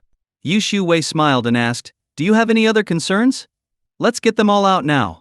And on top of that, I've been given a private office. I found out it's actually the office for the deputy general manager. Yes, there weren't any department head offices available, and the only vacant one was the deputy general manager's office. The HR director informed me of that. Yi Xiu-wei nodded again. That's what I don't understand. Why does a driver need an office? And not just any office, but the office of a deputy general manager. I see what you're getting at. You feel like the treatment you're receiving is too generous, and you're uncomfortable with it, right? Yi Xiu-wei smiled as she asked. I'm here to be your driver. I think I should only receive a driver's pay. There's an old saying, no merit, no reward. If I take more than I've earned, I'll feel uneasy. And this was something we agreed on before I accepted the job, and you promised to honor it. Yi Xiu-wei, I'm not trying to be difficult or ungrateful. It's just that my personality is a bit peculiar. I've already told you I don't feel right taking things that aren't mine. It makes me uncomfortable, Wang Wenbin explained. Xu Wei, I can't accept this level of compensation. I just want to be a driver. If this is how it's going to be, I think I'll have to leave, Wang Wenbin said finally, looking directly at her. Yi Xiu-wei listened to Wang Wenbin's words and smiled slightly. She looked at him and continued, all right, let me explain it to you. When we talked the other day, I did mention that I was hiring you as a driver. That's true. But our company operates under a standardized management system, with set rules for each position. There's no official role for a dedicated driver to the general manager, because that job is unique. It involves both personal and company tasks. For instance, when you drive me to and from work, that's a personal matter, but when it's work-related, it's for the company. So, since the company doesn't have a specific role for a dedicated driver, I couldn't create one just for you. It'd go against company policy. That's why I assigned you the position of assistant to the general manager, which is on the same level as a department head. The salary and benefits you're receiving are based on that position. If you don't believe me, I can ask HR to show you the company's compensation policy. Now, you mentioned the benefits being too high. Yes, if we were just talking about a driver, the salary might seem excessive. But your role isn't just being a driver. As I mentioned before, your job includes driving, but it also involves other responsibilities. Additionally, you're my 24-hour driver, working for both the company and me personally. Your job is split into 2 parts. During office hours, you work for the company, and after hours you work for me. Official hours are paid as regular work, and after hours count as overtime. According to company policy, overtime is paid at double the normal rate. So, in fact, the salary I'm offering you is actually on the lower side. Also, you agreed to help me take care of little Annie. I didn't factor that into your pay because I know your character. You don't like mixing personal favors with money. Yu Xiuwei paused, looking at Wang Wenbin. There's something else I need to clarify. The fact that you're working as my driver isn't known within the company. All they know is that you're the new assistant to the general manager. I'm sort of using company resources for personal reasons by paying you with company funds for my personal matters. If word got out, it wouldn't look good for my reputation. So, in the company, your official role is the general manager's assistant, and as such, you might have to handle some company tasks from time to time to avoid giving people something to gossip about. So, considering everything, your salary is actually quite reasonable for the work you'll be doing. It's not just for being a driver, it's for a combination of roles. And everything is handled strictly according to company rules. I haven't made any special exceptions for you. Does this explanation satisfy you? Yu Xiuwei finished, smiling at Wang Wenbin. Wang Wenbin stood there for a moment, processing everything. Yu Xiuwei's reasoning made sense, but something still didn't feel quite right to him. Why do I feel like I've been brainwashed? The way you explained it makes me think I really should be earning that much, Wang Wenbin said, laughing at himself. Fair compensation for the work done is one of our company's core principles. You're going to have a busy job, Yu Xiuwei replied with a smile. Okay. But tell me, what do I need to do first? Wang Wenbin asked. First, this is for you. Yu Xiuwei took out a car key and handed it to Wang Wenbin. He accepted it, understanding that this key represented his new job. Second, go back to your office and thoroughly read the company handbook that HR gave you. Everyone in the company, including myself, must strictly follow the company's policies. So, you'll need to familiarize yourself with them, Xiuwei said. Got it. I'll do that, Wang Wenbin nodded. Just as he was about to get up, there was a knock at the door. Before Xiuwei could say come in, the door opened, and in walked Peng Mengjie. Sis, why is that guy in the company? She began, but stopped mid-sentence when she saw Wang Wenbin sitting across from Xiuwei. Her words froze in her throat. Wang Wenbin didn't turn around. He already knew from the voice who had entered, and who she was talking about. Yu Xiuwei glanced at Peng Mengjie, then back at Wang Wenbin, before saying with a smile, come on, let's reintroduce you to Peng Mengjie, Deputy General Manager of the company and one of our shareholders. Then she looked at Peng Mengjie again and said, and this is Wang Wenbin, our new assistant to the General Manager. Assistant to the General Manager? Him? Peng Mengjie asked, her tone filled with disbelief, along with a touch of disdain in her eyes. Yes. From now on you two are colleagues, so you'll be working together and supporting each other, Yu Xiuwei said, casting a stern glance at Peng Mengjie. But, sis, why did the company even need to hire an assistant to the general manager? Peng Mengjie asked, clearly unhappy. The position has always been open, but it's been vacant for a long time. Which is exactly why it needed to be filled, Yu Xiuwei replied calmly. But, why him? What qualifications does he have to be the assistant? Peng Mengjie continued, her voice rising. Dreamjie, watch how you speak, Yu Xiuwei scolded. Apologize to Assistant Wang. Peng Mengjie gritted her teeth, clearly upset. Sis, I don't agree with him being the assistant. Hiring him as my assistant was my decision, Yu Xiuwei said firmly. But sis. Apologize to Assistant Wang, Yu Xiuwei repeated sternly. Both Xiuwei and Peng Mengjie were visibly tense, their faces flushed with frustration. Seeing the situation, Wang Wenbin stood up and said, I have something to take care of, so I'll excuse myself. Without waiting for a response, he turned and left the office. He knew that there was no way Peng Mengjie would apologize to him, but Xiuwei would insist on it to show her support for him. This would only lead to a heated argument and a more uncomfortable situation. By leaving, Wang Wenbin hoped to diffuse the tension and avoid an unnecessary confrontation. He didn't care whether Peng Mengjie apologized or not. He had no fondness for her and didn't see the point in wasting his energy on such matters. Wang Wenbin left Yu Xiuwei's office and headed straight to the office assigned to him one floor down. He knew nothing about this company, but he wasn't particularly interested in learning more either. After all, he saw himself as just a driver. His main goal was to help Xiuwei and little Annie as much as he could. Though Yu Xiuwei was wealthy, Wang Wenbin had witnessed firsthand the struggles and heartache of being a single mother. Sitting in his office, bored, Wang Wenbin flipped through the company's policy manual. He had to admit, the company had strict management protocols, with detailed rules and regulations. As he sat there, legs propped up on the desk, smoking a cigarette and casually going through the manual. The office door suddenly swung open without any warning. Standing there with a face full of anger was Peng Mengjia. "You. Come to my office. I have something to ask you," she demanded, pointing at Wang Wenbin. Without waiting for a response, she turned and stormed out. Wang Wenbin frowned but continued smoking and flipping through the manual, not even bothering to close the door or adjust his position, as if nothing had happened. After 5 or 6 minutes, Peng Mengjia burst back into his office, visibly agitated. She stormed up to his desk and asked, "Are you deaf? Didn't you hear me? I told you to come to my office." "Oh, were you talking to me?" Wang Wenbin asked, finally lowering the manual. "Who else would I be talking to? A ghost?" Peng Mengjia snapped, even angrier now. "I honestly thought you might have been talking to a ghost because no one speaks to a person with such rudeness, right?" Wang Wenbin said calmly. You're calling me rude? Were you polite just now?" Wang Wenbin shot back. Fine. I'm politely asking you now to come to my office.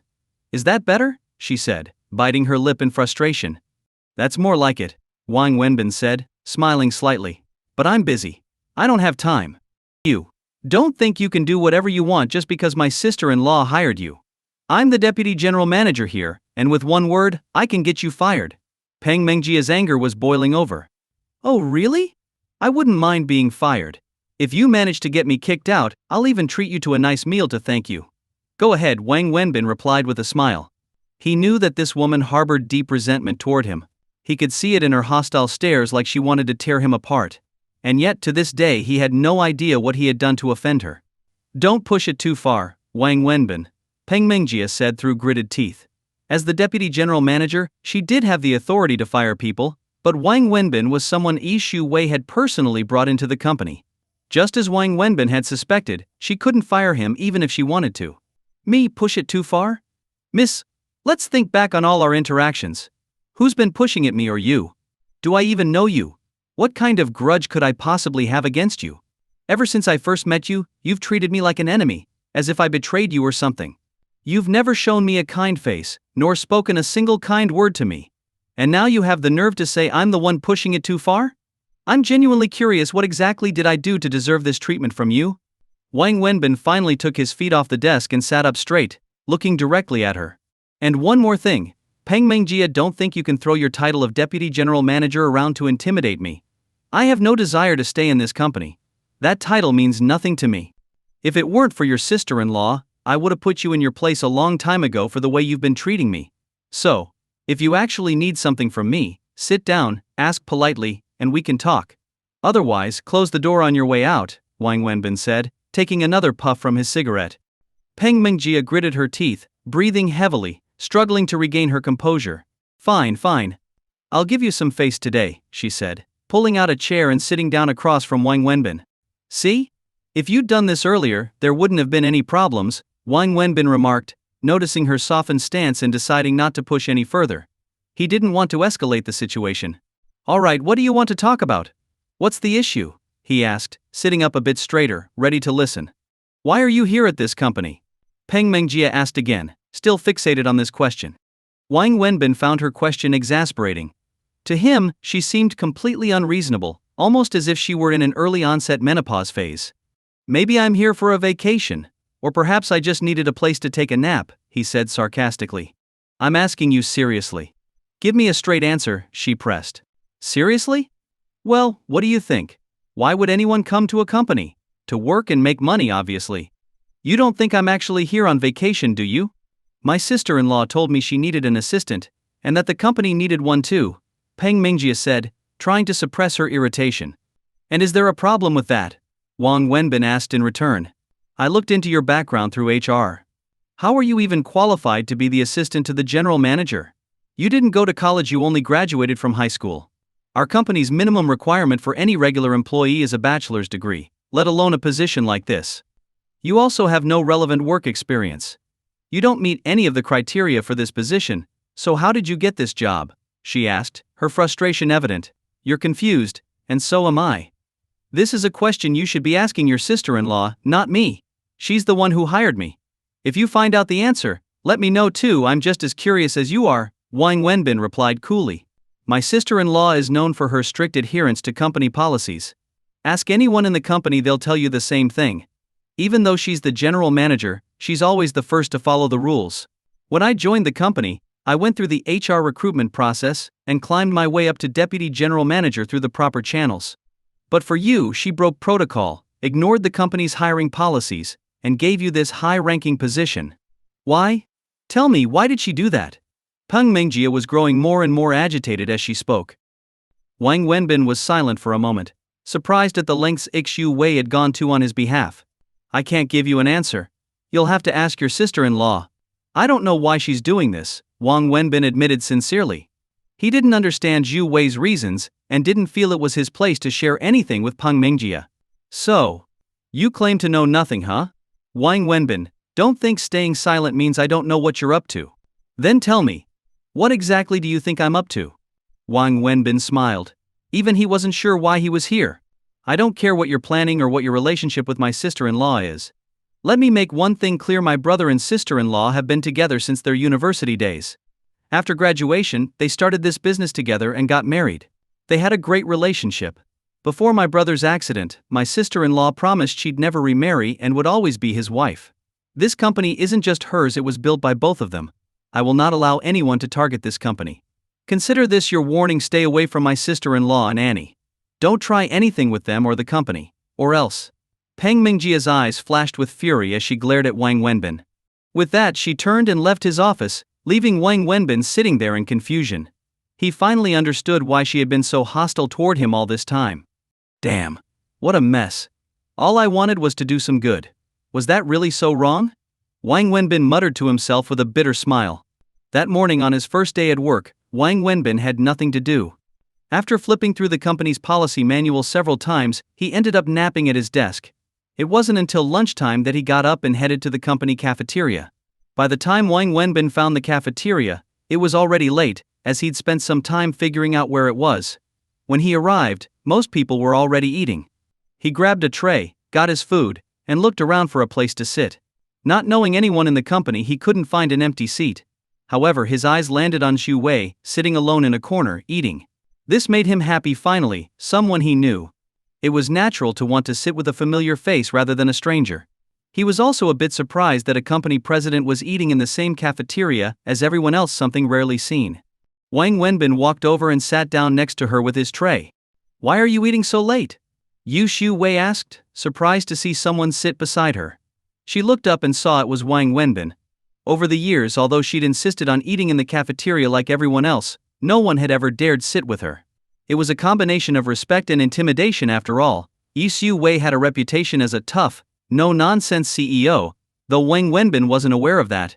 I wasn't sure when lunch started, and I went in the wrong direction trying to find the cafeteria. That's why I'm late, Wang Wenbin said as he began eating. That's my fault. I should have brought you to lunch since it's your first day. I'm a grown man, I don't need to be escorted to lunch. Besides, coming late has its perks. The lady at the counter gave me an extra chicken leg because she said I looked like I needed it. See? Latecomers get rewarded. Wang Wenbin joked as he ate heartily. You are a big guy. You should eat more. Our cafeteria doesn't outsource or aim for profit. The goal is to make sure everyone eats well and enough. So, if you ever feel like you need more, just ask for extra, Xu Wei said with a smile. At 1.8 meters tall, Wang Wenbin was considered quite tall, especially in the southern region. Why does a general manager like you eat in the cafeteria with everyone else? Wang Wenbin asked curiously. It's company policy that leaders and employees are treated equally. We only have one cafeteria, and everyone, including me, eats here. There's no special treatment, and if I miss the meal times, I won't get anything either. Our company culture values equality, and I don't want it to become rigid with strict hierarchies, Xu Wei explained. Then, she added, after work today, we'll go pick up Annie from the hospital. Wang Wenbin and Xu Wei sitting together attracted attention from everyone in the cafeteria. Normally, Xu Wei sat alone, and no one dared to join her. Today there was suddenly a man sitting next to her, and all eyes were on them. Is she getting discharged today? Wang Wenbin asked. Yes. The treatment went well, and it's completed. She can be discharged today. I didn't want her to stay in the hospital too long. Even adults find hospitals uncomfortable, so imagine how hard it is for a child. Since she doesn't have much time left, I want her to be happy. The doctor recommended keeping her in the hospital for observation for a couple more days. But I didn't agree, Yi Xiuwei said, putting her chopsticks down. Wang Wenbin noticed that she hadn't eaten much at all. Wang Wenbin stayed silent. Every time Annie's illness was mentioned, he felt a heavy weight on his heart. He didn't know how to comfort Xiuwei. So, I might leave work a bit early this afternoon. I'll call you then, Xiuwei said, picking up her chopsticks again to eat. As they spoke, a figure appeared next to Wang Wenbin, and a cold voice interrupted them. You need to move. We have something to discuss. Both Wang Wenbin and Xiuwei looked up to see Peng Mengjie standing there with her food tray, addressing Wang Wenbin. Wang Wenbin frowned. It seemed this woman really had it in for him. There's a seat right here, Zhu Wei said, irritated, pointing to the empty seat across from her. I need to report something about the marketing department, and it's confidential, Peng Mengjie said, still standing. Reported after lunch in my office, Yi Xiuwei replied curtly. Wang Wenbin quickly finished his meal, then stood up. I'm done. You two can talk. He took his tray to the return area, wiped his mouth, and walked out of the cafeteria. While he didn't like Peng Mengjie at all, and wouldn't normally back down, he didn't want to put Zhu Wei in an awkward position. He also had no intention of getting into a dispute with her. HMPsh. Peng Mengjie snorted as she watched Wang Wenbin leave, then sat down across from Yi Xiuwei. Go ahead. I'd like to hear what urgent, confidential matter you have to report, Yi Xiuwei said, visibly annoyed, as she set down her chopsticks and looked at Peng Mengjie. After lunch, Wang Wenbin lit a cigarette and strolled around the company grounds.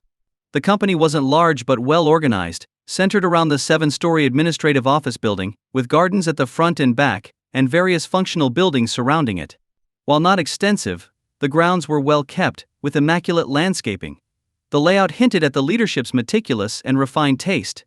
As Wang Wenbin wandered, many employees cast curious glances his way, whispering among themselves after he passed. He knew they were talking about him but couldn't figure out why.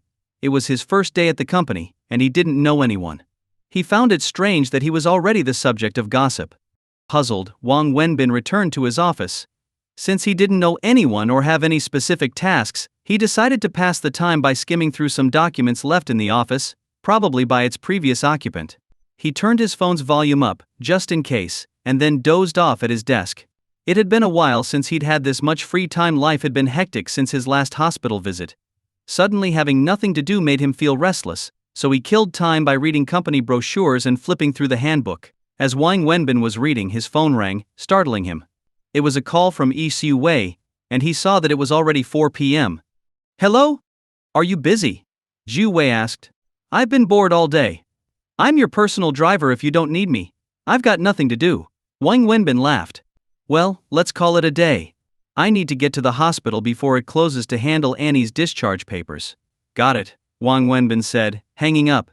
He grabbed the keys to Xu Wei's car, headed downstairs, and drove the car up to the office building entrance.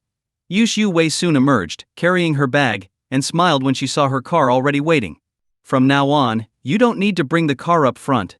I can walk to the parking lot myself, she said, as she got into the passenger seat and buckled her seatbelt. Then what's the point of hiring a driver? Wang Wenbin teased as he pulled out of the parking lot. Xu Wei smiled, realizing he had a point, and said nothing more. Big bosses usually sit in the back seat, you know. Only the small-time ones sit up front. From now on you should sit in the back to show your status, Wang Wenbin joked as he drove. Where do you get these strange ideas? But I guess you're not entirely wrong, Xu Wei chuckled. By the way, I want to apologize on behalf of Mengjie for her attitude at lunch, Xu Wei said, suddenly shifting the tone of the conversation. There's no need to apologize. You two had business to discuss, and I'd already finished my meal, Wang Wenbin replied lightly. He genuinely wasn't bothered by it. He wasn't the type to take things personally, especially when it came to Zhu Wei's sister-in-law. For Xu Wei's sake, it was best not to make an issue out of it. Mengjie is actually a kind-hearted girl. The more you get to know her, the more you'll realize that. She's not unreasonable at all, she just loved her brother very deeply, Xu Wei said, her voice softening as she mentioned her late husband. Wang Wenbin could feel the love Zhu Wei still had for her husband just by the change in her tone. She and her brother grew up in a modest, middle-class family in a central city. Their parents were high school teachers, but their father passed away in a car accident when they were still young. Their mother raised them on her own. Unfortunately, when Mengjie was in her final year of high school, their mother died of cancer. After that, the two siblings relied on each other. Her brother took care of her college expenses while he was struggling to start his own business with me. He had very little money himself at the time. That's why she has such a deep bond with him. She's not a spoiled or unreasonable person, quite the opposite. She's incredibly capable. She was a top student and could have gone to prestigious universities like Tsinghua or Peking, but she chose Fudan because her brother was in Shanghai. She excelled in school, was a student leader, and was offered positions at several multinational companies before she even graduated. But she chose to come work for us instead. The year after she joined our company, her brother had his accident. Yi Shu-wei's voice trembled as she shared this, and Wang Wenbin noticed the emotion in her tone. She insisted that I treat her the same as any other employee, refusing any special treatment. It wasn't until recently that people in the company even learned that she's my sister-in-law. She earned her way up from an entry-level position to deputy general manager through her own skills and contributions, strictly following the company's promotion policies. I'm not telling you all this to brag about her.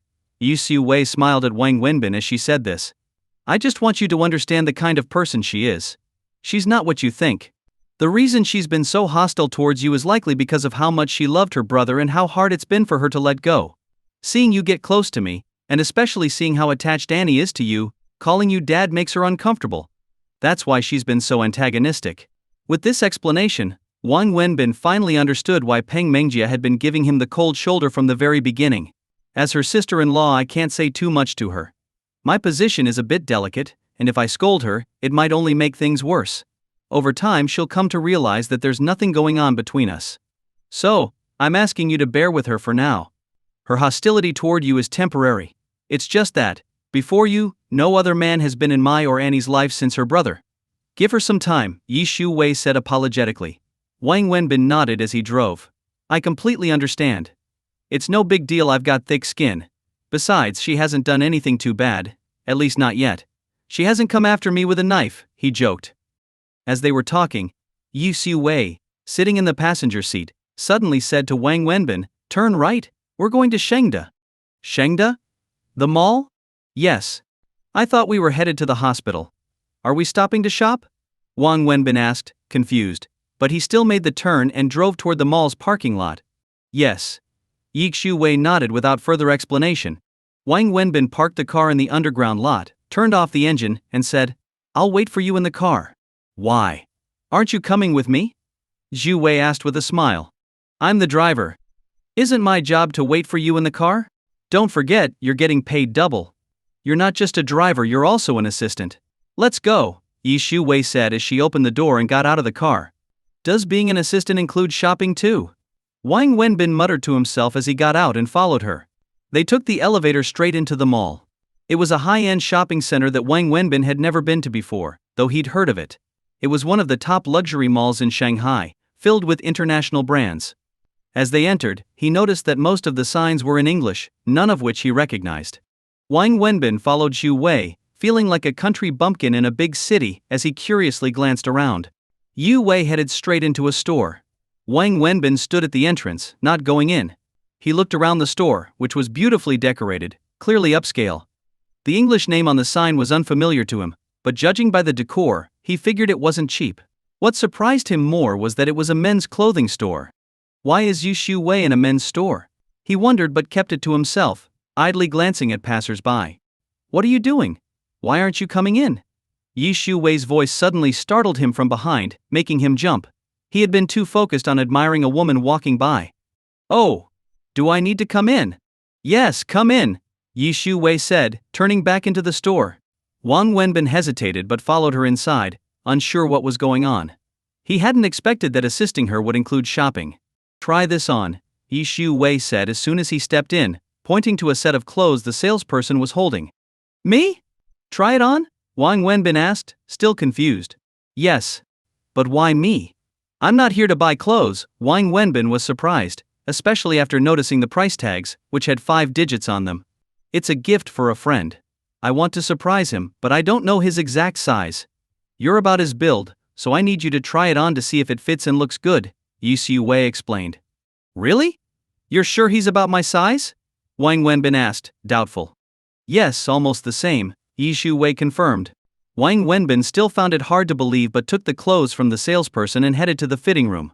The fitting room was spacious and luxuriously decorated. Inside were 2 suits and 2 white shirts. As Wang Wenbin changed, he kept glancing at the price tags. Damn, are they selling clothes or gold? This shirt alone costs over 4,000 yuan, and this suit, more than 20,000. What kind of material is this?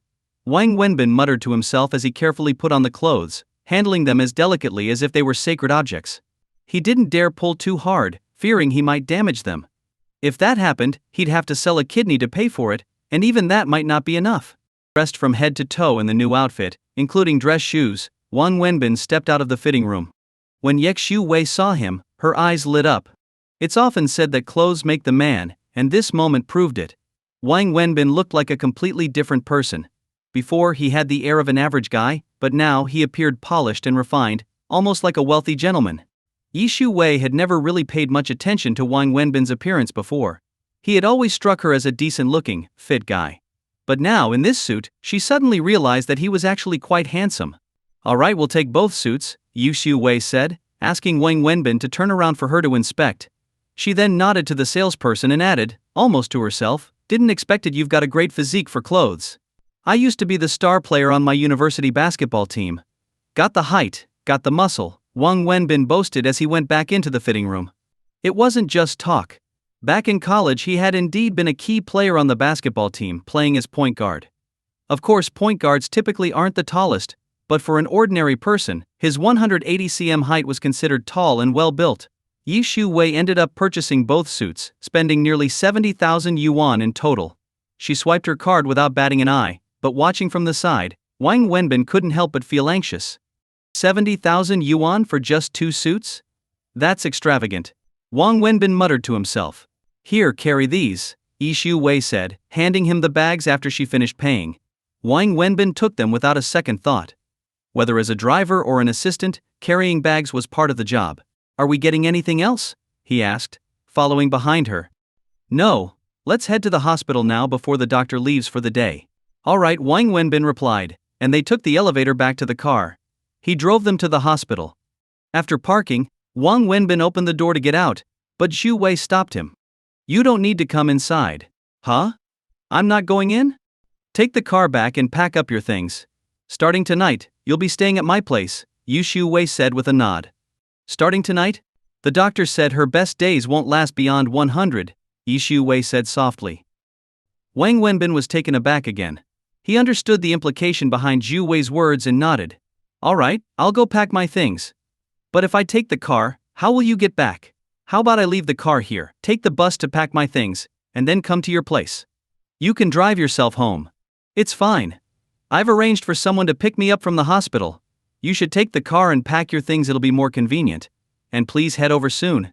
You know she can't be without you, and I don't want her crying or feeling disappointed again. I really appreciate it, Xiu Wei said sincerely, her gratitude evident. Alright then.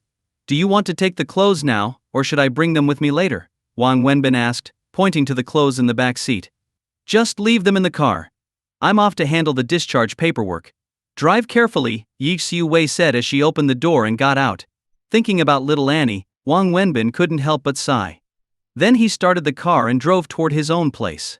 He parked the car outside the alley where his rented room was located and had a quick meal at a small diner, spending only 7 yuan. During the meal, people around him whispered to each other, staring at Wang Wenbin in disbelief. They couldn't understand why someone driving such a luxury car would come to such a simple place to eat. Unfazed, Wang Wenbin ate heartily. After finishing his meal, he even grabbed a few toothpicks from the counter and swaggered back to the car, shocking onlookers even more as he drove deeper into the alley. He parked the car in front of his apartment, unlocked his door, which creaked loudly, and looked around at the mess inside. His place was filthy and cluttered, and he didn't even know where to start packing. More importantly, he wasn't sure what to take with him. As he sat on the bed and lit a cigarette, he realized his mood was quite low. It wasn't because he was sad about leaving, there wasn't much to miss about this place, which was more of a dump than a home. But as the saying goes, there's no place like home, even if it's a humble one. This shabby room, despite its state, was still his own space. Moving into Xiu Wei's house, no matter how nice it was, felt like living under someone else's roof. If Wang Wenbin had a choice, he'd rather live under a bridge than in someone else's home, where he would feel out of place and uncomfortable. His personality just didn't allow him to feel at ease in such situations. However, thinking about little Annie and the doctor's grim prognosis, he sighed again, stood up, and grabbed a long unused bag. He glanced around, figuring out what he needed to take.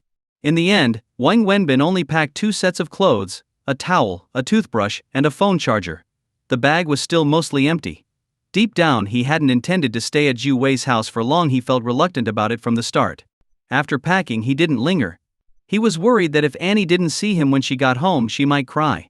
Besides, he was a man of his word and took his promises to Zhu Wei seriously. He respected her, and, in a way, felt sympathy for the challenges this beautiful woman was facing. Wang Wenbin drove directly to Zhu Wei's house. Although it seemed like no time had passed, by the time he arrived, several hours had gone by. It was already 9 p.m. Just as Wang Wenbin was about to pull up to Zhu Wei's house, his phone rang. It was a call from Yi Xiumin. He stared at the phone for a long time, hesitant to pick up. He had been telling himself not to get involved with Yi Xiumin anymore, to stay firm and cut ties. Yet, he couldn't bring himself to hang up. He rationalized that Zhu Min must have a reason for calling him at this hour. Maybe something had happened. People are like that when they're indecisive. They often find excuses to justify their actions. Wang Wenbin was no different. Eventually, he pulled over to the side of the road and answered the call. "What's going on?" he asked directly. "Wenbin, someone's following me," Yi Xiumin said, her voice anxious. "Following you?" Wang Wenbin was surprised. "Yes, there's a man. He's standing outside my door right now. Can you come over?" "I'm scared," Yi Xiumin said, sounding frightened. Wang Wenbin let out a cold laugh. "Yi Xiumin, isn't this getting old? You've used tricks like this before. Last time it was a twisted ankle, and now you're being followed? Do you really think I'm that gullible?" "I'm not lying. It's true. Lately I've noticed this man following me everywhere on my way to and from work. He's always lurking around. I thought maybe he just lived in the same building, but recently he's been standing outside my door at night. I'm really scared, and I don't know what to do. I'm home alone," Xiumin said, her voice trembling. "Keep making up stories," Wang Wenbin said dismissively. "I'm not making this up. He's been following me for days. I didn't think much of it at first, but tonight, when I took the elevator, he got in with me. There were only the 2 of us in there, and I saw him reach into his pocket. Now, he's standing outside my door. I looked through the peephole, and he's just standing there. I'm really scared, Wenbin." "I'm not lying to you," Yi Xiumin pleaded, her voice rising. "You think I still believe you?" Wang Wenbin said, unconvinced. After a long pause, Yi Xiumin quietly said, "I'm sorry for bothering you.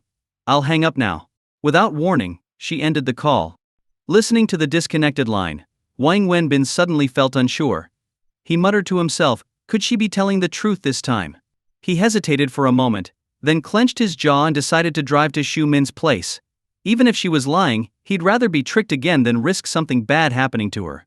If something did happen, he would never forgive himself. Wang Wenbin drove straight to Xiumin's apartment building and parked in the underground lot. He took the elevator up to her floor, and as he stepped out, he saw a man hurriedly leaving. The man glanced at Wang Wenbin nervously as he passed by.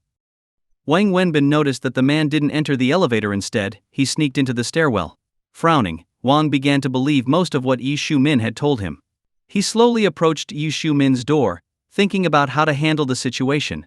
Instead of going directly to her door, he went to the door of the apartment next to hers. Casually, he pulled out his phone and pretended to be texting, but in reality, he was using the camera to capture what was happening behind him. Through the camera, he saw the man peeking out from behind the stairwell door, watching him closely. Wang Wenbin smiled coldly. Everything was exactly as he had suspected.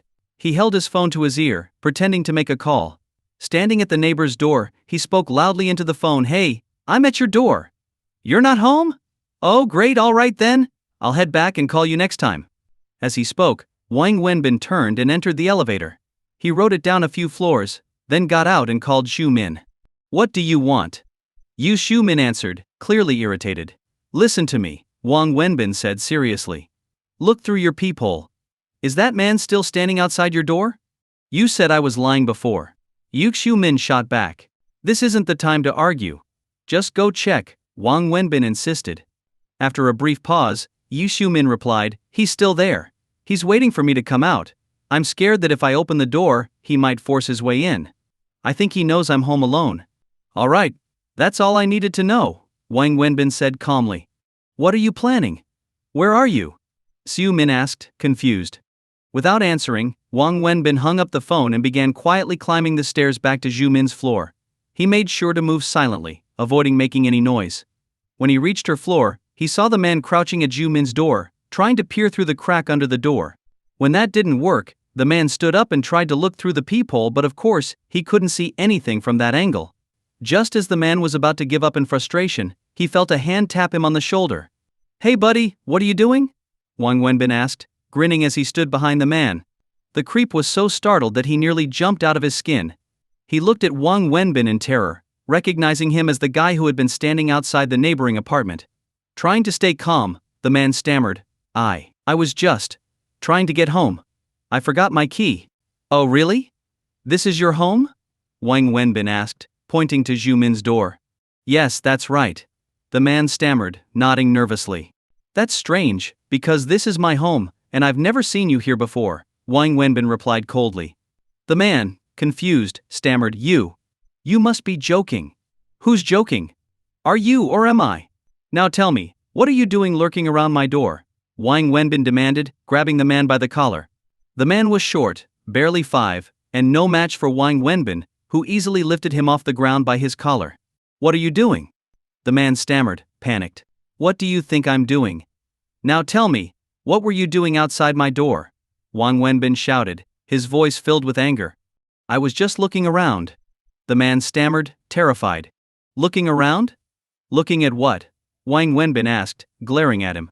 The man was too scared to speak. With one hand still gripping the man's collar, Wang Wenbin warned, "You'd better stay still, or I won't hesitate to teach you a lesson." He then reached out and knocked on Zhu Min's door, shouting, "It's me, open the door." Wang Wenbin was sure Zhu Min had been watching through the peephole. Sure enough, she quickly opened the door. "Is this the guy?" Wang Wenbin asked Zhu Min. "Yes, it's him. He's the one who's been following me," Zhu Min confirmed, standing in the doorway. If Wang Wenbin hadn't been there, she wouldn't have dared to open the door.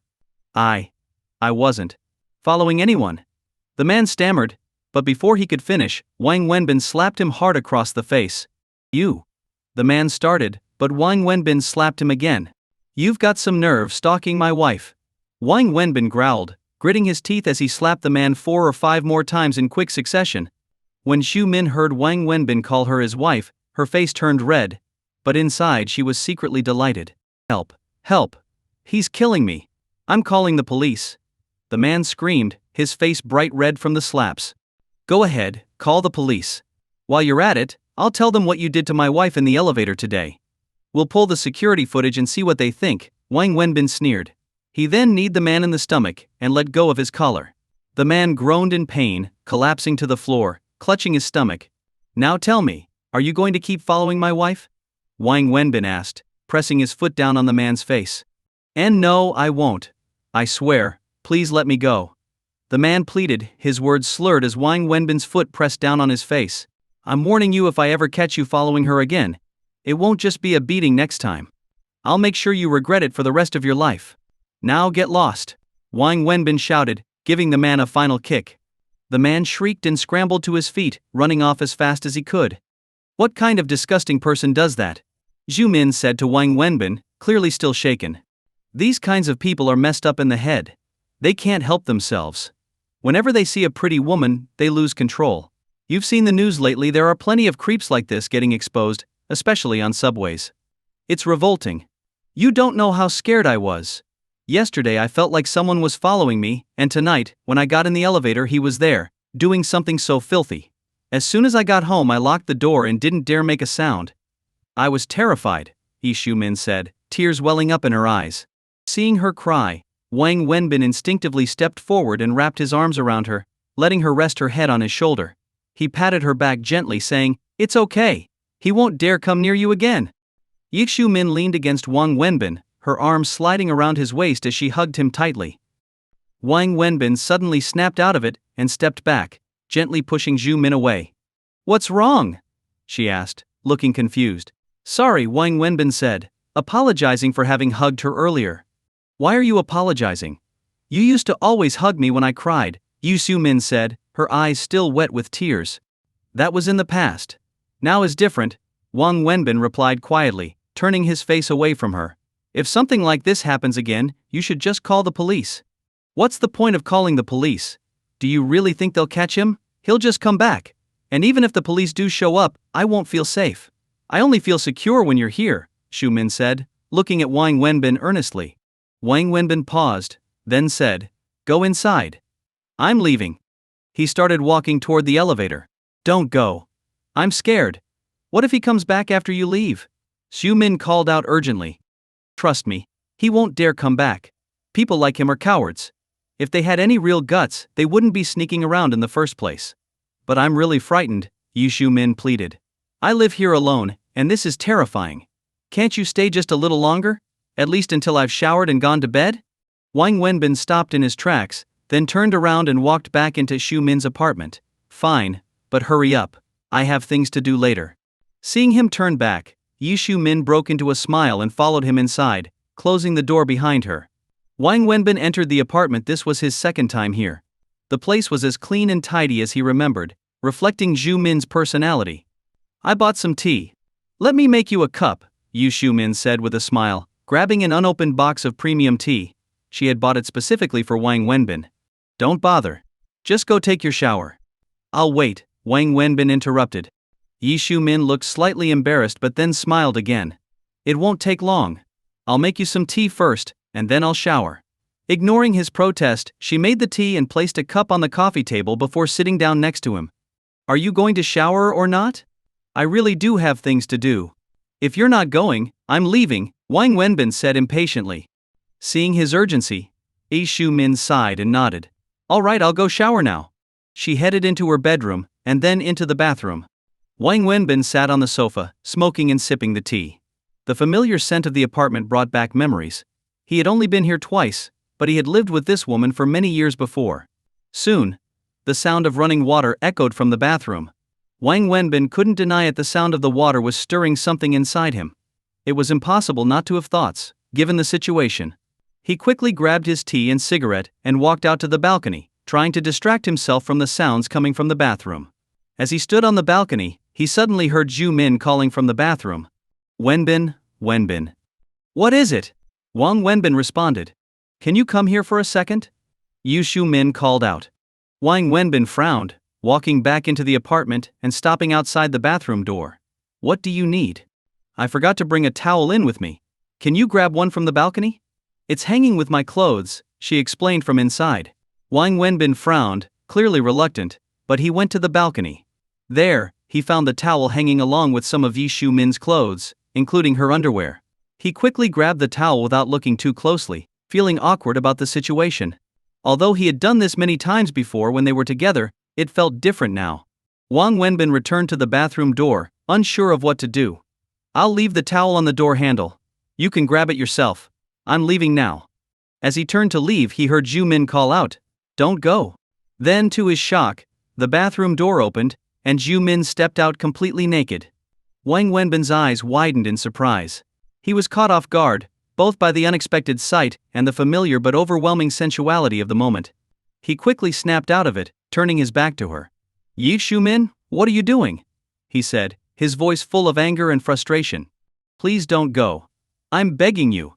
I'm really scared," Shu Min said, suddenly wrapping her arms tightly around him from behind. In that moment, Wang Wenbin's resolve melted away. He had always told himself to remain cold toward her, but the moment she hugged him and confessed her fear, his heart softened completely. "I'm not lying. I really am scared. Last night I didn't sleep at all. I wanted to call you, but I knew you didn't want to see me. I barricaded the door with a cabinet, but I was terrified all night. After what happened in the elevator today, I just couldn't take it anymore. I'm so afraid. Please, don't leave me alone," Shu Min cried, clinging to him. Wang Wenbin could feel the genuine fear in her voice, and his heart softened further. "I won't leave, but you need to put on some clothes first," he said gently. Shu Min slowly let go of him, but Wang Wenbin didn't hear her move back into the bathroom. "Wenbin, turn around," Shu Min said softly. "This isn't right. Put on your clothes first," Wang Wenbin said, his voice strained. It was incredibly hard for him to resist, especially after 3 years without being close to any woman, and especially not her. "Why isn't it right? Haven't you seen me like this before? Wenbin, can you really not even look at me now? Do you hate me that much?" It's not about hating you. We've broken up. But I never said we were broken up. In my heart, you've always been my man. We've never been apart. Put on your clothes first. Then we can talk, Wang Wenbin insisted, struggling to keep his thoughts in check. He realized that he was already starting to think about things he shouldn't. Have you lost interest in me? Zhu Min asked again, tears welling up in her eyes. To a woman, there could be no greater humiliation than standing naked in front of the man she loved, only for him to refuse to even look at her. What nonsense are you talking about? Put your clothes on.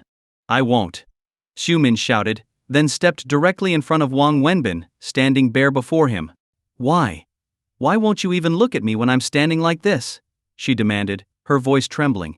Wang Wenbin turned his head away, about to respond, but then felt Zhu Min's arms around him. Her soft lips touched his, and her warm tears streamed down her face onto his skin. In that moment, Wang Wenbin lost himself. All the love or hatred he had buried deep inside for Zhu Min came rushing back. He was completely overwhelmed by emotion. Just as things seemed to be moving forward, Wang Wenbin's phone suddenly rang in his pocket. The sound of the ringtone snapped him out of it.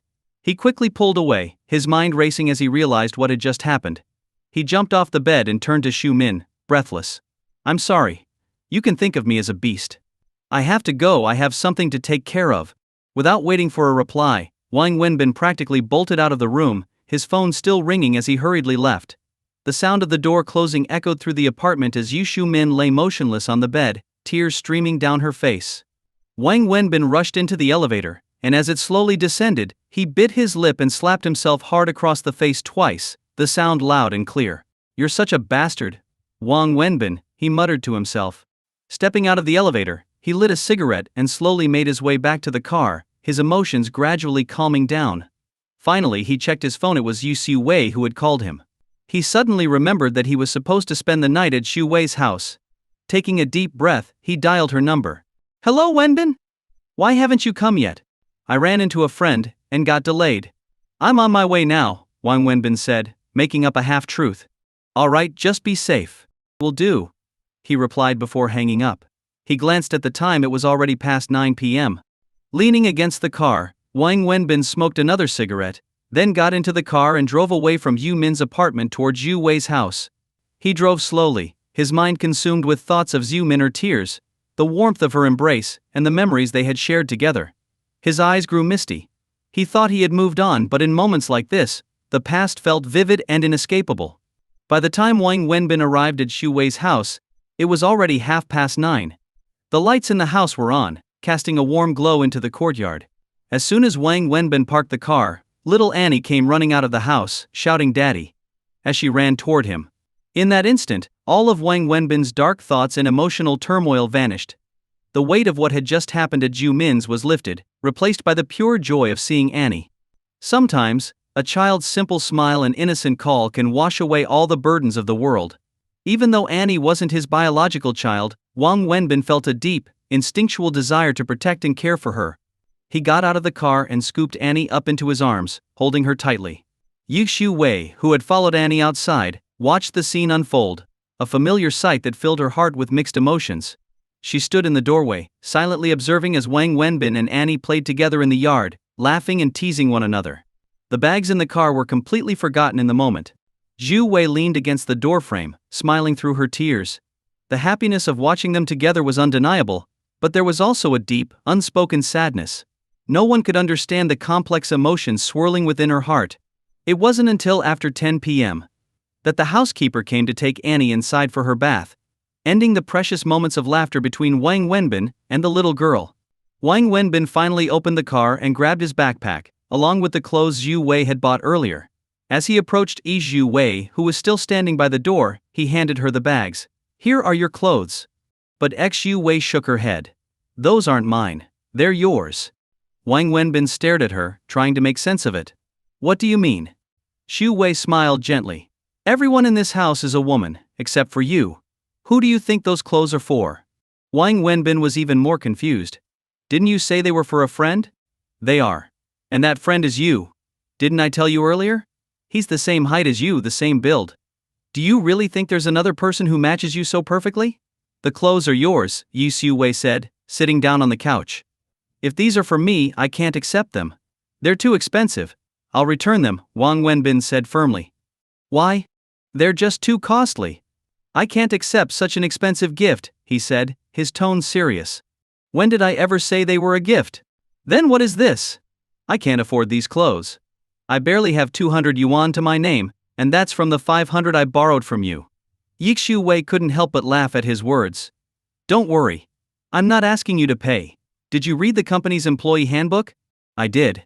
Spent all morning on it, Wang Wenbin replied, nodding. Then you must have seen the part where it says employees are required to wear formal business attire at work? Yeah, I think I remember something like that.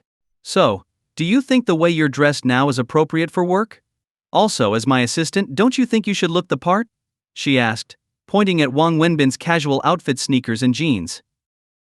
Wang Wenbin looked down at his outfit, which was still clean but clearly worn, and after a moment of thought he said, You're right, it's not appropriate. I should be wearing formal clothes for work, according to the company rules. But this shouldn't have been your responsibility, and they shouldn't be this expensive. How about you lend me some more money? I'll buy a set myself. They're just too pricey, and I can't accept them. You're so principled sometimes, Yixiu Wei said, shaking her head. Listen to me first before you decide. My company isn't big, but it's not small either. As the general manager, I frequently need to attend meetings, handle negotiations, and represent the company. I'm not someone who's into showing off, but this society cares a lot about appearances. People often judge your capability and whether they want to work with you based on things like your clothes, the car you drive, or the watch you wear. It's why CEOs tend to spend a lot on these things, not to flaunt their wealth, but to create an image. Do you understand what I mean? Yes, I do, Wang Wenbin nodded. As my driver and assistant, you'll often be accompanying me on these occasions. So buying a nice suit isn't just for you personally, it's for the company, for our business interactions, and it reflects on me as well. Do you have any objections to that? Yixiu Wei asked, looking at him. No objections, Wang Wenbin replied. He had no argument left after hearing that. This is your work attire, so as your boss, I'm responsible for buying it. It's not something you could afford yourself, and I wouldn't expect you to. Don't overthink it. By the way, I've had the housekeeper prepare a room for you. You'll be staying in the guest room on the second floor. The bed's already made up. Why don't you go and settle in? By the way, where's your luggage? Xu Wei asked. It's right here, Wang Wenbin pointed to the small backpack slung over his shoulder. Just that? Yes, just that. I'm a grown man, I don't need to bring a lot. A couple of changes of clothes, that's all. You men are all the same, aren't you? Fine. Go ahead and put your things away. I'm sure Annie will be looking for you once she's done with her bath. Xu Wei smiled before heading upstairs. The large villa was mostly divided into functional spaces on the first floor: living room, dining room, and so on. Yixiu Wei and her daughter lived upstairs in the master bedroom. The housekeeper stayed in a room on the ground floor, while the second floor had several additional rooms: a study where Xu Wei worked, and 2 guest rooms. Wang Wenbin would be staying in one of them. See if there's anything else you need. If there is, let the housekeeper know, and she'll get it for you tomorrow, Yixiu Wei said as she led him to his room. It's all good, Wang Wenbin replied, looking around. The room was nicely furnished, with everything neatly in place. Compared to where he used to live, this was like heaven. He didn't have many requirements and would have been fine sleeping on the floor with just a mat. All right, settle in, Yixiu Wei said, glancing around one last time before leaving. Wang Wenbin didn't have much to unpack. He had only brought 2 sets of clothes. Sitting down in the room, he lit a cigarette and started smoking. Despite having stayed at Xu Wei's house many times before, something about officially moving in felt strange and unsettling. That night, Wang Wenbin didn't sleep in the guest room. Instead, he found himself in the same awkward, somewhat ambiguous situation he had been in before, sharing the bed with Yixiu Wei and Annie. Annie slept soundly in the middle, while Wang Wenbin lay on the left side and Xu Wei on the right. Wang Wenbin had lost track of how many times this had happened. Was it the second or third time? Even though he had gotten used to it, it still felt awkward. Annie had fallen asleep long ago, but Wang Wenbin was still wide awake. On the other side of the bed, Yixiu Wei also hadn't fallen asleep. Maybe I should move to the guest room now, Wang Wenbin whispered softly. Forget it. It's not the first time. If Annie wakes up in the middle of the night and doesn't see you here, she'll cry and make a fuss. Just stay. It's fine, Xu Wei replied after a pause. All right, Wang Wenbin agreed, settling back into the bed. The awkwardness lingered, but neither of them said anything. They both pretended to sleep, avoiding any sudden movements to avoid disturbing each other. After some time passed, Wang Wenbin quietly sat up, moving very carefully as if he didn't want to disturb anyone. He glanced around in the dim light, got off the bed, and tiptoed barefoot around the room. He made his way to the side of the bed where Xu Wei was sleeping. Just as he was about to reach her, Yu Wei suddenly shot up, startling him. In the next moment, Wang Wenbin saw something gleaming in her hand. She was holding a knife. "What are you doing?" Xu Wei demanded, her voice trembling slightly. She flicked on the bedside lamp, and Wang Wenbin stood there in shock. He could now see clearly that Xu Wei was holding a fruit knife, pointing it at him. For a moment, he was utterly confused, unsure of how things had escalated to this point. "What do you think you're doing? Do you believe I won't call the police?" Xu Wei's voice was stern as she held the knife steady. No, I wasn't doing anything." Wang Wenbin finally snapped out of it, taking a step back. He genuinely feared that she might stab him in her panic. He tried to explain but stumbled over his words in his anxiety. "I just wanted to go to the bathroom. I wasn't doing anything else," he said helplessly. "The bathroom? Then why did you come over here?" Xu Wei asked, still on guard. "My shoes. They're over here." Xu Wei glanced down toward her side of the bed, and saw that, indeed, Wang Wenbin's slippers were by her side. "Before bed, Annie and I were playing, so I ended up taking off my shoes on this side of the bed," Wang Wenbin explained with a wry smile. "Then why were you sneaking around barefoot?" Xu Wei asked, still skeptical. "I thought you were asleep. I didn't want to wake you or Annie. I didn't have any shoes to wear, so I walked barefoot. I was just trying to avoid making noise and disturbing you two. That's all," Wang Wenbin finally explained, relieved to have clarified the situation. Xu Wei's face flushed red as soon as she realized that she had misunderstood Wang Wenbin. Wang Wenbin slipped on his shoes and quietly left the room. After using the bathroom, instead of returning to Xu Wei's room, he headed downstairs, out into the backyard. He sat alone in the garden pavilion, smoking a cigarette. His mood was heavy, and he felt uneasy. Before he had even finished the cigarette, Xu Wei appeared, wearing a light jacket. She made her way to the pavilion and sat down next to him. "Why are you here?" Wang Wenbin asked when he saw her approaching. "Are you angry with me?" Xu Wei asked as she sat down. "No, it was just a misunderstanding."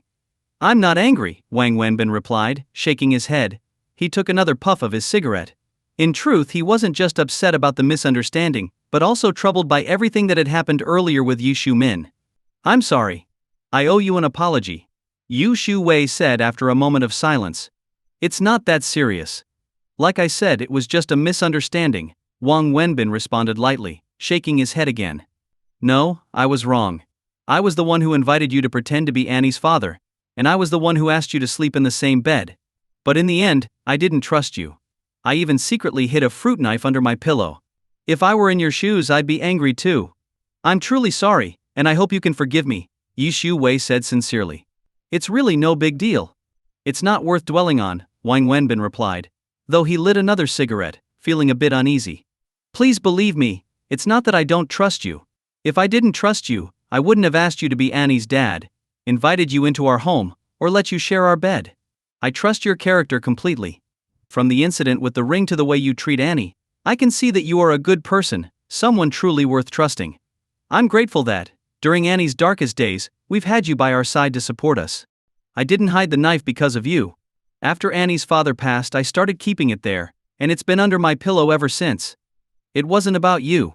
As a single woman, I've always felt a lack of security, not the kind provided by neighborhood security or the quality of the front door, but an internal sense of safety. I'm always scared, afraid of being followed while driving home at night, afraid someone might break in while I'm sleeping. Without that knife, I can't even fall asleep. I've seen a therapist. They said it's because I relied too much on one person, and when that person was suddenly gone, it created a psychological void and a deep-seated lack of security. It's been years, and although therapy has helped, the improvement has been minimal. Wang Wenbin, please believe me. I wasn't trying to protect myself from you. Since you've come into our lives, my anxiety has actually eased a lot, Xu Wei explained gently. After hearing this, Wang Wenbin's face softened. The tension that had weighed on him seemed to lift, and instead he felt a wave of sympathy for Xu Wei. It must be tough, raising a child alone. Have you ever thought about finding someone else? Wang Wenbin hesitantly asked. Realizing the potential awkwardness, he quickly added, I mean, I'm just asking. If it's too personal, pretend I didn't say anything. Xu Wei smiled, amused by his sudden awkwardness. You've already asked, so how can I pretend you didn't? I have thought about it, she said, her smile fading as she continued. How could I not? Being a single mom is hard, not just physically but emotionally too. You have to be as tough as iron both inside and out. You have to handle everything by yourself and still endure the loneliness, the helplessness. Especially with a child suffering from a terminal illness. I felt like I'm trapped in endless darkness, terrified, desperate. There were times I thought about taking sleeping pills, hoping to fall asleep and never wake up. But in the end I couldn't do it. I thought that if I'm going to die, I have to see her through her last days before I go. Of course, those are just fleeting thoughts. Every time I feel lost or scared, I wish there was a shoulder to lean on, someone to comfort me. But it's always temporary. As for finding someone new, it's not realistic. Emotionally and rationally, it's just not right. She shook her head, her voice filled with a quiet sadness. Enough about me. What about you? That girl seemed nice. It's obvious she cares about you a lot. Don't be so stubborn. There are plenty of guys out there who can't find a girlfriend, and here you are pushing away someone who clearly loves you. If you keep this up, you might end up single forever, Xiu Wei teased, her tone lightening as she shifted the conversation. Wang Wenbin knew she was talking about Zhu Min. The mention of her brought a flood of memories, including the events of the previous night. She's not the right person for me. Even if we forced it, we'd still end up going our separate ways eventually. Some things, once missed, can never be fixed. Besides, I'm not really in the mood to think about relationships right now, Wang Wenbin replied with a faint smile, surprised by the sudden turn of the conversation. So, what's on your mind these days? Xiu Wei asked. Money, Wang Wenbin said, offering a one-word answer with a chuckle. The next morning, Wang Wenbin drove Xiu Wei to work. As soon as they pulled into the company parking lot and parked the car, another vehicle pulled in beside them, a BMW 5 Series. Xiu Wei opened the door and got out, and Wang Wenbin followed suit. No sooner had they stepped out than a woman got out of the BMW next to them. Seeing her, Wang Wenbin felt an instant headache. It was none other than Peng Mengjia. Early in the morning, Peng Mengjia spotted Wang Wenbin getting out of Xiu Wei's car with her, and her eyes widened in disbelief. Have you resolved the issue with the marketing department? Xiu Wei asked casually as she got out of the car, already heading towards the office building. I'm working on it. Here's what happened.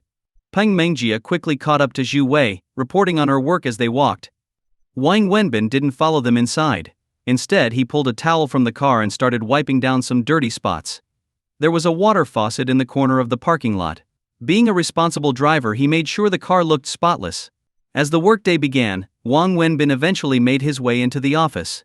However, not long after he sat down, the door swung open again. Peng Mengjia stormed in, clearly agitated. Seeing her, Wang Wenbin couldn't help but frown. Whenever she showed up, it was rarely good news. This time, instead of immediately questioning him, Peng Mengjia sat down in front of him, staring him down. Speak your mind or leave, Wang Wenbin said bluntly, noticing her sour expression. Did you drive my sister-in-law's car this morning? She asked, barely keeping her temper in check. Yeah, you saw it, didn't you? Wang Wenbin replied coolly. Where did you drive it from? Was it from her house? She pressed further.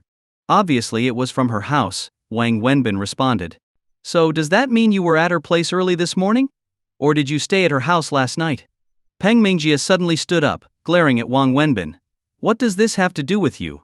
Wang Wenbin hesitated, unsure how to answer. Just be honest with me. Did you spend the night at my sister-in-law's house? Peng Mengjia became even angrier as Wang Wenbin remained silent, the truth becoming clearer. As for that question, I think you should ask your sister-in-law. I have nothing to say, Wang Wenbin deflected. Don't give me that bureaucratic nonsense. Why would I ask her? I'm asking you. Don't you know where you slept last night? She continued, pressing him. Wang Wenbin was at a loss. He knew that if he didn't answer, she wouldn't let it go. But how could he explain it? Xiu Wei never gave him any instructions on what he could or couldn't say to Peng Mengjia. Even if he told her they shared a bed without anything happening, would she believe him? That would only make things worse. What's the matter? Afraid to answer. Look, where I stayed, who I stayed with, and what I did. Do I need to report that to you? Who are you? My wife or the police? Wang Wenbin shot back, still unsure how to respond properly. You. Peng Mengjia fumed. Just then, Wang Wenbin's phone rang. Grateful for the interruption, he immediately answered without even checking the number. Hello? He said quickly. If you're free, Come with me somewhere, Yu Xiuwei's voice came through. I'm free. When? Wang Wenbin asked, relieved. Right now. Now. Okay, I'll wait for you downstairs, Wang Wenbin said, hanging up and standing up immediately. Where are you going? Peng Mengjie asked, still fuming. To work, Wang Wenbin responded, walking out the door without looking back. Wait, we're not done, she called after him. But Wang Wenbin was already out the door, practically escaping. Wang Wenbin got into the car and parked it in front of the office building, waiting for Xu Wei. When she came out, instead of sitting in the back like most bosses, she got into the passenger seat. Where to? Wang Wenbin asked. Guangda Group, Xu Wei replied. You mean the Guangda Mall Group? Yes, to their headquarters, Xu Wei confirmed. I know the way. After all, I've lived in Shanghai for many years, Wang Wenbin said as he started driving. He thought about bringing up what had just happened with Peng Mengjie, but seeing Xu Wei's serious expression as she opened a folder and started reviewing documents, he decided against it. It was clear that she was dealing with something stressful at work.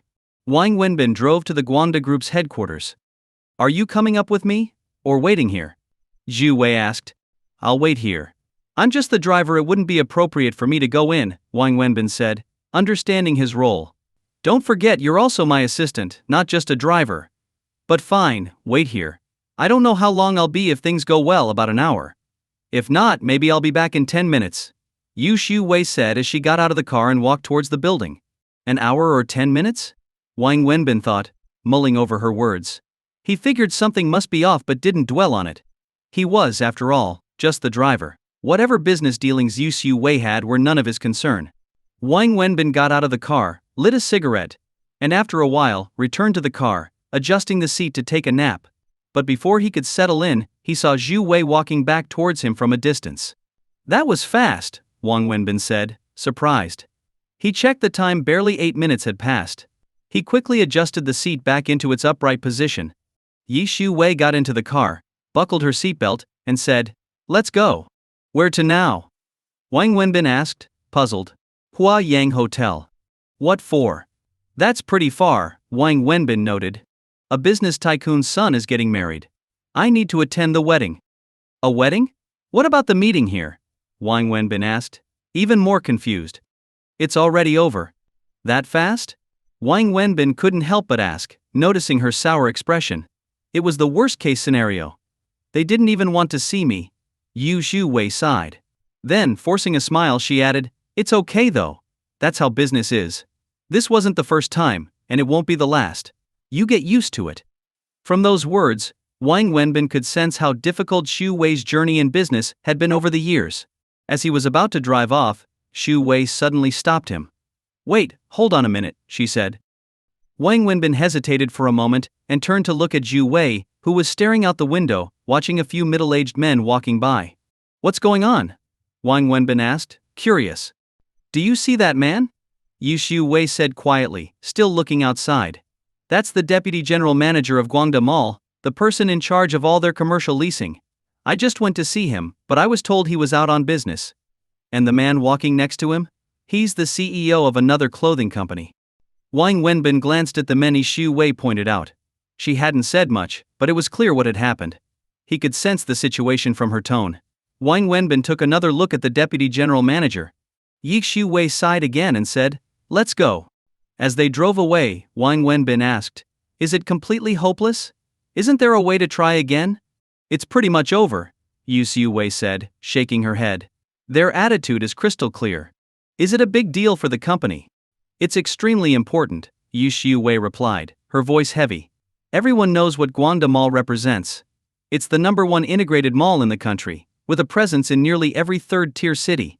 In terms of size, quality, traffic, and reputation, no other mall can compare. Their business model is different from other malls too.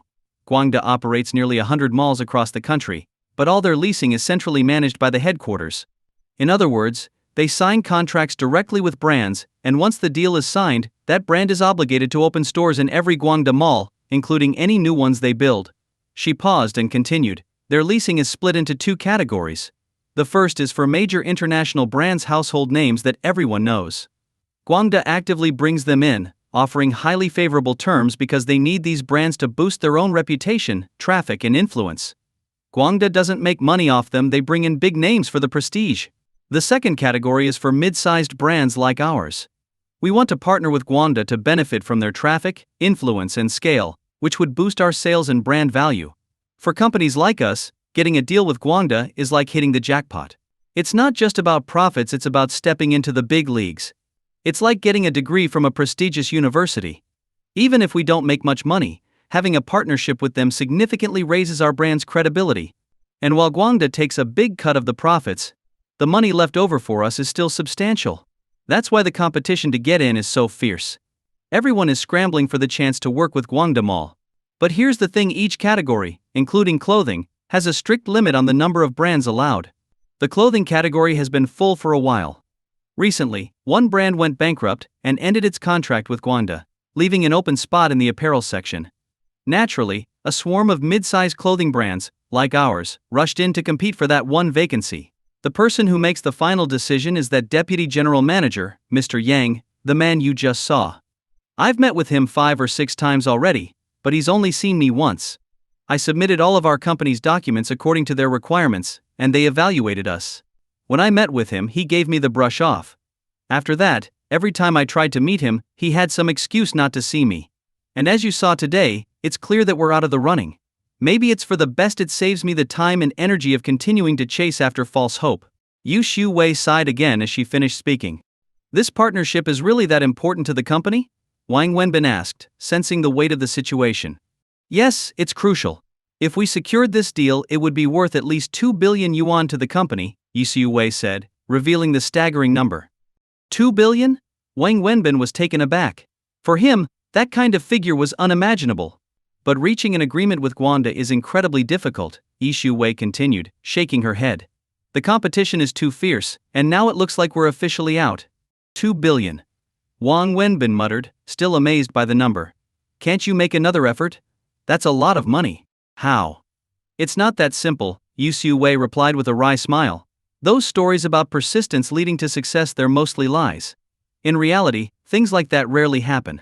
Guangda has its own procedures, and not just any company can participate. They have strict requirements, and only those who meet them can be considered. We submitted our documents and passed their evaluation, meaning our company meets all their criteria. But why does Mr. Yang, the deputy general manager, have such a close relationship with other clothing companies while completely ignoring me? Xu Wei laughed bitterly. Wang Wenbin frowned as he drove. He wasn't naive, he understood what was going on. I get it. If they're playing behind-the-scenes games, why don't we do the same? It's all about knowing how to play the game, Wang Wenbin suggested. You think it's that easy? Xu Wei smiled. If it were as simple as that, we would have signed a contract long ago. I've tried everything, but I can't even find out where he lives. The fact that he won't give me a chance means he's already deeply connected with the other companies. That's why I said it's hopeless. Actually, the entire company has been working on this for half a year. Especially Mengjia, she handled all the paperwork and made changes to the company to meet Guangda's evaluation standards. She put everything together, and I was just in charge of contacting Guangda. But in the end, we failed. Yu Xiuwei sighed deeply. I think you should give it one last try before giving up completely, Wang Wenbin said, seeing how much this deal meant to Xu Wei and the company. Wang Wenbin was caught off guard for a moment, and he looked at Xu Wei, who was staring out the window, watching a group of middle-aged men walking towards them. What's happening? Wang Wenbin asked curiously. See that man? He's the deputy general manager of Guangda Mall. He's the one in charge of all their leasing decisions. I went to meet him earlier, but they told me he was out. The man next to him is the CEO of another clothing company, Yu Xiuwei explained calmly. Wang Wenbin glanced at the men Xu Wei pointed out. She hadn't said much, but it was enough for him to grasp the situation. Wang Wenbin took another look at the deputy general manager. Yu Xiuwei sighed again. Let's go. As they drove away, Wang Wenbin asked, Is it really over? Can't you try again? It's pointless now. The deadline is at the end of this month, and there's no hope. I don't want to waste any more of the company's resources on something that won't work. Our company has other opportunities to explore. If this path is blocked, we shouldn't let it drain resources from other areas of development, Yu Xiuwei said, shaking her head. Wang Wenbin nodded. Xu Wei's reasoning made sense. Sister Xu, I have a question, Wang Wenbin said after thinking for a while. Go ahead. What's on your mind? I'm just a driver. But you've got me sitting in the office all day. Honestly, it's pretty boring. You know I'm not the type to sit still for long. Do you think I could have some free time when there's nothing to do? I promise it won't affect your work or travel. I'll be on call anytime you need me. Yi Xiu Wei smiled after hearing Wang Wenbin's request. Alright, that's fine for now. But it's only temporary. Once the company gets through this busy period, I'll have some tasks lined up for you. Mainly, you'll need to familiarize yourself with the different departments since that's part of your responsibilities as the general manager's assistant. No, let's not go down that road. Like I said, I'm just a driver. I know my place, and I'd rather stick to that, Wang Wenbin quickly responded, shaking his head. Yu Xiu Wei glanced at Wang Wenbin but said nothing more. She was beginning to understand his stubborn nature. Wang Wenbin drove the car to the underground parking lot of the hotel. I'll wait for you here, Wang Wenbin said after parking the car. You're not coming up with me? I'm just the driver. Why would I go in? I need to correct you on 2 things. First, you're not just a driver, you're my assistant. Second, you're my friend. This wedding is a personal event, unrelated to work. Come on, I paid for the wedding gift, and everyone's bringing their family along. If I go alone, it's a waste. Besides, if you stay here, what will you eat? There's nothing around here. Wang Wenbin hesitated for a moment but eventually followed Zhu Wei into the elevator. At first he thought they were heading inside the hotel. But after the elevator reached the ground floor, someone led them outside, through a walkway to the back of the hotel. It wasn't until they arrived at a huge lawn that Wang Wenbin realized the wedding was being held outdoors. He had only seen scenes like this on TV, so this was a new experience for him. Before they even entered, there was a large sign at the entrance that read, "Driver Dining and Rest Area." Wang Wenbin immediately started walking in that direction. But Zhu Wei quickly pulled him back. Over here, Yi Xiu Wei said as she dragged Wang Wenbin into the wedding reception. The wedding was grand and lavish, with the sprawling lawn beautifully decorated in a modern, luxurious style. Everyone in attendance looked like members of the social elite. This is a buffet-style reception. Servers will come around with drinks and food. You can take whatever you want, or you can head over to the food area yourself. I might need to do some socializing, so feel free to eat as much as you want. When I'm ready to leave, I'll call you. Xu Wei whispered to Wang Wenbin, making it clear that she brought him along mainly to enjoy the food. Isn't this a bit inappropriate? What's inappropriate? Do you know how much I had to give as a gift? How much? 50,000 yuan. That much? Exactly. Yi Xiu Wei said with a laugh. Got it. I'll make sure to eat enough to get our money's worth. Go ahead and do your thing. I'm starving, Wang Wenbin joked, smiling as he headed straight for the food area. He had no interest in mingling with the well-dressed guests, holding wine glasses and making small talk. Wang Wenbin had never attended such a high-end event before, and he was amazed by the variety of food. Even though the place was packed, there were hundreds of different dishes on display, all of them top quality. With that kind of wedding gift, if I don't eat, I'd be losing out big time, Wang Wenbin muttered to himself as he loaded up his plate, his eyes gleaming. Just as he had told Zhu Wei earlier, he focused on the most expensive items, devouring them with enthusiasm. Unlike the other guests who were sipping wine and chatting politely, Wang Wenbin stood in the food section, plate in hand, eating as much as he could, attracting the attention of the staff. The waiters had never seen someone eat like this at such a high-end event, but their professionalism prevented them from saying anything. Wang Wenbin didn't care. He wasn't here to play the part of some refined gentleman, nor did he intend to pretend to be one. The wedding ceremony was underway, with a famous TV host serving as the MC, but none of that concerned him. He was focused on the food, determined to make the most of this rare opportunity. As Wang Wenbin was engrossed in his feast, he suddenly felt someone grab his arm. Startled, he heard Zhu Wei's voice. There you are. Wang Wenbin quickly turned around, still holding a plate in one hand and a crab leg in the other, his mouth greasy from the food. When he looked up, he saw Yu Wei standing next to an elderly man with graying hair. Beside the man was a beautiful young woman. Wenbin, this is Mr. Tang, Yu Xiu Wei introduced them. Wang Wenbin was caught completely off guard and didn't know how to react. Mr. Wang, it's a pleasure to meet you, Mr. Tang said with a smile, extending his hand. Wang Wenbin, still holding his plate of food in one hand and a crab leg in the other, panicked. He quickly tried to shake hands but realized he was still holding the crab leg, nearly hitting Mr. Tang with it. Embarrassed, he hastily placed the crab leg back on the plate. Just as he was about to shake hands, he noticed his fingers were greasy. Not knowing what else to do, he wiped his hand on his clothes before finally shaking Mr. Tang's hand. As he did this, The young woman beside Mr. Tang looked at him with obvious disgust. Wang Wenbin felt his face turn red with embarrassment. Wang Wenbin felt he had no choice. The elderly man's hand was still outstretched, and it was clear he was someone respected by Yu Shu Wei. It would have been rude not to shake his hand. With no napkins in sight, Wang Wenbin quickly wiped his greasy hand on his clothes, and then shook the man's hand. Mr. Tang, hello, Wang Wenbin greeted, feeling terribly awkward. The situation was beyond embarrassing. Mr. Wang, you truly are a man of presence. Yu Shu Wei, you've got a good eye, Mr. Tang said with a smile. May I ask where Mr. Wang is working? Me. I work at Zhuji's company, Wang Wenbin replied. That's great. No wonder. What's your main responsibility there, Mr. Wang? Oh, I don't really have any big responsibilities. I just drive Zhuji around. I'm her driver, Wang Wenbin answered casually. Ha, modest words indeed. But isn't that what men are supposed to do, drive for women? No need to be so humble, Mr. Tang laughed heartily. Wang Wenbin was confused. Why was Mr. Tang saying he was being modest? He was a driver, there was no humility in stating a fact. Yu Shu Wei smiled and clarified. He holds the title of vice president at the company, but it's really just a name. He mainly handles internal management while I focus on external operations. A united couple together you can achieve anything, Mr. Tang said approvingly. Wait. Couple? Wang Wenbin's eyes widened in surprise. So when are you two planning to get married? Mr. Tang asked with a smile. Married. Wang Wenbin was even more shocked and accidentally exclaimed out loud. He turned to Yu Wei with a confused look. We haven't made any concrete plans yet. Things have been really busy lately, so maybe next year, Yu Shu Wei responded with a polite smile, giving an ambiguous answer. You two make a great pair, really, Mr. Tang said again, beaming. Make sure you enjoy yourselves today and forgive me if anything's lacking. Thank you. Thank you, Wang Wenbin stammered. And take good care of Zhu Wei.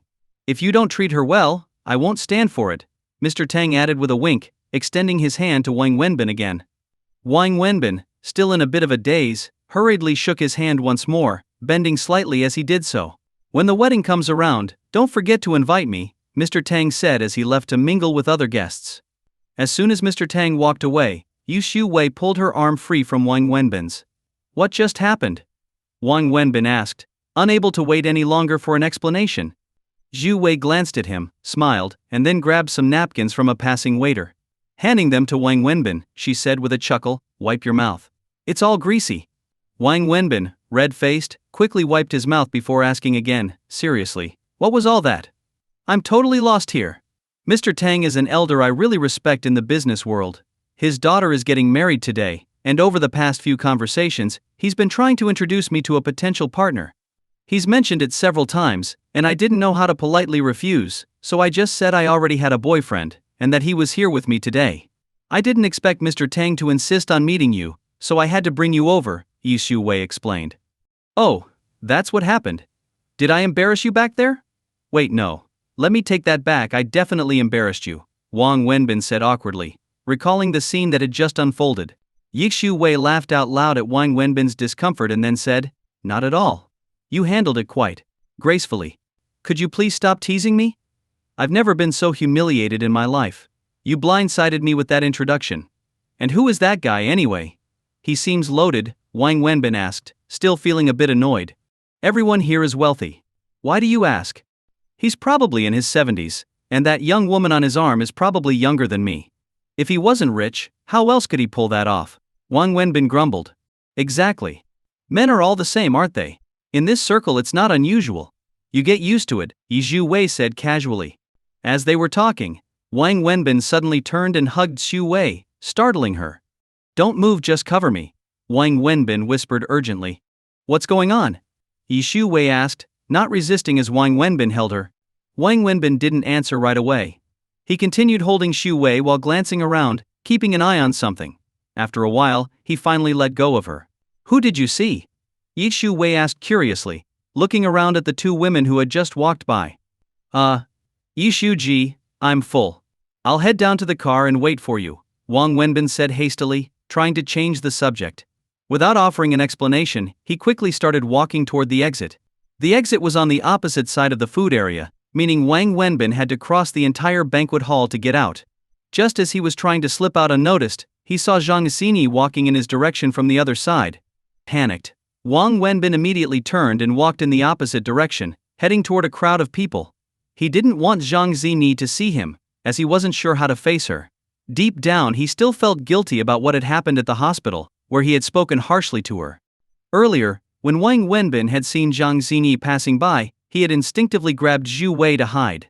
Now, seeing her again, he had no choice but to change course and blend into the crowd. As soon as he pushed his way into the group of people, he felt something hit his head. He reached up and caught it only to find it was a bouquet of flowers. He looked down at the flowers, utterly confused.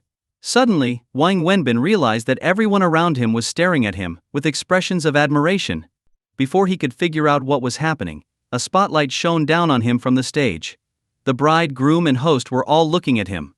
Let's see who our lucky guest is that caught the bouquet filled with blessings and good fortune. It's this gentleman right here.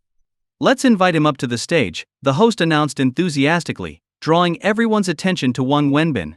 It was then that Wang Wenbin understood he had wandered into the area where the bride's bouquet was being thrown, and as fate would have it, the bouquet had landed right on his head. Standing there awkwardly, with the spotlight on him and everyone staring, Wang Wenbin knew he couldn't hide. Everyone was waiting for him to go up to the stage.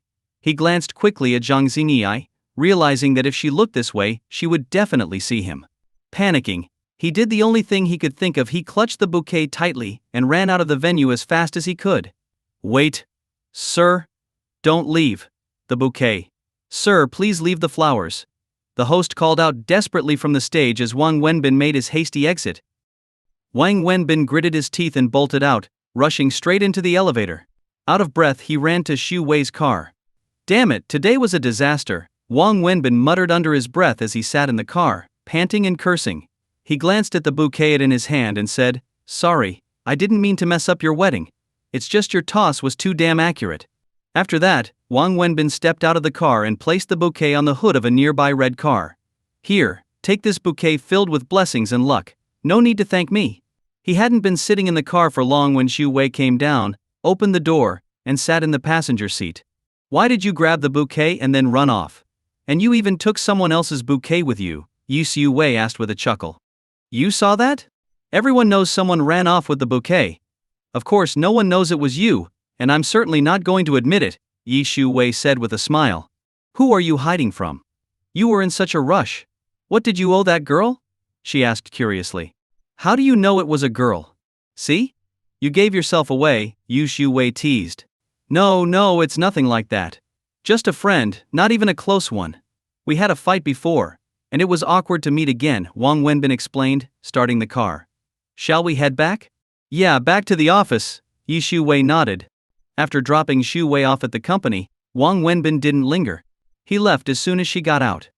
Xu Wei was right, he was truly bored at the office. Finding any excuse to get out felt better than staying cooped up.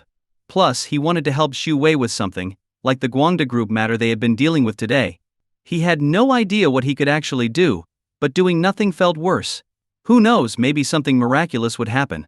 After dropping Xu Wei off, Wang Wenbin drove toward Guangda Group himself. He didn't really have a plan, but he figured at the very least, he should find out where Vice President Yang lived. Xu Wei had already mentioned that her fashion company's real weakness wasn't in capability but in the personal relationship with this Yang. So, Wang Wenbin thought, if there's any chance at all, it lies with him. Getting into Guangda Group was easy with Xu Wei's car. He just gave their company's name and was allowed in. Wang Wenbin parked in a spot near the entrance, where he could see everyone coming and going from the parking lot. He sat in the car playing on his phone, occasionally stepping out for a cigarette, but doing nothing more. He was waiting for this Vice President Yang to show up. It wasn't much of a plan, but it was the only thing he could think of, just sit and wait. However, after spending the entire morning there, Yang didn't appear. Realizing it was lunchtime, Wang Wenbin snuck into Guangda's cafeteria for a quick meal, then returned to his car to continue his stakeout. Still, Yang didn't show up all afternoon. Just when Wang Wenbin's legs were starting to go numb from sitting too long, his phone rang. Binzi, what are you up to? Came the voice of Lu Jihao, sounding unusually cheerful. Working. Wang Wenbin replied. Working? What's going on? Lu Jihao was confused. Wang Wenbin had always been selling barbecue. Since when did he start a new job? I'll explain later. It's too complicated to get into over the phone. What's up? Why are you calling? Wang Wenbin dodged the question. I'm treating you to dinner tonight. Lu Jihao said gleefully. Dinner? What's the occasion? It's something even better than winning the lottery. Jihao laughed. Wow, you sound like a pervert. What's got you so excited? Never mind, my manager's here. See you after work at Old Taste, Lu Jihao said before hanging up. What's gotten him so happy? No self-control, Wang Wenbin chuckled, putting down his phone. Just as the workday was wrapping up, Wang Wenbin finally spotted the bald, 50-something Yang walking into the parking lot. Wang Wenbin, who had nearly dozed off, immediately snapped to attention, eyes wide open, watching Yang as he passed his car, chatting on the phone, and walked farther away. Wang Wenbin quickly got out of the car and quietly followed, keeping a safe distance to avoid being noticed. He watched Yang get into a Mercedes. After memorizing the license plate, Wang Wenbin rushed back to his own car and started it up. As soon as Yang's Mercedes pulled out, Wang Wenbin followed. He had waited all day for this. What he would do next, he had no idea, but he figured he might as well see where it led. They drove out of Guanda Group and onto the highway. By now it was rush hour, and the traffic was heavy.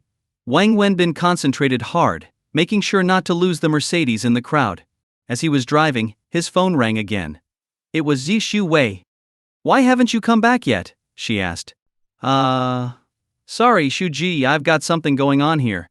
I'm not sure I'll be able to make it back. Can you wait just a little longer? I promise I'll be there soon. It's fine. I'll just take a taxi home, Shu Wei said calmly. Wang Wenbin didn't know what to say. He'd completely forgotten he was supposed to pick her up from work. Don't worry about it, Wenbin. Drive safely. I'll take care of myself, Shu Wei said before hanging up. By the time Wang Wenbin refocused on the road, the Mercedes had disappeared. Panicking, Wang Wenbin sped up, trying to catch up, but the car was gone. Damn, all that for nothing. Looks like I'll have to try again tomorrow, he muttered, turning the car around. He thought about going back to pick up Shu Wei, but with traffic this bad, she would have gotten home by taxi long before he arrived. Remembering how excited Lu Jihao had been about dinner, Wang Wenbin decided to take advantage of Zhu Wei's car for one last trip and headed straight to the Old Taste restaurant. The Old Taste restaurant wasn't exactly a fancy place, but it was considered a step above the usual. From the name alone you could tell it had been around for years. Located right next to the entrance of Shanghai University, it was a spot where Wang Wenbin and his friends used to go during their college days. Back then, it was the most luxurious place they could afford, and just coming here for a meal felt like a real treat. Whenever there was something to celebrate, they would gather here for what they called a grand feast. In their memories, Old Taste became synonymous with such meals, and it held many memories for them. So, when Lu Jihao mentioned a feast today, Wang Wenbin knew exactly where they were going, even without hearing the restaurant's name. Driving through heavy traffic, Wang Wenbin finally arrived at Old Taste's parking lot. As he pulled into a space, a familiar car parked next to him. When the door opened, Wang recognized it was Yi Shu-min's car. Wang Wenbin got out of his car, and as soon as the door of the other car opened, he saw Lu Jihao and Ni Ziki step out, followed by Yi Shu-min. Only then did it click this car belonged to Shu-min. Seeing Wang Wenbin step out of the driver's seat of a BMW 7 Series left both Lu Jihao and Ni Ziki shocked, especially Ni Ziki, who stared at him with wide eyes. Yi Shu-min also glanced at Wang Wenbin, and then at his car, her expression complex. What's with the stare, you two? Got a case of cross eyes today? Wang Wenbin joked. Holy crap, a BMW 7 Series.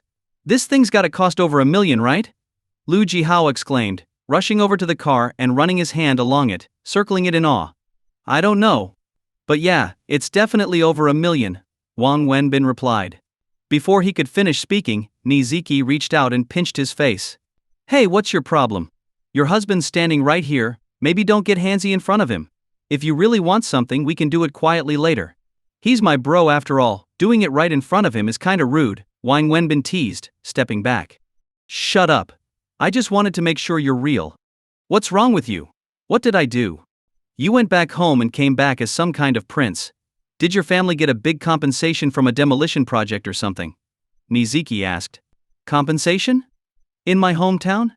No way, it's too remote for anyone to bother developing. Then what's going on? Did you win the lottery? Niziki asked, pointing to the car behind him.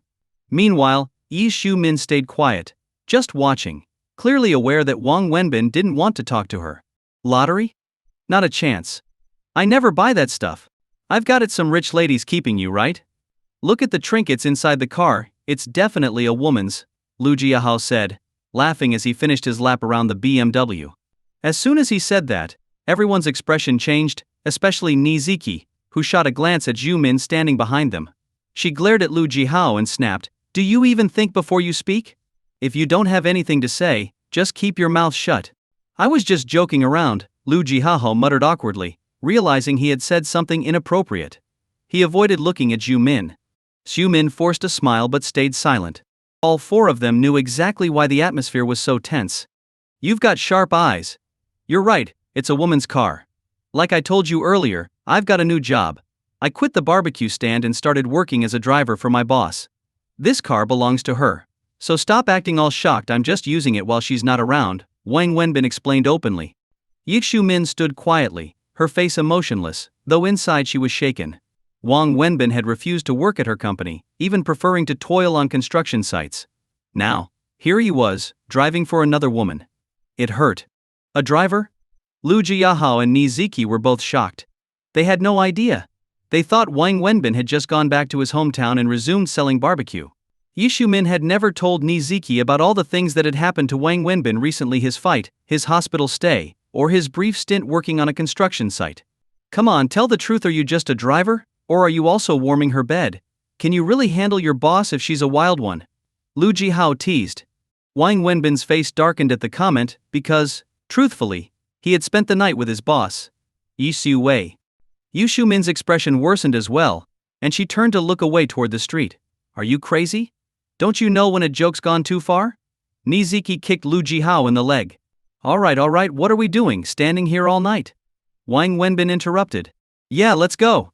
Zhu Min, come on, I'm starving," Niziki said, grabbing Zhu Min's hand and pulling her inside. "What's the deal today?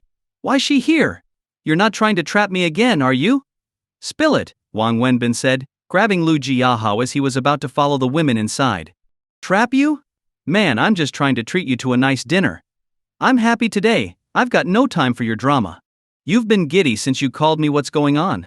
Don't call me a fool. I'll tell you what's up after dinner. Now come on, or I'll get chewed out again. Look at you, no backbone at all. Afraid of my wife? Hell yeah, I'm proud of it. You should try getting one too." They bickered as they walked inside. The restaurant was familiar, as was the private room they entered. Tonight, Lu Jiahao and Niziki were pulling out all the stops, ordering 8 or 9 hearty dishes, the spread of a true feast. "You guys chat, I'm going to the bathroom," Niziki said, standing up. "I'll go with you." Lu Jiahao jumped up immediately. "Are you out of your mind? Why would you go with me? Do you want to use the women's restroom?" Niziki shot him a look. "I just want to make sure you don't trip or something." "Come on, I'll go with you," Lu Jiahao insisted, walking out with her. Suddenly the room was empty except for Wang Wenbin and Zhu Min. The silence between them was awkward, especially after everything that had happened between them. "You really became a driver?" Zhu Min finally broke the silence. "Yeah, you saw it for yourself. Did your boss buy you those clothes too?" Zhu Min hesitated but asked anyway. Wang Wenbin looked down at the suit he was wearing, opened his mouth as if to say something, but in the end he just nodded and said yes. "Italian brand, huh? This set must have cost tens of thousands," Zhu Min asked, her voice tinged with bitterness. "I don't know how much it cost. My boss bought it for me, to make a good impression when I go out with her," Wang Wenbin explained. Zhu Min nodded, but Wang Wenbin had no idea what that nod meant. "I never thought someone like you would become a driver. As long as they pay, I'd be willing to do anything, even be someone's lackey," Wang Wenbin said, as he lit a cigarette. For some reason, his words pierced Zhu Min's heart deeply. "Fine. I'll pay you. How much does your boss pay you? I'll give you double, no, 10 times as much. Quit the job right now," Zhu Min suddenly demanded. "Are you out of your mind?" "Yes, I am. I can't stand seeing you being ordered around, especially not by another woman. You're my man," Zhu Min shouted, and suddenly tears streamed down her face. "Wang Wenbin, are you even a man? You've become so spineless. I was lying in bed, completely naked, and you didn't even dare touch me." Zhu Min's voice became more agitated as more tears fell. Wang Wenbin watched her cry, opening and closing his mouth several times, but in the end he didn't say a word. "Why do you treat me this way? I threw away all my dignity as a woman," stripped naked in front of you, and you still pushed me away. At that moment, the door to the private room opened, and Lu Yujihao and Niziki walked in. When they entered, Yu Xiumin quickly turned away and discreetly wiped her tears with a tissue. Binzi, put out that cigarette, Lu Jihao barked as soon as he saw Wang Wenbin smoking. Wang Wenbin was confused. What's the problem? He asked, not understanding. He'd been smoking like this for years. I'm warning you, no smoking near my wife. Got it? You smoke too, don't you? Wang Wenbin asked, puzzled. I quit. Since when? Since this afternoon, Lu Jihao replied righteously. You're messing with me. Wang Wenbin thought he was joking. Ziki, are you pregnant? Zhu Min suddenly asked, sitting beside Wang Wenbin. Pregnant? Wang Wenbin's eyes widened as he looked at Zhu Min, then at Niziki. Niziki blushed slightly, but there was an unmistakable glow of happiness on her face. Yi Xiumin's always been the smart one, Lu Yujihao said with a chuckle. So that's the big news you've been keeping from me? Wang Wenbin finally caught on and quickly asked Lu Jihao. Exactly. What could be bigger than this? Ha ha ha.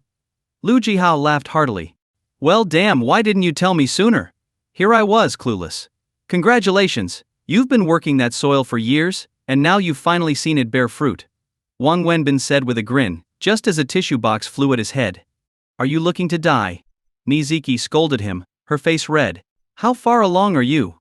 A couple of months? Zhu Min asked with a smile, watching them banter. The scene felt like a throwback to their school days. Just over a month. I took a pregnancy test this morning, and to be sure, I went to the hospital for a checkup. The doctor confirmed it, Niziki answered. That's great news. When are you two planning to get married? We haven't decided yet, Lu Jihao replied, shaking his head. You're having a baby, and you still haven't decided?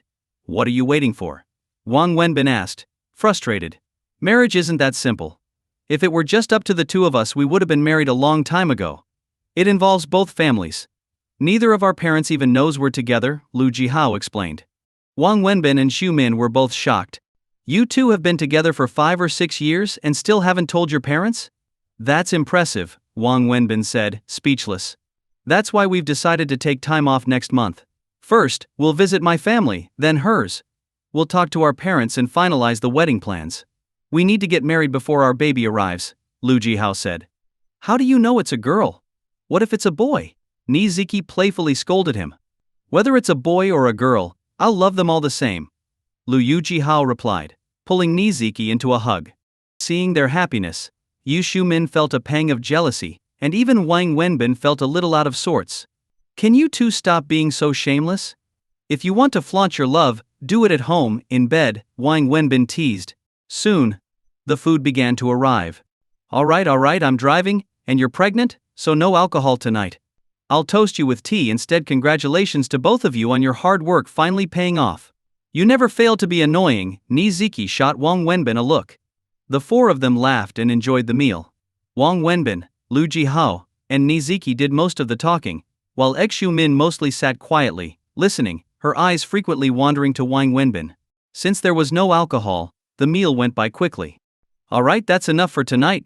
I checked online, and the first few months of pregnancy are crucial. We need to make sure Ziki gets plenty of rest, so we're heading home early. She needs to sleep well and wake up early, Lu Jihao said, checking the time. Seeing you so proud makes me want to punch you, Wang Wenbin said through gritted teeth. Why don't you have a kid of your own then? Lu Jihao shot back.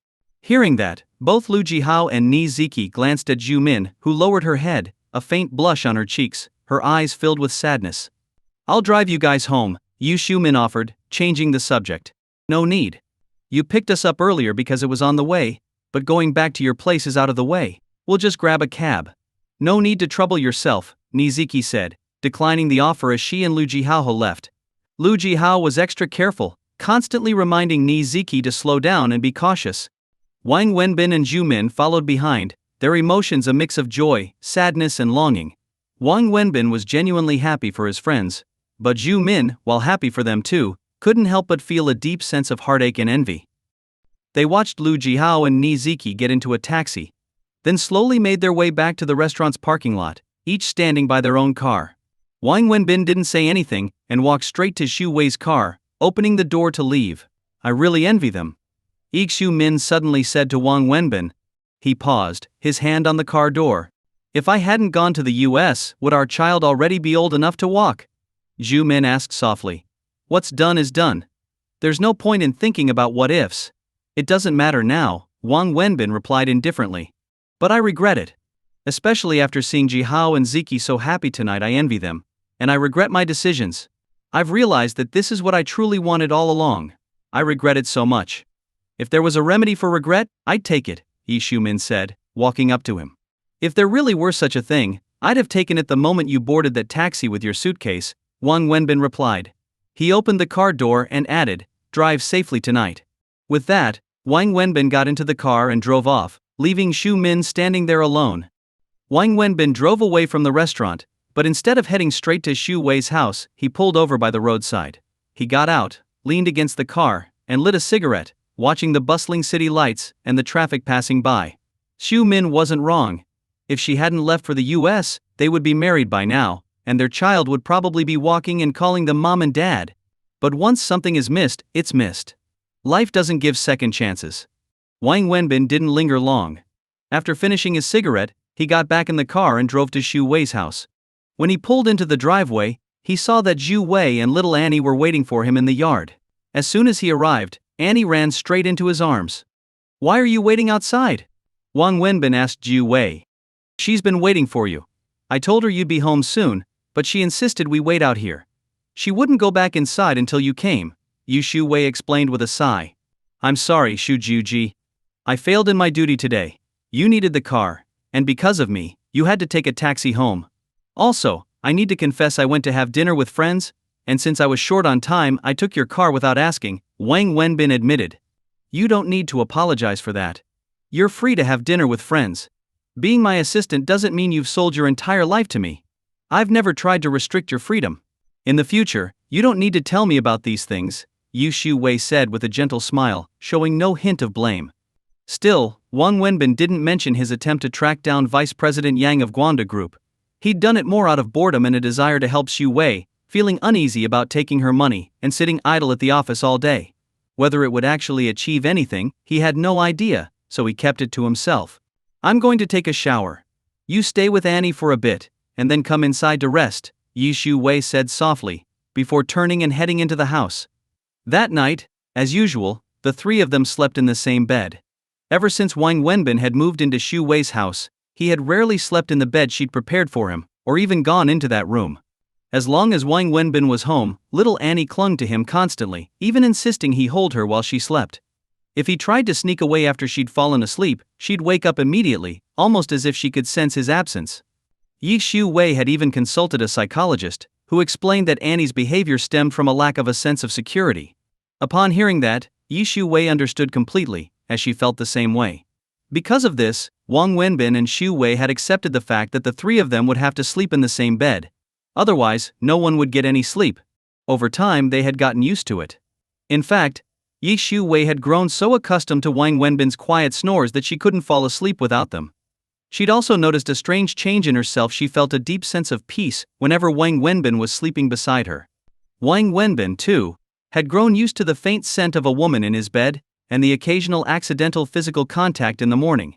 That night, the three of them lay in bed, and before long they were all sound asleep. But then, in the middle of the night, Wang Wenbin, half asleep, heard the sound of a car outside. It confused him. Why would there be a car at this hour? Still groggy, he didn't think much of it. Xu Wei, sleeping on the other side, was peacefully dreaming. Then he heard the front door open, followed by the sound of someone entering the house. Wang Wenbin's instincts kicked in when he heard their bedroom door creak open. Suddenly, the room was flooded with light as someone flipped the switch. Wang Wenbin jolted awake, sitting up in bed, and saw Peng Mingjie standing in the doorway, staring at him. The moment Wang Wenbin saw her, he had a sinking feeling that something was terribly wrong. By then, Xu Wei had woken up too. Rubbing her eyes, she asked, "What's going on?" She turned her head, and saw Peng Mingjie standing at the door. "Mingjie, you. What are you doing here?" Xu Wei gasped in shock, staring at Peng Mingjie. Peng Mingjie stood silently at the door, her gaze shifting from surprise to anger, and finally, tears began streaming down her face. "Dreamjie, let me explain. It's not what it looks like," Xu Wei said quickly, fully awake now. But Peng Mingjie didn't want to hear her explanation. With tears pouring down her face, she turned and ran out of the room. Dreamjia, where are you going? Zhu Wei called after her, jumping out of bed and chasing her. Wang Wenbin frowned and got out of bed, following them out of the room.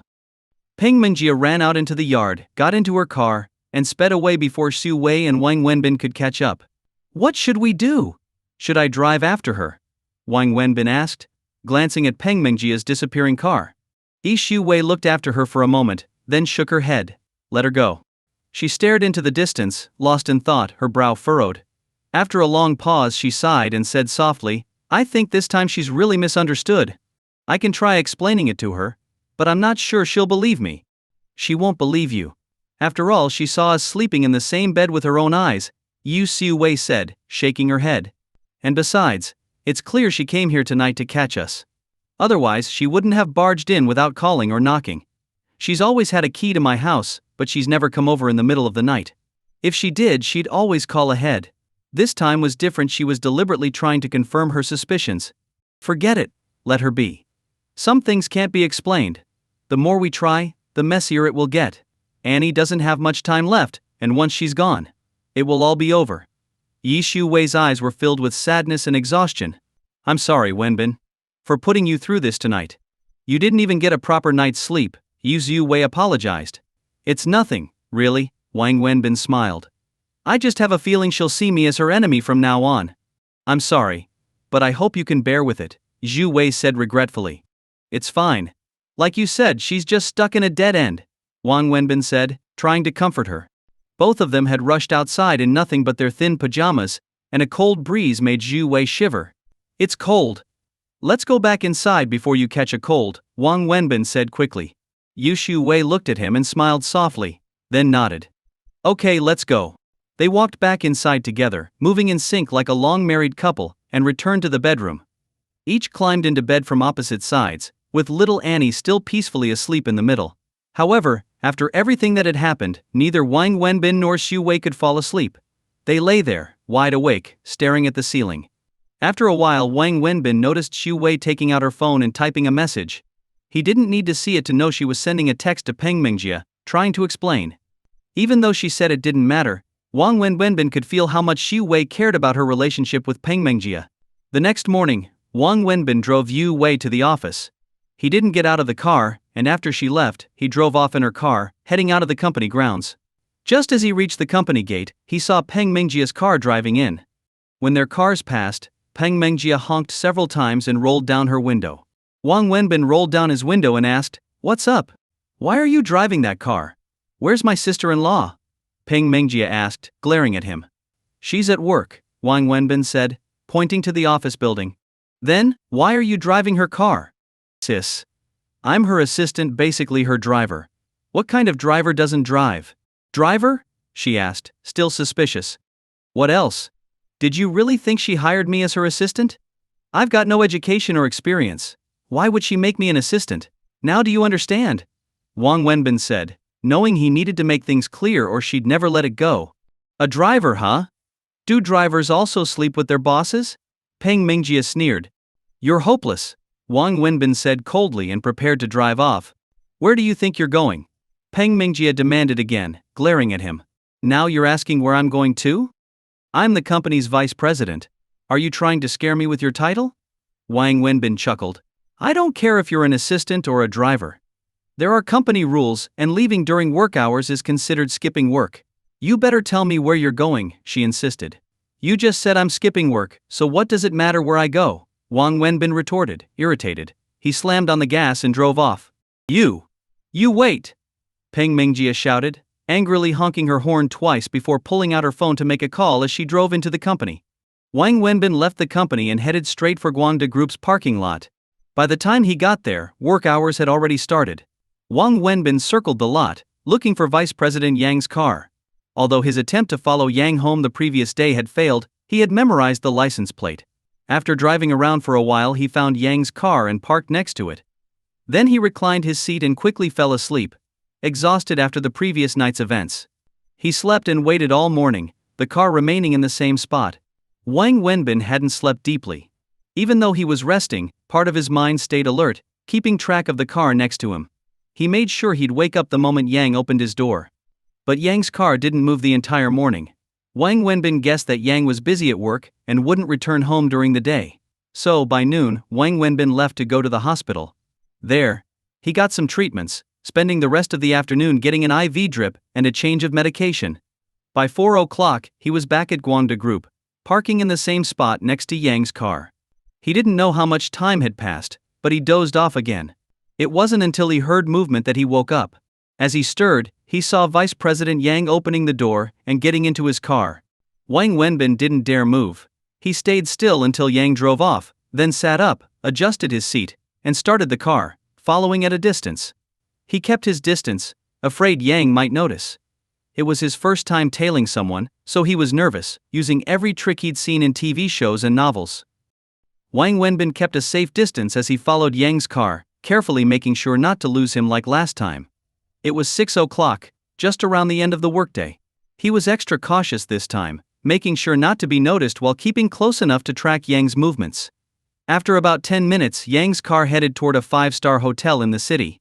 Wang Wenbin was surprised Yang wasn't going home but straight to a hotel after work. Wang Wenbin followed him into the hotel parking lot. Thankfully, he was driving a nice car himself, which allowed him to enter places like this without raising suspicion. If he had been driving something like a van, he wouldn't have made it past the entrance.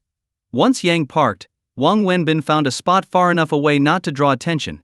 He waited until Yang entered the elevator before getting out of his car. He quickly checked which floor Yang had gone to, and then took the next elevator to that floor. Once there, Wang Wenbin started glancing at the doors of the private rooms. Wearing a name-brand suit helped him blend in, and none of the staff seemed to suspect anything unusual. At the third room, he finally spotted Yang through a crack in the door. Inside the luxurious room, the guests were drinking and laughing, though Wang Wenbin didn't dare look too long. He saw men and women seated at the table, with a woman sitting next to Yang, but he couldn't make out much more. Not wanting to draw attention, Wang Wenbin pretended to pass by casually, catching a glimpse of the scene inside. He stepped away and found a corner where he could smoke, pondering his next move. He needed to figure out where Yang lived, maybe even gather some information about his habits, and pass this on to Xu Wei. That way, Xu Wei could try to approach him strategically, perhaps by sending gifts to his home. It wasn't much of a plan, but it was the best Wang Wenbin could come up with. After all, he had little to do at the company, and figured he might as well try to justify the salary Xu Wei was paying him. After smoking a few cigarettes, Wang Wenbin made another pass by the room, glancing inside again. This time, what he saw shocked him. Yang, his face flushed from drinking, was holding the woman in his arms, laughing loudly and behaving far from the dignified businessman he appeared to be. Just as Wang Wenbin was observing the scene, his phone rang, startling him. He quickly moved back into the shadows and answered the call. It was Xu Wei. "Are you coming back for dinner?" she asked. "Not right now. Sorry again for making you take a taxi home," Wang Wenbin replied. "Finish what you're doing, and come back soon." Wang Wenbin felt touched. He was supposed to be Xu Wei's driver, yet he'd been neglecting his duties, and she hadn't once complained. She didn't even ask what he was up to, just showed concern for him. "Okay, I'll be home soon," Wang Wenbin said. Then hung up. He took one more look into the room, feeling discouraged. It seemed like everything he was doing was pointless. Shaking his head, he decided to head home. But just as he was about to leave, the door to the room opened. Yang, his face red from drinking, came out, his arm wrapped around the woman, heading toward the elevator. Instinctively, Wang Wenbin ducked out of sight. "Wow.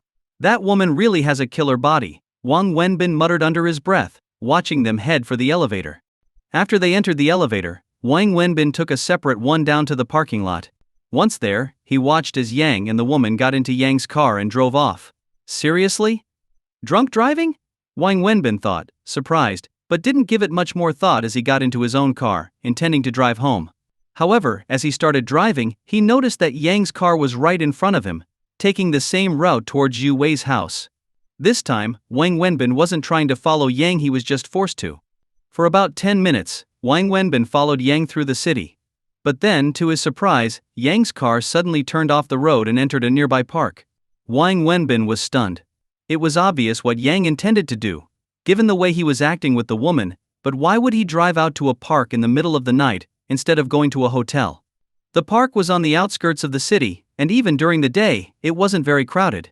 At night, it was almost completely deserted, save for the occasional late-night walker. Curious, Wang Wenbin decided to check it out. He parked outside the park and quietly followed them inside. The park wasn't too big, but not small either. Wang Wenbin wandered along the paths, looking for Yang's car. After about 5 or 6 minutes, he spotted it parked in a secluded corner by the road. Could this old guy really be planning to hook up in the park? Wang Wenbin chuckled to himself. He figured Yang and the woman must have gotten out of the car and gone somewhere private in the park. There didn't seem to be any other explanation. Feeling bold, Wang Wenbin walked up to the car. But just as he reached it, he stopped dead in his tracks, eyes wide with shock. The car was rocking back and forth. Are you kidding me? They're actually doing it in the car. Wang Wenbin couldn't believe his eyes. It didn't take much imagination to figure out what was happening inside. Wow. The stuff rich people get up to these days. Wang Wenbin muttered, barely able to process what he was witnessing. No wonder this fat bastard insisted on driving after drinking and didn't call a driver or ask someone to drop him off. Turns out he was itching for some excitement, Wang Wenbin muttered to himself, cursing his bad luck before turning to walk out of the park. He slowly made his way back, smoking a cigarette. Halfway to his car, he suddenly stopped, stood still for a few minutes, then took out his phone and called Zhu Wei as he continued walking. What's up, Wenbin? Zhu Wei's voice came through the phone. Yushu Ji, there's something I want to discuss with you. I'm not sure if it's a good idea. Wang Wenbin said as he got into his car. He sat in the car with the engine running, keeping a close eye on the park's entrance. He didn't know how long he had waited, but soon, he saw headlights at the park's exit. Knowing his moment had arrived, Wang Wenbin immediately floored the gas pedal, speeding toward the park's exit. At the same time, Yang had just finished his little adventure and was driving out of the park. Sitting in the passenger seat was a beautiful young college student, still fixing her disheveled clothes and hair. Yang, feeling more satisfied than ever, was grinning from ear to ear. This kind of thrill was his only real passion, and as he got older, he craved more excitement. Ordinary pleasures didn't do it for him anymore, he needed these risky escapades. Tonight's spontaneous adventure had given him exactly what he wanted.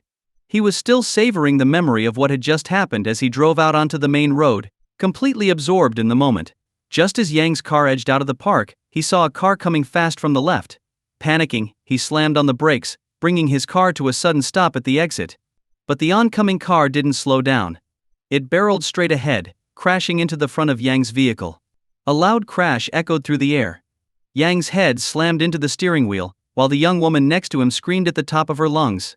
Then, silence fell over the scene. Wang Wenbin had calculated everything.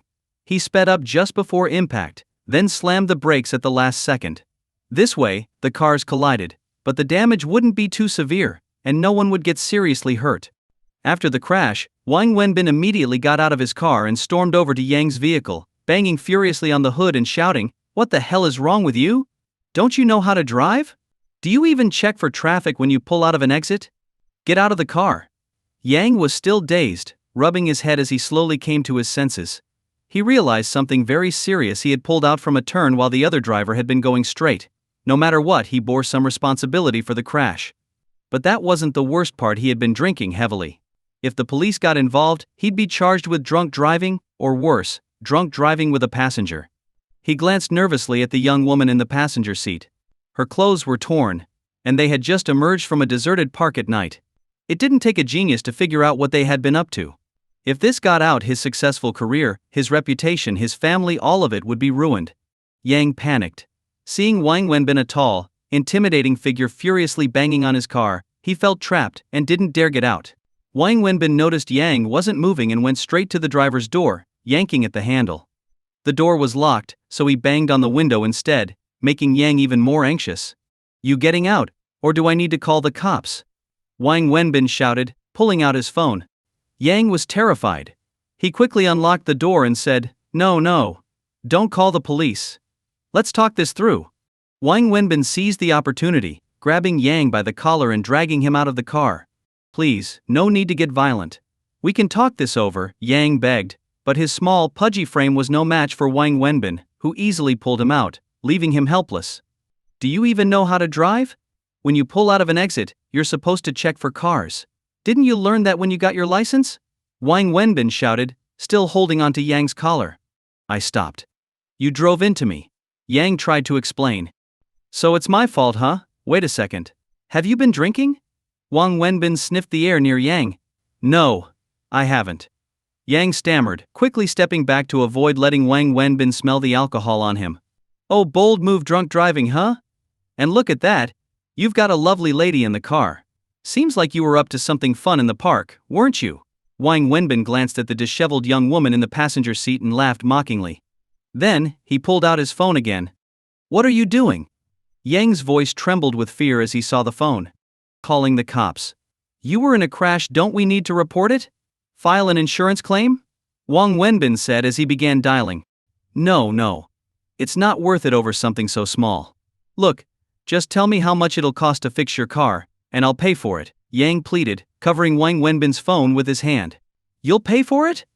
Are you kidding? Oh, you're scared now, aren't you? Didn't you say you hadn't been drinking? So what's there to be afraid of? Look, man, we're both drivers here. I admit I had a little to drink, but calling the police won't help either of us. Just tell me how much the repairs will cost, and I'll settle it with you right now, Yang said, pulling out a pack of high-end cigarettes from his car and offering them to Wang Wenbin. Wang Wenbin took the cigarettes without hesitation, then said, You've got a point. But the thing is, this car isn't mine. I'm just a driver, my boss needs it every day. If I wreck it, and I don't have a police report or insurance claim, how am I supposed to explain it to her?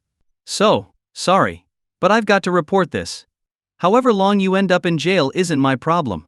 With that, Wang Wenbin pulled out his phone again, preparing to call the police. Wait. Let's talk this through, brother.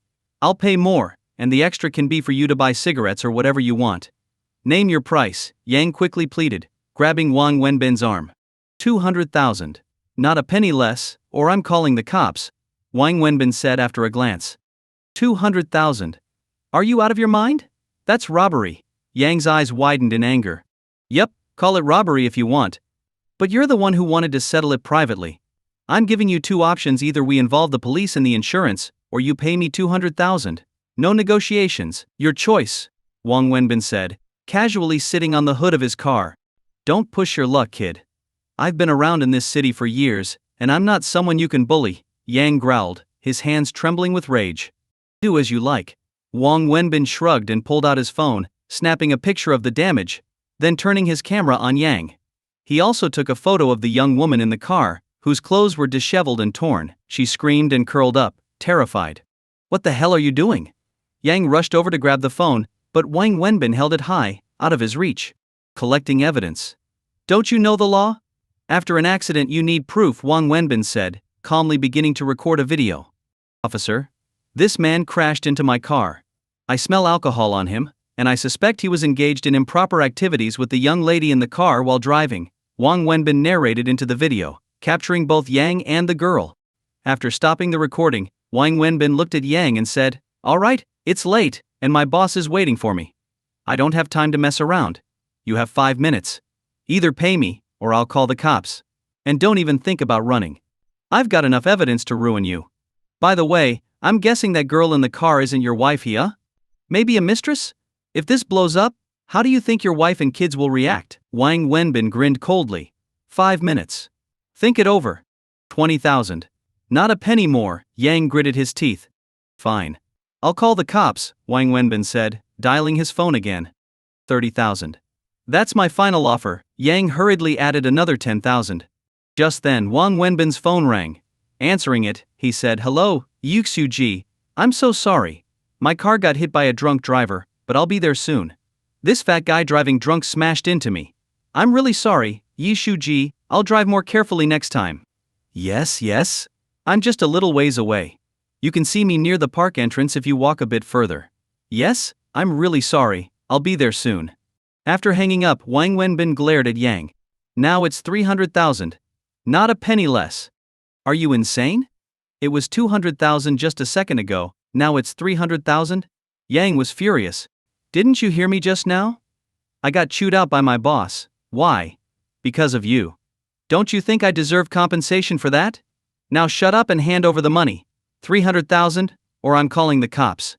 I'm warning you, I know you're a man with money and connections. But if you don't pay, I'll make sure the video I just took gets posted online. Not only will you go to jail for drunk driving, but I'll also make sure you're publicly humiliated. How do you think your wife and kids will feel about that? Wang Wenbin taunted. You dare threaten me? Do you believe I can make sure you never work in this city again? Yang snarled through gritted teeth. Oh? You're trying to scare me now? Let me tell you something, I'm from a poor, rural village. I've got nothing to lose. There's a saying, a man with nothing to lose fears nothing. I'm not afraid to lose my life over this, so do you really think I'm afraid of you? Now cough up the money, 300,000. Actually, it's 400,000 now, since another 5 minutes just passed. Yang was trembling with rage, his breathing shallow. He was desperately weighing his options. On one hand, there was 300,000 yuan, and on the other, there was the possibility of being jailed for drunk driving, which would undoubtedly cost him his vice president position. Worse, how could he explain getting caught with a half-dressed girl in the middle of the night at a park? His career, his family life, it would all be ruined. Finally gritting his teeth, Yang said, Fine, 300,000. But you give me your phone, and we forget the accident ever happened.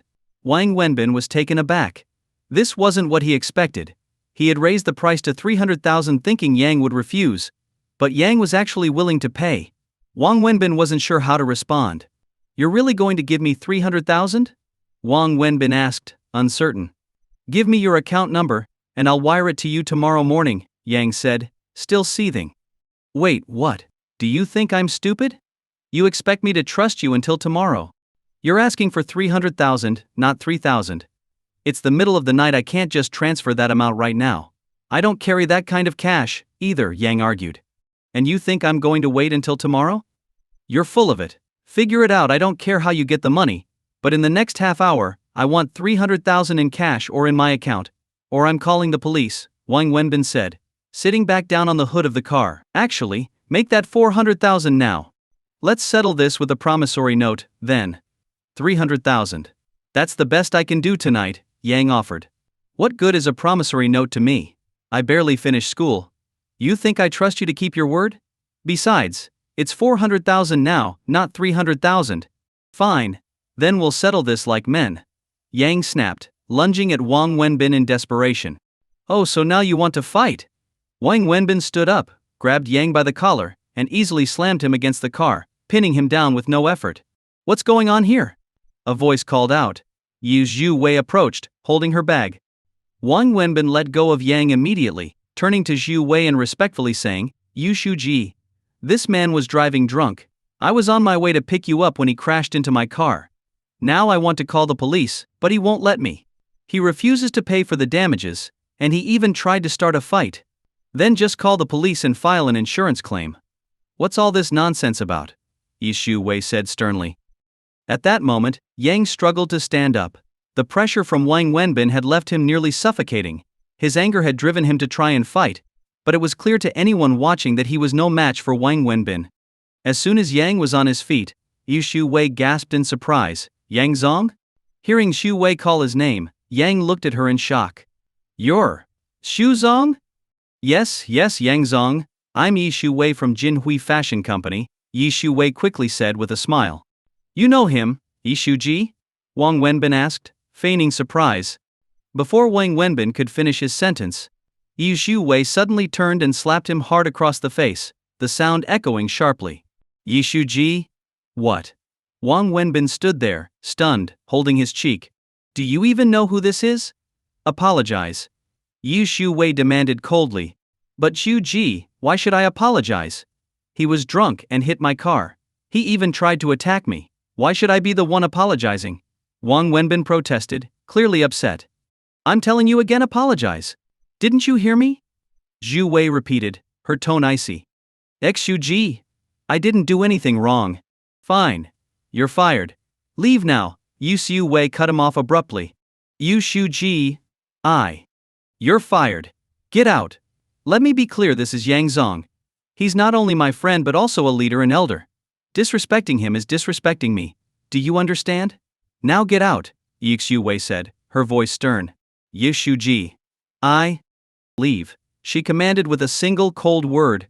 Wang Wenbin gritted his teeth, visibly frustrated, and stormed off, unable to argue further. Leave the car keys, Yi Zhu Wei said as he turned to leave. Wang Wenbin angrily tossed the car keys onto the hood and walked away, fuming. Turning to Yang, Yi Zhu Wei quickly apologized. Yang Zong, I'm so sorry, I had no idea this would happen. My driver didn't recognize you, and this was all my fault. I apologized deeply for his behavior. Yang was still in shock, having thought he was on the verge of ruin. But now, it seemed like everything had suddenly turned around. No, your driver may have been rude and unreasonable, but this was clearly my fault. I wasn't paying attention, and the crash was partly my responsibility, Yang said, smiling, carefully avoiding any mention of his drunk driving. Yes, he called me and said someone had hit his car while driving drunk. I had no idea it was you, Yang Zong. If I had known, I never would have allowed him to treat you this way. Please don't worry, I fired him already. He's just a country bumpkin, uneducated and ignorant. You don't need to take him seriously, Yi Xiu Wei said smoothly. She had noticed that Yang avoided mentioning his drunk driving, so she subtly alluded to it, letting him know she was aware. Yang caught her meaning but didn't mind. As long as the situation was resolved, nothing else mattered. Yu Su Zong, regardless, I share some responsibility for tonight's events. How about this, I'll cover the cost of repairing your car. Yang offered generously. No, Yang Zong.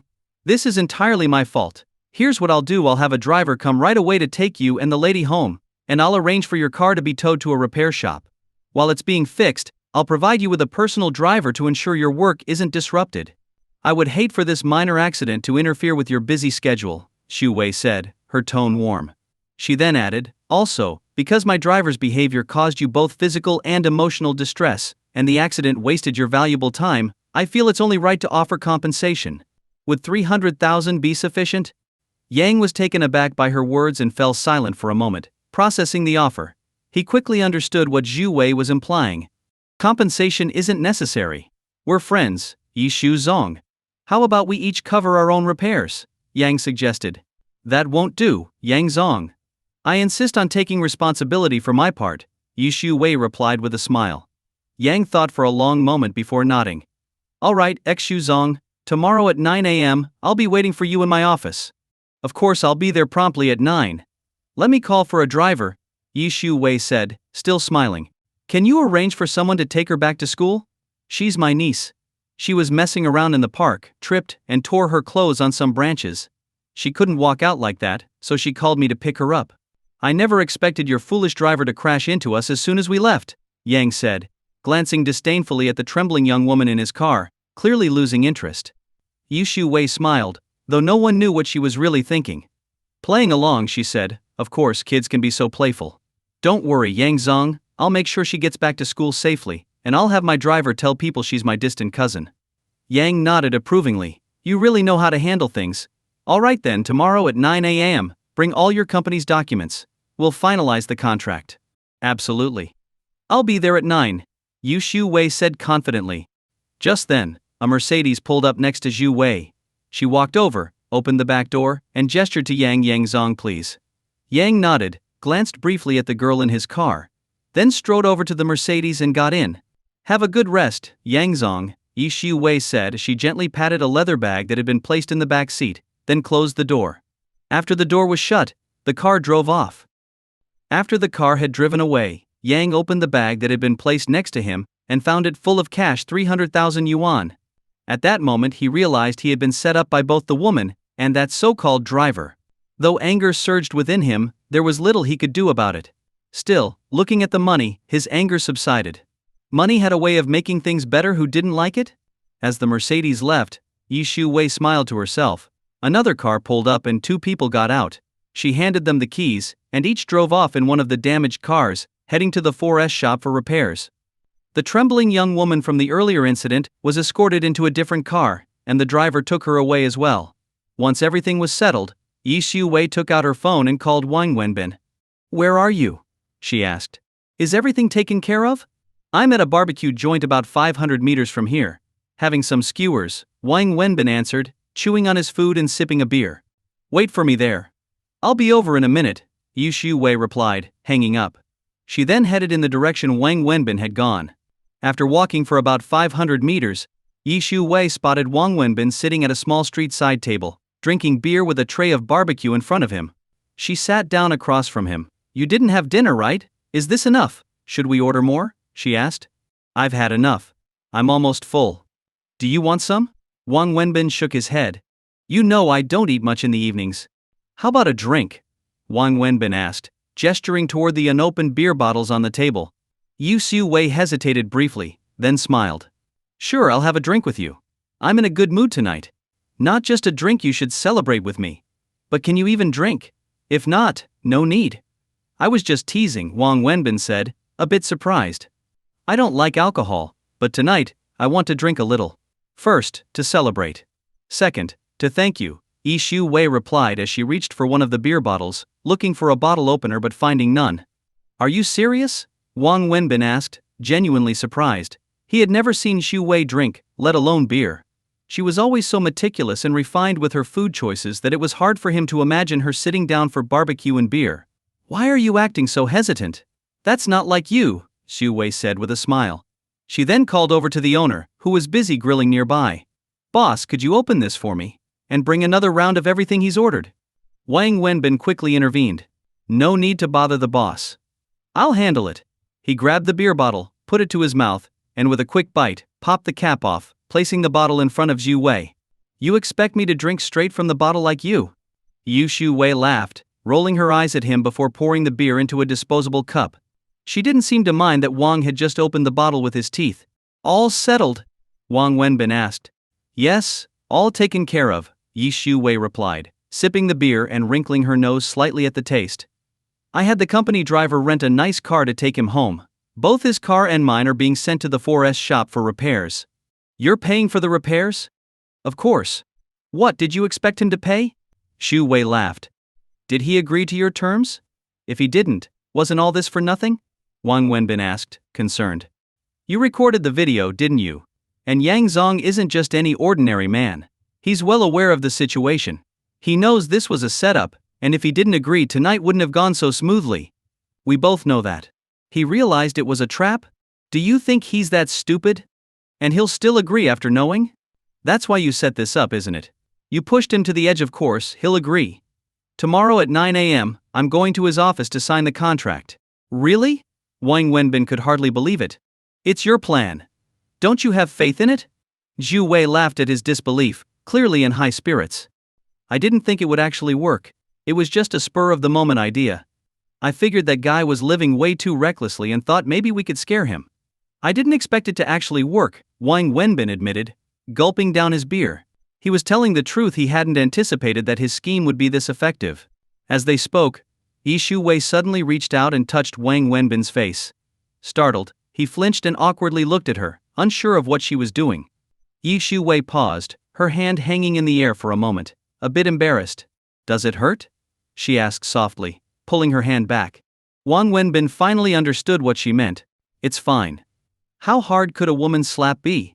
He shrugged, pretending it didn't matter, though the slap had actually stung quite a bit. I'm sorry, Yu Xiu Wei said, her voice sincere. Sorry for what? It was all part of the plan, wasn't it? Besides, I told you to do it.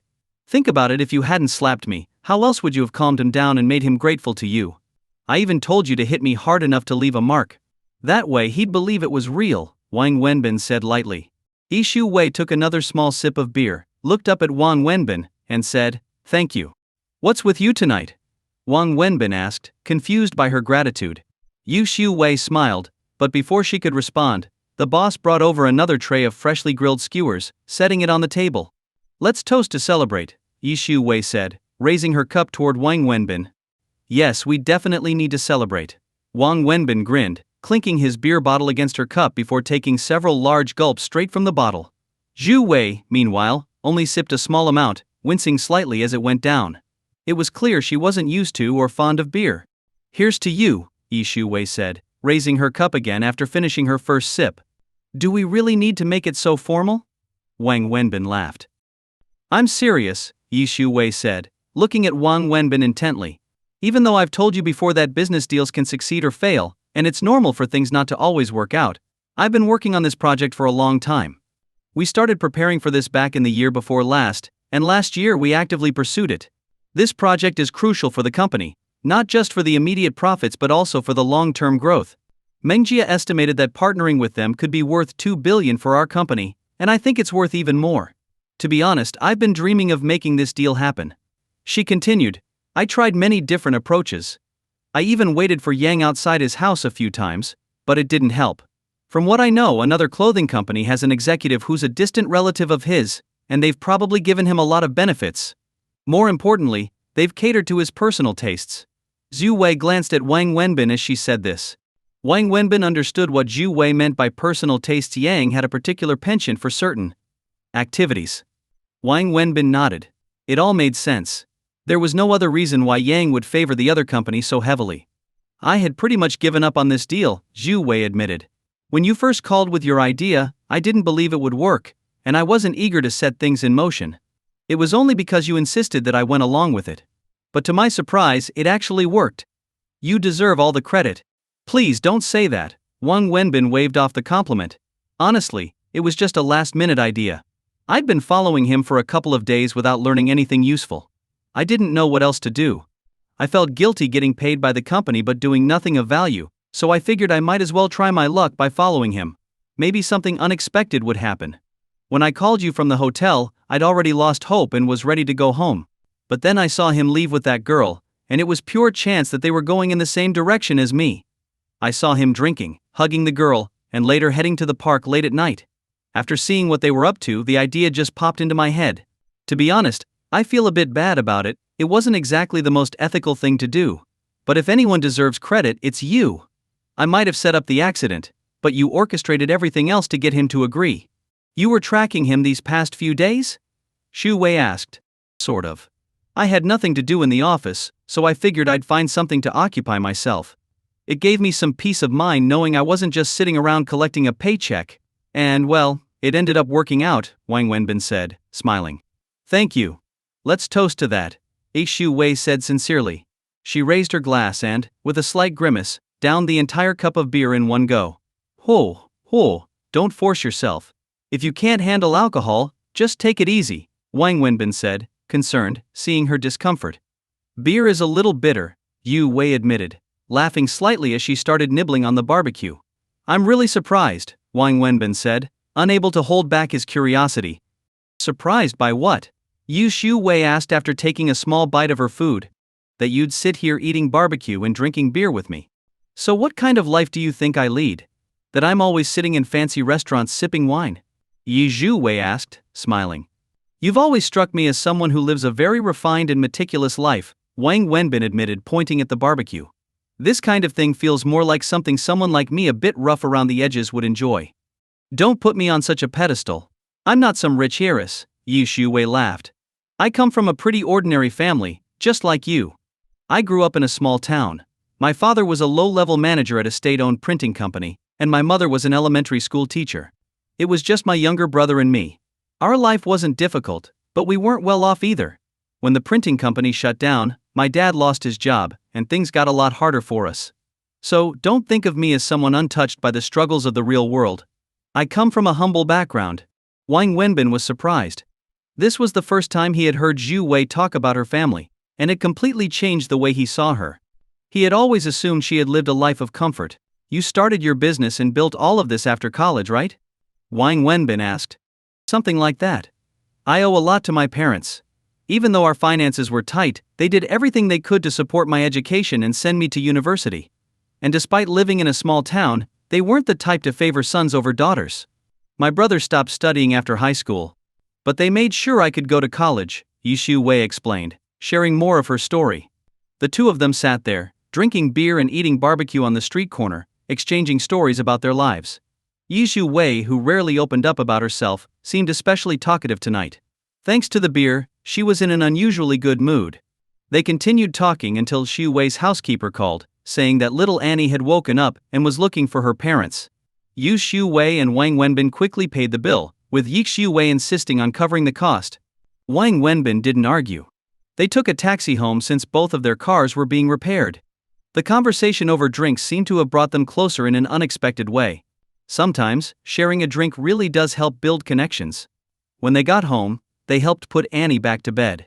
She refused to sleep without being cuddled by Wang Wenbin, so once again, Wang found himself sleeping in Zhu Wei's bed that night. Perhaps due to the alcohol, Wang Wenbin fell asleep almost immediately, and Zhu Wei also slept deeply. Both had internal clocks that woke them at the same time every morning. As dawn's first light began to creep into the room, Wang Wenbin opened his eyes. He was used to the sight of Zhu Wei's bedroom ceiling by now. But this morning, something felt different, especially in the way his body was positioned. Wang Wenbin turned his head slightly and saw Xu Wei's face resting on his shoulder, her cheek practically brushing against his chin. Her legs were also entwined with his, a scene that felt both intimate and awkward. This wasn't the first time he'd found himself in such an embarrassing situation. He remembered a similar moment before, but what startled him even more this time was realizing that his left arm was wrapped around her. Holding Xu Wei wasn't the most shocking thing, especially since this was the second time it had happened. But what startled Wang Wenbin the most was realizing that his hand had somehow slipped inside her pajamas, not in an inappropriate place, but around her back, as if he was gently holding her.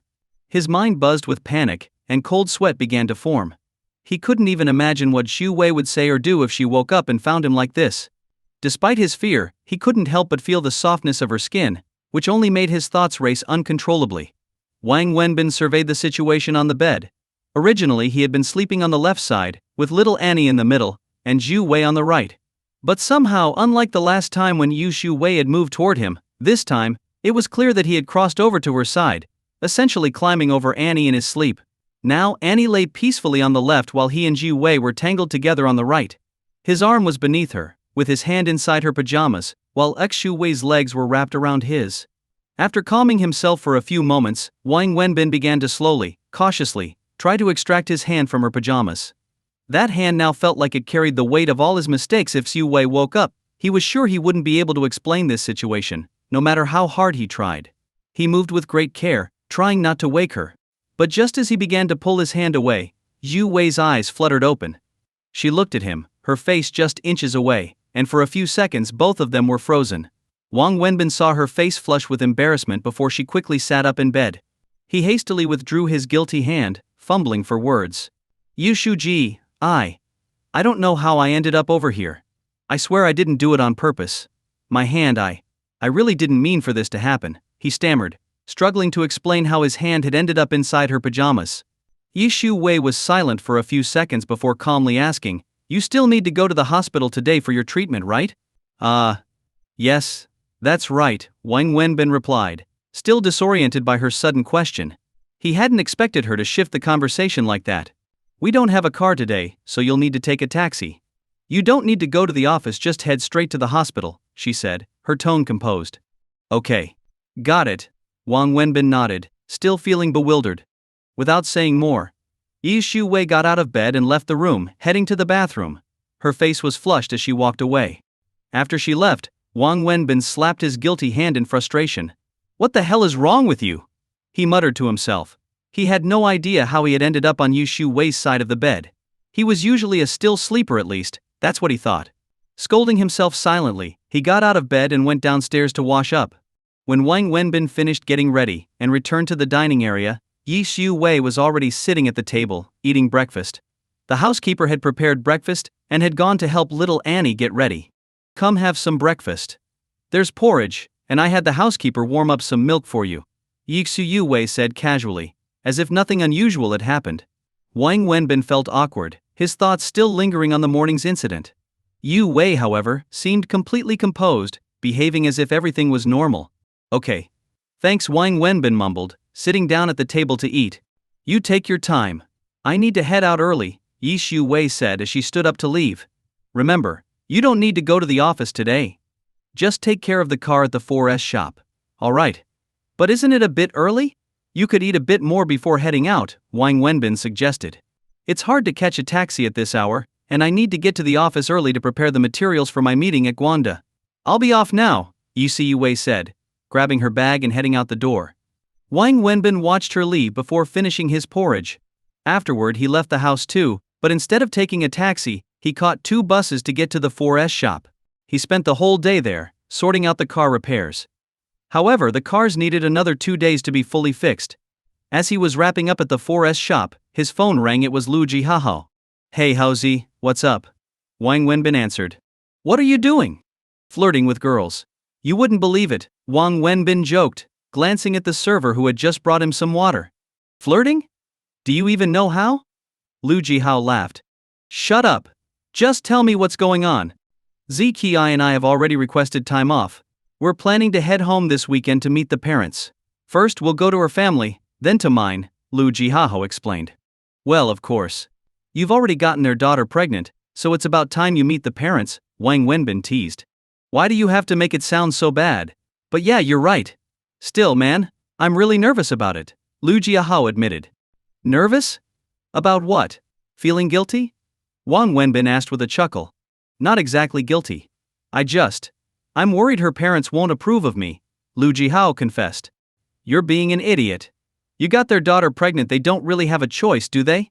What, are they going to let her have the baby out of wedlock? You're right. I guess that's true, Lu Yujihao said, sounding a bit reassured. Besides, why would they disapprove? You and ZQI have been together for years. You know each other well, and it's a real relationship, not something superficial. You guys have practically been living like childhood sweethearts since college. Parents love that kind of thing, it's rare these days. They'll probably be thrilled. I hope so. But honestly, I'm still nervous.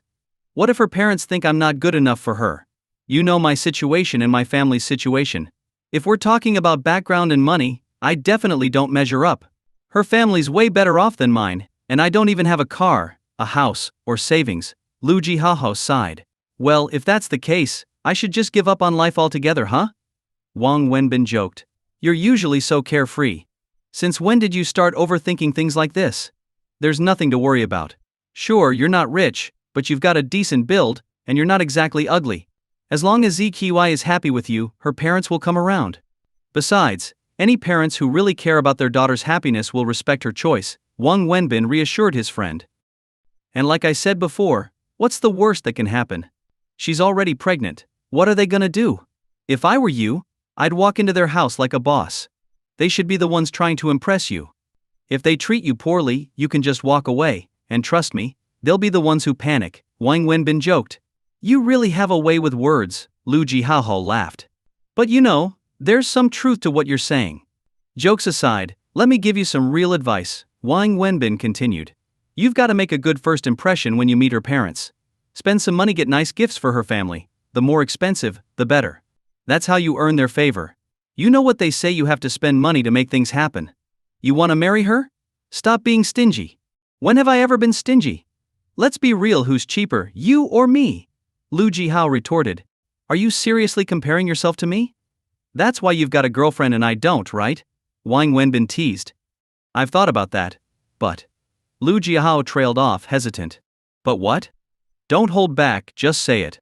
How's your job driving for that rich woman going? Lu Jiahao suddenly asked. Come on, man, that whole rich woman thing was a joke. I'm just a driver for a company. That's all it is, nothing more. How's the pay and benefits? Lu Jiahao pressed. Wang Wenbin paused for a moment before responding. Haozi, we're brothers. You don't need to beat around the bush with me. Just say it. Are you short on cash? Yeah, Lu Jiahao admitted. You know, my salary's not great, and living in Shanghai is expensive. I've been working for years and barely have any savings. My family's just a bunch of farmers, so there's no money coming from them either. And even though ZQI and I share our finances, I want to handle this trip to meet her parents on my own. I don't want to use her money. I'd feel ashamed if my fiancé had to pay for me to meet her parents. It's supposed to be my responsibility. Lu Jiahao sighed before continuing. But look, don't worry about it too much. I'm just asking. If you've got the money, great. If not, I'll figure something out, maybe borrow some from friends or coworkers. What are you even talking about? First off, I already owe you guys thousands. It's only right that I pay you back. Even if I didn't owe you anything, I'd still try to help out. When are you guys heading out? This weekend. Alright, I'll see what I can do over the next few days. I can't promise how much, but I'll do my best. Seriously, Wenbin, I'm not trying to pressure you into paying me back. I'm just asking. If you have some extra cash, great. If not, don't stress about it. I don't want to make you feel like I'm pushing you. Stop with the explanations, man, Wang Wenbin interrupted. We're brothers, no need for all this back and forth. I know you wouldn't be asking unless you were really at the end of your rope. With that, Wang Wenbin hung up the phone and fell into deep thought.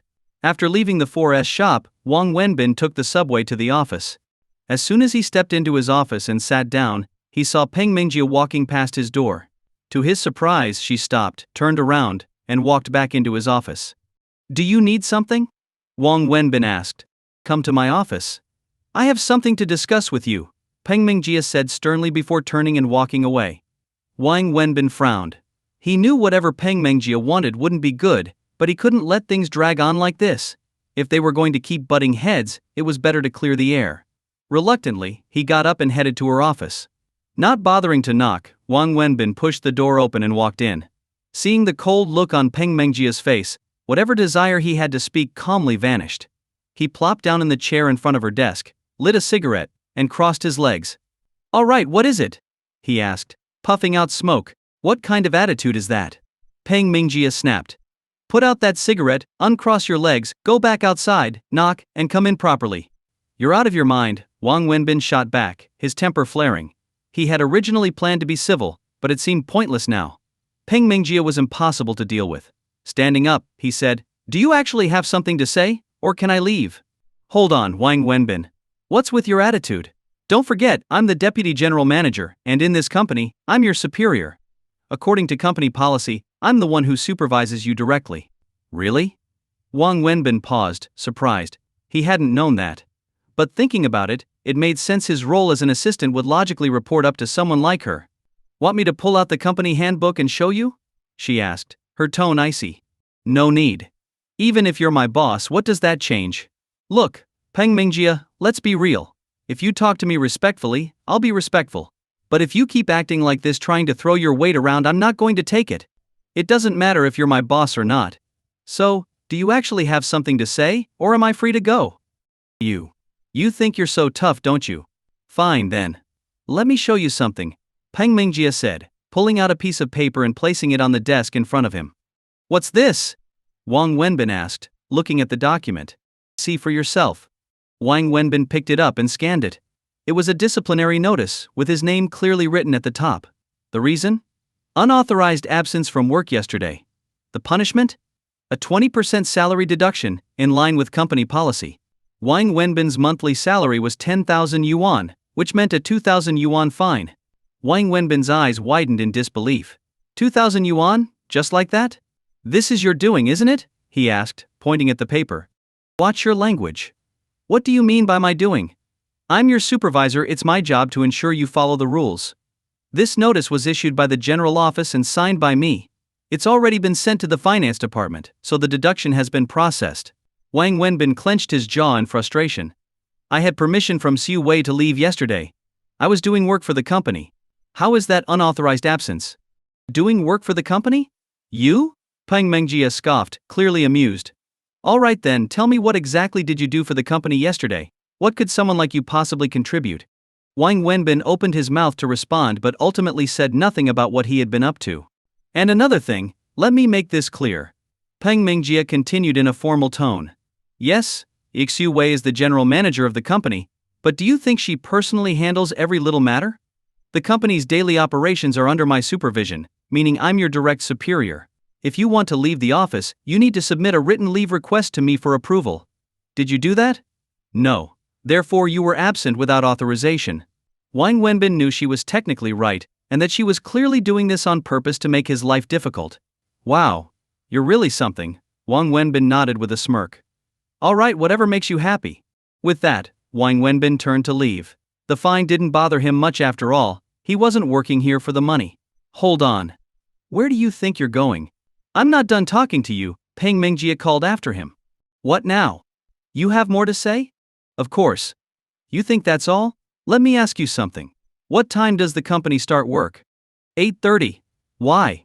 Oh, so you do know the time. Then tell me, what time did you arrive at the office today?"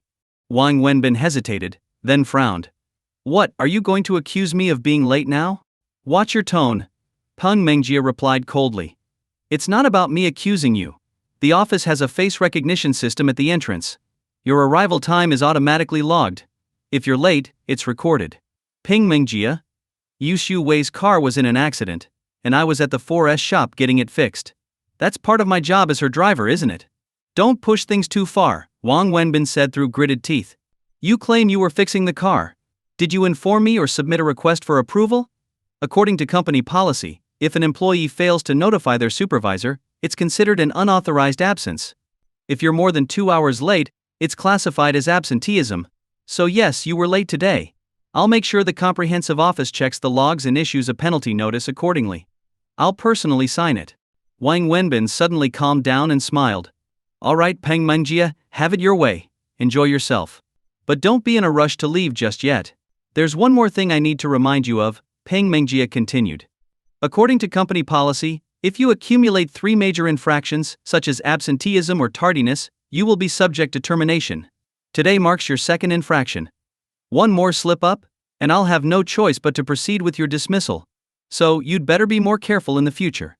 Wang Wenbin stared at her, then chuckled. Instead of leaving, he walked back to her desk and sat down again, lighting another cigarette. Put that out, she demanded angrily. Does the company handbook say anything about smoking being prohibited? He asked. Blowing smoke. No. Then I'll keep smoking. It's basic courtesy. You shouldn't smoke in front of a woman. I don't care about courtesy. If I'm about to be fired, why should I bother with manners? Wang Wenbin laughed. Fine. Keep mocking me, Peng Mengjia said, visibly irritated. Tell me something, Peng Mengjia. Are you just trying to get me fired? Wang Wenbin asked. Yes, she replied, without hesitation. Why? What did I do to you? Is this because you think I'm involved with your sister-in-law? Is this your way of avenging your brother? Yes and no. What does that even mean? I hate you. But it's not about revenge, Peng Mengjia said, meeting his gaze. Not revenge? Then what do you call all this? What would be your definition of revenge, stabbing me with a knife? I already told you. My goal is simple. I want you out of the company and away from my sister-in-law and Annie, nothing more. Out? Yes. I don't care what your intentions are with my sister-in-law or why you forced your way into this company. I just want you gone from here, from her life. My sister-in-law is my brother's wife, and no other man is allowed to get close to her. This company was built by my brother's hard work, and I won't let anyone exploit it. So, you need to leave. The further, the better. Wang Wenbin sighed, realizing the extent of her determination. And that's it? You just want me gone? Yes. I don't care what your reasons are. Just leave. If it's money you're after, name your price.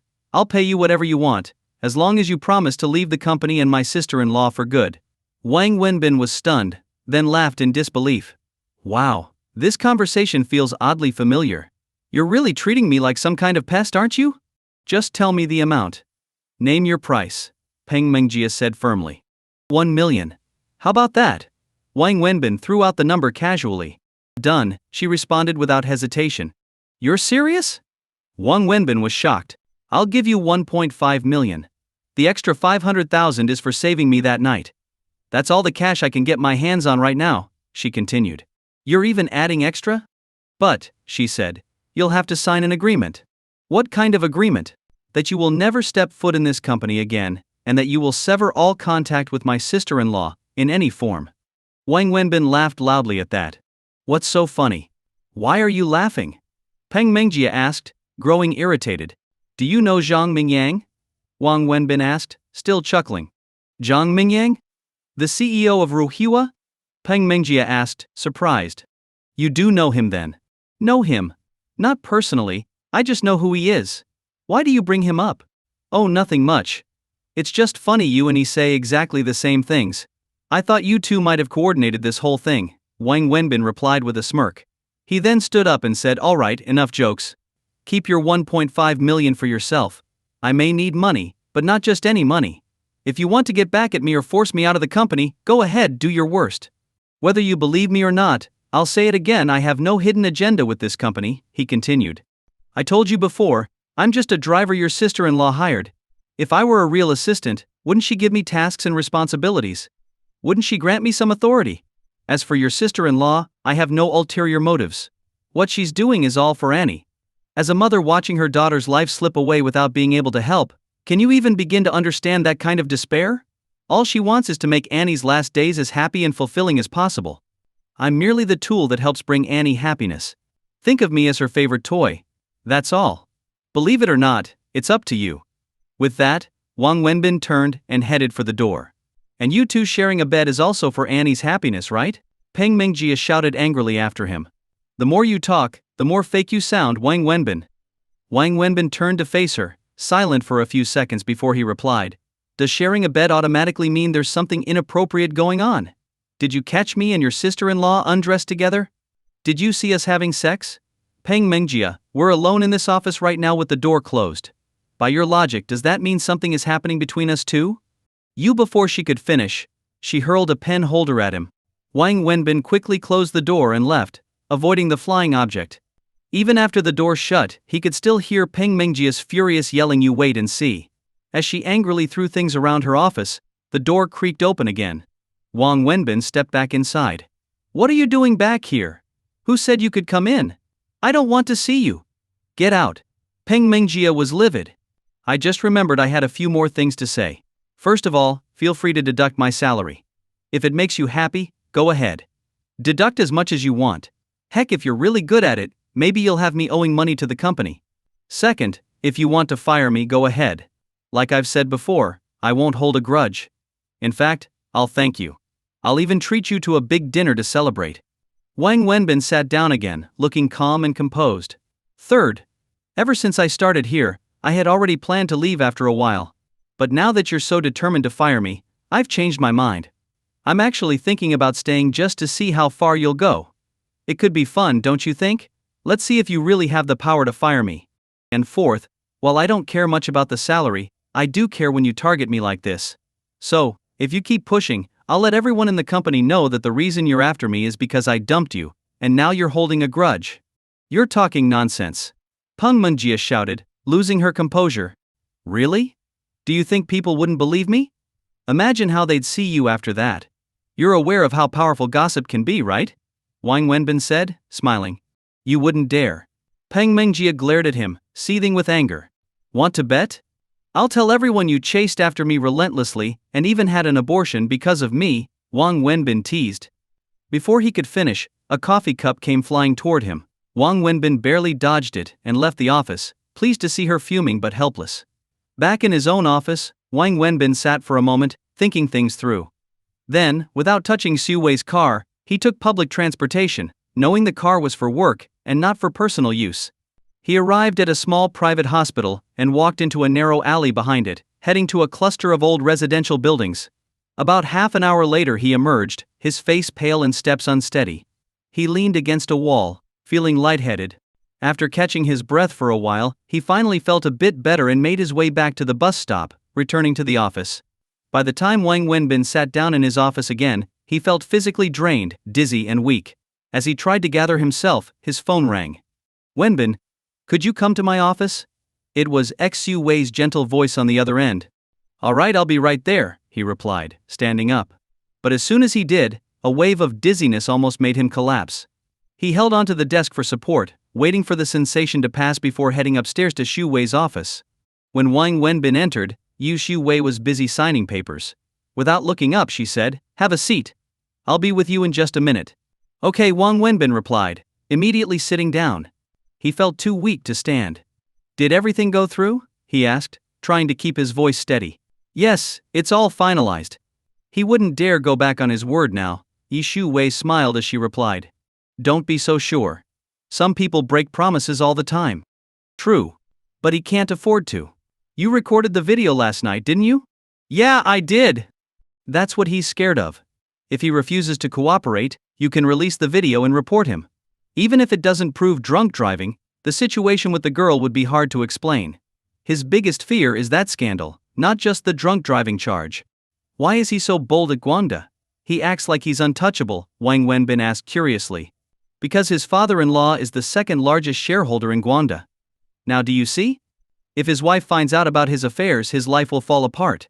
That's why he's so polite now and why the contract was signed smoothly," Xu Wei explained with a satisfied smile, placing the signed documents aside.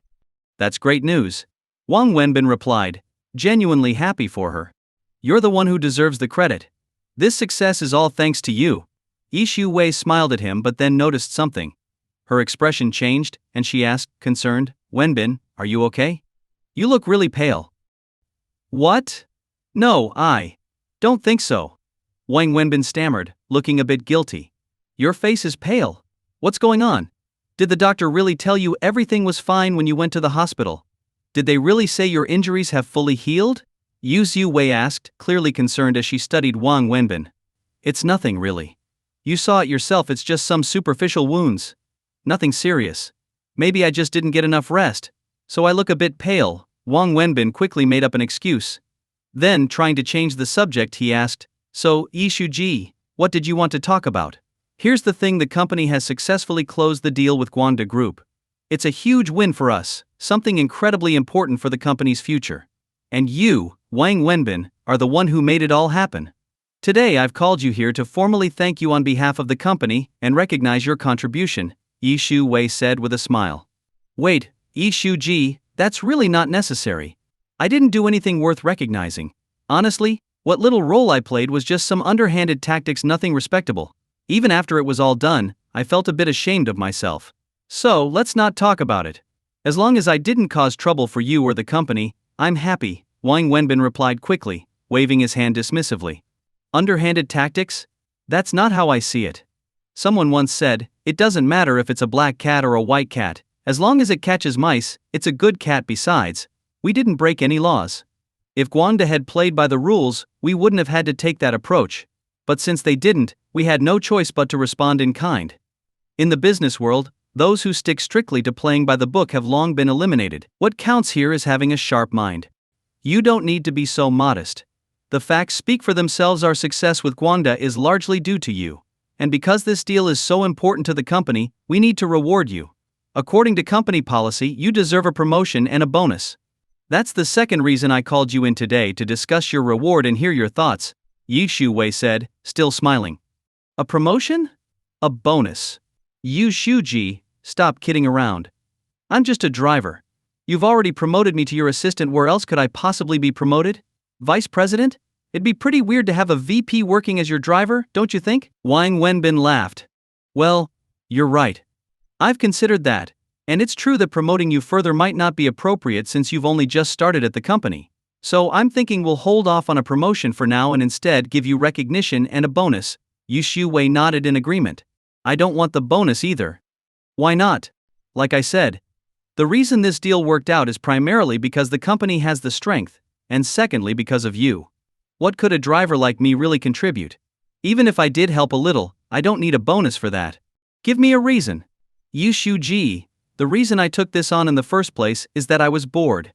I felt uneasy just sitting around doing nothing while getting paid by the company. And secondly, I wanted to help you personally, not the company. I wasn't doing this for the company, so I don't think it's right to accept a bonus. But if you really feel the need to thank me, a simple thank you would suffice. Wenbin, listen. Yi Shu Ji, that's enough. I don't want to talk about this anymore. You're busy, so I won't take up more of your time. If you need anything, just call me. I'll be in the office. Wang Wenbin cut her off and stood up, but the sudden movement made his legs give out and his head spin, causing him to collapse onto the floor. Ah? What happened? Are you okay? Zhu Wei was startled and rushed over to help him. I'm fine. I just got up too quickly, that's all, Wang Wenbin said, trying to brush it off as he held onto a chair to get back on his feet. But his body felt weak, and his head was still spinning. It took him considerable effort, with Yi Shu Wei's help, to finally stand up. No, Wenbin, this isn't normal. You need to go to the hospital immediately, Yi Shu Wei insisted, her voice full of worry. Really, it's nothing. I just got a bit dizzy for a moment. It's not that serious, Wang Wenbin continued to resist. Stop pretending to be fine. Whether it's serious or not, you're going to the hospital, Yi Shu Wei's tone was firm. She picked up the phone on her desk and said, have a car waiting at the entrance for me. I have an emergency and need it right away. After hanging up, she helped Wang Wenbin out of the office and down to the car, ignoring his protests. Yi Shu Ji, seriously, I'm fine. There's no need to go to the hospital, Wang Wenbin muttered as they made their way to the waiting vehicle, but Shu Wei remained resolute. She accompanied him to the hospital and insisted he undergo several tests, despite his reluctance. After what felt like an eternity of tests and examinations, Wang Wenbin was lying on a hospital bed, hooked up to an IV drip. Yu Wei left to speak with the doctor, and when she returned, her face looked grim as she sat down beside him. What's going on? What did the doctor say? Wang Wenbin asked nervously, sensing something was wrong. Tell me the truth. What's really going on? Yi Shu Wei demanded. What do you mean? Are you asking about my health? What did the doctor say? Wang Wenbin tried to deflect the question, looking increasingly uneasy. The doctor said you're not sick. Not sick? I told you, I'm fine. It's just a bit of dizziness. These hospitals love charging for unnecessary tests and treatments. Nurse. Pull out this IV, I'm done with it. I only used a third of it, so I'll only pay for that much. Wang Wenbin shouted, relieved.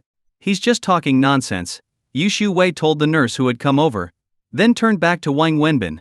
The doctor said you're not sick, but you've lost a significant amount of blood. What? Blood loss? How can they tell that? Wang Wenbin asked, visibly more nervous and even more evasive. Yes, they can. So, tell me, why are you losing blood? You don't even have any visible injuries, Yu Shu Wei pressed, her tone serious. Exactly. I don't have any bleeding wounds, so how could I have lost blood?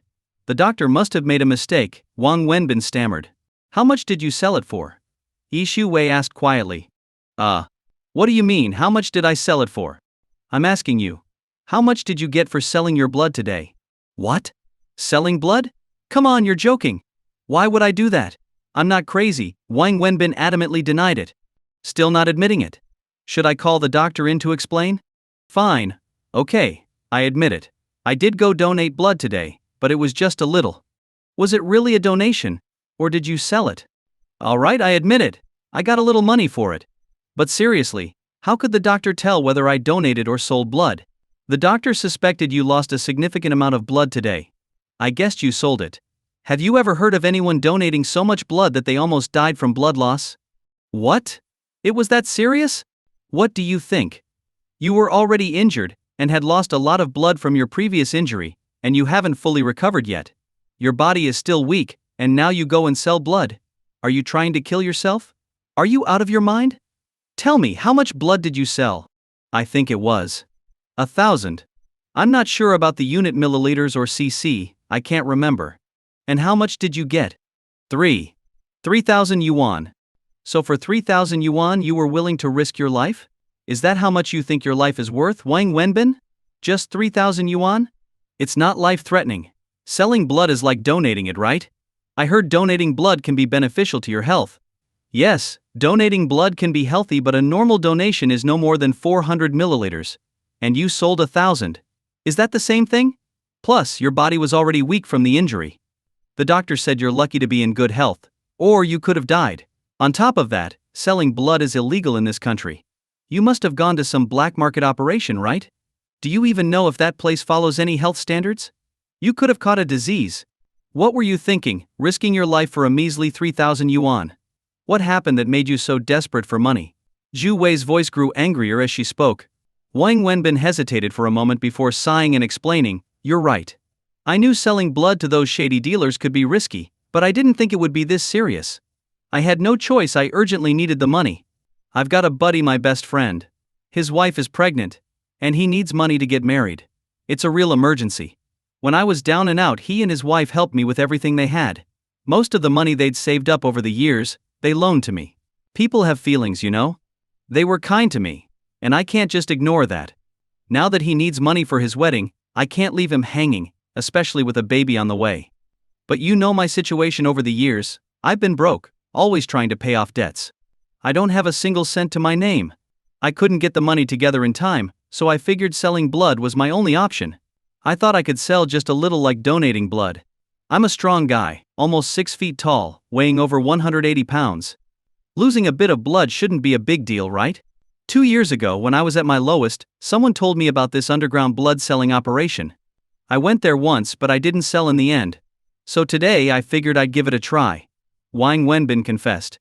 If I hadn't noticed something was wrong today and dragged you to the hospital, were you planning to go sell more tomorrow? No, of course not. I know enough to give it a break for a day or two.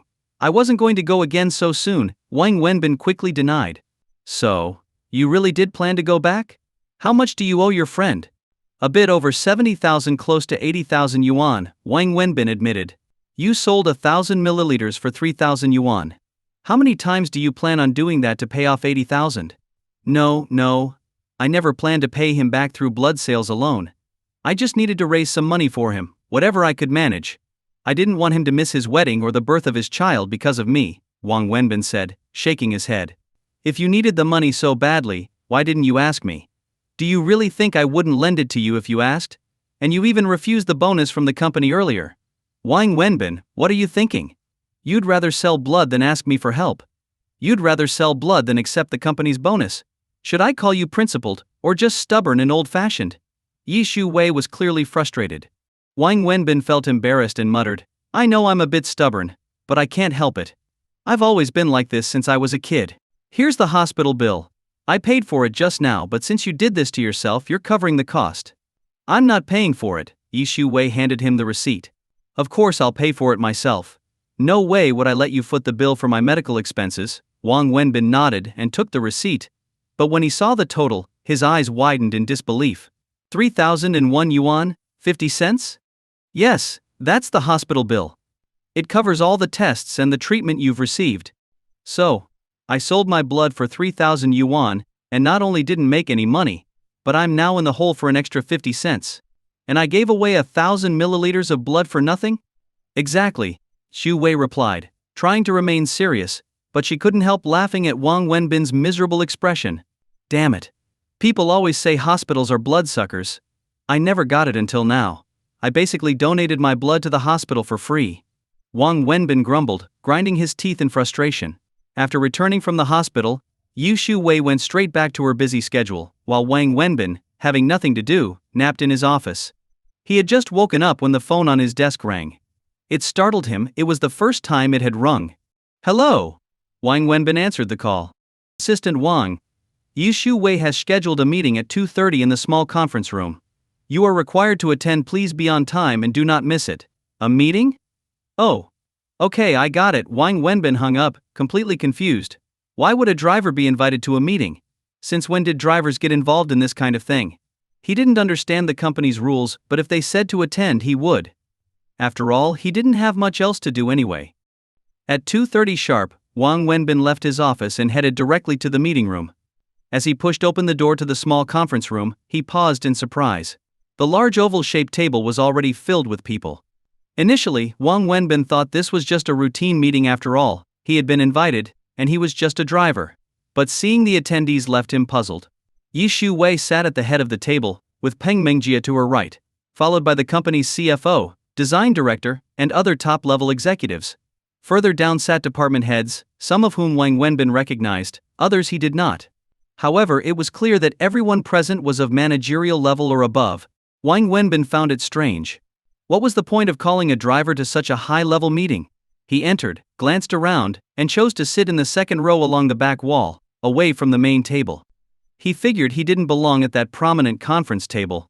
Wang assistant, your seat is here, Yi Shu-wei said, gesturing to an empty seat in the middle of the conference table. Oh. All right, Wang Wenbin replied awkwardly. He stood up and moved to the indicated seat, where he found himself sitting between the director on his right and various department heads on his left. He felt entirely out of place as a driver among these high-ranking executives.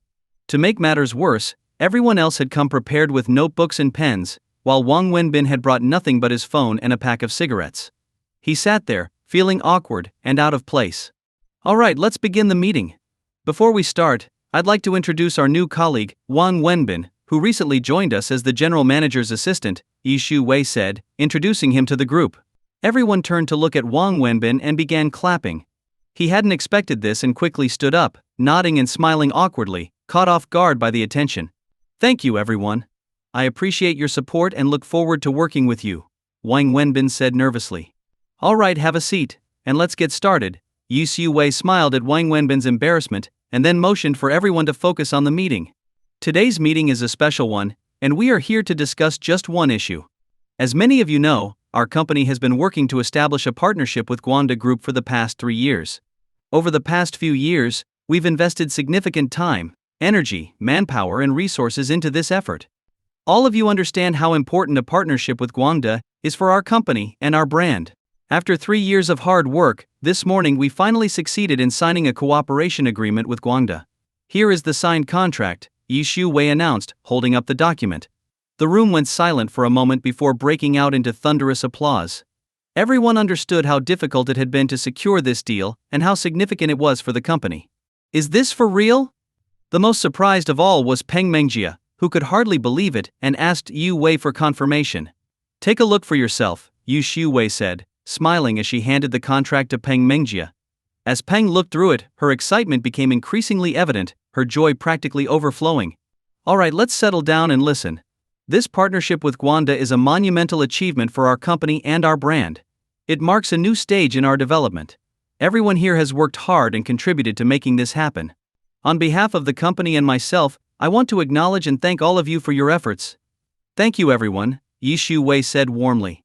Another round of applause followed. As you all know, our company operates on the principle that merit is rewarded and mistakes are penalized. I've drafted a recognition plan to reward those who contributed to securing this partnership. The biggest contributor to this success is Assistant Wang, Yi Shu-wei suddenly announced. Peng Mengjia's eyes widened in disbelief as she looked from Zhu Wei to Wang Wenbin, unable to accept that he had played a role in this. It wasn't just Peng Mengjia, everyone in the room turned to look at Wang Wenbin. No, it's not like that, Wang Wenbin stammered, completely taken aback, waving his hands in protest. It's true. You could say that the partnership with Gwanda was made possible entirely by Assistant Wang's efforts. I've been working on this for 3 years, trying every possible way to secure the deal. But as you all know, countless companies with far more resources than ours are competing for Gwanda's business every year. The competition is fierce, and our company didn't have any obvious advantage. I've been visiting Gwanda almost every day this year, and even Peng has come with me many times. But the results were always disappointing. We were nearly eliminated from consideration. However, after Assistant Wang joined the company, his first task was to take on this challenge. In just 3 days he managed to secure the partnership. So, the biggest credit for this success goes to Assistant Wang, Yi Shu-wei explained, leading the applause, which was quickly joined by the others. Peng Mengjia clapped along, but her eyes remained skeptical as she glanced at Wang Wenbin, still doubting his capabilities. Our company has a reward system in place, and I've worked with the finance team to calculate a proper reward for those involved in this success. For Assistant Wang, the reward will be a bonus of 100,000 yuan. Additionally, his monthly, quarterly, and annual bonus coefficients will all be doubled. Yi Shu-wei continued, reading from her notes. 100,000 yuan? Wang Wenbin's mind went blank, overwhelmed by the figure. The meeting continued, with other employees receiving bonuses as well, though none were as high as Wang Wenbin's. Moreover, he was the only one whose bonus coefficients were doubled. What Wang Wenbin didn't realize was that those coefficient increases were actually more valuable than the 100,000 yuan bonus. But he was too stunned by the cash prize to process anything else. Before we move on to discussing the next steps in our partnership with Gwanda, I'd like to announce a few changes to the company's roles and responsibilities. First, Assistant Wang will now be assisting Peng Mengjia with managing the company's daily affairs, focusing on production and market operations. Mengjia, I know your workload has been overwhelming, so from now on, Assistant Wang will help you manage it. You can delegate some of your tasks to him, Yi Shu-wei said, turning to Peng Mengjia. Him? Wang Wenbin's eyes widened in shock. Alright, Peng Mengjia smiled and nodded, then turned to give Wang Wenbin a cold smirk. Great, I'm really done for this time, Wang Wenbin thought, feeling an increasing sense of dread. Yi Shu-wei had just handed him over to this woman, and he could already imagine how difficult his life was about to become. Yi Shu-wei then began discussing the company's upcoming tasks, but Wang Wenbin wasn't paying attention. He couldn't focus. His mind was still stuck on the idea of the 100,000 yuan bonus, and whether or not he should quit. The meeting dragged on for over an hour before it finally ended. Everyone filed out of the conference room, except for Xu Wei, who stayed behind to organize her documents. Wang Wenbin remained seated, waiting for her. Why aren't you leaving? Yu Xu Wei asked with a smile when she saw Wang Wenbin still sitting there. Why are you giving me 100,000 yuan? What? Is it too little? Xu Wei teased. No, it's not that. I never expected to get a bonus, Wang Wenbin stammered. You're right, you didn't expect a bonus. You just expected to sell your blood, Yu Xu Wei said, still upset about him secretly selling his blood. Can we please drop that already? It's done, Wang Wenbin replied, feeling embarrassed. Wenbin, I know you did all of this because you wanted to help me. I know you didn't do it for any personal gain, Yu Xu Wei said gently. Exactly, which is why I can't accept the 100,000 yuan, Wang Wenbin insisted. Whether or not you accept it isn't up to you, nor is it up to me. Let me ask you, do you think you contributed to sealing the deal with Gwanda? Xu Wei asked seriously. Well, maybe I had a small part in it, but then that's all that matters, Yu Xu Wei cut him off. First of all, understand that the company is separate from me as an individual. Yes, I'm the general manager, and I'm the largest shareholder, but the company doesn't equal me personally. Even if the company were 100% mine, it still wouldn't be the same. The company operates by its own rules, and everything must be handled according to those rules. Without them, there's no order. Since the founding of this company, we've strictly adhered to a reward system. Good work is rewarded, mistakes are punished. Today's bonus is being given to you by the company, not by me personally. You're an employee of this company, and because you made a significant contribution, the company must reward you. This has nothing to do with me as an individual. Besides, if we don't reward you, how can we justify rewarding anyone else? You need to understand how important your role in this deal was. Frankly, even 100,000 yuan isn't a lot for what you did. If we gave you 500,000, it still wouldn't be too much. However, the amount was determined by the company's compensation team, not by me. So, do you still have any doubts? Zhu Wei asked. No. None, Wang Wenbin replied, feeling fully convinced. He didn't know if Zhu Wei had added a personal touch to the bonus, but he had to admit she made some valid points. Good. Now, the 100,000 yuan should be just enough to cover the 80,000 you owe your friend. I've already spoken to the finance department to fast-track your payment. It should be in your account by the end of the day, and I've already signed off on it, Zhu Wei said, sitting down again. Wang Wenbin sat quietly, pulling out a cigarette as he pondered deeply. He looked like he was making a tough decision. After a long pause, he turned to Zhu Wei. Thank you, he said sincerely. He knew this bonus was awarded according to company rules. After all, he wasn't the only one receiving a bonus, and his contribution had been real. But he was also aware that the generous sum likely had something to do with Zhu Wei's personal feelings. Regardless, whether it was for business or personal reasons, he appreciated it deeply. No need to thank me. If anyone should be thanking someone, it's me thanking you. From both the company's perspective and my own, I owe you a big thank you. Is there anything else on your mind? Zhu Wei asked, noticing that Wang Wenbin still hadn't left. You mentioned that I'm just a driver. Why assign me all these responsibilities now? Wang Wenbin asked, confused. There are two reasons. The first is from the company's perspective. Since I gave you the title of General Manager's assistant, you should perform the duties that come with that title. Otherwise, what would the rest of the company think? The second reason is personal. As your friend Wenbin, I don't want you to be a driver for the rest of your life. Do you want that for yourself? I want you to learn new skills through your work here. Whether you stay at this company or move on in the future, these experiences will be valuable for your life. In today's world, skills and experience are crucial. Plus, from what I've seen, you're extremely capable. You just haven't had the right platform to showcase your abilities. You're a highly intelligent person, even if you lack a degree. I have no doubt that you can handle the responsibilities of a general manager's assistant. Zhu Wei explained sincerely. Wang Wenbin had been planning to tell Zhu Wei that he wanted to resign, but after hearing how much effort she was putting in to help him, he felt touched. The words "I quit" were stuck in his throat, unable to come out. Zhu Wei was going out of her way to help him, giving him opportunities. If he insisted on resigning, it would feel ungrateful, like he was spitting on her kindness. All right, I'll give it my best, but I know my own limits. Don't expect too much from me, Wang Wenbin replied, still hesitant. Wenbin, if you're determined to do something, I believe you'll do it better than anyone. Now that's just putting pressure on me. If I don't do well, it'll be because I didn't try hard enough, right? Wang Wenbin joked. I believe so. You're sharp, capable, and you have all the potential you need. As long as you put your mind to it, you can succeed in anything you set out to do. I've been running this company for years, and I've learned to recognize talent. I know I'm not wrong about you, Zhu Wei smiled warmly. All right, I'll do my best not to let you down, Wang Wenbin nodded, though he wasn't feeling any excitement. Deep down, he had never intended to do much in Zhu Wei's company. He'd only agreed to work there to help her. Zhu Wei looked at Wang Wenbin, sensing his low spirits, and asked thoughtfully, Are you upset that I assigned you to assist Mengjia?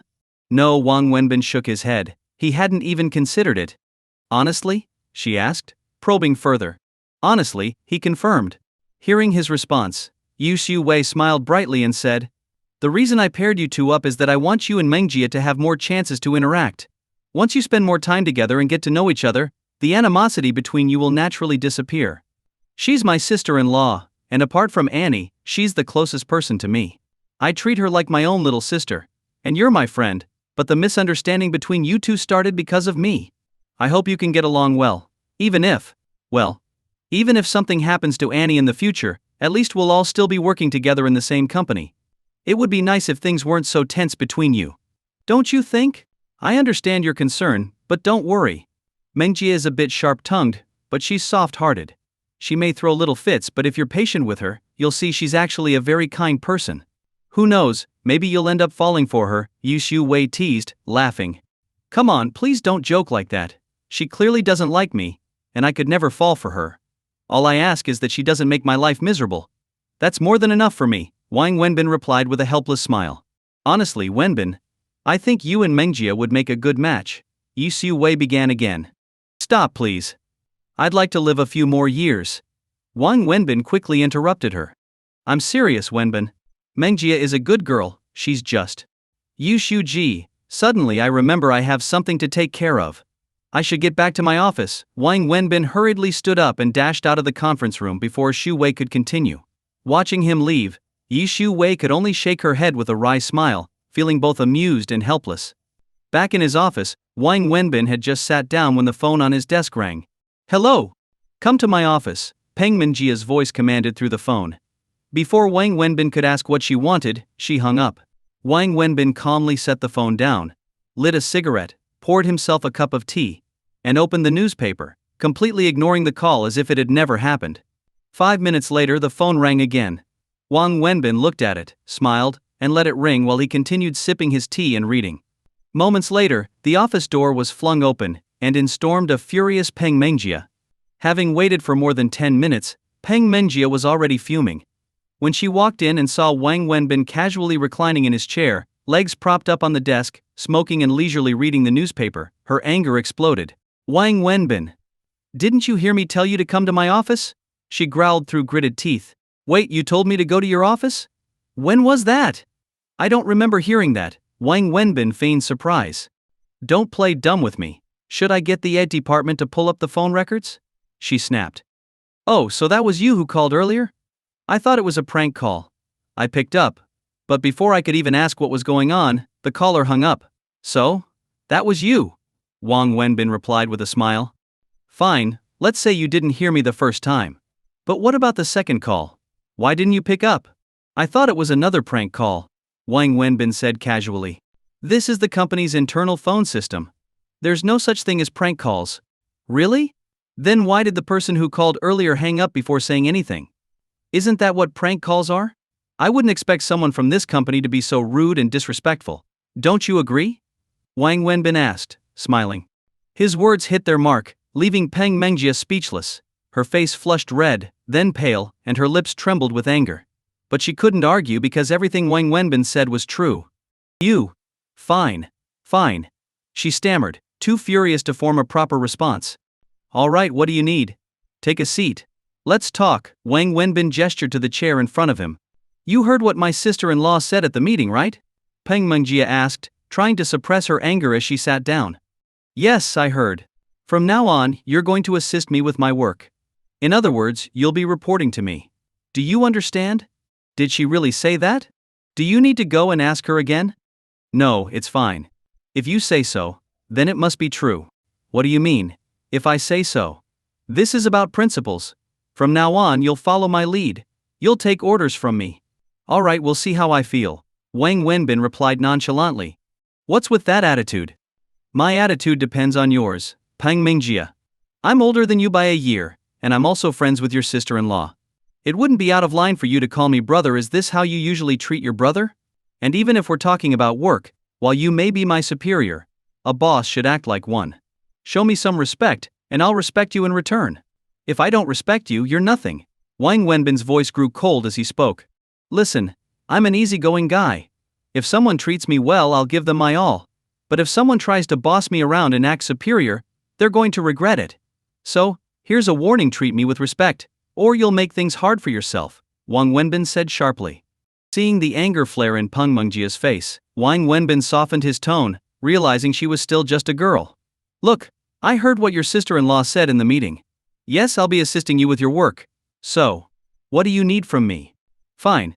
Let me ask you this: what exactly can you do? What are your skills? Peng Mengjia glanced at him with disdain. Wang Wenbin could see the contempt in her eyes. I can't do anything. Except eat, he said with a wry smile. What kind of attitude is that? I'm talking to you seriously about work, Peng Mengjia said, recognizing that Wang Wenbin was deliberately being sarcastic. What's wrong with my attitude? I think it's perfectly fine. I'm just telling the truth. I don't have a degree, no real skills, and no work experience. Honestly, besides eating, I don't know how to do anything. If that's the case, then how do you justify being the general manager's assistant? Do you even understand the responsibilities of that position? Sure, you get department level benefits, but the role itself is higher than a department head and only below a director. It involves managing the company's overall operations. According to our hiring criteria, you'd need at least a prestigious degree, 5 years of relevant management experience, and proven accomplishments. So tell me, how do you qualify for this job? Peng Mingjia's frustration was clear, and it was obvious she resented the fact that Xu Wei had put Wang Wenbin in such an important role. I don't know why I got this job. I've told you before, that's a question you should be asking your sister-in-law, not me. If I were you, I'd resign. I'd be too ashamed to keep sitting in this position. If your sister-in-law told me to quit, I'd leave immediately. But you're not in any position to say that, Wang Wenbin replied coldly. You? What? Did I say something wrong? Fine, Wang Wenbin. You think you're really something, don't you? You think being the general manager's assistant is easy? You want to prove yourself? Alright, I'll give you a chance to see for yourself if you're truly capable of doing this job, Peng Mingjia retorted, her anger boiling over. She tossed a report onto the desk in front of Wang Wenbin. What's this? He asked. This is a sales performance report for our company's Jenny women's clothing brand from last year to September this year. Focus on the store marked in red. It's been underperforming every single month since the start of this year. I was planning to visit that store myself to figure out what's going wrong and come up with a solution. But now, since my sister-in-law assigned you to help me, this task is yours. As the general manager's assistant, your job is to assist me. This means you have access to all departments and resources in the company. You have the authority to instruct the sales and marketing departments, and you can approve up to 100,000 yuan without needing higher level approval. But with power comes responsibility. I'm giving you 1 month. By next month, the sales from this store must at least stop declining. That means no worse results than now. And within 3 months you need to bring the store's performance back to where it was before the decline. I don't care how you do it. I only care about the final result. If you can't deliver, then I'm sorry. It just proves you're not qualified for this job, and you don't have what it takes. At that point, either you resign, or I'll report your performance to my sister-in-law. I'm sure she won't be able to protect you then. Peng Mingjia finished her rant, laying it all out. It took Wang Wenbin a moment to digest everything she had said. He glanced at the report and then chuckled. So, you've been planning this since the meeting, haven't you? Planning what? Trying to find a way to give me a task that'll justify kicking me out of the company, Wang Wenbin said with a grin. Hearing this, Peng Mingjia's face flushed slightly. He had hit the nail on the head. She had indeed been thinking about how to make his life difficult and force him out. I don't care what you think. This is your job, and it's part of your responsibility. If you really have the ability to do it, then it proves you're qualified as the general manager's assistant. Even if I wanted to get rid of you, I wouldn't be able to. But if you can't do it, then the company won't waste money on someone who's useless. That's always been our company's philosophy: work hard, earn more. But we don't waste money on slackers, Peng Mingjia defended herself. Wang Wenbin looked at the report again, smiled, and said, All right, I'll give it a try. I hope you take this seriously. The company won't tolerate freeloaders, and it certainly won't keep anyone just to practice on the job. If you succeed, great. But if you fail, I guarantee you'll be fired, no matter who supports you. At that point, it'll either be you or me, and I'm sure it'll be you who leaves, she said harshly before storming out of the office. After she left, Wang Wenbin furrowed his brow, looking at the report again before tucking it away in his drawer. As he did, he noticed the resignation letter he had written earlier. He took it out, read it over, hesitated for a long moment, and then placed it back in the drawer. Later, before leaving work, Wang Wenbin called Lu Jiahao. I'm coming to your place for dinner tonight. Make sure you've got something good prepared, he said before hanging up without waiting for a reply. Finally, when it was time to clock out, Wang Wenbin left his office, carefully making sure not to leave early under Peng Mingjia's watchful eye. As he waited for the bus outside the company, he called Xu Wei, telling her he was going to meet a friend and wouldn't be home for dinner. Wang Wenbin took the bus to Lu Jiao's house. There was no direct route, so he had to switch buses halfway, and by the time he arrived, it was already dark. He knocked on the door, and to his surprise, it was opened by Niziki. You're finally here. Why so late? Niziki bent down to grab a pair of slippers for Wang Wenbin. No, don't bend over, Wang Wenbin quickly stopped her. What's the matter? If you bend over, you might hurt the baby. I can grab them myself, Wang Wenbin said as he reached for the slippers. It's only been a month. Where would the baby get hurt? You're being too dramatic. When it comes to my godson, I can't be too careful. No jokes allowed. Godson? Who said he's your son? Niziki playfully hit him. Godson, okay? That works, right? Wang Wenbin laughed. Why don't you take that smooth talk over to Xiumin? What's the point of flirting with a married woman like me? She teased. Can we not talk about that right now? Where's Haozi? Wang Wenbin changed the topic. He's in the kitchen cooking. Really? That's surprising. Just like you, he's worried that the fumes from cooking will harm his son, so he refuses to let me anywhere near the kitchen, Niziki said, pointing toward the kitchen. Can he even cook something edible? Wang Wenbin asked skeptically, heading straight to the kitchen. Inside, Lu Jihao was wearing an apron, busy at the stove. You're here? The food's almost ready. Did you drive?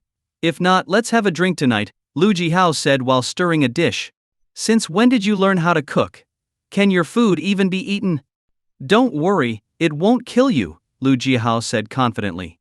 Then, glancing over his shoulder to check if his wife was nearby, he leaned closer to Wang Wenbin and whispered, Wenbin, later, don't mention that I borrowed money from you, okay? When you called earlier, I didn't get a chance to explain. I don't want her knowing about it. This is something I should handle as a man, you know? Well? Look at you being all noble, Wang Wenbin chuckled, leaning against the kitchen doorframe as he pulled out his phone. Give me your bank details. I'll transfer the money now. You have money? Lu Jihao asked, surprised. Stop looking at me like that. It's insulting. 80,000, will that be enough? I owe you a little over 70,000, so consider the extra a gift for my godson's future milk powder, Wang Wenbin said, scrolling through his phone. 80,000? Where'd you get that kind of money? Lu Jihao was even more shocked. Hey, your food's burning.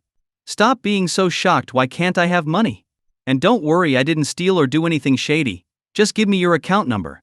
I don't need the money anymore, Lu Jihao hesitated before speaking. Just this morning you were telling me how tight things were. And now you suddenly don't need it. Are you pitying me? Listen, I'm telling you, getting money hasn't been easy for me. If you don't take it now, don't expect me to pay you back later. No, really, I'm all set. After we talked, I borrowed a few thousand from some colleagues and friends. But you know, going to meet her family with just a few thousand feels pretty embarrassing. I looked into it, and apparently the engagement money is supposed to be tens of thousands. I was stuck, so I figured the only person who could help was your wife, Yu Xiumin. Wife? Can you stop with that nonsense? Fine. I called Xiumin and explained the situation. She didn't even hesitate, just said she'd help. I offered to write her an IU, but she refused. Then she asked how much you owed me, and I told her it was around 70,000. She told me not to worry about the IU, and said she'd pay the debt on your behalf. A little while later the money was in my account. Lu Jihao looked nervous, knowing this would make Wang Wenbin furious. Are you out of your mind? Why did you drag her into this? Do I have any relationship with her? Wang Wenbin snapped, pointing angrily at Lu Jihao. You're going to return that money to her right now. My debt is mine to pay, not hers. Come on, Wenbin. How can I give it back now after everything? And besides, you two. Shut up. Wang Wenbin barked, cutting him off before storming out of the kitchen. Where are you going? Lu Jihao called after him. I've got something to take care of, Wang Wenbin replied coldly as he reached the front door. Wenbin, what's going on? Where are you headed? Dinner's almost ready. Niziki asked, confused, as she saw him leaving. I've got an urgent matter to deal with. I'll come by for dinner some other time, Wang Wenbin said before shutting the door behind him. What happened? Why'd he leave so suddenly? The food's almost on the table, Niziki asked, still holding a spatula, turning to a flustered Lu Jihao. Ah. It's something about his work. Seems urgent. Let's not worry about it, we'll eat, Lu Jihao stammered. Really? It feels like something's off between you two, Niziki said, eyeing him suspiciously. Leaving Lu Jiahao's house, Wang Wenbin flagged down a taxi on the street and gave the driver an address. For him, taking a taxi was a rare luxury, but this time he didn't care. He couldn't wait. The taxi pulled up outside Zhu Min's apartment complex. It was getting late, but after registering his ID entrance, Wang Wenbin made his way to her building. Standing at her door, he rang the bell several times, but there was no answer. He knocked, but still, no response. That's when Wang Wenbin realized Yi Shu-min wasn't home. He didn't want to call her, but in the end he pulled out his phone. Just as he was about to dial her number, he heard voices coming from the elevator. It was Yi Shu-min's voice, and a man's voice as well. A moment later, Wang Wenbin saw Yu Min walking toward the door with a sharply dressed man in a suit. The man exuded wealth, from his polished shoes to his expensive watch. He was, without a doubt, very good-looking. "Wenbin, what are you doing here?" Yi Shu-min asked, surprised to see him waiting at her door. "And who's this?" The man in the suit glanced at Wang Wenbin, then asked Shu-min. "Oh, this is my boyfriend," Yi Shu-min introduced Wang Wenbin, pausing slightly before smiling at the man. After she said this, a complicated expression flashed across the man's face. "Wenbin, this is Mr. Lin," Yi Shu-min introduced the man in the suit to Wang Wenbin. For some reason, Wang Wenbin didn't feel as uncomfortable about being called her boyfriend as he normally would have. "Nice to meet you. I'm Lin Xinzi," the man said, extending his hand toward Wang Wenbin with a polite, almost gentlemanly smile. "Hello," Wang Wenbin replied, shaking his hand with a forced smile. "Well, I'll be heading off now." "Don't want to intrude," Lin Xin said, his smile never fading. Although he kept smiling at Wang Wenbin, there was a clear hint of hostility and a subtle trace of disdain in his eyes. "Thank you so much, Mr. Lin. Would you like to come in for a glass of water before you go?" Shu-min asked politely.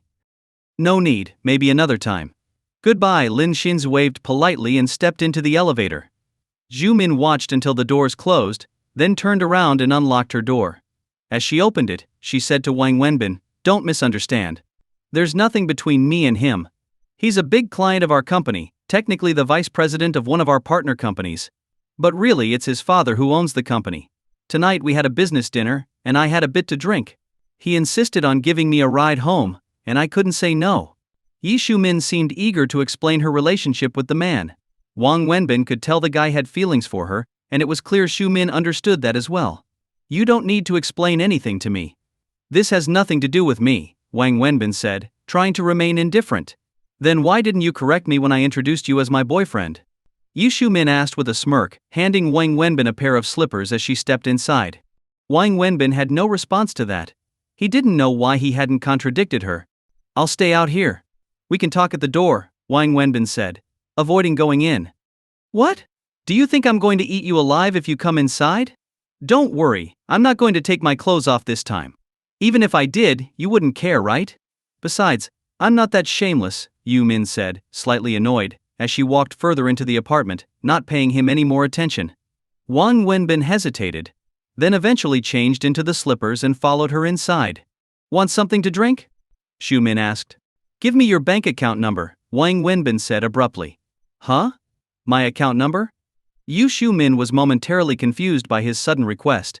"Your bank account number," Wang Wenbin repeated. Yi Shu-min stared at him for a few seconds, understanding what he meant, but she still played dumb. "Why do you need my account number? You know what I'm talking about. Give me the number so I can transfer the money back to you," Wang Wenbin said, pulling out his phone. Yu Shu-min sat down on the sofa and looked at him. "Did Liu Jihao tell you?" "Of course he did. You helped me pay off the 80,000 yuan I owed him, how could he not? He told me he needed money to go see ZQI's parents, so I lent it to him. I couldn't refuse," Yi Shu-min explained calmly. "Yes, lending him money is fine. You helped him out, and that's great. But why did you say you were helping me pay off my debt? That's the problem. Isn't that what happened? You owed him the money, didn't you? That's not the point. He asked you for money, and you lent it to him. What does that have to do with me? Why did you feel the need to pay off my debt?" Wang Wenbin demanded. Yi Shu-min went quiet for a moment, just looking at him. Wang Wenbin noticed the tears welling up in her eyes. "Wenbin, do you really have to be this cruel? Does it make you feel better to push me away, to hurt me like this? If it makes you feel better, hit me. Hit me until you've vented all your anger. I'd rather be beaten to death by you than keep enduring this. It's worse than dying, don't you understand?" Zhu Min's voice cracked as tears began to fall. Wang Wenbin looked away, afraid that if he continued to look at her, his resolve would falter. "This isn't about being cruel or not. I came here to pay you back. Just give me your account number," Wang Wenbin said coldly. "What gives you the right to pay me back? You don't owe me anything," Zhu Min shot back. "I owe you. You paid off the debt I owed Haozi, so of course I owe you now," Wang Wenbin insisted. "When did I say I paid off your debt? You just said it yourself, it's between me and Lu Jihao. What does it have to do with you? You keep saying you owe me. But when did you ever borrow money from me? Do you have proof? Show me the IOU. That's ridiculous. How can I show you an IO when I'm the one who owes you? If there were an IO, it'd be you writing it, not me. Exactly. And since you've never given me an IO, why are you claiming you owe me money?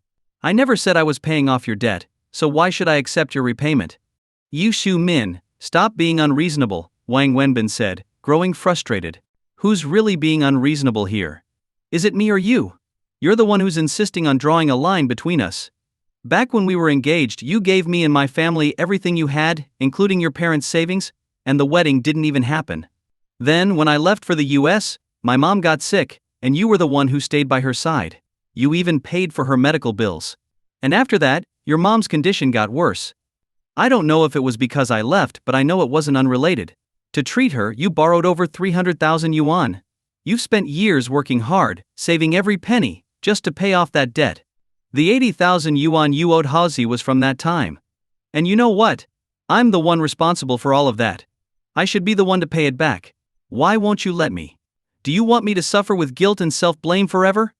Do you really hate me that much? Yi Shumin's tears kept falling as she spoke.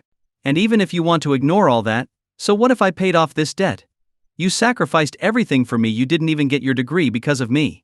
You've suffered so much. What's wrong with me helping you repay a few thousand yuan? Why is it okay for you to sacrifice everything for me, but I'm not allowed to do anything for you? Do you think that's fair? She continued, her voice trembling with emotion. Yu Shu Min, I do hate you. But it's not because of the money or the embarrassment of the cancelled wedding. I hate you because you abandoned me.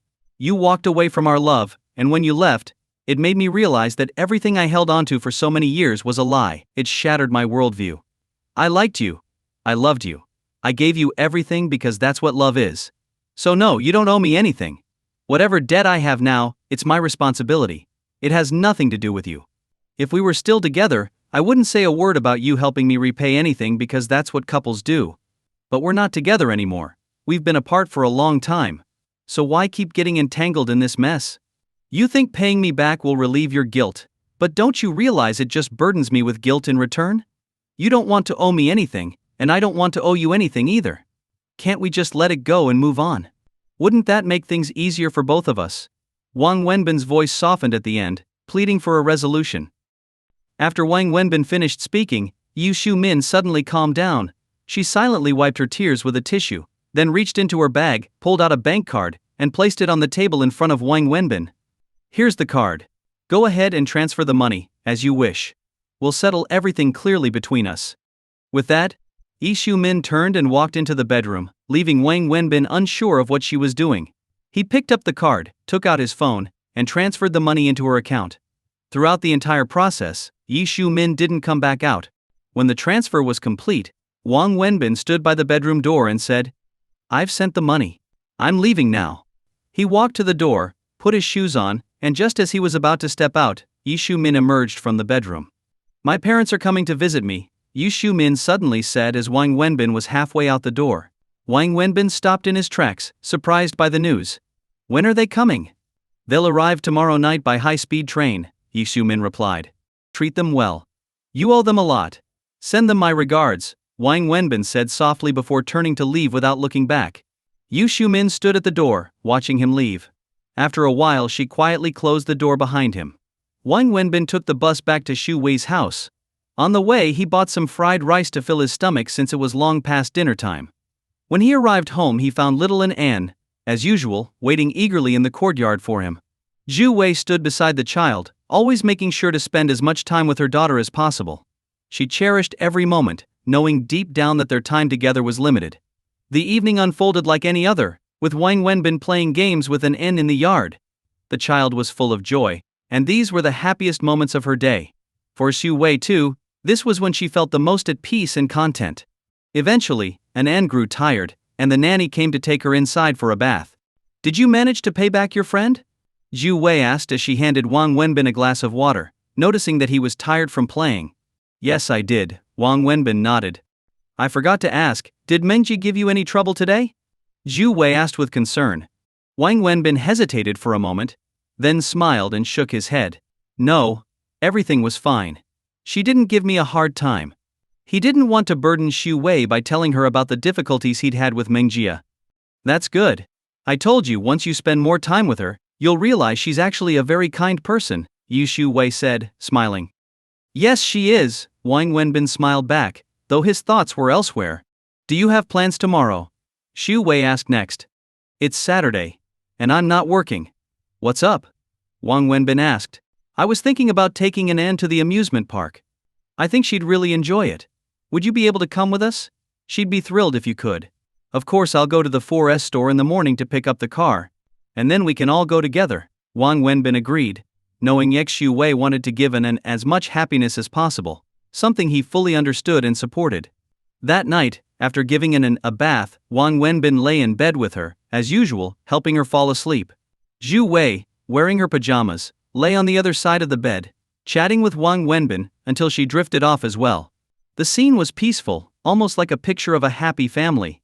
Once both Xu Wei and An were sound asleep, Wang Wenbin quietly got up and went to the study. He took out the document that Mengjia had given him earlier in the day and began to review it carefully. Deep down, Wang Wenbin was a proud and determined person, someone who didn't like to admit defeat easily. His background in university had nothing to do with marketing or business management, making this an entirely foreign field for him. He had no professional knowledge or relevant experience. But he studied the data in the report carefully, comparing and analyzing, trying to find some pattern or insight. He wasn't sure how long he had been working when suddenly, a cup of tea was gently placed in front of him. Looking up, Wang Wenbin saw Xu Wei, wrapped in a light jacket, smiling as she handed him the tea. Thank you. Did I wake you? Wang Wenbin asked, feeling touched. No, Yi shook her head, smiling. I just couldn't sleep without hearing your snoring. I got used to it. When it was gone, I woke up and couldn't fall back asleep, so I came to see what you were up to. Embarrassed, Wang Wenbin apologized. I'm sorry. I didn't realize I snored. I'll wait until An falls asleep before sneaking out next time. I didn't mean to disturb you. Don't worry about it. If you didn't sleep next to her, Anne would cry and fuss, and without your snoring, I wouldn't be able to sleep either. I've grown used to it, so much so that when it's gone, something just feels off. Xu Wei laughed softly. They both laughed together. Is this what Mengjia gave you? Xu Wei asked, noticing the papers in Wang Wenbin's hand. Yes, he replied. What did she ask you to do? Xu Wei inquired, her brows slightly furrowed. After a brief hesitation, Wang Wenbin answered honestly, she asked me to figure out why this store's sales have been declining, and to come up with a way to restore its performance to previous levels within 3 months. Xu Wei frowned as she examined the report. What's Mingji up to? This is the market department's job. Why would she ask you to handle it? Our company has a well-established management system. Any fluctuations in store performance are closely monitored, and there are specialized teams to handle these issues, Xu Wei explained, pointing to the data. For example, if a store's sales drop significantly for 3 consecutive months, the company sends market specialists to investigate. These specialists are highly trained, with relevant qualifications and extensive experience. They can quickly identify the root causes of the decline and develop targeted strategies. There are usually 2 main types of issues: external factors, which are beyond our control, like decreased foot traffic due to changes in the area. In such cases, we may consider closing the store to minimize losses. The other type is internal factors, like management or operational problems, which can be addressed with specific plans to boost sales. But in any case, these tasks are handled by professionals. How could Mengjia expect you to deal with it? Even she wouldn't be qualified to handle this alone. Our roles are in management, not on the ground problem solving. Besides, based on the data, this store's decline is likely due to external factors, not internal ones. This store should probably be closed rather than trying to fix it. Mengjia is being unreasonable. I'll call her tomorrow to tell her to stop this nonsense, Xu Wei said, clearly frustrated. I'd like to give it a try, Wang Wenbin said, shaking his head. Give it a try. Xu Wei looked at him in surprise. Yes, I want to try, Wang Wenbin nodded. I don't have much to do anyway, and maybe working on this will help me learn something. Besides, I've been given the title of assistant to the general manager. I can't just sit around doing nothing. Don't you agree? Xu Wei looked at Wang Wenbin for a moment, then sighed. You're really stubborn.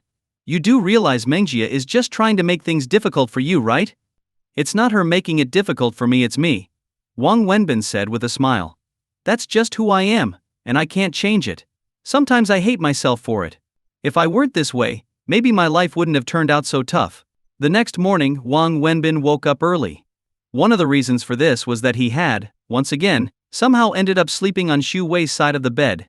To avoid any awkward situations, he quietly got up and sneaked into Xu Wei's study, where he spent over an hour reading. The room was filled with books on business management, marketing, and other topics.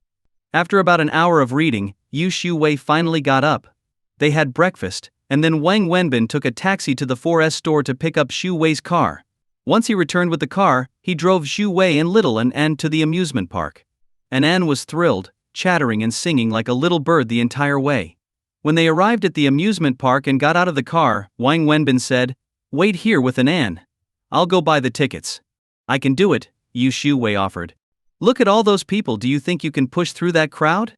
Wang Wenbin pointed at the long line of people waiting to buy tickets, then headed off to join the queue. It was a Saturday, and the park was packed with families and children. After waiting in line for over 20 minutes, Wang Wenbin returned with 3 tickets. This amusement park was the largest in the country, with all the latest attractions, and the tickets weren't cheap, over 200 yuan each. "Let's go," he said. "How much were they?" "Let me pay you," Xu Wei said as she reached for her wallet. "Come on, give me some credit, will you? I'm not about to let you pay for everything in front of all these people. I'm a grown man, do you think I can let you and unfoot the bill?"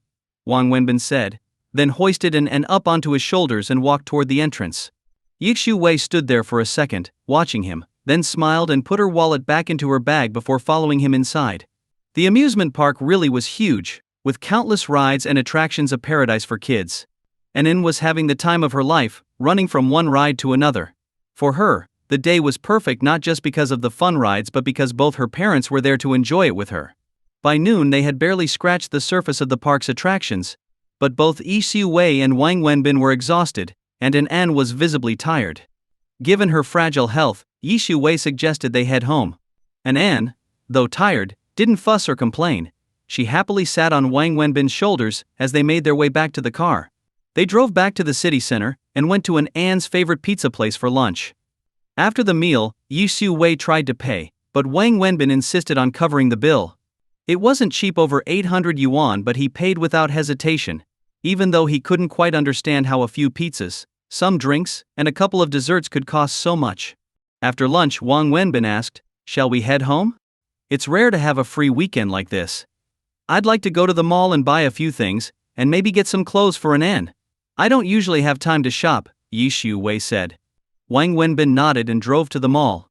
He already knew which one she meant. It was the same upscale mall where Xu Wei had bought him clothes last time. Once they arrived, Xu Wei led them straight to a men's clothing store. The moment Wang Wenbin realized where they were headed, he knew what was coming. Holding An in one arm, he grabbed Xu Wei with the other. "What are you up to now? I'm telling you, don't buy me any more clothes. I don't need them. Don't be so selfish.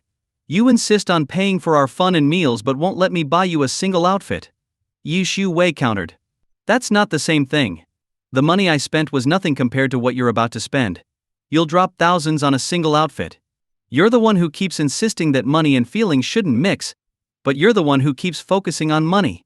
You paid for our meal and entertainment today. What's the big deal if I buy you a gift? It's not about the amount of money, it's about the gesture. Why do you have to make it all about money?" Xu Wei shot back. Wang Wenbin was at a loss for words. After a moment he sighed and said, "You've already bought me 2 outfits last time. I really don't need any more. Last time was for work. Those were your business clothes, and that was a professional matter. Today is different. Today's personal. I'm buying you casual clothes. Just look at what you're wearing. It's clean, sure, but it's so old. How many years have you had these? Just let me do this, okay? If you refuse again, I'll be really upset." With that, Xu Wei turned and began picking out clothes for Wang Wenbin. Wang Wenbin stood at the entrance, holding An, feeling a bit helpless. In the end, he gave in and followed Xu Wei into the store. His role was simply to try on whatever she picked out. Eventually, he left the store carrying several bags, with An still in his arms. As they stepped out of the store, Wang Wenbin suddenly stopped in his tracks. Xu Wei, who was walking behind him, looked up in surprise. She noticed 2 women walking toward them. One of the women also stopped abruptly, staring at Wang Wenbin just as he was staring at her. Yi Xiu-wei glanced between the two of them, sensing a complicated history in their eyes. Neither of them spoke or moved, but the tension was palpable. The other woman with the girl glanced curiously between them before tugging on her companion's arm and whispering, "Do you know him?" "Papa, who is that lady?" "She's so pretty," little Annie suddenly asked, looking at the girl across from Wang Wenbin. Hearing Annie call him Papa, the girl across from them looked surprised. "Your friend?" Xu Wei asked Wang Wenbin. Wang Wenbin nodded slightly and said, "Something like that." "All right, you two chat. I'll take Annie to that store over there," Yi Xiu Wei said as she took Annie from Wang Wenbin's arms after leaving. She smiled at the girl and walked away. "Is she your daughter?" After about 2 minutes of silence, the girl finally asked Wang Wenbin. Wang Wenbin opened his mouth but didn't say anything at first. After a brief pause, he nodded yes. "And is she your wife?" the girl asked again. "Yes," Wang Wenbin replied firmly this time. He knew the girl was referring to Xu Wei. "How is that possible? I don't believe it. It's too fast. You're lying to me." The girl shook her head in disbelief. "Why would I lie to you? What would I gain from that? I got married recently, but the child isn't biologically mine," Wang Wenbin improvised. "I don't believe it. How could it happen so quickly? Can love really grow that fast?" "Love? What's the point of love?" Wang Wenbin laughed, then lifted the bag in his hand and said to the girl, "You know how much this brand costs, right? Can love buy this?" He then pulled out a BMW car key. "And this, can love get you this? Oh, and this, the latest model phone." Wang Wenbin showed her the new phone that Peng Mingjie had given him. "To be honest with you, my wife is the CEO of a big company, very rich. Her previous wife passed away years ago. She needed a husband, and the child needed a father. I needed money, so we each got what we wanted and got married. Any more questions?" Wang Wenbin chuckled as he spoke. "No, I don't believe it. How could you be like this?" The girl shook her head, feeling like her understanding of him was shattered once again. "Does it make me seem even more shameless?" "Well, you're not wrong. I've always been like this. As long as there's money involved, I'll do whatever it takes, no matter how dirty or disgraceful. I have to thank you, though. If your father hadn't given me 500,000 yuan, I wouldn't have been able to leave that barbecue stand and make something of myself. So don't look at me with that contemptuous expression. I don't care. The world mocks the poor, not the immoral. You only think I'm shameless because you don't need money. All right, I've said enough. I've got to go back to my wife now, otherwise I won't get my allowance this month," Wang Wenbin said, then turned and headed toward the store where Xu Wei was. Yu Xiu Wei was busy buying clothes for Annie, who had already fallen asleep in her arms. "I'll carry her," Wang Wenbin said, as he took Annie from Xu Wei's arms. "Did your friend leave?" Yu Xiu Wei hadn't expected Wang Wenbin to return so quickly. "Not really a friend. We've met a few times, that's all. Just saying hi," Wang Wenbin replied. Yi Xiu Wei smiled without saying much. She had been through enough to read between the lines.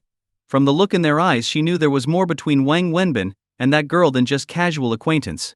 But since Wang Wenbin didn't explain further, she wouldn't press him on it. "She played so hard today. I was going to buy her some toys, but she's already asleep. Let's go home," Yi Xiu Wei said as she took the shopping bag from Wang Wenbin. Then, with Wang Wenbin carrying Annie and Xu Wei holding the bags, the family of three headed toward the parking lot. "Xiao Yu, why do you think a person can have two completely different faces? How can someone change so much in such a short time? He wasn't like this before. Do you know? He's the one who risked his life to save me from that fire.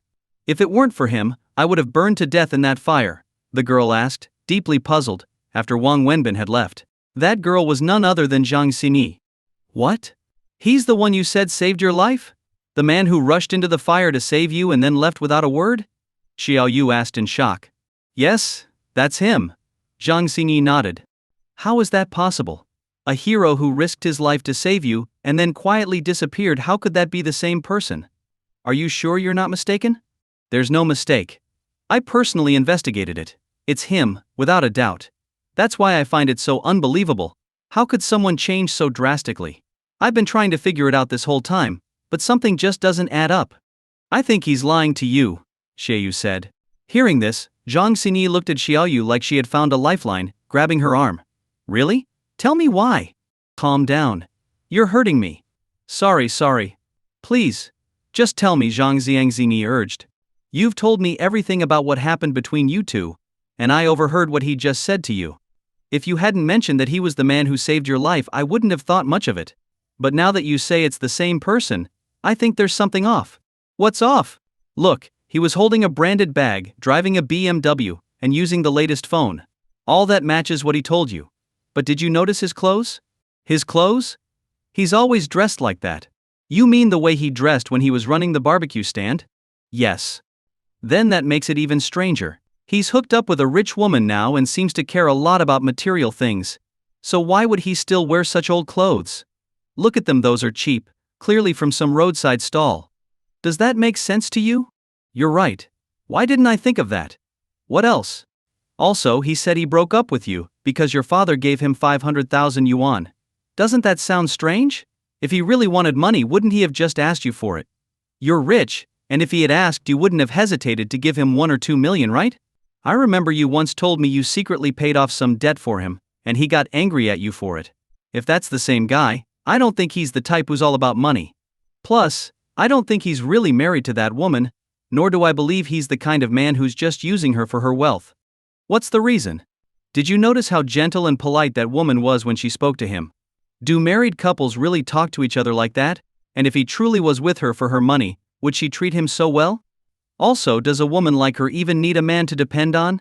She's so beautiful. Even as a woman, I find her attractive. A woman like that would have plenty of suitors. Before Xiao Yu could finish, Zhang Xingyi interrupted her. You're right. He must have been lying to me on purpose. This has to be my dad's doing. My dad must have threatened him. But that doesn't make sense either. The things he showed you were real. And the little girl really did call him daddy. She seemed very close to him. Now I'm confused too. Why don't you just ask that woman directly?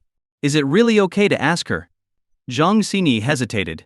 Well, if you're not going to, I don't know what else to tell you. I don't believe he's that kind of person.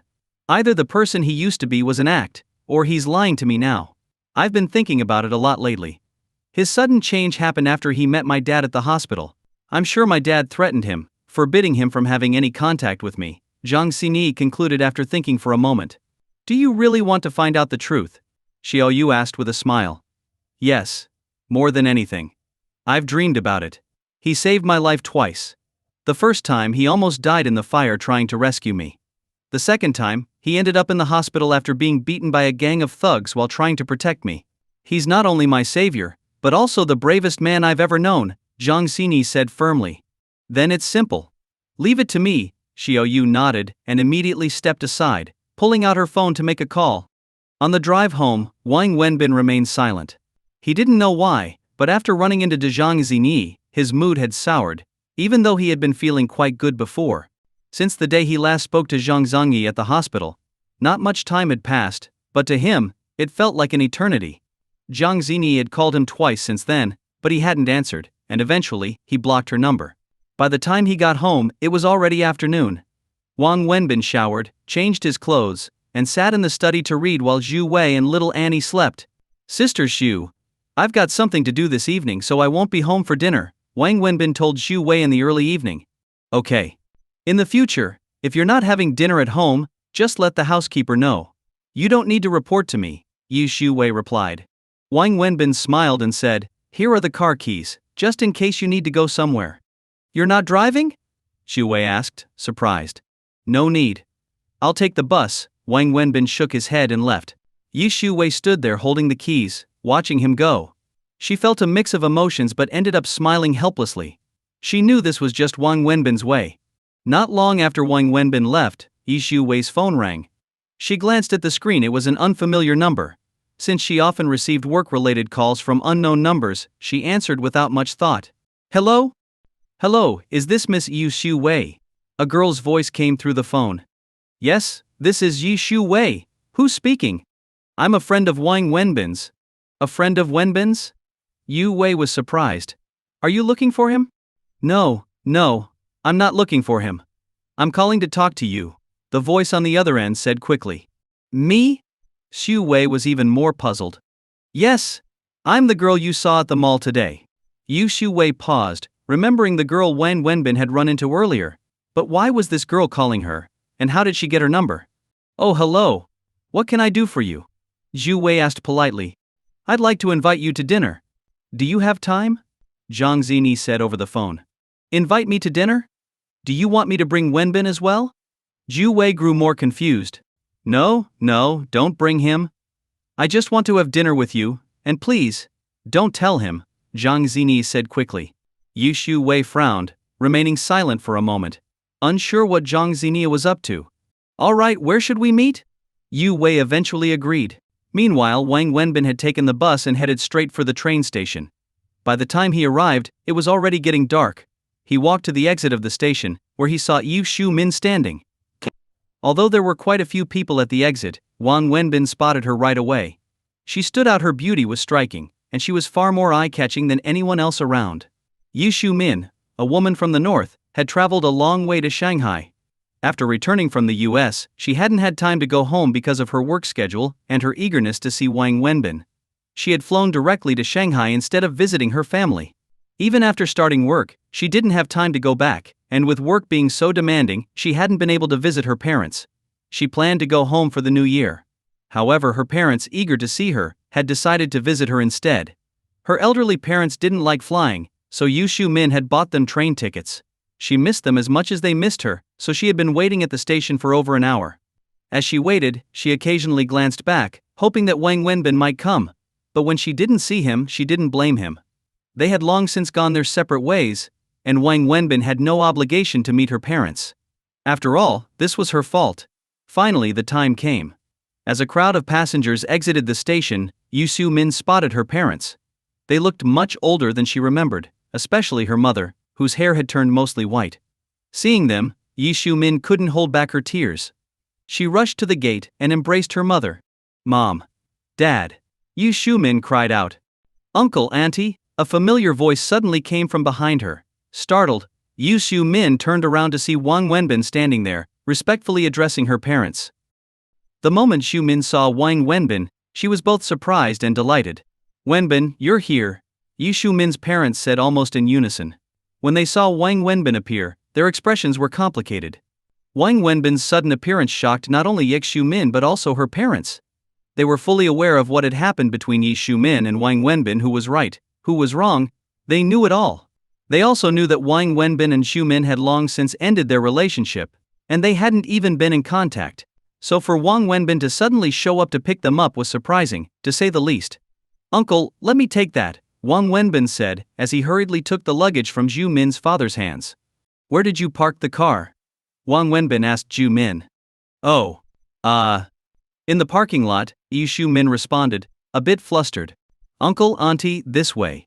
You must be tired after the long train ride, Wang Wenbin said with a smile as he led Xiumin's parents toward the parking lot, chatting casually. I'm sorry, Uncle, Auntie. I've been busy with work these past few years and haven't had a chance to visit you. How long are you staying this time? Wang Wenbin spoke to Zhu Min's parents with the same warmth and respect as he had 3 years ago, as if nothing had ever happened. When they reached the parking lot and approached Zhu Min's car, Wang Wenbin opened the trunk and carefully placed their luggage inside. Then, as Zhu Min was about to get into the driver's seat, Wang Wenbin stopped her. Give me the keys. You sit with your parents and talk. I'll drive, Wang Wenbin said as he took the car keys from Zhu Min and got into the driver's seat. Yu Xiumin was momentarily stunned, but then a smile spread across her face as she happily walked around and sat in the front passenger seat. How's your health, Uncle? Auntie? Wang Wenbin asked as he drove, chatting warmly with Yu Xiumin's parents. Zhu Min, on the other hand, remained quiet, simply watching them talk, smiling in contentment. This was the scene she had dreamed of for so long. Wang Wenbin drove into the city, but didn't head in the direction of Zhu Min's home.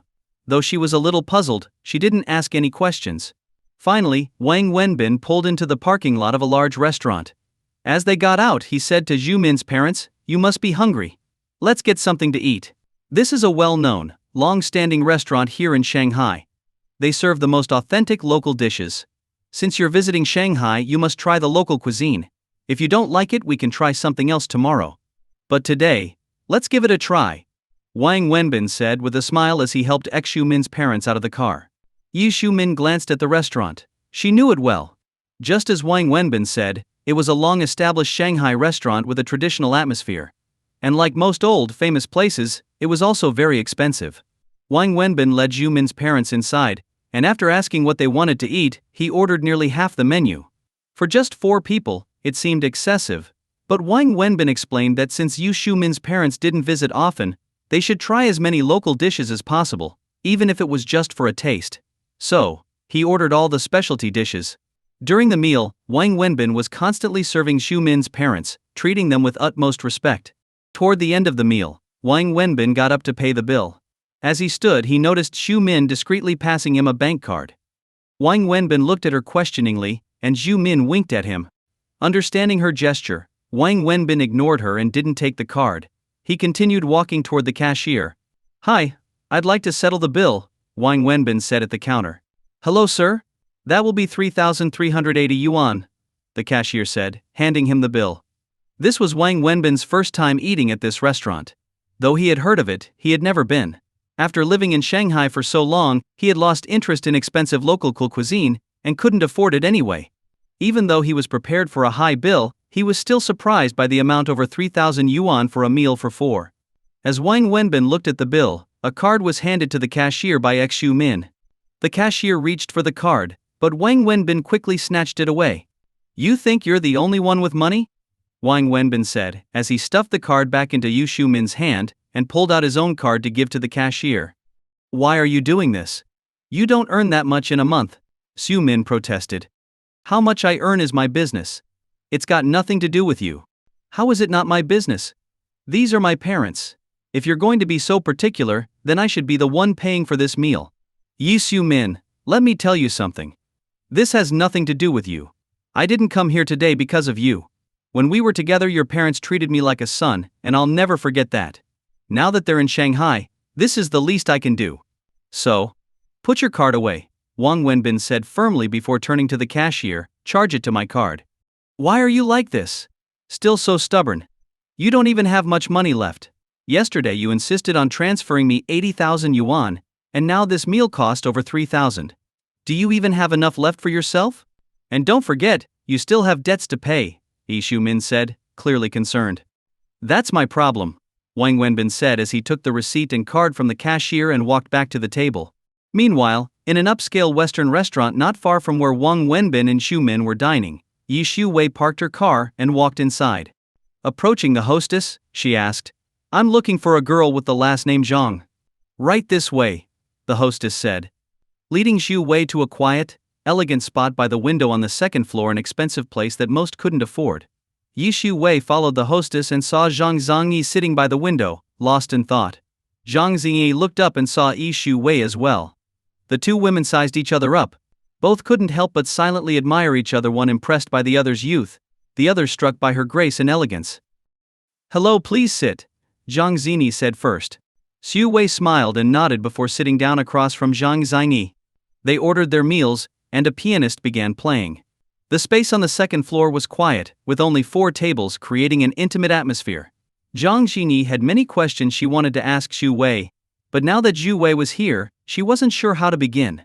Yi Shu Wei glanced at Zhang Zhangyi, smiled, and asked, "You want to talk about Wenbin, right?" Zhang Zhangyi blushed, realizing Xu Wei had seen right through her. She nodded yes. "What do you want to talk about?" Xu Wei asked, still smiling. Zhang Zhangyi hesitated but finally gathered the courage to look at Xu Wei and ask, "Are you his wife?" Yi Shu Wei was surprised and asked, "Why would you ask that? Did he tell you this?" "Yes," Zhang Zhangyi nodded. Yi Shu Wei frowned, confused about why Wang Wenbin would say such a thing and unsure why this girl was asking. "Let me ask you something first, Ms. Zhang. Before I answer your question, what is your relationship with Wenbin?" Xu Wei asked after thinking for a moment. We're friends," Zhang Zhangyi replied. "Just friends?" Yi Shu Wei asked, seeking confirmation. Zhang Zhangyi thought Xu Wei was interrogating her, assuming Xu Wei was Wang Wenbin's wife. She quickly said, "Please don't misunderstand. I absolutely don't have a romantic relationship with him. I invited you here today without any ulterior motives. As for me and him, how should I put it? I'm not good with words, but I just want to repay him." "Repay him? Miss Zhang, I'm a bit confused. I don't quite understand what you mean," Yi Shu Wei said, looking puzzled. I don't know how to explain it either. Let me just tell you everything that happened between us," Zhang Zhangyi said, worried that Xu Wei might misunderstand. She then recounted the entire story, from how Wang Wenbin saved her from the fire to the conversation they had at the hospital, sharing every detail, including her current doubts. It was a long story, and they talked as they ate. As Yi Shu-wei listened to Zhang Yi's story, she was surprised to learn two things. First, when Wang Wenbin had told her he lost her ring while rescuing someone from a fire, she thought he was making excuses. But now, she realized he had been telling the truth. Second, Wang Wenbin hadn't gone back to his hometown as he had said. Instead, he had been hospitalized after getting into a fight, all because of this girl. After hearing everything, Yi Shu-wei fell into deep thought. Can you tell me now if you and he are married? I don't mean anything by it, I just want to confirm. Please don't misunderstand, Zhang Zini asked cautiously. Do you like him? Shu-wei asked, smiling. Like him? No, you've misunderstood. I don't have feelings for him really. You've heard our story. I just want to repay him, but now he's so distant, and I just want to understand what's going on with him, Zhang Xingyi quickly explained. You don't need to explain anything to me. Like you, I'm just a friend of his, Yi Shu-wei replied with a gentle smile. Really? You're just friends? Zhang Xingyi was shocked. Would I lie to you about something like this? He lied to you. We're just friends, Yi Shu-wei said calmly.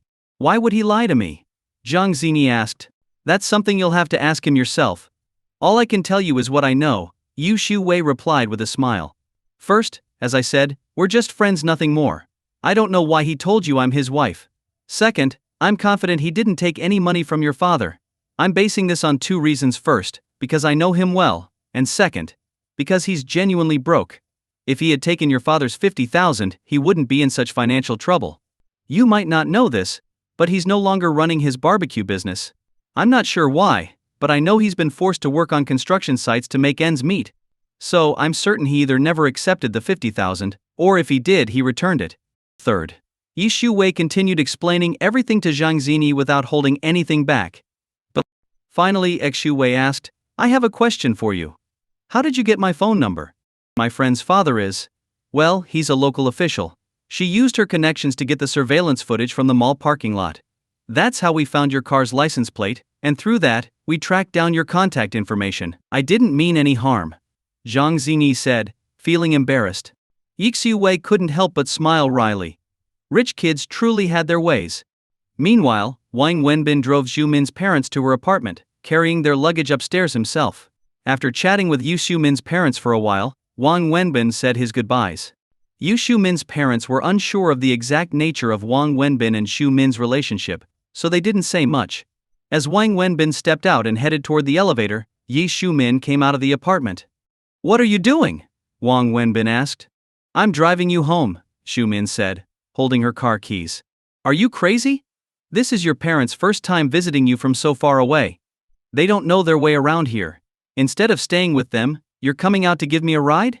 Don't you think I can manage to catch a cab? Go back and spend time with them, Wang Wenbin scolded. You're right.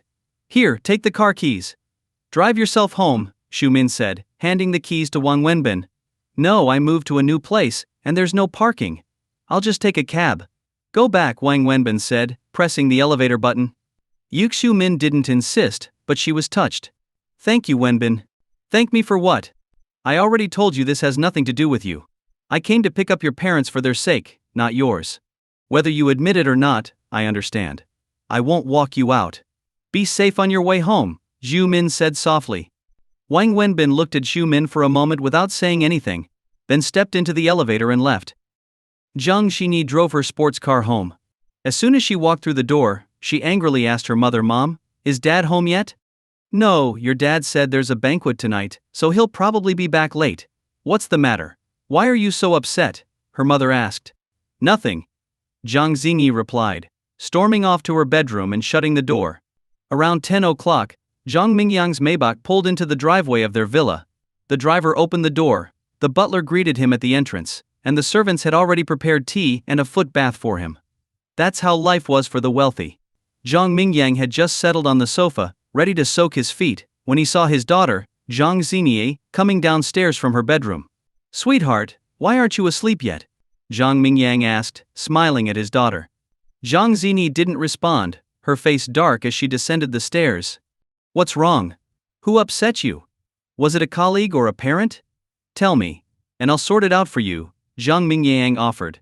Come to the study, I need to talk to you, Zhang Xingyi said bluntly before walking into his study. What's with the attitude? Is that how you talk to your father? Zhang Mingyang said, annoyed, but despite his words, he pulled his feet out of the footbath and had the servants dry them before following Zhang Xini into the study. What's going on? Who made you this upset? Zhang Mingyang asked. His daughter was his treasure, and apart from the 2 times she had been in danger, he rarely ever got angry with her. Dad, I want you to be honest with me. Did you threaten Wang Wenbin? Zhang Xini asked directly. Wang Wenbin? Who's that? Zhang Mingyang frowned, momentarily forgetting who Wang Wenbin was. He met so many people and dealt with so many things that it took him a moment to recall. Your memory is really something. You've already forgotten who Wang Wenbin is. Fine, let me remind you. He's the man who saved me from that fire the first time, and got beaten up saving me the second time, ending up in the hospital, Zhang Xini said, clearly upset that her father didn't seem to care about Wang Wenbin. Oh, now I remember. What about him? Zhang Mingyang said. Did you threaten him? Did you tell him not to see me or contact me? Zhang Xini demanded. What nonsense are you talking about? Did that kid tell you I threatened him? Zhang Mingyang asked. Doesn't matter who told me. Just tell me, did you threaten him or not? Zhang Xini pressed. What? You think your dad is that kind of person? Zhang Mingyang was starting to get irritated. Did you or did you not give him 50,000 yuan to stop seeing me and cut off contact? Zhang Xini asked bluntly. Yes, I did give him 50,000 yuan and told him to stay away from you. Morally speaking, it wasn't right, especially since you two were friends and he saved you multiple times. But as a father, I don't think I did anything wrong. Besides, I didn't hide this from you. You asked me about it before, and I gave you the same answer. Zhang Mingyang admitted. Dad? I need to know the truth. Did he actually take the money? You have to tell me the truth, Zhang Xinyi insisted. Zhang Mingyang looked at his daughter. Despite all his success and power, he found himself cornered by this seemingly trivial issue. Xinyi, why do you need to know this? Did he contact you? Did he say something? Zhang Mingyang asked. No, Zhang Xinyi shook her head. If he had told me, I wouldn't be here asking you. I ran into him on the street today. He was cold toward me and made a point of saying he took your money. He even said he's the kind of person who'd do anything for money. I've called him a few times, but he's blocked my number. But Dad, I looked into it. He's no longer running his food stand because, after saving me, he got on the wrong side of the local thugs. Every time they see him, they beat him up. That was his livelihood, and it's gone because of me. Do you know what he's doing now? Zhang Xinyi asked, her voice growing more emotional. What is he doing now? Zhang Mingyang asked. He's working on a construction site, Zhang Xinyi said. On a construction site. Zhang Mingyang frowned, remembering the young man's words when he had come to his office. I checked the timeline, and I even asked the hospital. He was discharged early, against medical advice, with his injuries still not fully healed. He left the hospital and went straight to work on the construction site, even though he could barely walk. Do you know why he's doing this? Based on what I found out, he didn't have a cent to his name, he couldn't even afford a taxi. That's why he left the hospital early and started working himself to exhaustion. Dad, you said he took your 50,000. But if he really had that money, why would he put himself through all this? Why would he risk his life? Zhang Xinyi asked, almost pleading. Zhang Mingyang sat on the sofa, deep in thought, before he finally said, Xinyi, is there anything else you want to ask your father? Let's get it all out at once. No, Dad, I just want to know if he really took your 50,000 yuan. I don't believe it. If he was that kind of person, why would he risk his life to save me in the fire? If he was really like that, why would he rush out to protect me when those guys were harassing me and end up getting beaten by a dozen people? Dad, I just don't believe he'd take your 50,000, Zhang Xinyi said, staring at her father. After hearing this, Zhang Mingyang smiled and said, You think I'm lying to you, don't you? Jinyi, you're my only daughter.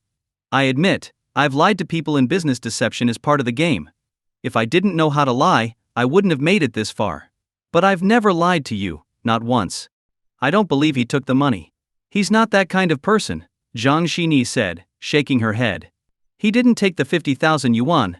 But that doesn't mean I lied to you, Zhang Mingyang replied. What? What do you mean? Zhang Xinyi asked, confused. At the hospital he did take the 50,000. I gave him a card with that amount, and he didn't refuse. I also gave him my business card and told him that if he ever needed anything, he could come to me, and I'd help him as much as I could. So, when you asked if I gave him 50,000 and told him not to contact you, I said yes. And when you asked if he accepted the money, I also said yes. So, I haven't lied to you, Zhang Mingyang explained. He never felt the need to explain himself to anyone, not even his wife, but his daughter was the one exception. After a few days he came to my office and returned the card. Zhang Mingyang continued. Really? Zhang Zini jumped up excitedly. It wasn't about the 50,000, what mattered to her was that this proved Wang Wenbin's integrity. Not only that, but he also gave me the hospital bills and reimbursed me for his medical expenses, down to the last cent, Zhang Mingyang added, leaving nothing out. What? Where did he get the money? He didn't have any. Zhang Xingyi exclaimed. He was very insistent, and I couldn't refuse. In the end he even returned my business card. I'm sure he understood its value, but he still gave it back. I was quite surprised at the time. It's rare for a young man to show such character. But hearing you say today that he's in financial trouble, that really surprises me, Zhang Mingyang said thoughtfully. Zhang Xini was stunned. She looked at her father and asked, Dad, why did you do that? Do what? Why did you tell him not to contact me? What's wrong with him? There's nothing wrong with him. In fact, after hearing about him today and reflecting on what happened before, I think he's a man of integrity. I admire him. There aren't many young people like him nowadays, Zhang Mingyang replied. Then why did you do it? Zhang Zini asked, growing emotional. Because I'm your father. And you are my daughter. What does that have to do with anything? Xingyi, the world isn't a fair place. People are divided by class and status. Throughout history, families have always sought a good match. No matter how good he is, he's not from our world. Even if he's a great person, that doesn't guarantee a good life. You wouldn't be happy with him, and I won't allow my daughter to end up with someone who runs a barbecue stand, Zhang Mingyang said firmly. What are you talking about, Dad? When did I ever say I wanted to be with him? We're just friends, nothing more. I was once your age too. Do you think I don't know what's going on in your heart? That young man is tall, good-looking, and has a lot of backbone. Most importantly, he saved your life. Can you honestly say you don't have feelings for him? Even if you don't now, can you guarantee you won't fall for him later? I only have one daughter. Whether you like him or not in the future, I won't let you continue spending time with him, Zhang Mingyang said, his tone serious. Dad, this is so unreasonable. I have the right to decide who I befriend. It's my life. Not this time. Zhang Mingyang's face grew stern. I've indulged you in everything else, but on this matter you don't get a say. I've worked hard my entire life to build this business, and it needs someone to inherit it. I don't have a son, only you. You've always been rebellious and have no interest in the company. I've accepted that. But if you won't take over the company, then your future husband must.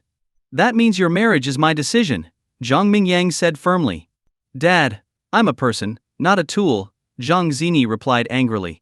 I don't care how you feel about it. Hate me if you want. But on this issue, there is no room for negotiation. Zhang Zini's hands trembled with anger. This was the first time she had heard her father speak to her like this. Dad, I don't want to argue with you about marriage. I'm not even thinking about that right now. What I want to say is that Wang Wenbin is my friend, and more than that, he's my savior. He saved my life twice. I don't care what you think, but I believe that when someone saves your life you should repay them with gratitude. If a person can't even show basic gratitude, are they still human? That's what you taught me growing up. Whether you agree or not, I'm asking you please, don't interfere with my relationship with him. That's all I ask, Zhang Xingyi pleaded. I don't mind if you want to repay him. I'll give him as much money as he needs, cars, houses, a job, whatever he wants. Is that what you think gratitude is? Dad, not everyone is as materialistic as you. Not everyone lacks integrity. Yes, you gave him 50,000 yuan, but that wasn't gratitude, that was an insult. You repaid him with humiliation, Zhang Xini cried out. Slap. Before Zhang Xini could finish, a sharp slap landed on her face. She was stunned, and so was Zhang Mingyang. It was the first time Zhang Zongyi had ever been hit, and the first time Zhang Mingyang had ever struck his beloved daughter. He immediately regretted it. Dad, you've never hit me, no matter what I've done wrong. And today you hit me over this? Zhang Xingyi said through her tears, holding her cheek. Zhang Mingyang stood there, slowly rising from his seat. He said, I won't interfere in your relationship with him anymore. If you want to repay him, I'll help with anything, money, favors, whatever he needs. But you cannot marry him. I won't allow it. You can be friends with him, but that's where it ends. If you become more than that, I'll destroy him. You'd only be putting him in harm's way. You know I mean what I say. By the time Wang Wenbin got home after taking 2 buses, It was already late. Little Annie was still awake, waiting for him on the sofa. It had become a habit for her. She refused to go to sleep until Wang Wenbin came home. Every night he would have to carry her to bed and tell her a story before she could fall asleep. Wang Wenbin had gotten used to it. Sometimes he even felt as if Annie were his own daughter. After putting Annie to bed, Wang Wenbin sighed in relief and headed to wash up. As he stepped out, Yu Shu Wei handed him a cup of tea. "Thanks," Wang Wenbin said, feeling parched. "Tired?" Shu Wei asked. "Not too bad," Wang Wenbin replied. Though in truth, he was exhausted. He'd spent the whole day taking care of Annie, then rushed to pick up Shu Min's parents, and hadn't had a moment of rest since. "Want to chat for a bit?" Yu Wei asked with a smile. Wang Wenbin looked surprised but agreed, "Sure." Yi Shu Wei sipped her coffee. She had a habit of drinking it at night while Wang Wenbin drank the tea she had made. They moved to the gazebo in the yard and sat down. "Is there something on your mind?" Wang Wenbin asked. "After you left this afternoon, a young woman came to see me," Yu Shu Wei said, getting straight to the point. "Does this woman have something to do with me?" Wang Wenbin asked, puzzled. Since Yu Shu Wei had brought it up, he figured the woman must be connected to him in some way. "She told me she's the girl you bumped into at the mall this afternoon," Yu Wei said. Wang Wenbin's eyes widened in surprise. "Zhang Xingyi? How is that possible? How did she get your phone number?" "She went to a lot of trouble. She had someone pull the security footage from the mall parking lot, traced my license plate, and from there, got my personal information and phone number. It's not too difficult if you know the right people, but it certainly takes effort. This shows how much she cares about this," Yi Shu Wei replied with a smile. "Why did she contact you? What does she want?" Wang Wenbin asked, still confused and shocked. "She invited me out for dinner." "Dinner?" "Yes, she asked me to join her for a meal." "And you went?" "I did. She said she was a friend of yours, so of course I went." "What on earth does she want? Has she lost her mind?" Wang Wenbin was completely bewildered. "She's not crazy. She's just very concerned about you," Yu Shu Wei said with a soft smile. "Concerned about me? Come on. That doesn't make any sense. The first question she asked me was if I was your wife. She said you told her that I was," Yu Shu Wei continued, still smiling as she looked at Wang Wenbin. Wang Wenbin's face flushed red with embarrassment, a mix of shame and awkwardness. "Sister Shu. Let me explain. I didn't mean anything by it. I just..." "You don't need to explain. I'm not upset with you. I understand why you said it. But don't you think it's wrong to lie to a girl like that? What if she likes you? Saying something like that could really hurt her feelings, don't you think?" "What? No. It's not like that at all. We're not that close. You know everything, don't you?"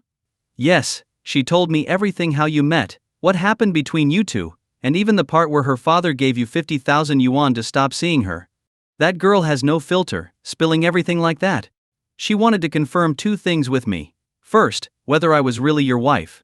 Second, if you actually took her father's 50,000 yuan and whether you're truly the person you've been pretending to be lately," Yi Shu Wei explained. "She has way too much time on her hands," Wang Wenbin muttered, unsure how to respond. "You might think it's trivial, but to her it's very important. Otherwise she wouldn't have gone to such lengths to find me. Why did you lie to her?" "Lie to her? About what?" "About taking her father's money and making yourself out to be some heartless, money-hungry scoundrel. Why are you so sure I was lying? What else could it be? If you really were that kind of person, would you be living this difficult life, constantly struggling?" Yu Shu Wei asked pointedly. Wang Wenbin paused, then smiled bitterly. "You're right. If I wasn't the way I am, I wouldn't be in such a mess. Not only do I not believe it, but neither does she. Otherwise she wouldn't have gone through all the trouble to find me and ask." Wang Wenbin sighed. "There's really no need for all of this. She's a good girl, pure and kind, but she's naive. She doesn't understand how harsh the world can be. But I didn't lie to her. I did take her father's 50,000 yuan. He gave it to me at the hospital and told me not to contact her again, and I agreed. And later you returned the money, along with the hospital bills," Zhu Wei said with a knowing smile. Wang Wenbin looked surprised. "How did you know? Did she tell you? If she knew that, would she have gone to all this trouble to verify things with me?" Zhu Wei replied. "True, that wouldn't make sense. I figured it out." Wang Wenbin was taken aback, impressed by how accurate Yi Shu Wei's guess had been. "Yes, when her father gave me the card, I was stuck in the hospital bed and couldn't do anything, so I had no choice but to accept it. After I was discharged, I went to her father and returned the card. I never touched the money. I also paid him back for my hospital bills, Wang Wenbin admitted. Yi Shu Wei smiled. I figured as much. But what I don't understand is why, after returning the money, you still cut off contact with her. If you didn't take her father's money, why ignore her? Do you not like her? She's a beautiful girl, hardly someone a man wouldn't like. Why does everything have to be about liking someone? You know how we met. We barely know each other. I just happened to be passing by that night when the fire broke out and I saved her. After that, she came by my barbecue stand and helped me out for a few days. That's it, there's no romantic connection. Then why are you avoiding her? Yi Shu Wei pressed. Wang Wenbin fell silent, unsure of how to answer. Is it because of her father? Yi Shu Wei asked, trying to piece it together. Wang Wenbin pulled out a cigarette, took a couple of puffs, and laughed. Not exactly. Her father's words did make sense. We're not from the same world. Someone like me shouldn't be in her life. She wouldn't have faced the danger of that fight if she hadn't been hanging around me. She's not meant to experience those kinds of things, and I don't want her to get dragged into my mess. And yes, part of it is because of her father. But I get where he's coming from. If you had a daughter, would you want her spending all her time with a guy like me, a guy with nothing to offer? Wang Wenbin asked Zhu Wei. To her father, I'm no different from a beggar. Giving a beggar a bit of bread to make him stay away from his daughter seems like a good deal, doesn't it? Wang Wenbin said with a self-deprecating smile. From his perspective, I understand. But from my own, I can't accept it. I wasn't begging for anything from them, I was just helping return their lost child. But he thought I was a beggar, tossing me a piece of bread and telling me to leave. Hi guys, your opinion means a lot to me. I'm working on improving the stories to make them more interesting for you. Please leave a comment and let me know what you liked about this story. Your feedback helps me get better and create content that you'll enjoy. Your feedback is very important to me. Thank you for your support and attention. If you enjoyed this story, I can't wait to share its continuation with you.